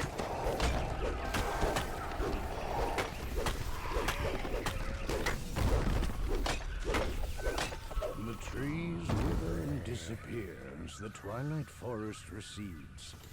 The orbs in the receptors cease their sparkling.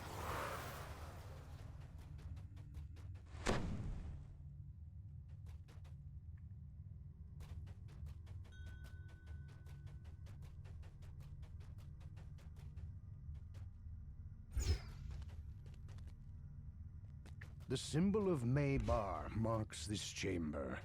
The dim light within has a dark, for the plane of Maybar opens, and darkness surrounds Crazy. Light quickly returns, and the shadows recede as the endless night is banished. The orbs in the room are free for the taking.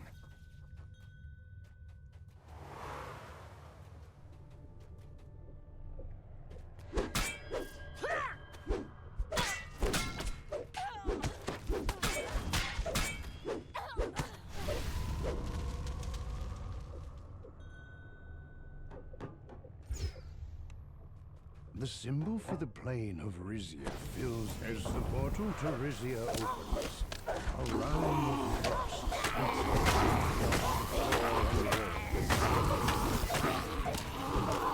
warmth returns to your fingers as the final creature falls. The orbs no longer power the planar cell.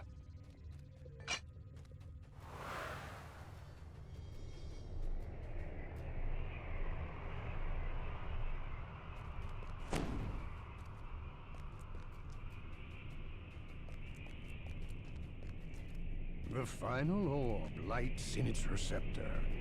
Almost imperceptibly, a fragment of Dale Core, the plane of dream, fades into the room.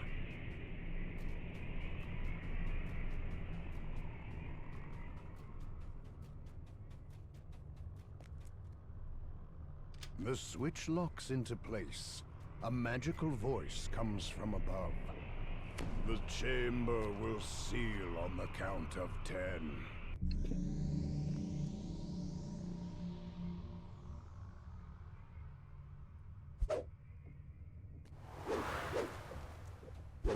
The giant you came for answer.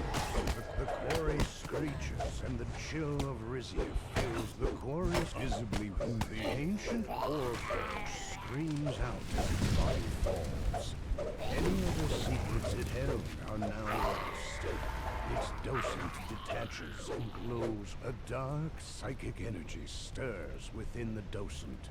It would be safer to let Nimbus collect the ancient artifact for himself.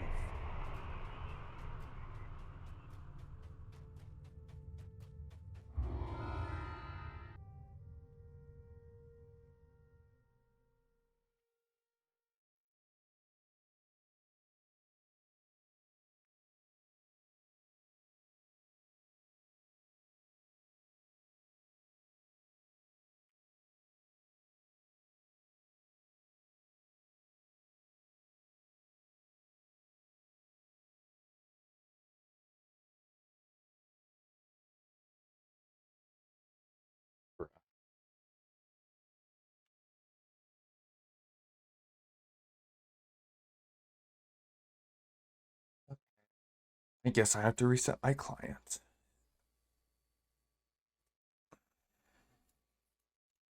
Which means... boom.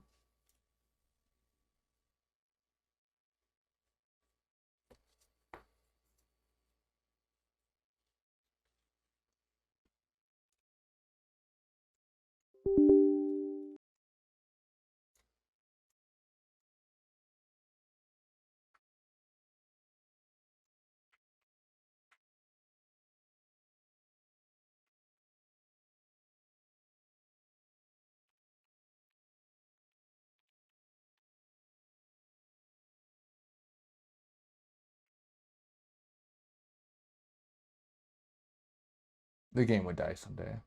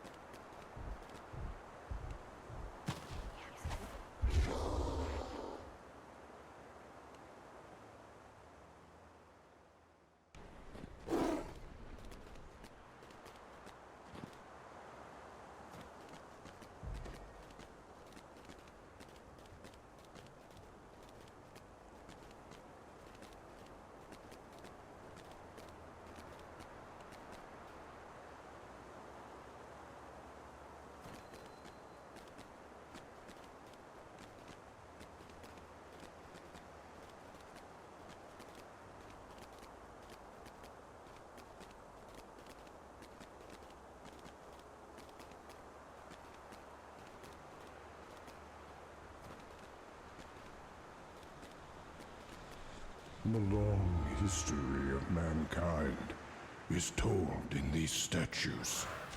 The cavernous tunnels converge ancient ruins, twisting the walls illuminating the path while giving off a soft,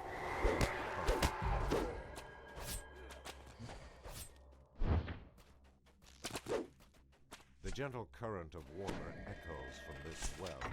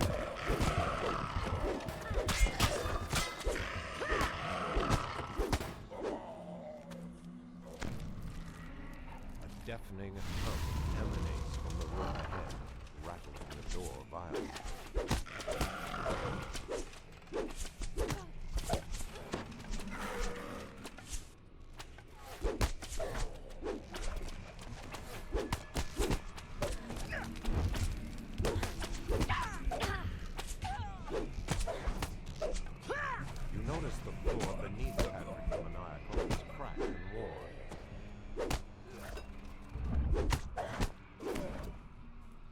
As the first gong sounds, Patrick the Maniacal curses loudly while ground shakes beneath his feet.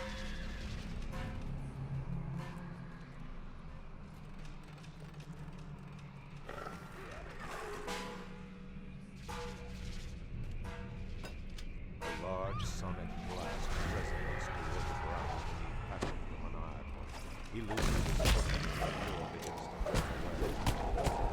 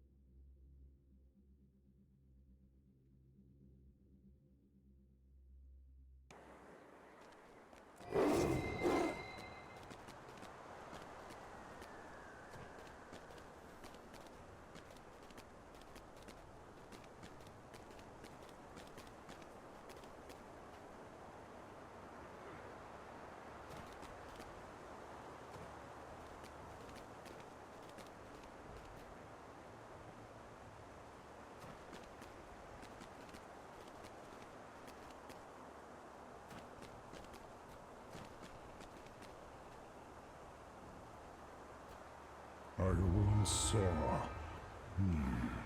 a strange creature carry someone inside here. A distressed female voice faintly calls from deep within, her words lost in the greatest depths.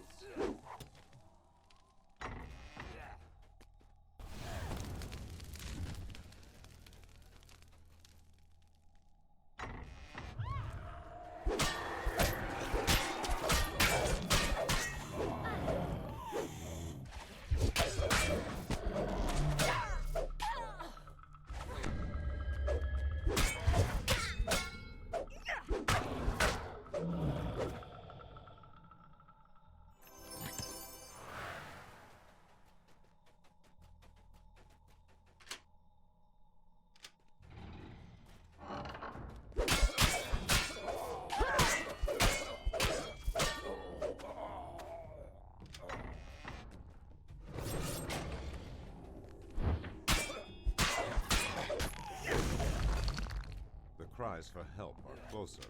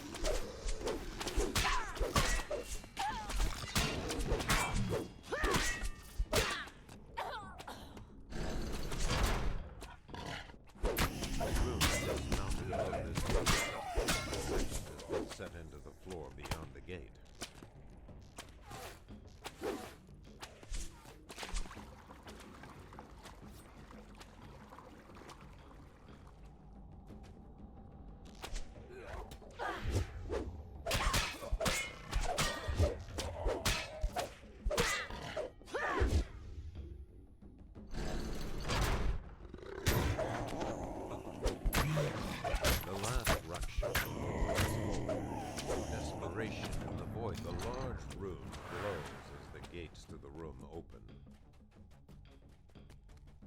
Screams resonate through the locked door to the south. Horrific echoes contort and haunt this room. Terror and subtle resemblances are clearly missing.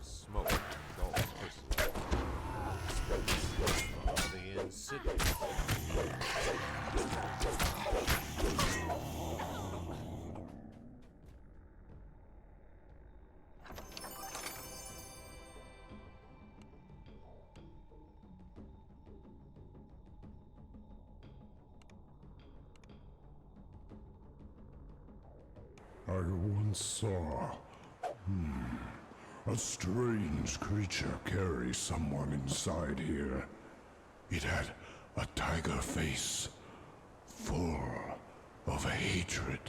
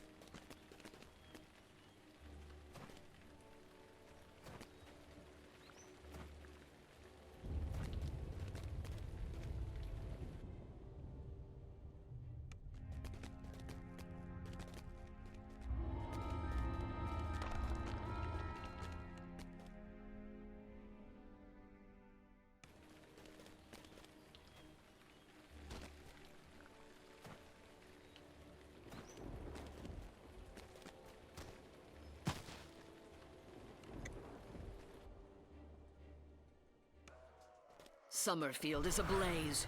Black smoke pours from countless buildings. The sound of pillage echo off the remaining city walls. Unless you stop the Droam army, eldritch portals open along the building ledges. Droam has begun their new assault.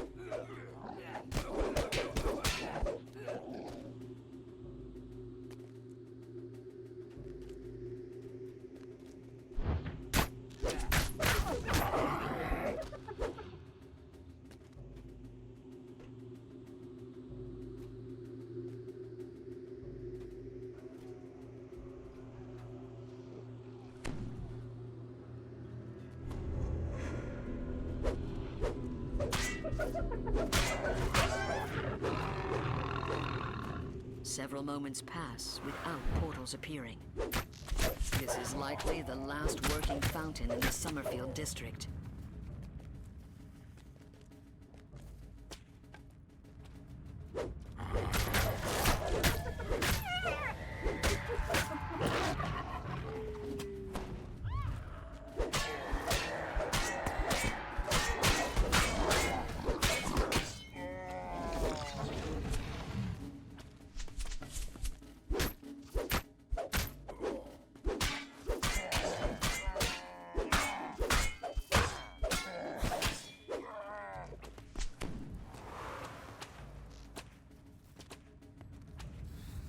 Droam's rampage through Summerfield knows no bounds.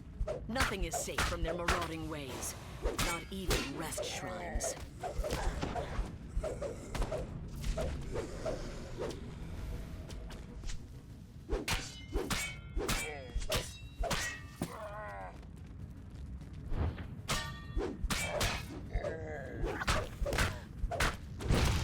You've slain the majority of Droam forces looting the burning ruins. But beating war drums indicate the invaders are preparing a new assault. It is time to reinforce the defenses, starting with locking the sally port.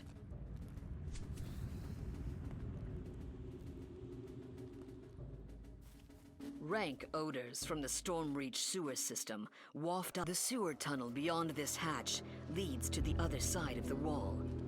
Doubtless, the maze of twisting, turning pipes would befuddle any Droam scouts attempting to flank the city's defenders. Just as you try engaging the Sallyport lock, Droam flankers pour through the passage. A crash of a battering ram erupts from the direction of the southern barricade. The Sallyport flankers were a diversion. The true assault is just beginning.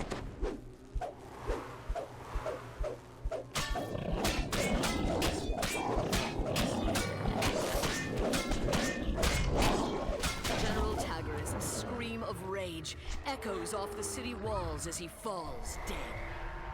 A mournful roar rises from the Droam encampment in response, indicating that with Tagarist's death, the siege on Summerfield is ended.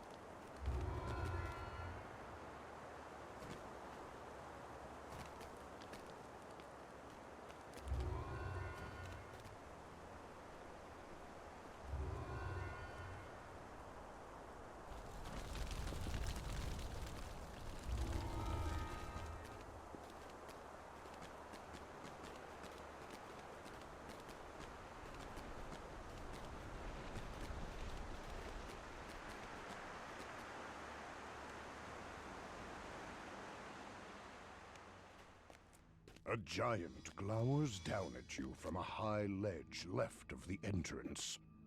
Gather within the circle, he shouts, when you are prepared to swear undying fealty to the storm. The air around the circle crackles with magic. The giant's eyes are dull and clouded with malice.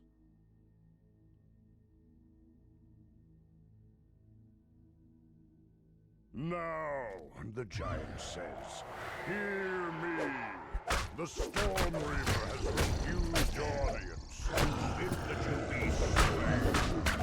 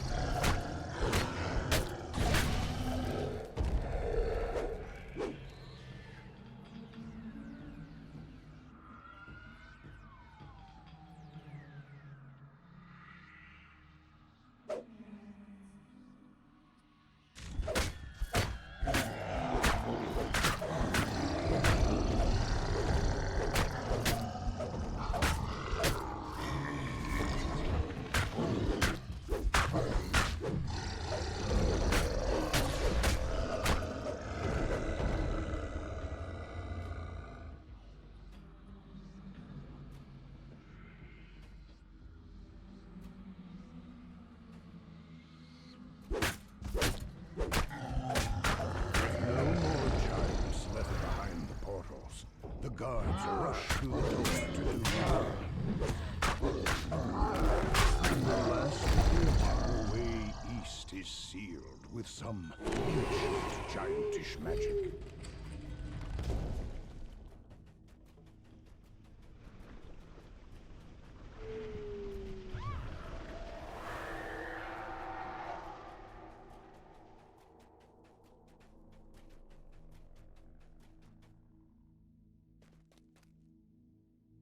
The fiery wall in the hallway vanishes.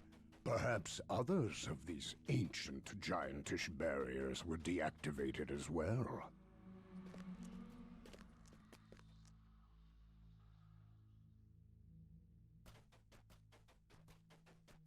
The magical giantish barrier is down.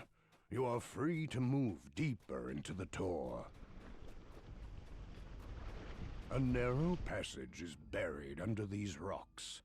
Through the narrow passage is a small hiding place, and in it is the kobold you saw before.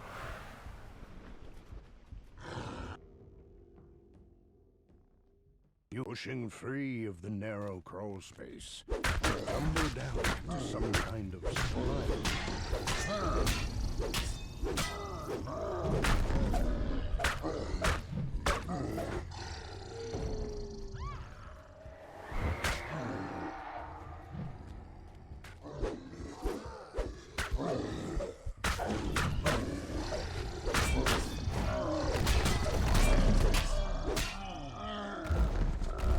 As the lever clicks into place, one of the two faces near the far door lights up. You find a crevice concealed by rubble there. It is just large enough to crawl through. You find a crevice concealed by rubble here. It is just large enough to crawl through.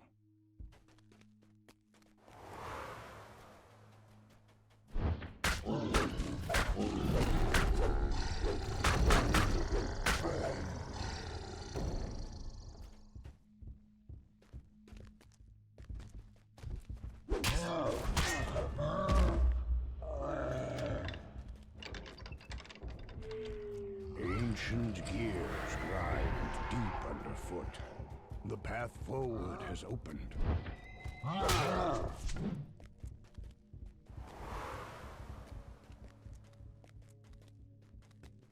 The Portal Master stands, maddened eyes, casting the second step. You did not have to come here without the glowing statue of grace. The Portal Master snarls. I can cast it just as well with one.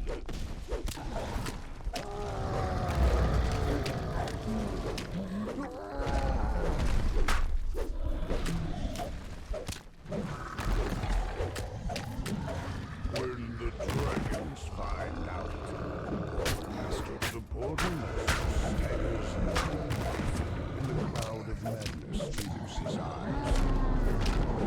What came over me? The dragons. Beware. There are 3 of them.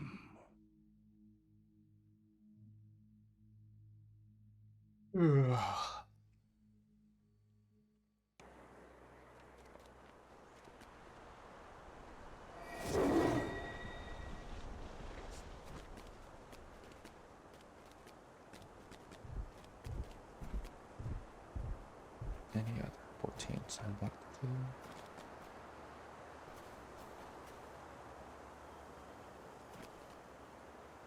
Let's just do Grandford Bomb.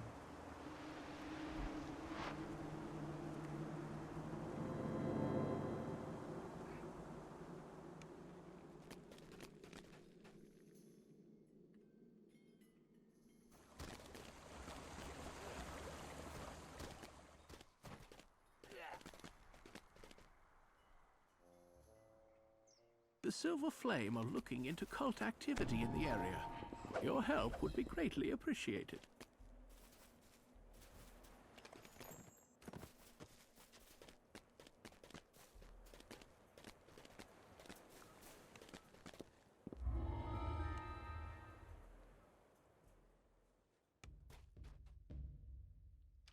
Ataraxia stands before you.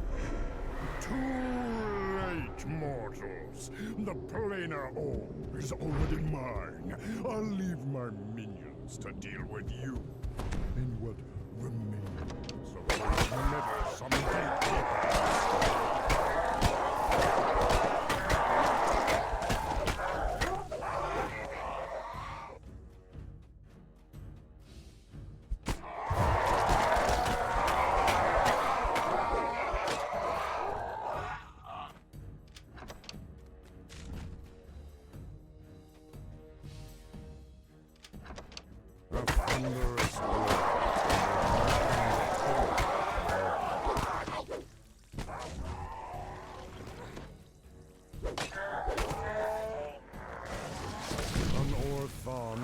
A cage containing a large dire bear.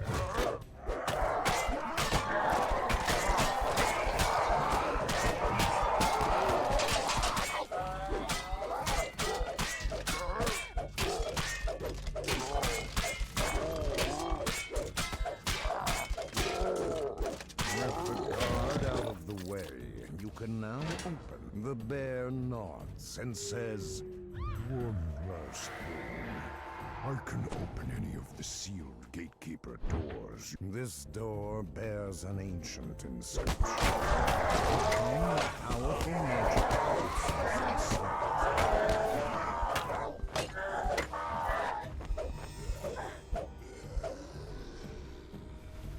Thanks to Barrett, you can now pass through the ruined door. The bear turns to speak to you.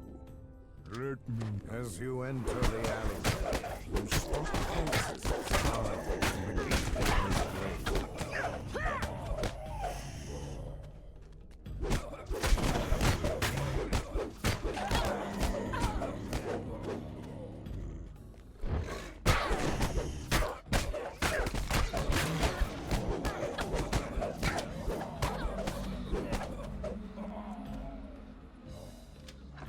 As you enter the gatekeeper's stronghold, you spy a second gatekeeper portal in the corridor ahead.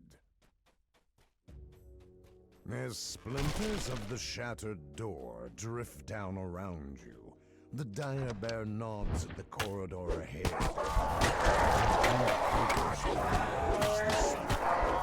is protected by a large stone door.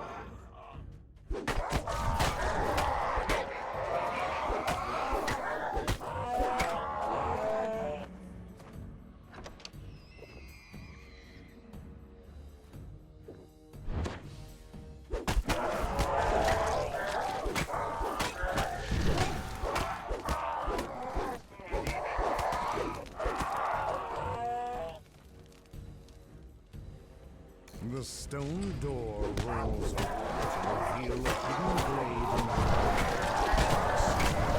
A small platform leads to a raid where the cleric's ritual is underway. The cleric turns towards you, livid with rage. The cleric defiantly shouts. The cleric falls, ending the ritual and returning peace and tranquility to this small glade.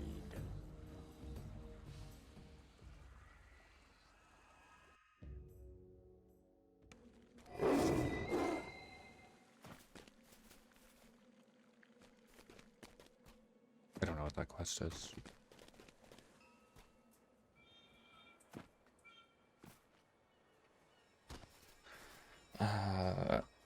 Saga, then on to Sharn.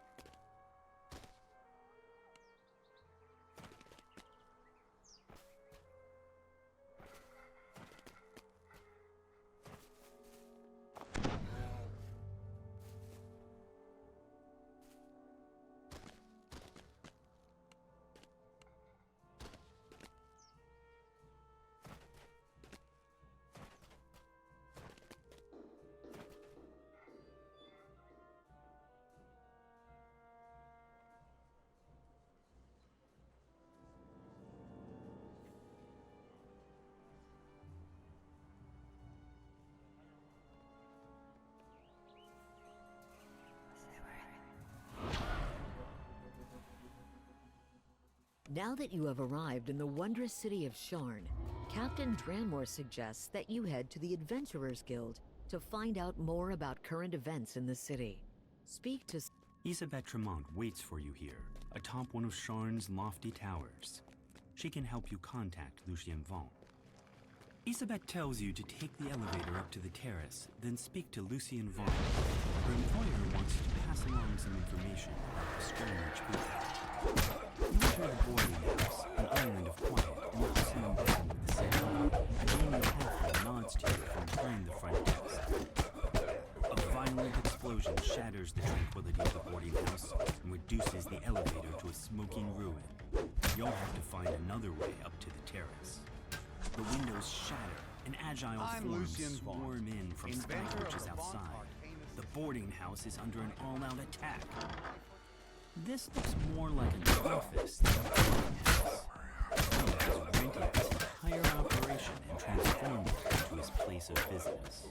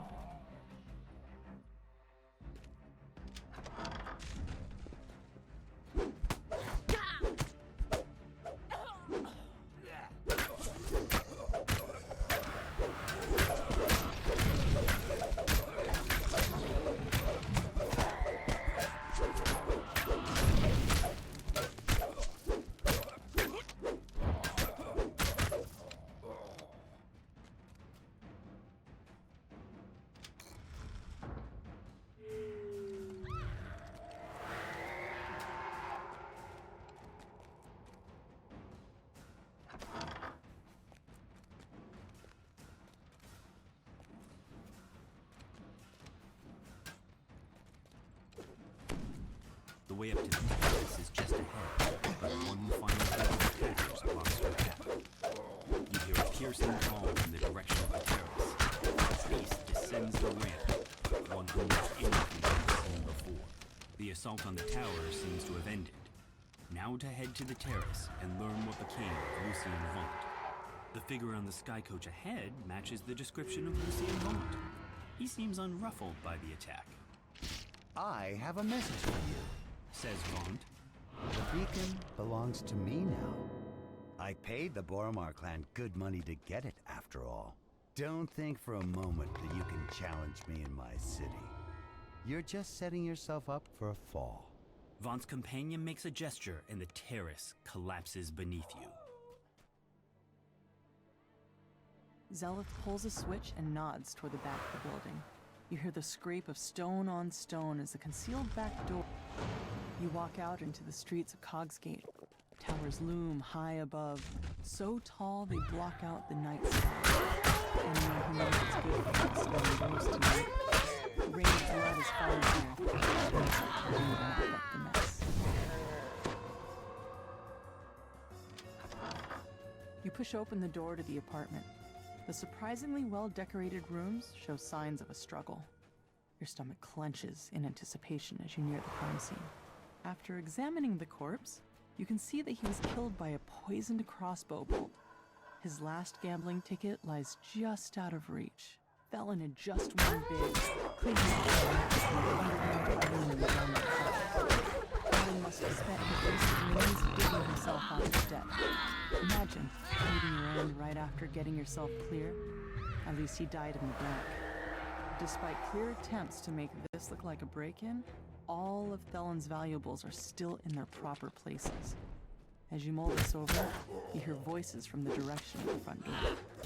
You manage to make it past the desk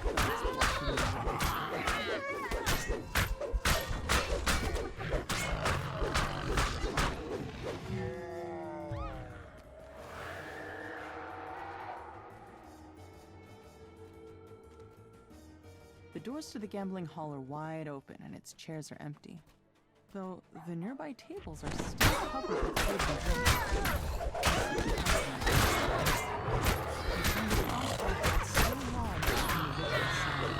You also notice several gashes on her palms.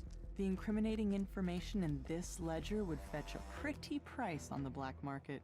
You wonder why the murderer would leave it behind.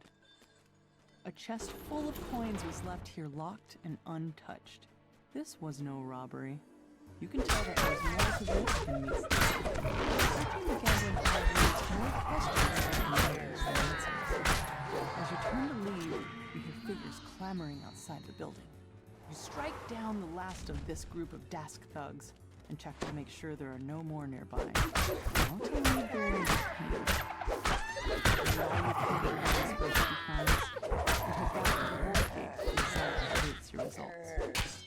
Zealot unlocks the gate, revealing a small lane that burrows deeper into the heart of Cogs Gate.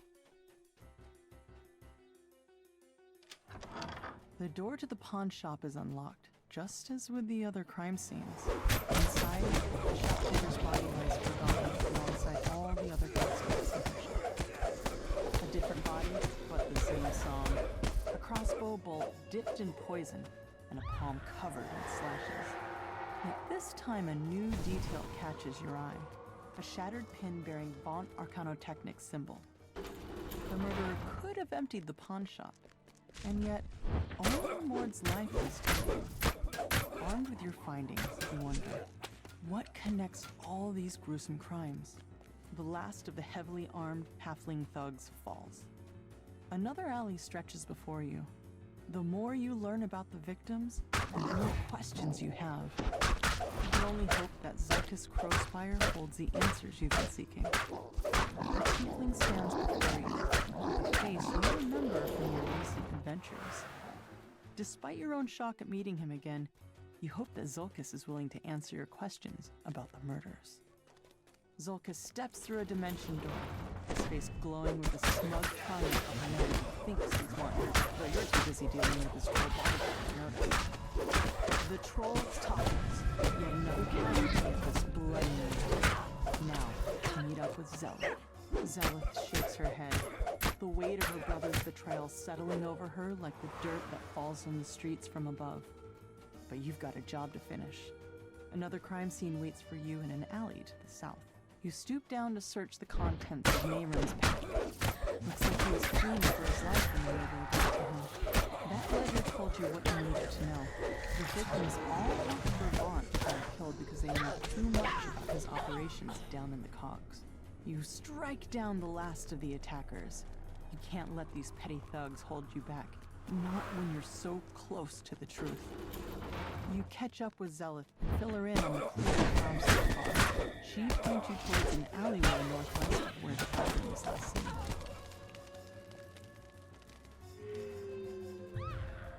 A familiar voice echoes from behind this door. What part of make it look like an accident didn't you understand? And leaving your signature behind was beyond stupid. Now Zelith is onto us. It's only a matter of time before we and these adventurers come barging in here.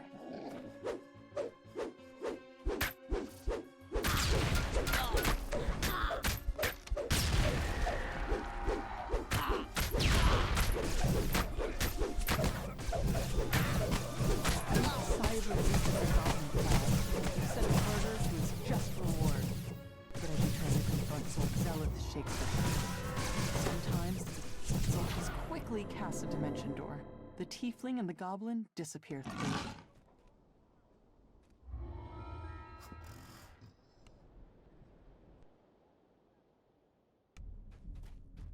This adventure, like so many others, begins in a tavern.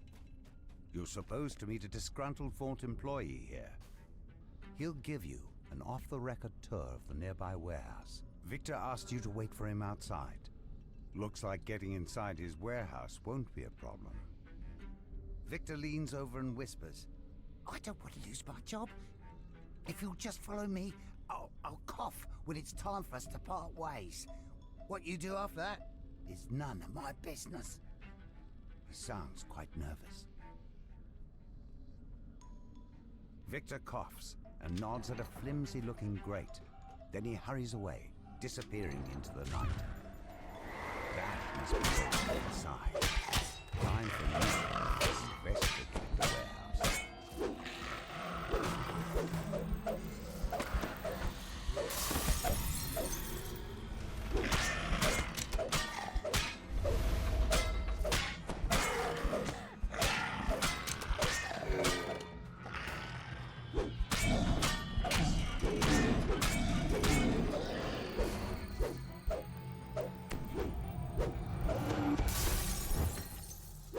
According to this ledger, all of the blueprints have been moved to the office upstairs for shredding. You need to get in there. You hear a scream of pain from up above. A scream cut short with steel. You hear a gruff voice howling. The roof! The roof! A more measured voice responds. What of it? The excited no bounces around. The roof is on fire! An otherworldly air of confidence surrounds the handsome being, who appears to be their leader. Let's pick up the pace, shall we? We still have to destroy the lab downstairs. Order, please. Order! Now! Snaps the being in a commanding tone. There's the new voice.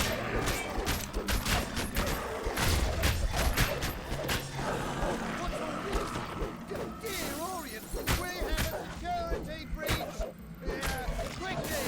Find them! You can't me! This is one of those make me completely invincible! Victor presses a button.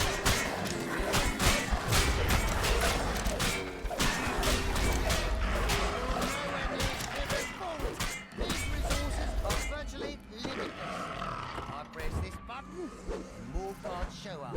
Just like that. Wait, now how do I get out? I'm stuck here. Victor clearly didn't think this through.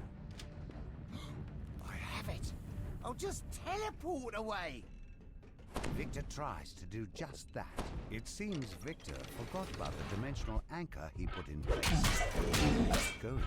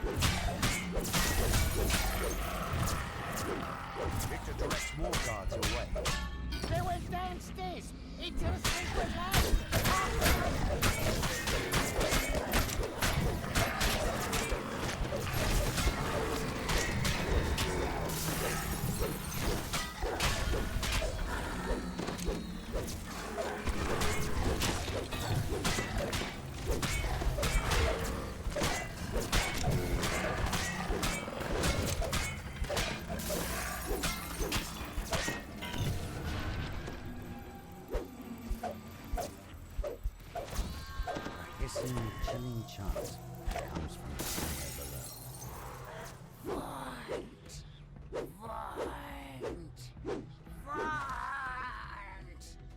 As this chant continues, forge wraiths coalesce in the air around Victor. Screams and pounding feet indicate rapid loss. Here, you cowards! It's all manifest!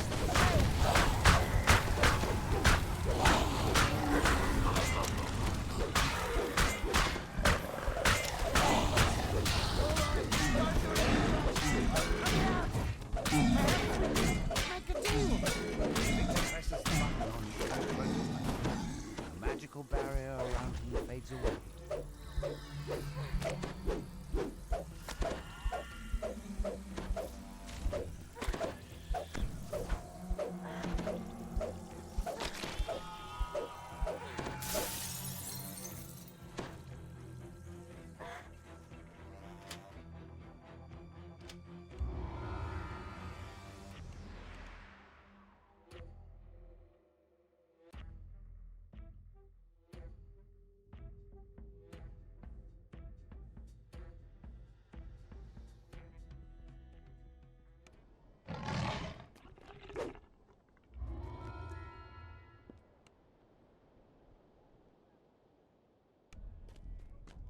You've arrived at Club Clawfoot, a popular night spot owned by the Boromar clan. Counselor Sylvia Patel told some stories to get you noticed.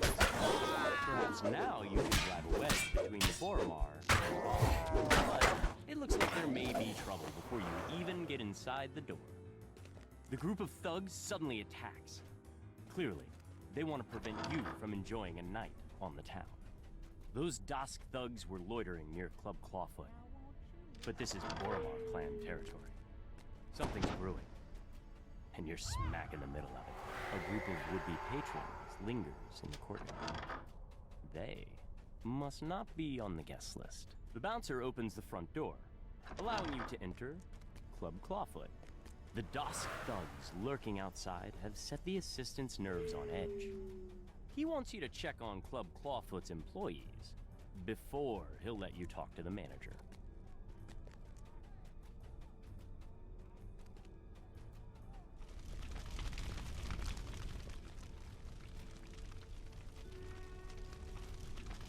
The employees report nothing terribly unusual. You can tell Fenwick that all is quiet in the nightclub.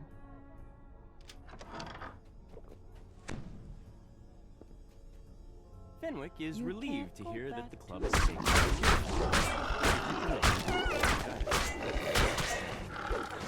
A piercing alarm reverberates throughout. The alarm! Someone's breaching our magical wards! It must be an attack! Quick, adventurers! Do what you do best!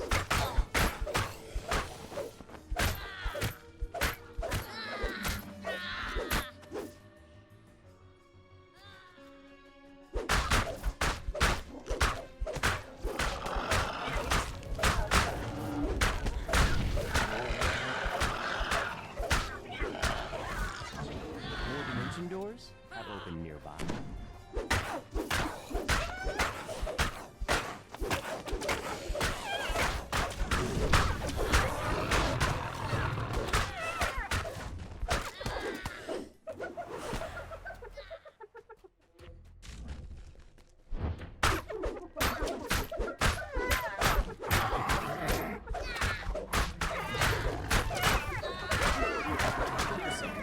Pitch-perfect scream rings throughout the nightclub.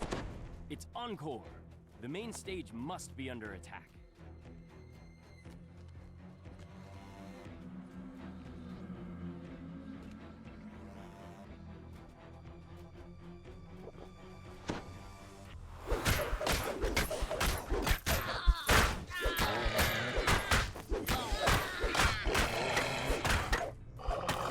The defeated gargoyle cackles and rasps.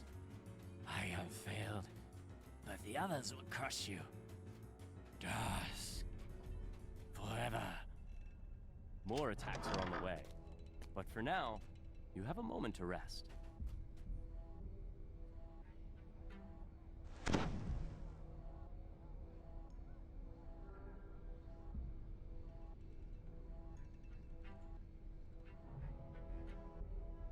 magical alarm triggers once again. Ataraxia's attack is slow.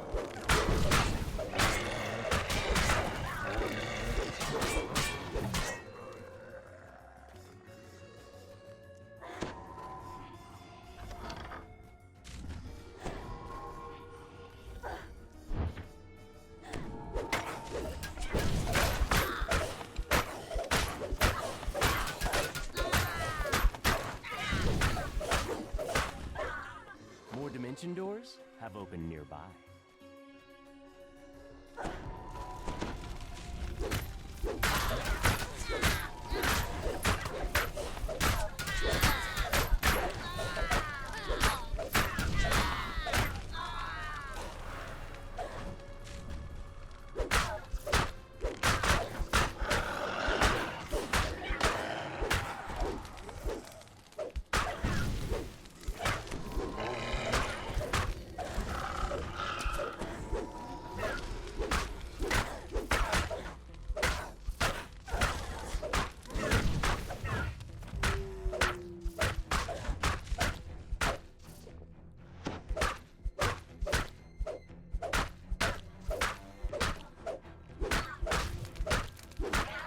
Once again, harsh sounds issue from the direction of the stage.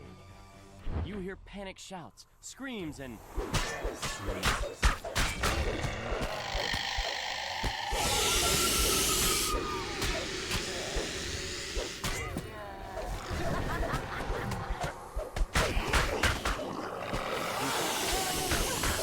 a peaceful quiet descends over the nightclub once more. Now you can finally talk to Regina. For your help in keeping her and Encore alive, Regina has promised to do everything she can to cut ties between the Boromar clan and vaunt Arcanotechnic.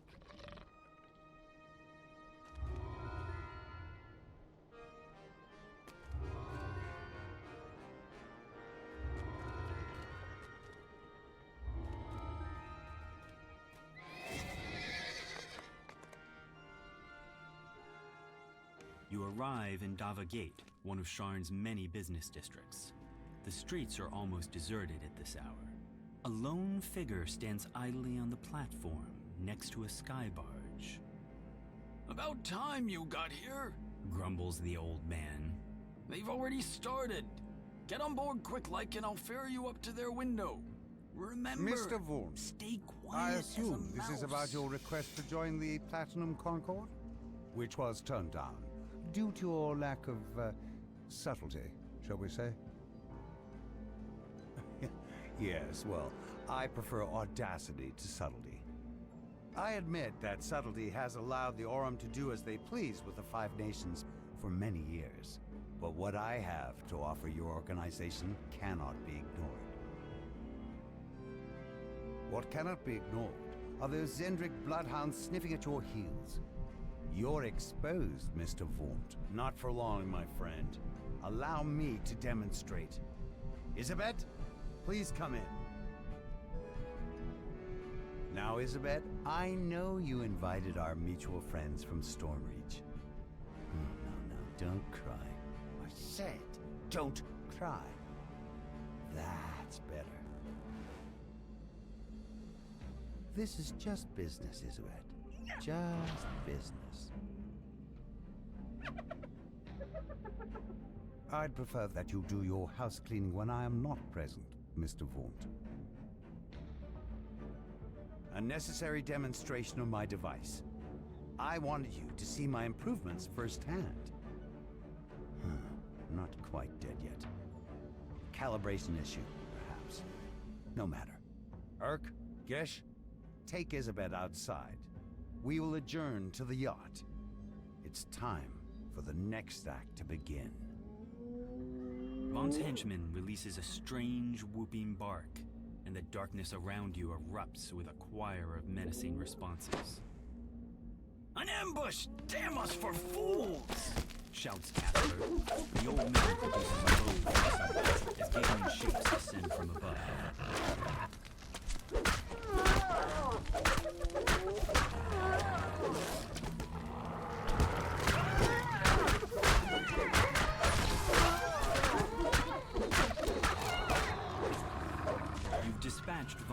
first group of assassins. What is wrong but over they're here? surely not the last. Vaunt doesn't go in for half measures. Casper wheezes out his words.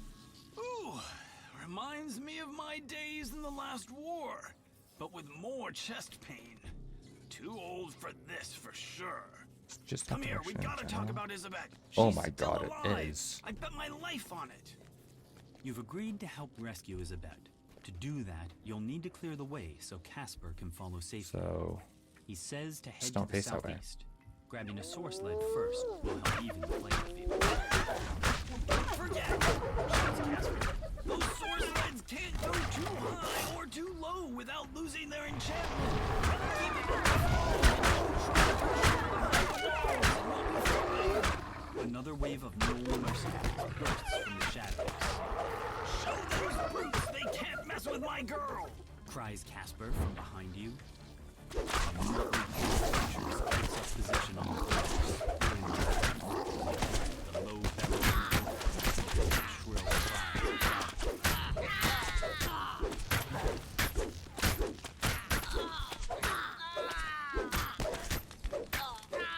A strange-looking goblin glides up above the bridge. The limp form of Isabet lies on his source lead. The goblin shouts abuse at his gnoll escort. Those nobodies made mincemeat out of your fleabag gnolls. I told you the direct approach wasn't gonna work. I'm gonna go beat the hook on my plan. Wait up! Said to work together as a pack. The gnoll snarls as he runs after his retreating comrade. In the distance, you hear the gnoll snarl. We cannot leave. No. Those who die first. Always. A mob of gnolls and goblins have taken up positions at the nearby wine shop. You'll need to take them out for Casper to pass safely. It's the stupid who die first, dimwit, replies the goblin. Let my flying pets soften them up. Now move before the fireworks.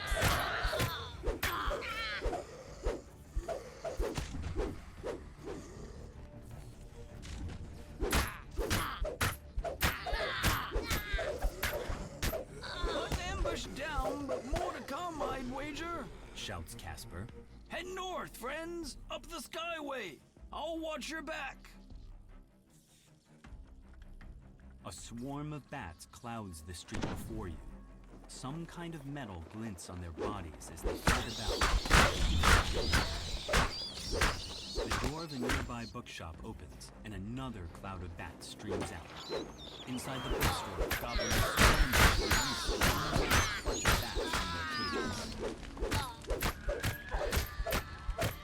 Exploding bats? Gods, what a circus! Who's going to explain this mess to the city watch come the morning? Mutters Casper as he coasts along behind you. Shadows move from the mercenaries await your attention.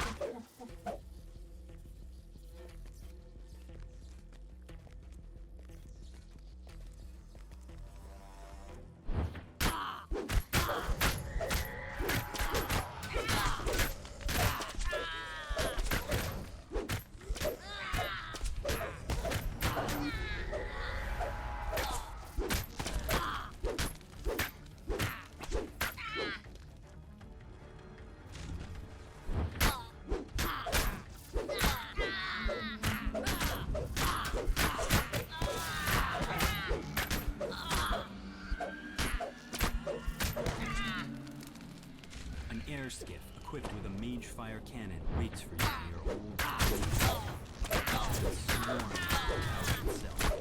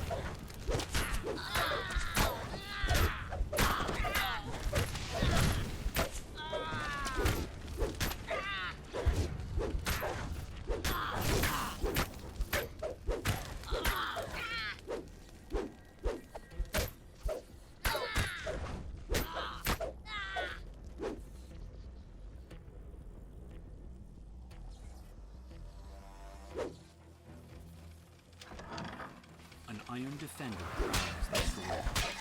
Once you get rid of it, you need to be able to catch your breath.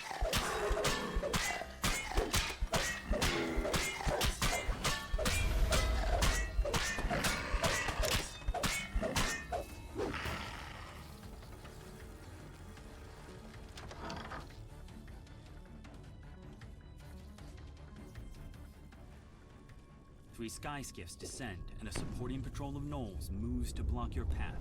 Is there any end to Vaughn's mercenary army?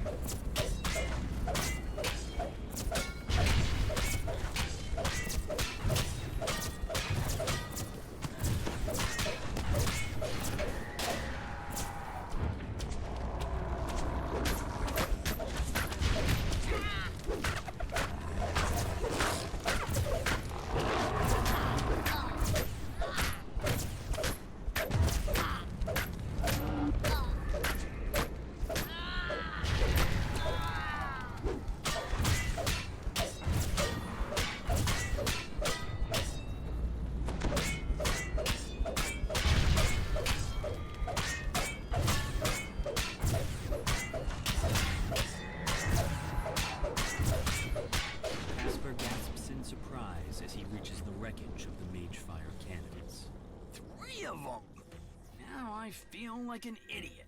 Thank the host you were here. This city watch station is locked up tight and stands as silent as the grave. Is it unmanned? Or have the guards inside been given a reason to sit this one out? Looks like they're using sky wards, Casper tells you. Your source leads might suddenly stop working out here. Be careful. The mercenary Gish stands here, his jaws frothing. The goblin says you're strong, but he's just a weakling. Enough waiting! I'll butcher you now! Flesh and keep all the glory for myself!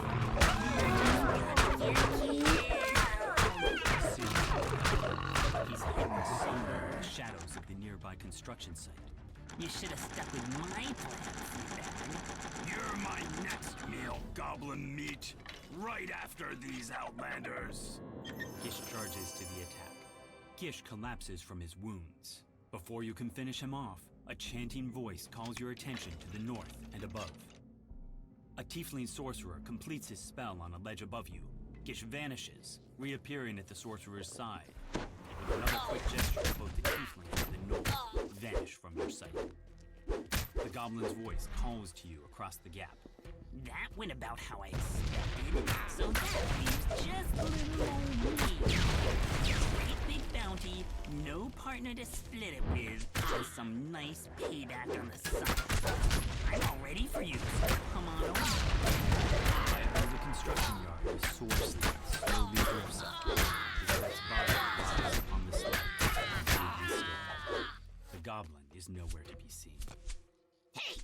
Ow! Cut that out! Get him, lads! Screams Urk as he hustles down a smoke bomb. Shrill voices of more goblins pierce the night air.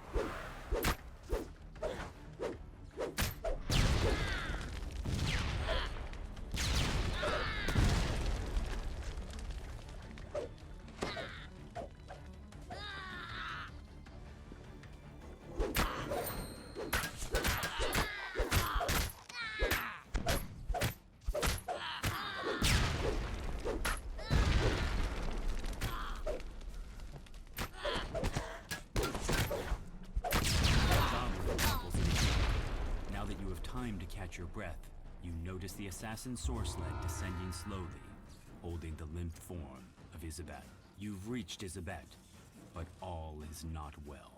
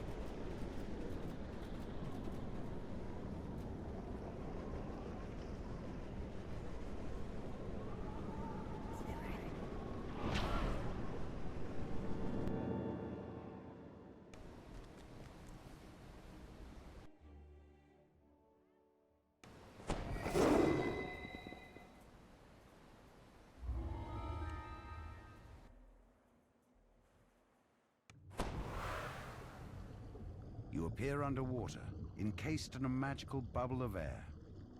A warforged waves you over. No doubt she's one of the crew sent to salvage the ship's cargo.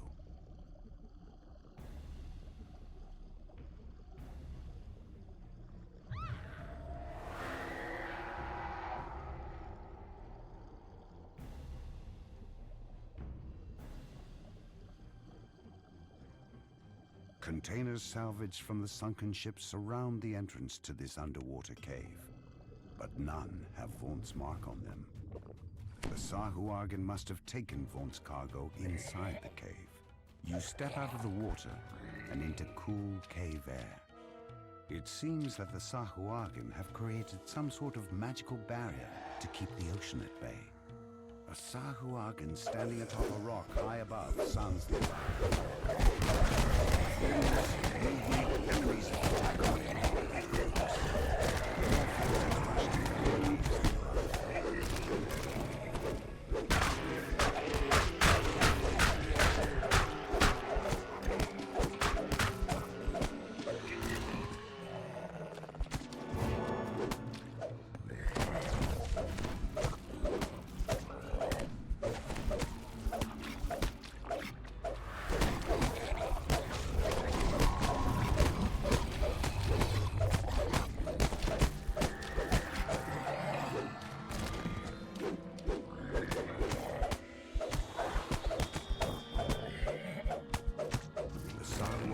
Ambush was fierce, but you've survived it handily.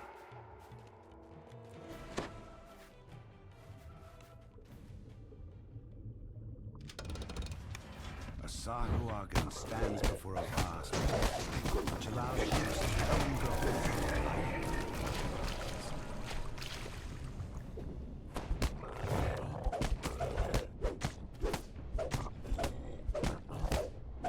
Portal Master dead.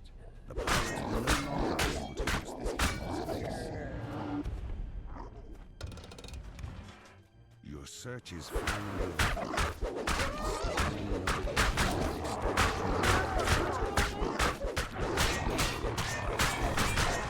don't know what this junk is, but people back in Sharn are paying us plenty to steal it. With the pirates out of the way, you can finally take a look at Vaunt's cargo. You've recovered Vaunt's mysterious shipment at long last. It must be very valuable to have drawn such attention, whatever it is.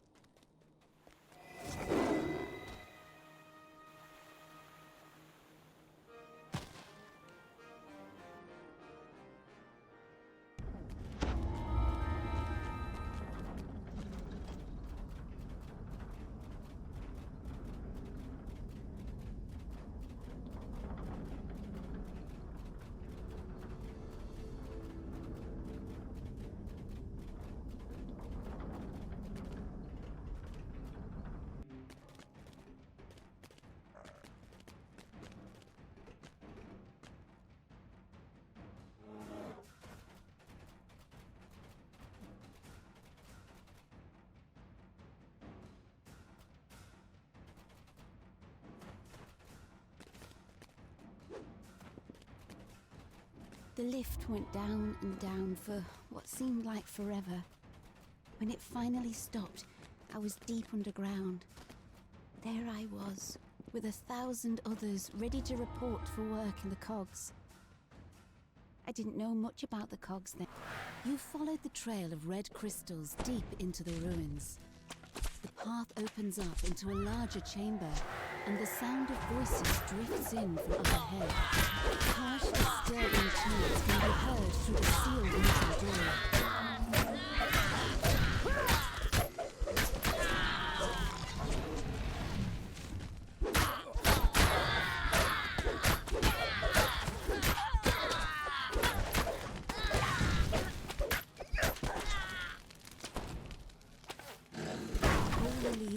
And the mechanism that controls the door grinds into action. The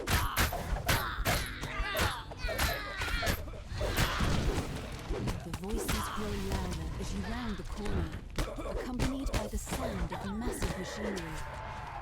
Worshippers kneel before a makeshift altar. In their prayers, the cultists offer their service to the avenging Cogs, until blood pitch becomes those who have wronged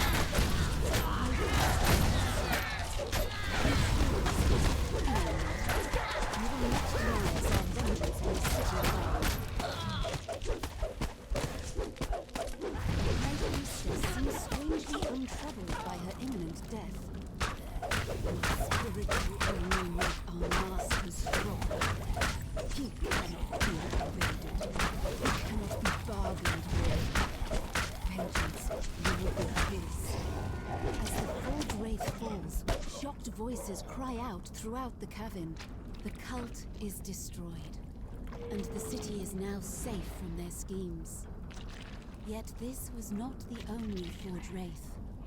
More still lurk in the Cogs, driven by their never-ending thirst for vengeance.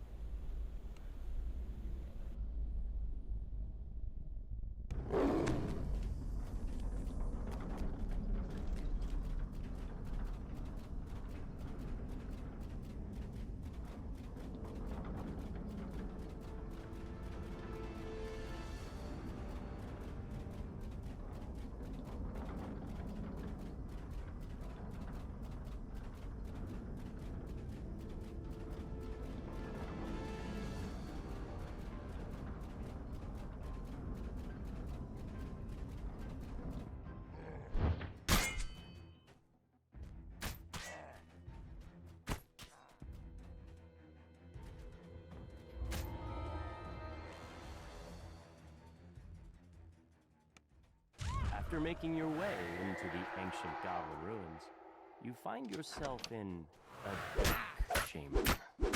Creatures loyal to death are stirring up trouble in these ancient hobgoblin ruins. Perhaps if you gave them a gentle slashing, it would compete. Dust goblins are hard at work preparing a ring. When they notice you, they immediately attack.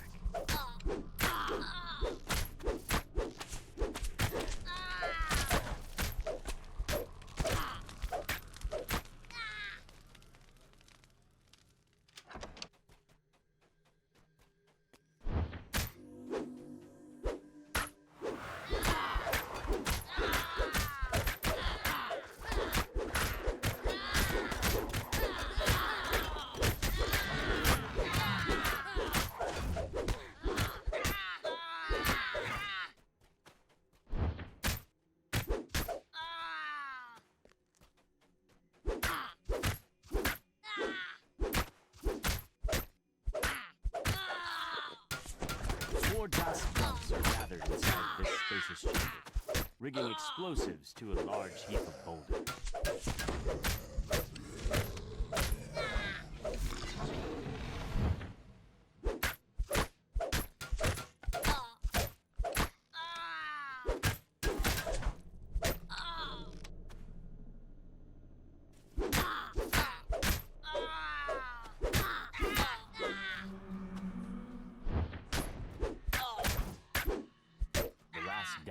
Thug crumbles at your feet. Now you have a chance to find out more about the strange artifact that they were trying to unearth. You pull the lever, triggering an explosion that flattens the remaining debris as the roar of the blast dies away. You hear a familiar voice coming from the platform above you. Is that Malik the gnome? Malik calls to you from the platform. Thank you for clearing out the dust for me. It was a great help. Those fools had no idea what they were dealing with. The friendly gnome transforms before your eyes. A Rakshasa. Oh, I didn't really know what cross over there.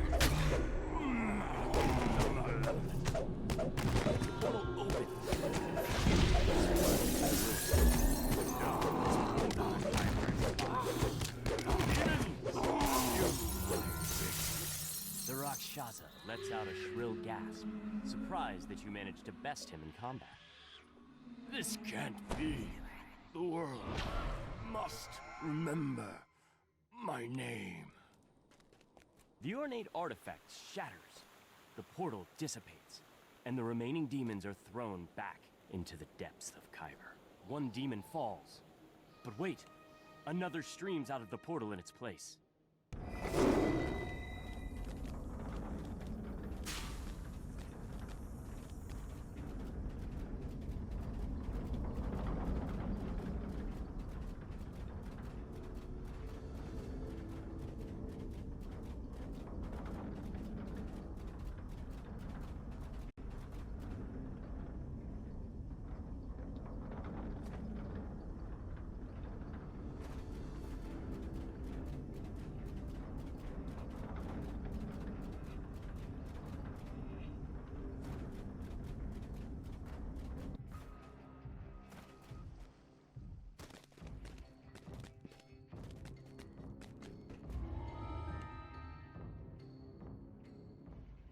You enter a small fighting arena. Another group of lumbering brutes attacks the fighting pit.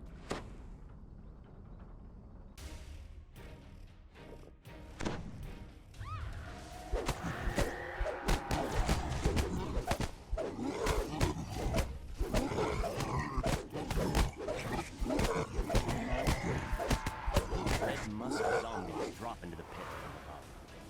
You must stop this invasion so that the fights in the arena may continue.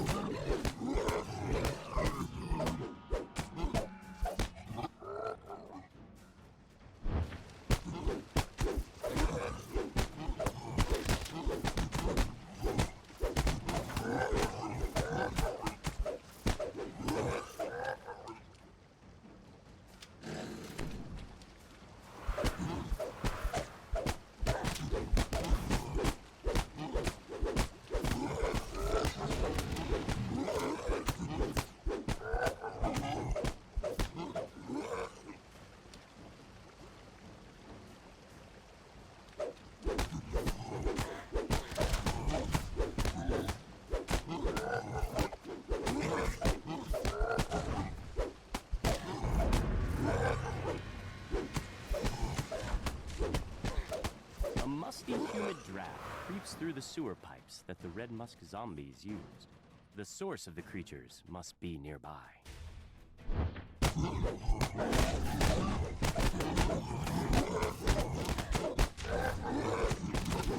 You feel a chill. The draft seems to come from the western.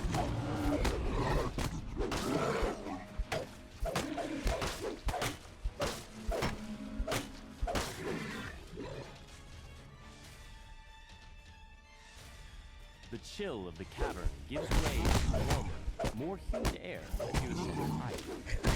The familiar musty smell is stronger. The source of the red musk zombies must be close.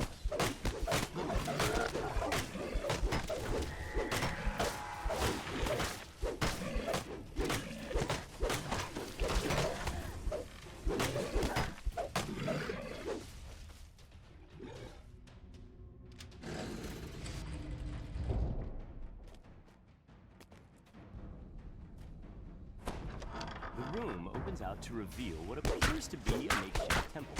The spores that create the red musk zombies. In the center is all of the spores responsible for creating these combinations of conditions.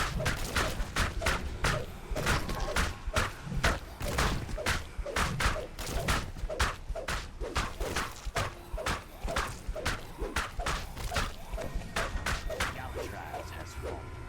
His creations no longer threaten the local fighting pit or the people of the Cogs.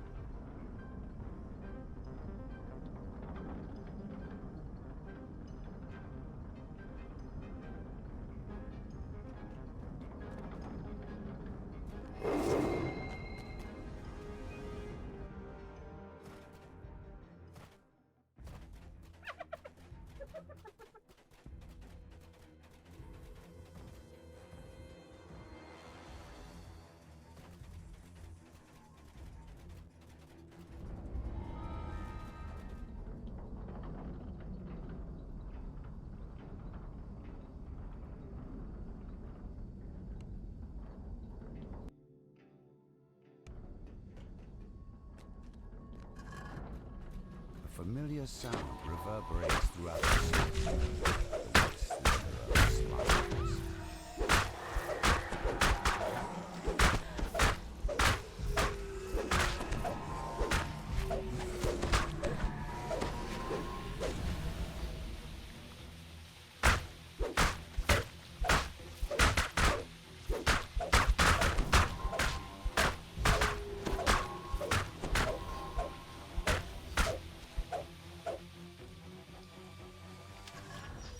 Members of the Dast gang ravage through the walls. One of them is from adjacent room.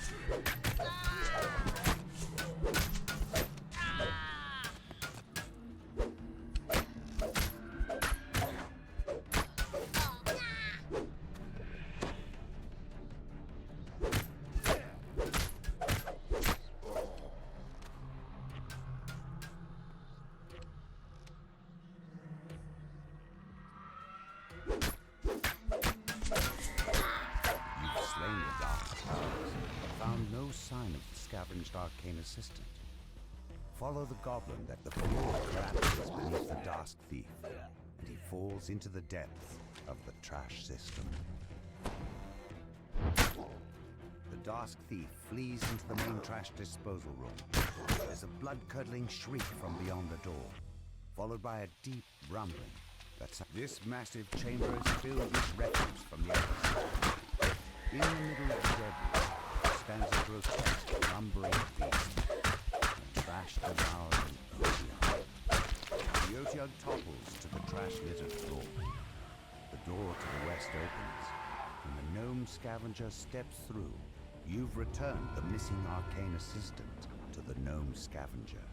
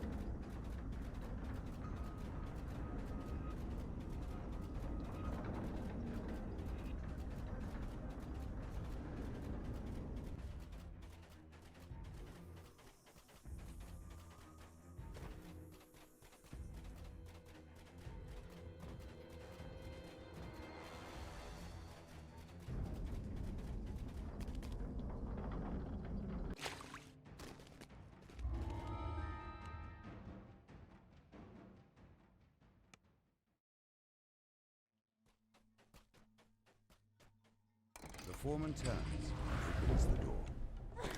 Railton's disappearance can only mean trouble. Please find him and figure out what's got the magma running cold while you're at it. For countless years,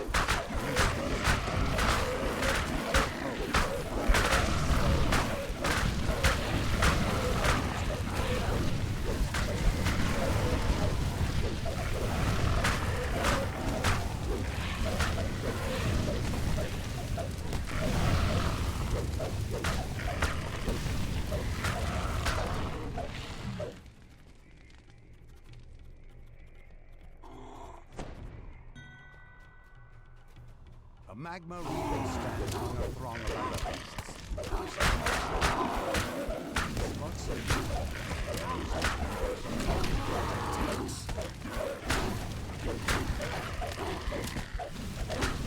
the magma reaver dies. The wall of flame created flickers out. A blast of chilly air sweeps in from the now open pathway. Wilson stands before you, entombed in a sheet of fire. No doubt the creatures you've encountered are evidence. If those wintry monstrosities end up down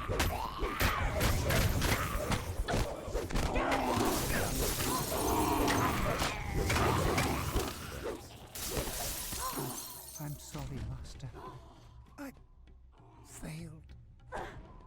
This master of hers must be responsible for this supernaturally frozen cave. A gnome wizard stands before a humming, whirring arcano-mythology device. Rejects a man released by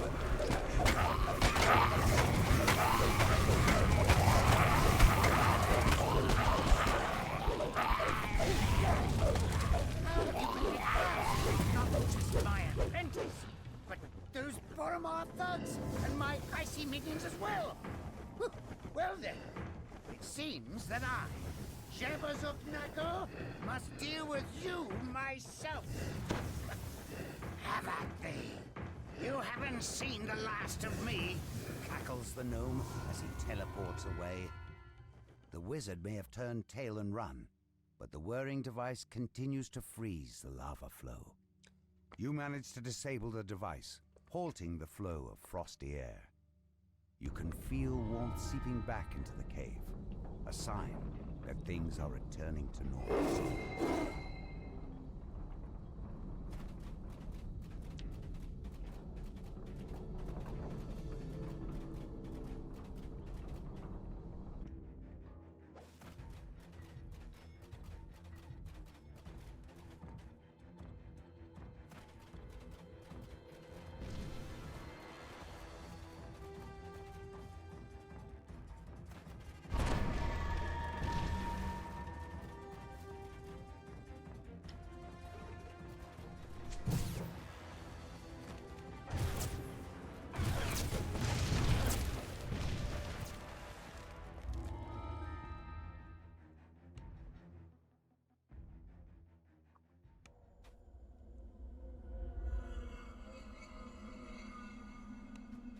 The explosion that destroyed Vaughn's Forge seems to have left this area mostly untouched. The blood-stained note on the fresh.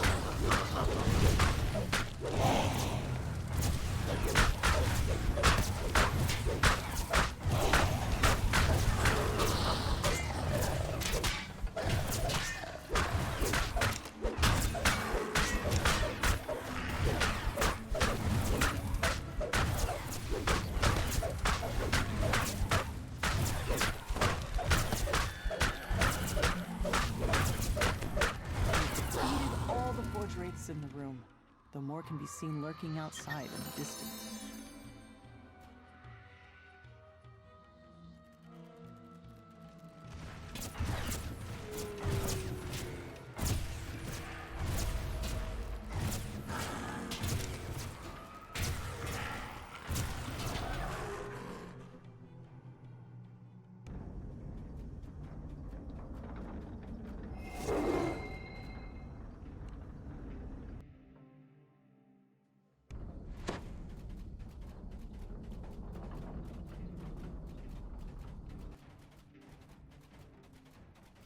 Just hit the 10-hour mark. I regret everything.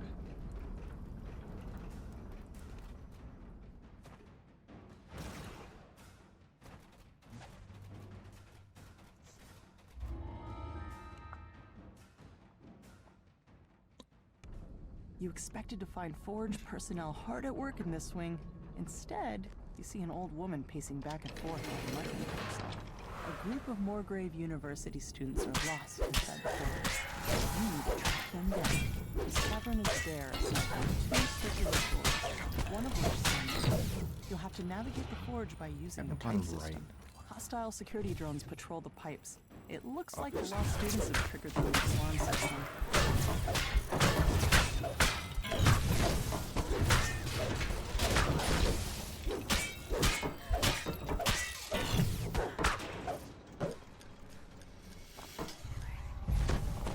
Teleport the hapless student back to the entrance.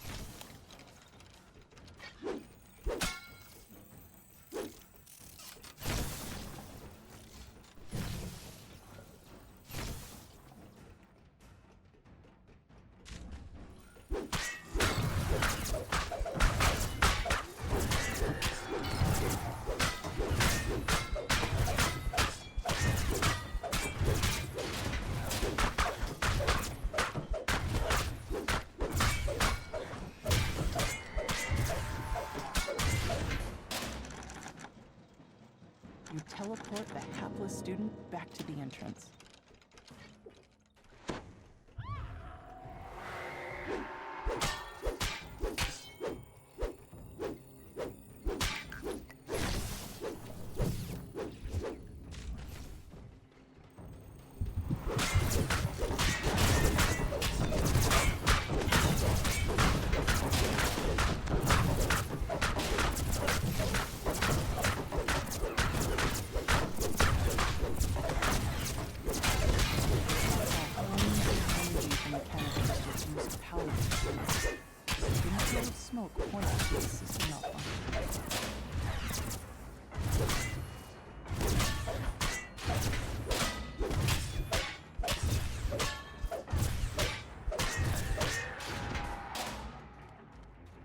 Teleport the hapless student back to the entrance.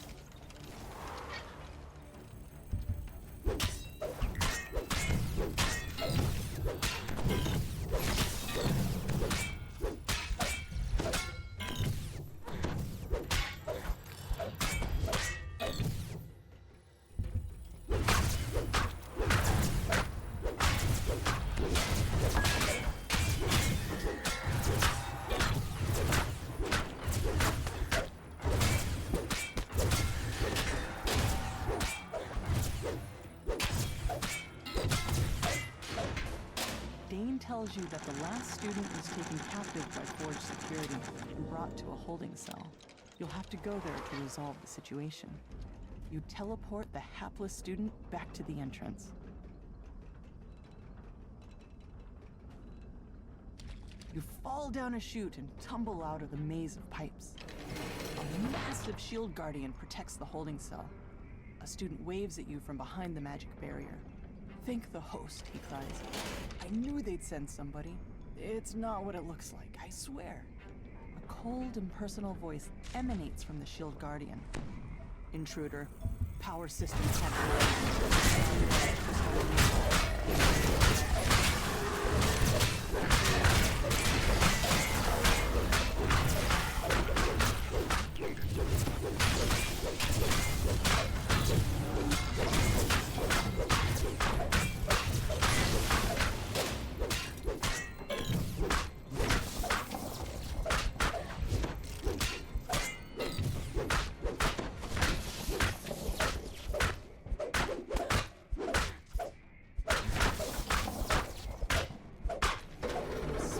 the shield guardian into a pile of debris.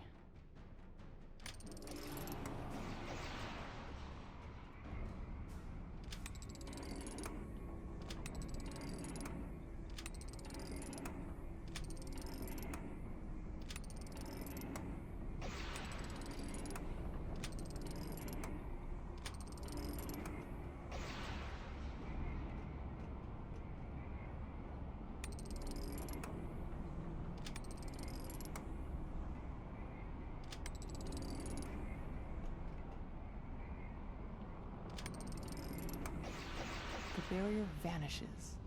Quickly, Chance says. Unlock the security door so I can get out of here. Careful though. Pulling the wrong lever will summon the authorities. You make your choice and pull the lever. A shrill alarm rings out in the chamber. Code red, disturbance in construct maintenance. Send for City Watch. Chance will have plenty of time to think about his actions in prison.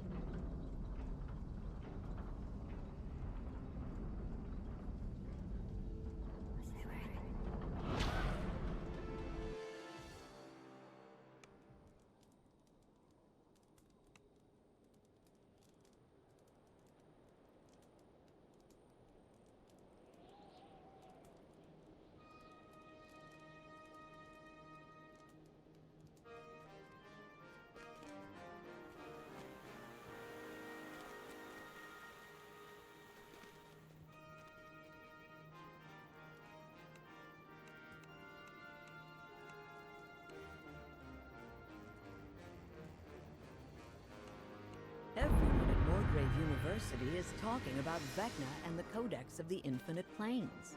Board the Morgrave University Air Shuttle in Sharn and speak to Sephelsa Stameth outside Lareth Hall to learn more.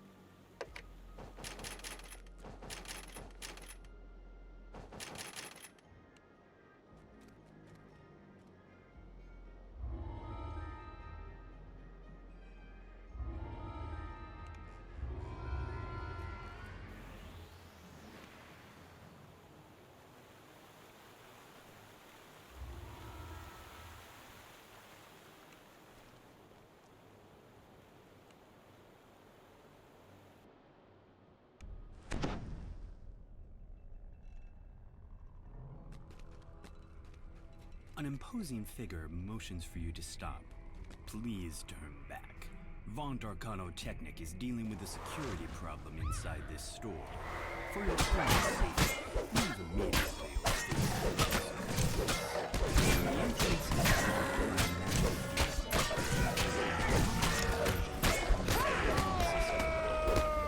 The manager says that Vaunt's security detail has kidnapped the informant you were supposed to meet. They're probably holding him somewhere in the store.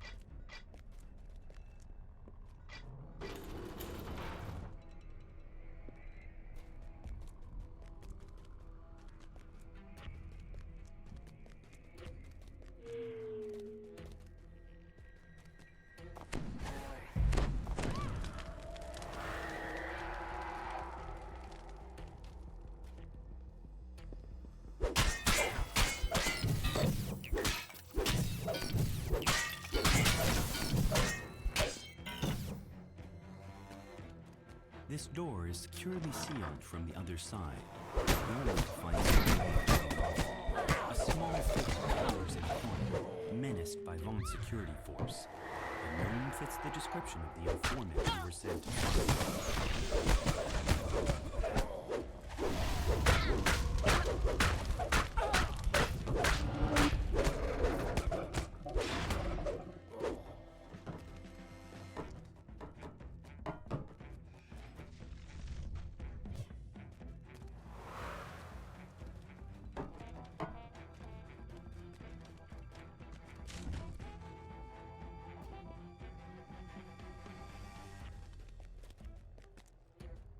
A small card by the door reads Huslav Nola, store manager. The door is securely locked. You'll need a key to get in. You unlock the door using the key to the manager's office.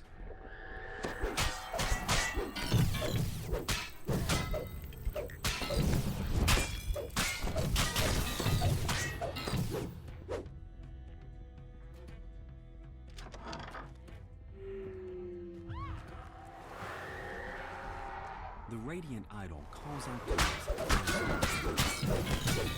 This isn't a jungle, Outlander. You can't just blunder around breaking things. People who matter in this city won't tolerate riots in their shops or attacks on important citizens. I leave these barbarians to you, my dear. Give them a lesson in civilized behavior. The sky coach flies off, and the lone remaining Vaughn security officer springs to the attack. With the battle won, you search the sky coach dock and immediately spot the notebook you've been looking for. Surely it contains evidence that will incriminate Vaughn.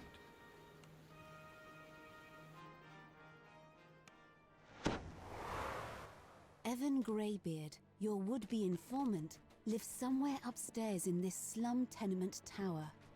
The door into Evan's apartment stands before you, wide open. This can't be good. 2 hobgoblin corpses lie at the feet of a stone gnome. The air smells of sulphur. Who in Tyler are you? The gnome demands in a pitiless tone.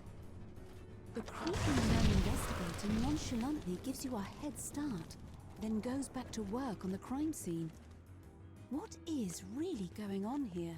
The air suddenly grows warmer. A draft rises from somewhere below. You have a sense that you're being watched. More so than usual. Your recent encounters with an odd gnome inquisitive and undead spirits notwithstanding. This must be the place where Evan went for a drink. Perhaps the bartender has seen him. You turn to head outside, only to find a man standing in your path. He beckons you over. These ne'er-do-wells have mistaken you for an easy mark. This won't end well for them.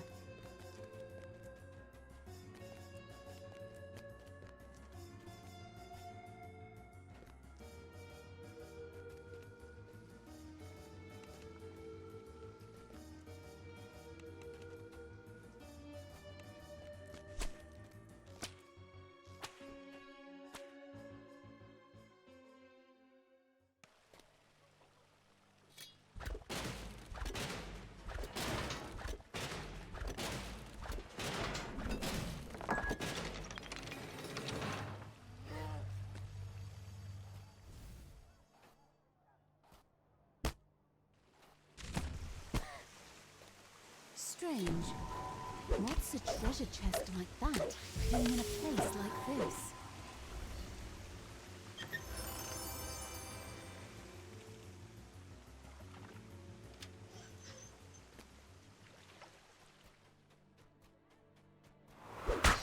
You find yourself in a small corner of the vast sewers that snake beneath the city.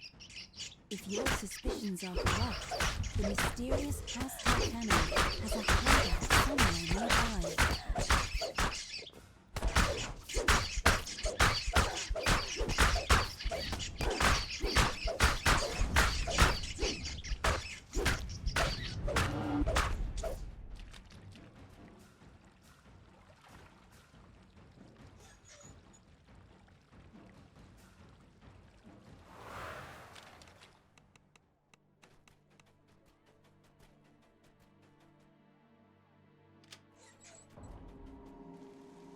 Look what the cat dragged in. The crouching half-orc barely seems to be paying attention to you. How's the weather topside?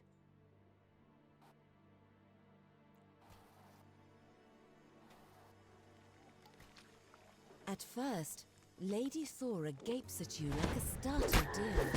Then she sighs with exasperation. Contractors. If you want something done right, you've got to do it yourself.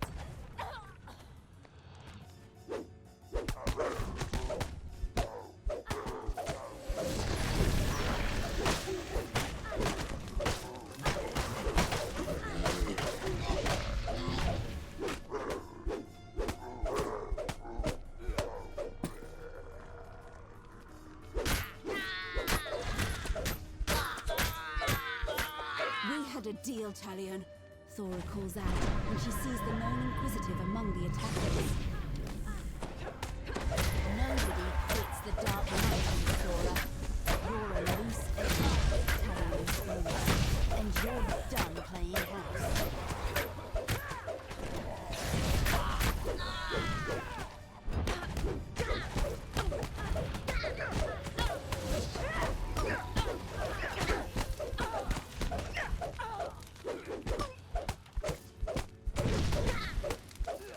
All of them, at least for today. We need to keep moving, Thora says. If you want to talk to Evan, you need to do it now.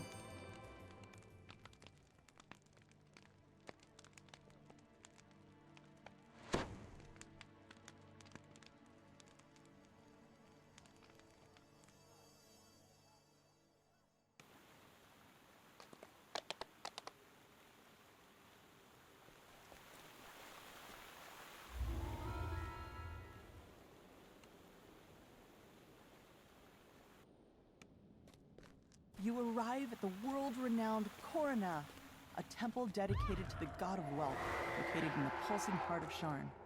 The main temple has just closed its doors for the evening. You wonder why Kol Karan's high priest wants to meet with you after hours. The high priest gestures to the east. Take the sky coach at the end of the northern courtyard. It will deliver you to your destination.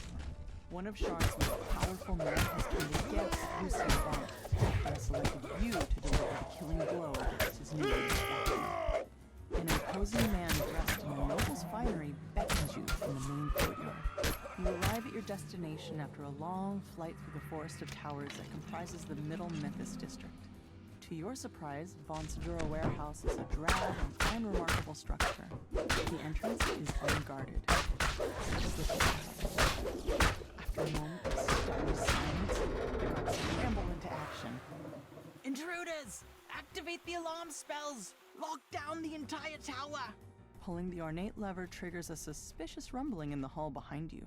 You've uncovered a secret passage.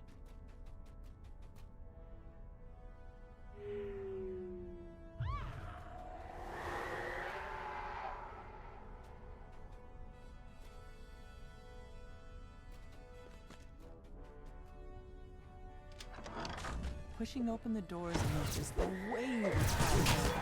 Didn't remind you more than the time down in the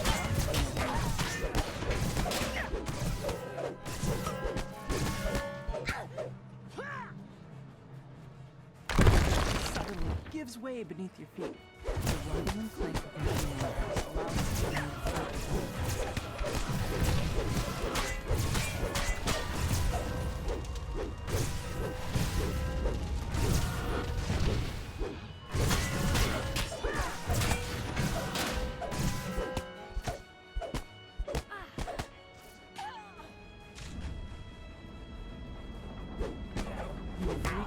center of the manufacturing. Sabotaging the equipment in here to disable these bolts.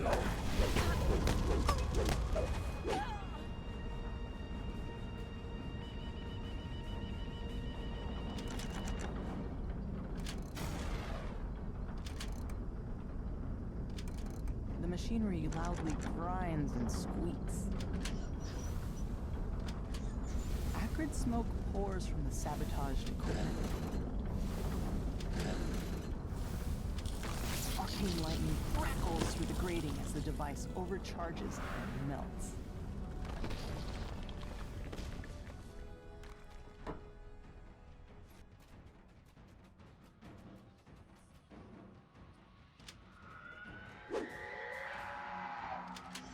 As you open the first valve, the pipes in the room begin to rupture and steam hisses from the cracks.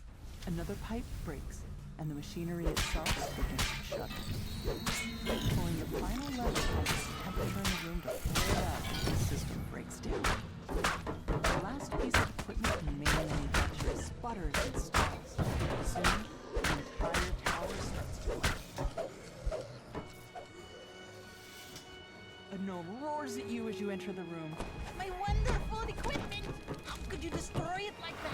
You pay for this travesty?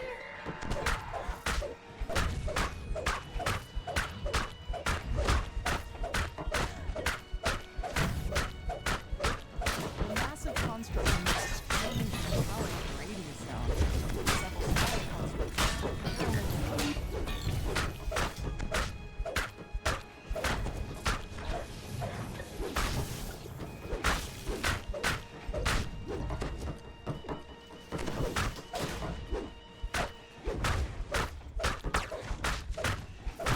constructs hurl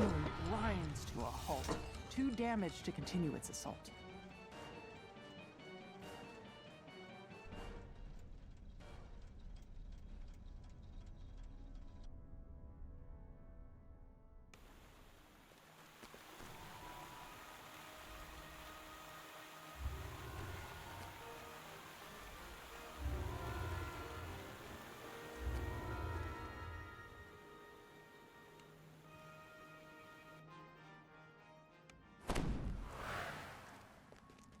Somewhere nearby is the Stormreach Beacon, Vaughn's protection against vengeful Forge Wraiths. The beacon will surely be under heavy guard, but that's never stopped you before. Tonight you'll steal the beacon back from under Vaughn's nose, and if you do it right, no one will be able to stand in your way. Can I figure out? No. I'm just gonna... This is the way I'm confident with knowing. Even though I clicked the wrong button.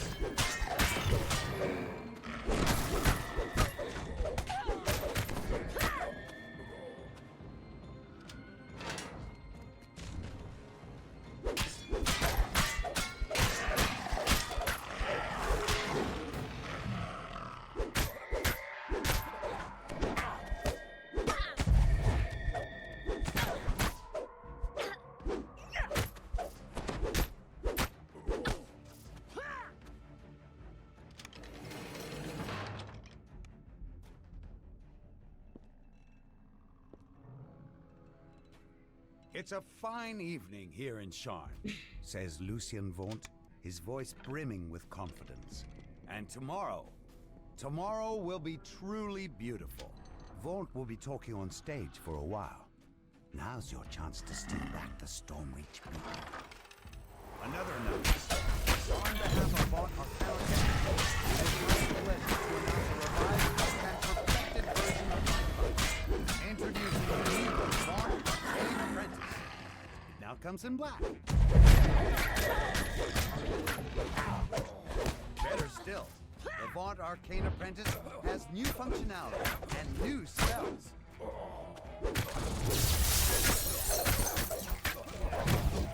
It's simple enough, but a brute with absolutely no arcane training can use it. My charming assistant will now demonstrate. Lucy mutters to Vaunt. Boss, we have a situation backstage.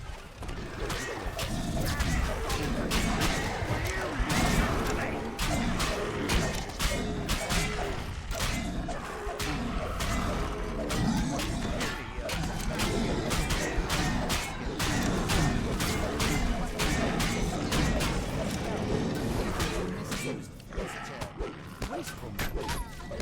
Cool, unbelievable, the troll says, crestfallen. And we do have an extra tough adamantine edition of the device available. We should have used that one, in retrospect. What's going on? Lucien Vaunt crumples with a cry of anguish on his lips.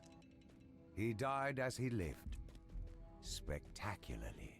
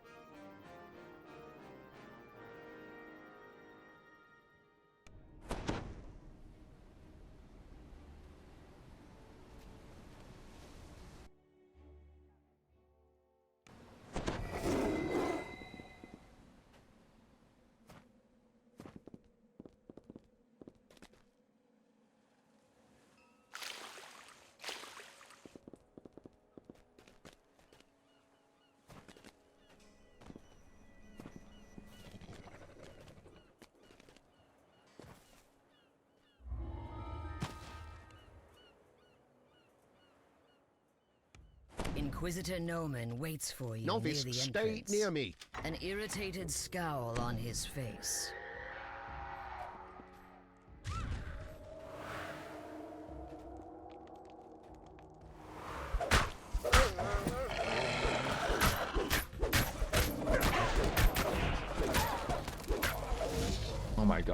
They die like 3 times as fast. This is amazing.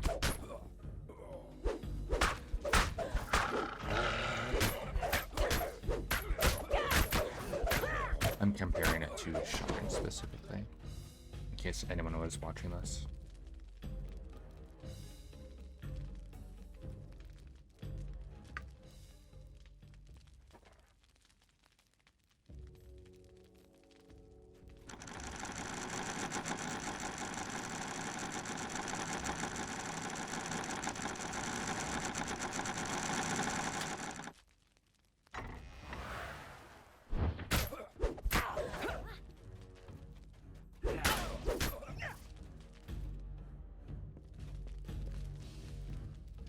The novice who accompanied Noman lies on the ground in the hallway ahead.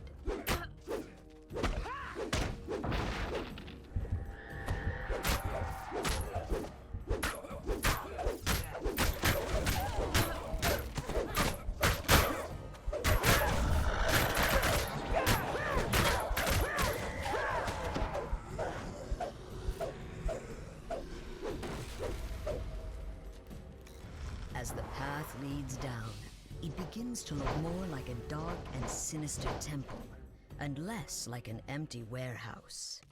A dank chill pervades the lower level. The clink and creak of hardened steel echoes from the corridor ahead. A woman's voice drifts up from somewhere below. She speaks Noman's name, and the Inquisitor himself replies, "You will do no such thing. The Silver Flame has caused enough trouble. Soon nothing I can say will throw them off the scent. No, you will stay here and see that no one gets by. I will go below and assist our guests." In the center of this room stands a blood-stained altar. What unspeakable acts have been performed there?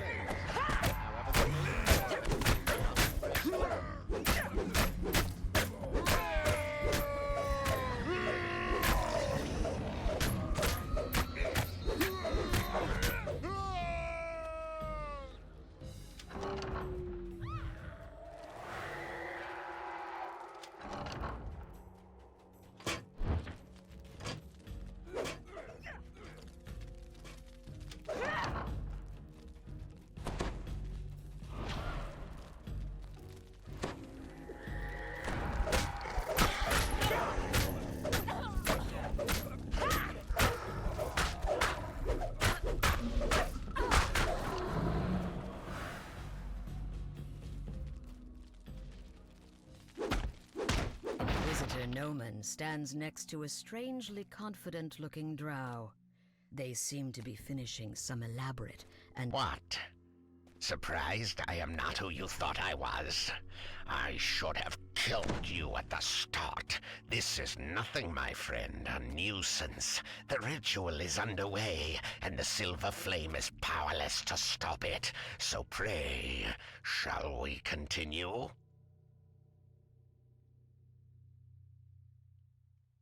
Now, give yourselves, my children.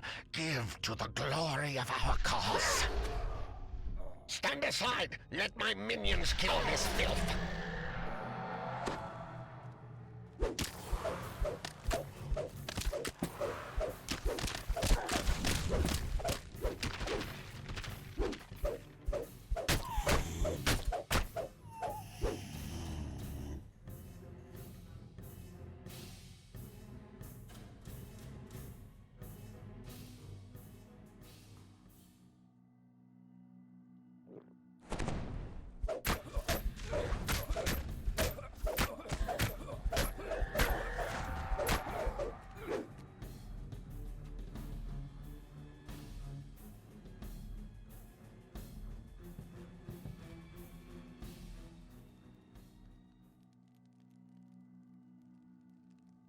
The Silver Flame are looking into cult activity in the area.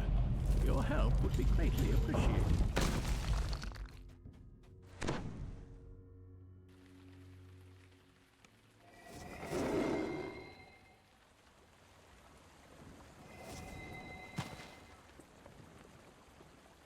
The great cavern revealed by the cultist spell worries the Silver Flame. Someone will have to brave its depths for them.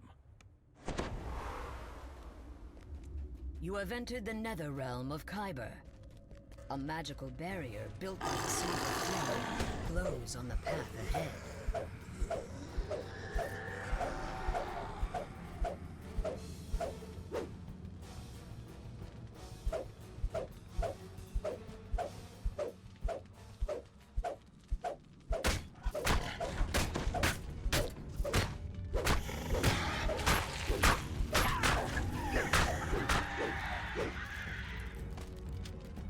Dusty remains lie in front of a sealed stone door on the far side of the room.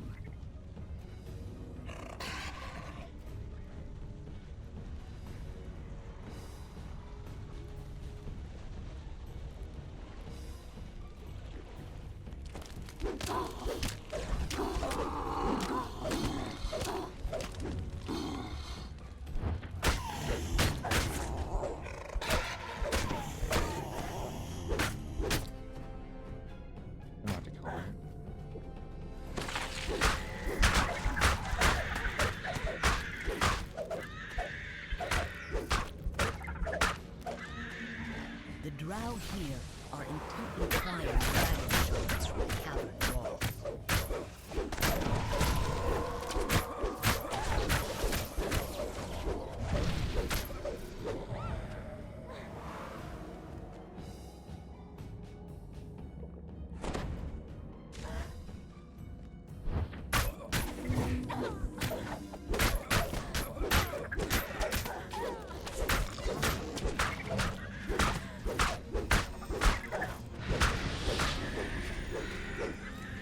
The only way forward is down into Kyber's depths.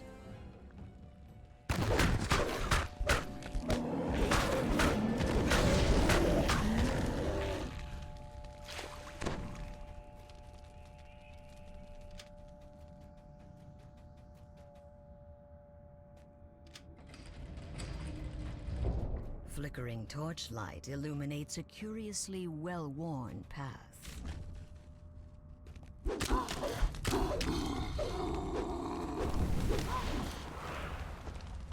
passageway is eerily quiet.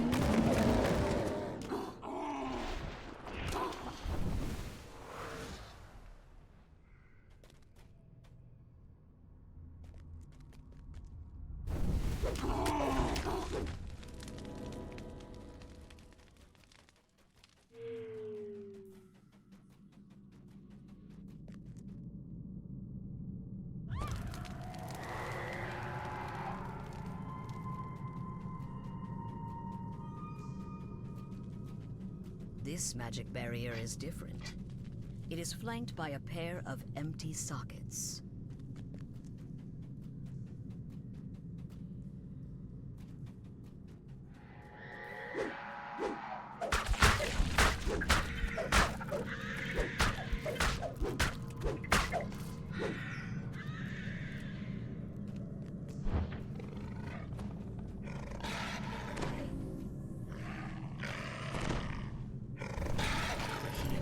More oppressive as the path drops deeper into the heart of Kyber.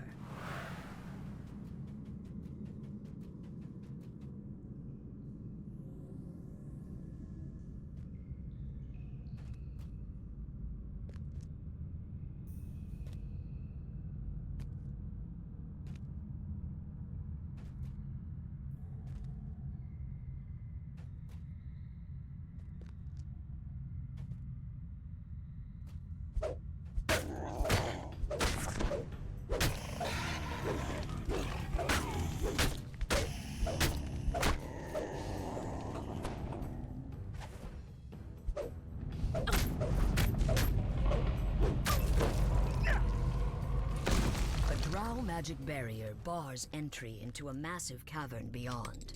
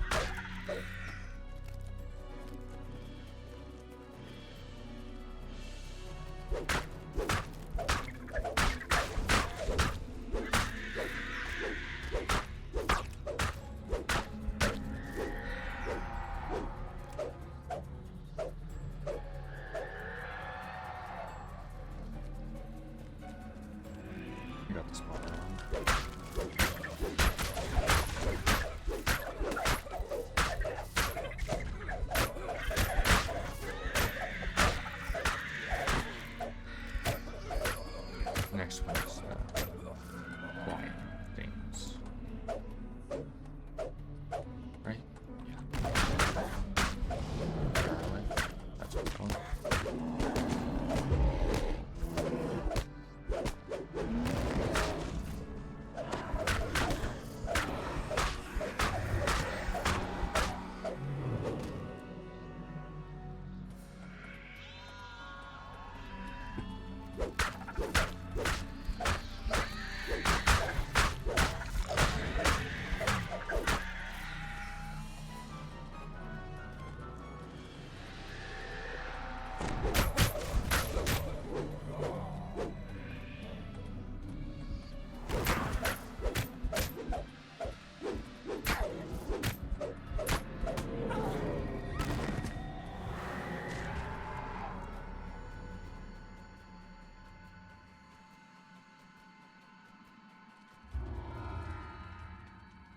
Something is waiting in the lowest depths of Kyber. Something that the Silver Flame does not want getting out.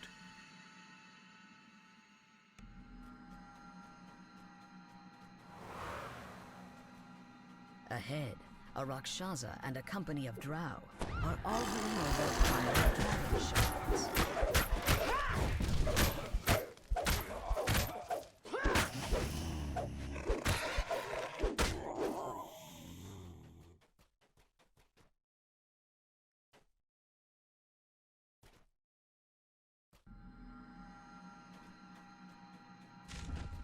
Strange glowing spiders are locked in battle with some kind of spirit made up of pale blue flames.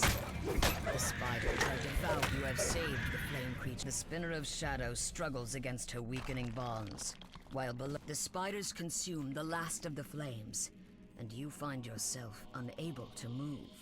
The Spinner of Shadows has broken free. At last I am free from that disgusting flame. You've finally done my biddings, vassals. I see that you have brought me the dragon shards that she needs. Though I also see that you have allowed some pests to follow you inside. The demon overlord glares down at you with contempt. The stink of Eberron is on you, mortals. I will turn my attention to your world in due time. But for now, it pleases me to let you live. Someone must witness my return and survive. Destroy these intruders, my lady! One of the Rakshasas growls. We will report your glorious release to the world. Now let us leave this place. You must help us release the other demon overlords. I will do no such thing.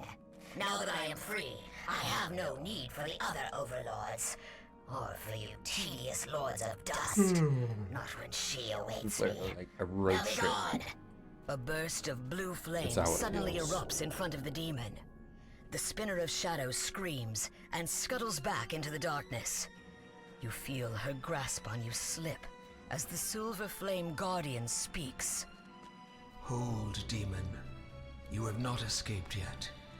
Some of the flame still burns here. The Silver Flame Guardian speaks. We have driven her back, but it will not last. Destroy her spiders. They have consumed the essence of the silver flame that holds her here. If you can light the wards again, she will be imprisoned once more. Quickly now. She returns.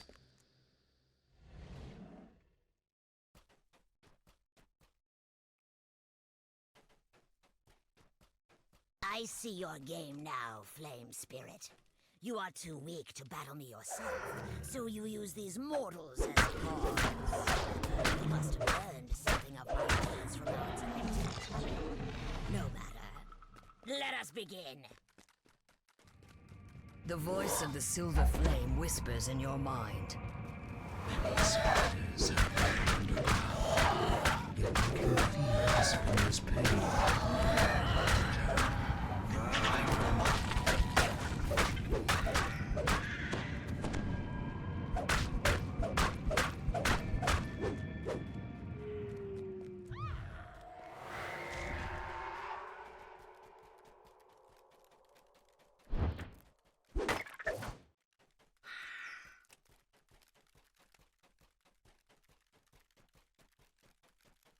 Once more, the demon's voice echoes from the shadows above. Demons of Kyber, hear my call. Protect my children.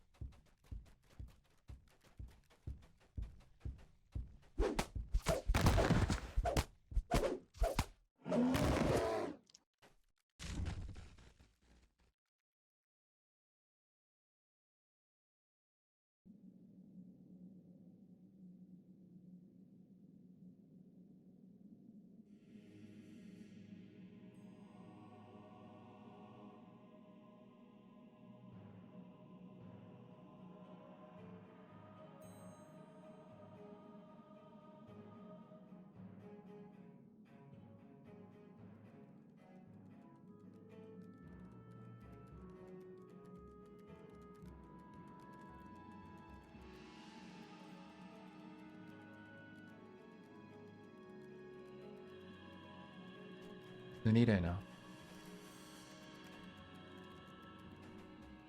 A feeling of dread overwhelms you, as if darkness has entered your very soul. The spinner of shadows has returned to the battle. Come for me, my sister! Cries the spinner of shadows.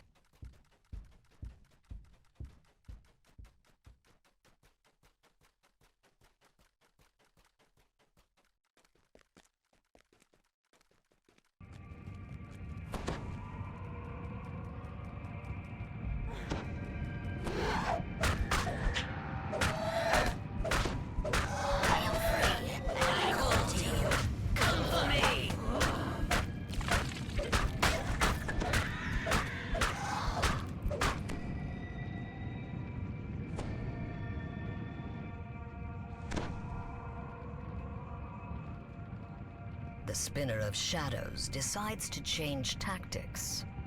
Arise, my spiders! Destroy the Guardian!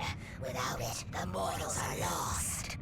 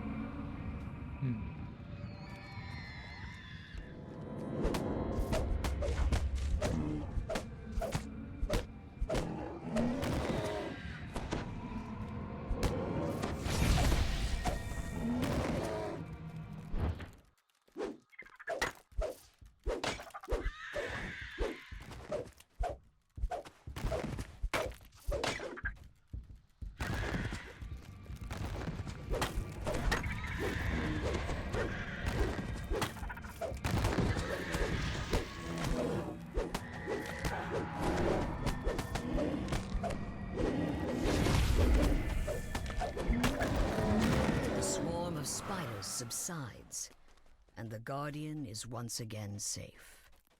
Time for you to finish relighting the wards. The demon chuckles in the shadows.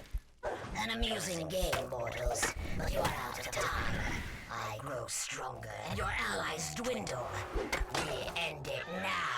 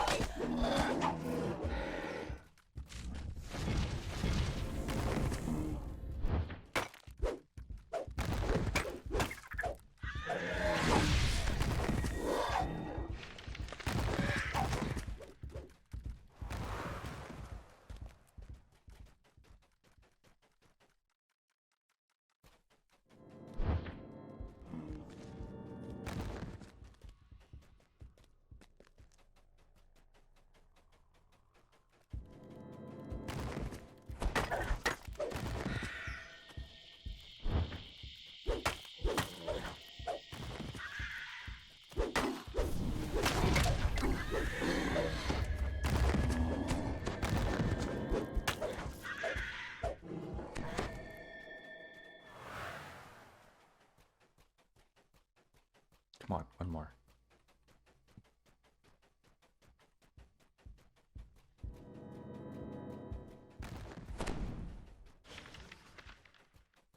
Come on. You run over the other side.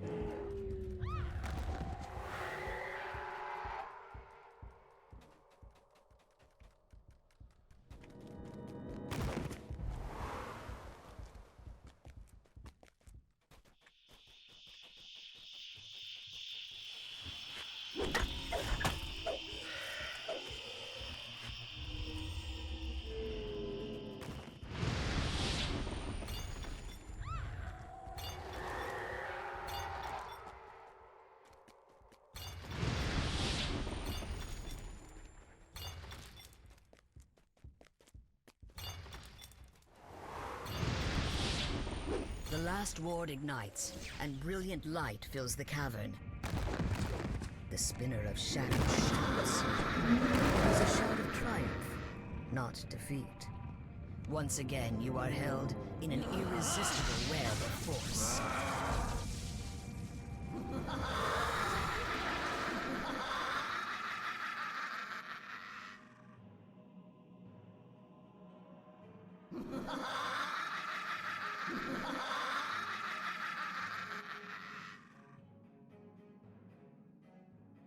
She's here.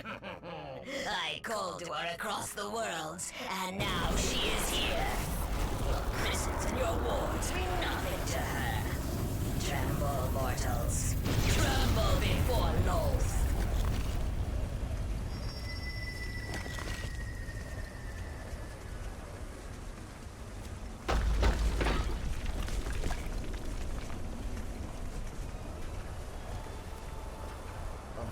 Of vast power booms from inside the breach. There you are, sister. Did you collect the dragon shards as I commanded? I have, replies the spinner of shadows. The drow brought them to me, just as you said they would. What shall I do with these irritating mortals? Leave them. Loth commands. The demon web will soon swallow this place, and them along with it. Now, bring me the dragon shards. There is much to do.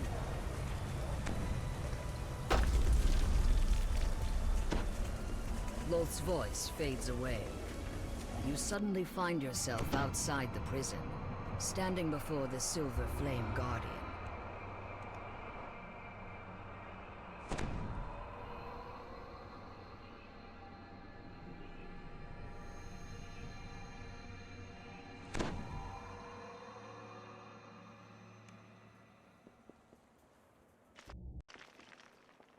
The Gatekeepers, a special druidic order, are looking for you in the Great Chamber, where you battled the Spinner of Shadows.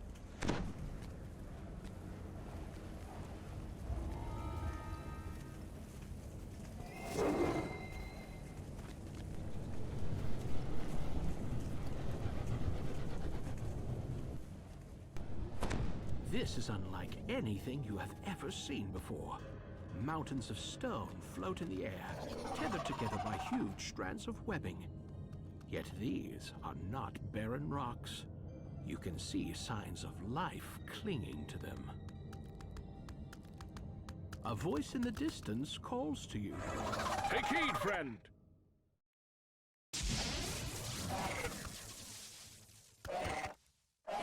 You're a stranger here, I'm thinking. What brings ye into the demon web?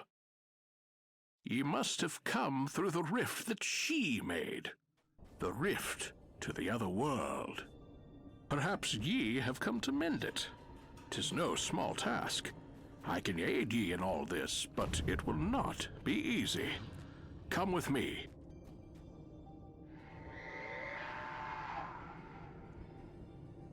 We are in the realm of the vile goddess Loth. She Please and her hurry up, sister, dude. the Spinner of Shadows, are the source of thy current troubles. 'Twas only possible for me to come here because Loth let her guard slip when the rift opened, and I cannot eat. The demon web sprawls out before you. Somewhere in this chaotic maze, this rift, the hunched creatures ahead make some strange and disgusting sounds as they root through old bones. They produce even more disgusting smells. Closer to my home, Loth now wages war. The Spinner of Shadow looms in the distance. What will she do now? Also, it's that been she is 11 free hours from her prison in since Kyber? I've started this. I still regret this. Hark! I sense that she has dropped her guard again. Occupied with her sister, most like. I must leave while I can. Find thy way to Evening Star. I will meet ye there. 'Tis a dangerous journey, but ye seem to be... Only the strong survive in the demon web, and these treasures will not helmeted with us.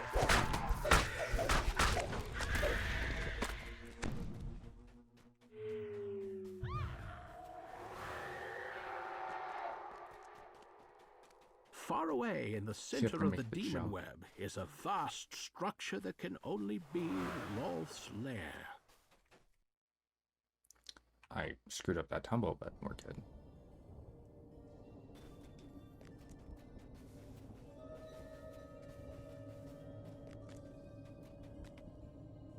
A spider hatchery lies empty. The brood it bore has already consumed the weak and the slow. Fragments of long-forgotten worlds lie ensnared in Loth's web. This will be the fate of Eberron unless you find a way to repair the rift that is slowly consuming your home.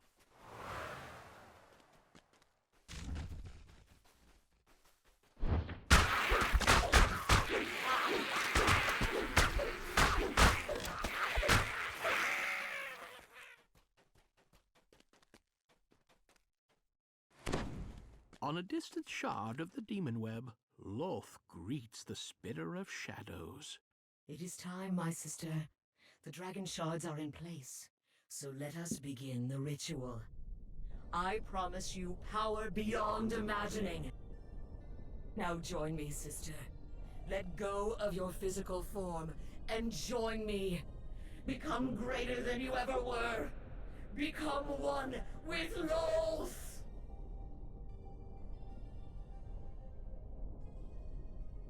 Loth vanishes with a piercing burst of magical energy, and for an instant you stand transfixed by the strange scene. Then a sudden onslaught of the Spider Queen's servants snaps you back to the situation at hand.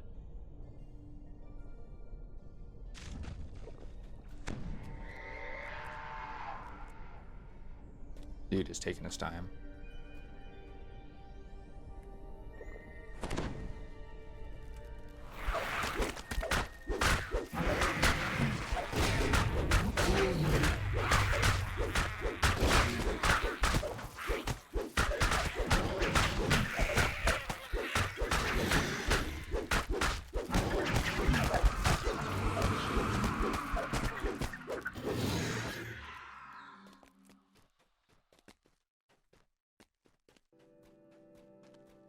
Ahead lies a glimmering magical portal.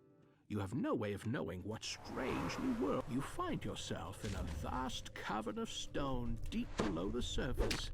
If you are to find Elminster, you must first make your escape from the vastness of the Underdark.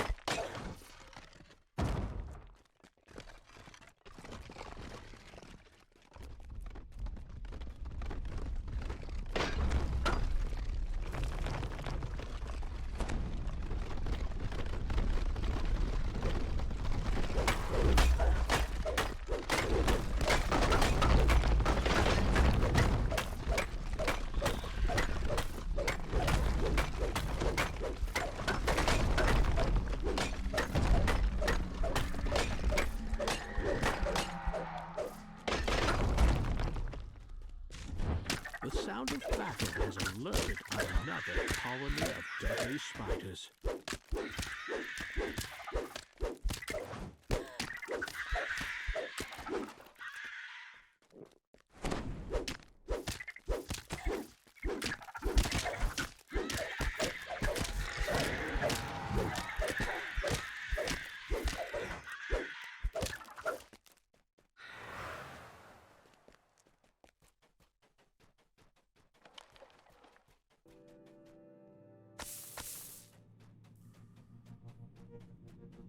You have stumbled into a group of heavily armed drow. They don't look anything like the drow you've encountered back on Eberron. And they also don't look pleased to see you. 3 drow scouts are talking on the ledge above. Perhaps they can lead you up to the surface.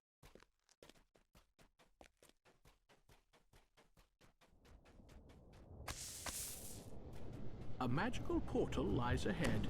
If the scouts are right, it will take you closer to the surface. The drow patrol you saw before is taking a break on the other side of the ravine ahead. I wish I could do that. Above, a strange creature spots you. Surface dwellers down here? It snaps. The slavers are growing careless. I shall have to clean up after them. 2 spiders stand guard in front of the gate, almost as if they had been ordered to do so.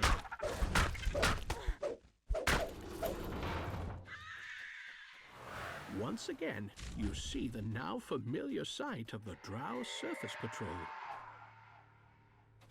A small but well-guarded drow outpost lies up ahead.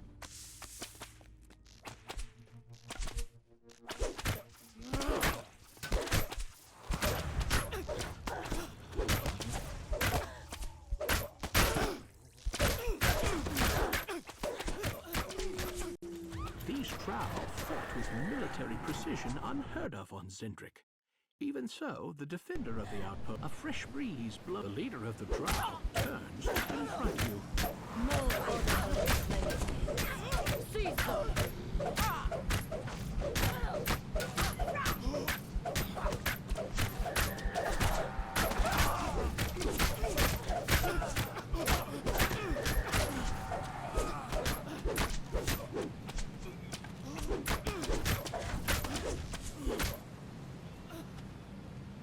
Voice from inside. The villagers in the cage anxiously point to a large lever near the door. Thank the gods, I'd almost given up hope. But where did you come from?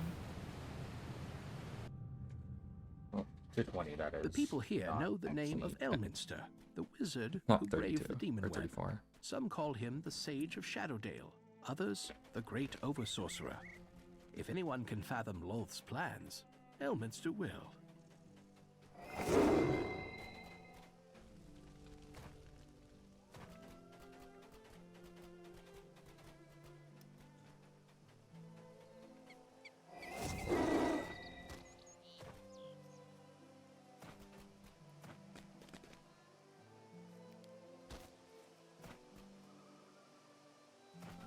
I'll be writing this in epics, so I should turn this in.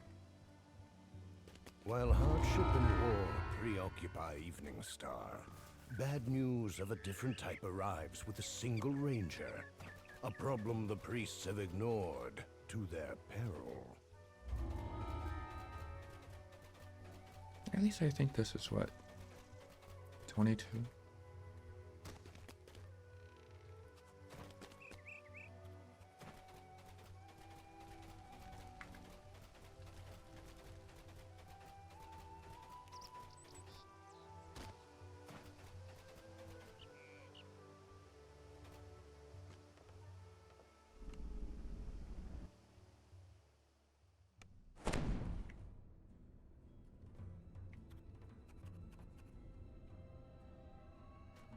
The head priest Jaskier says, take that key on the table as the door to Hospital Wing swings open. Moist air, reminiscent of rotten foliage wafts in.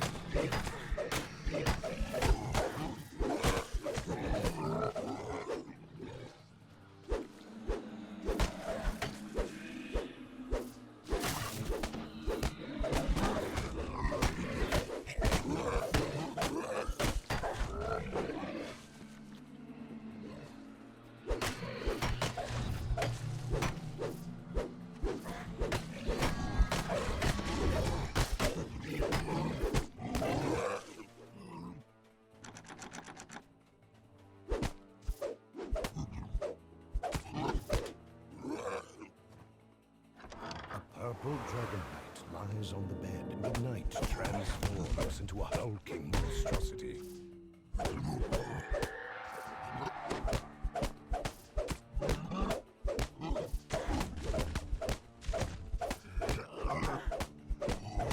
This corpse contains some of the sample the head priest taken.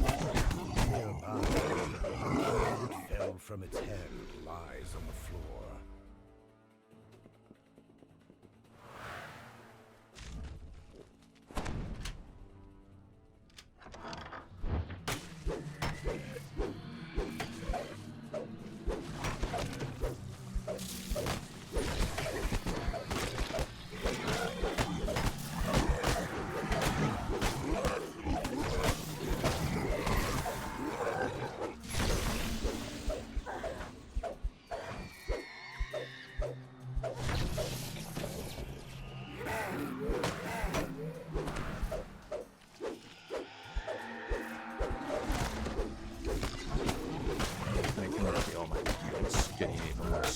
By the man. The victim bursts through the door. There seems to be an advanced I shouldn't have like they all connect that many times. Completely berserk.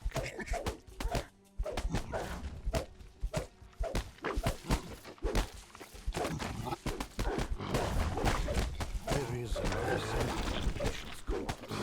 With two collected, it is time to return to Jaskier.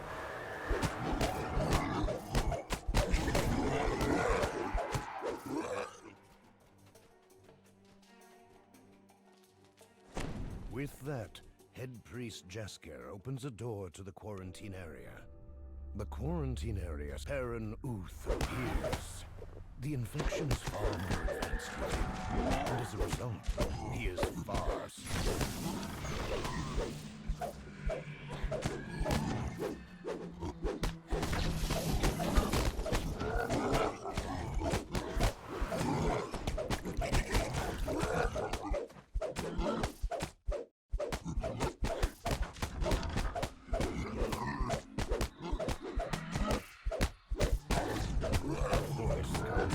Are you kidding me? Oh, are you? Oh my god! I need 123. We're capping out on Slayers, dude. I don't care.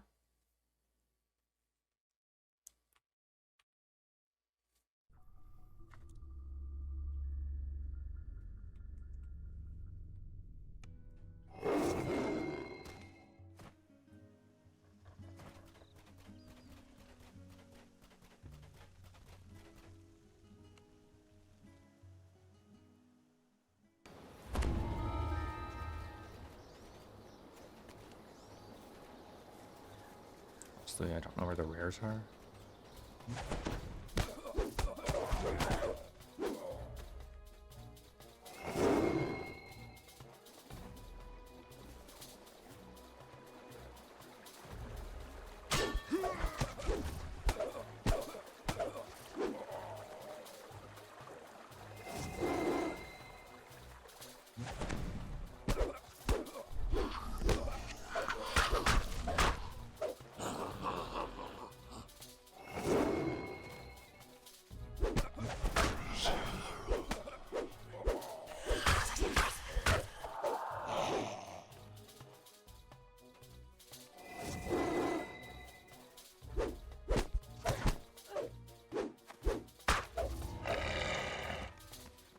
Hit 20.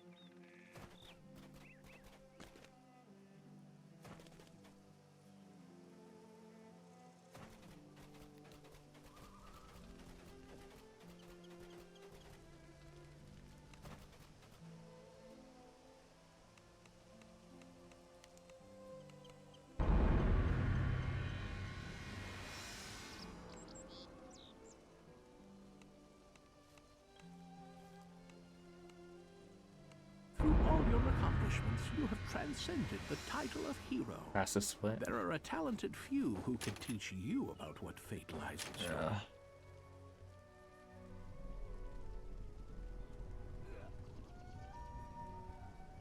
10 points. I don't even know what to do with.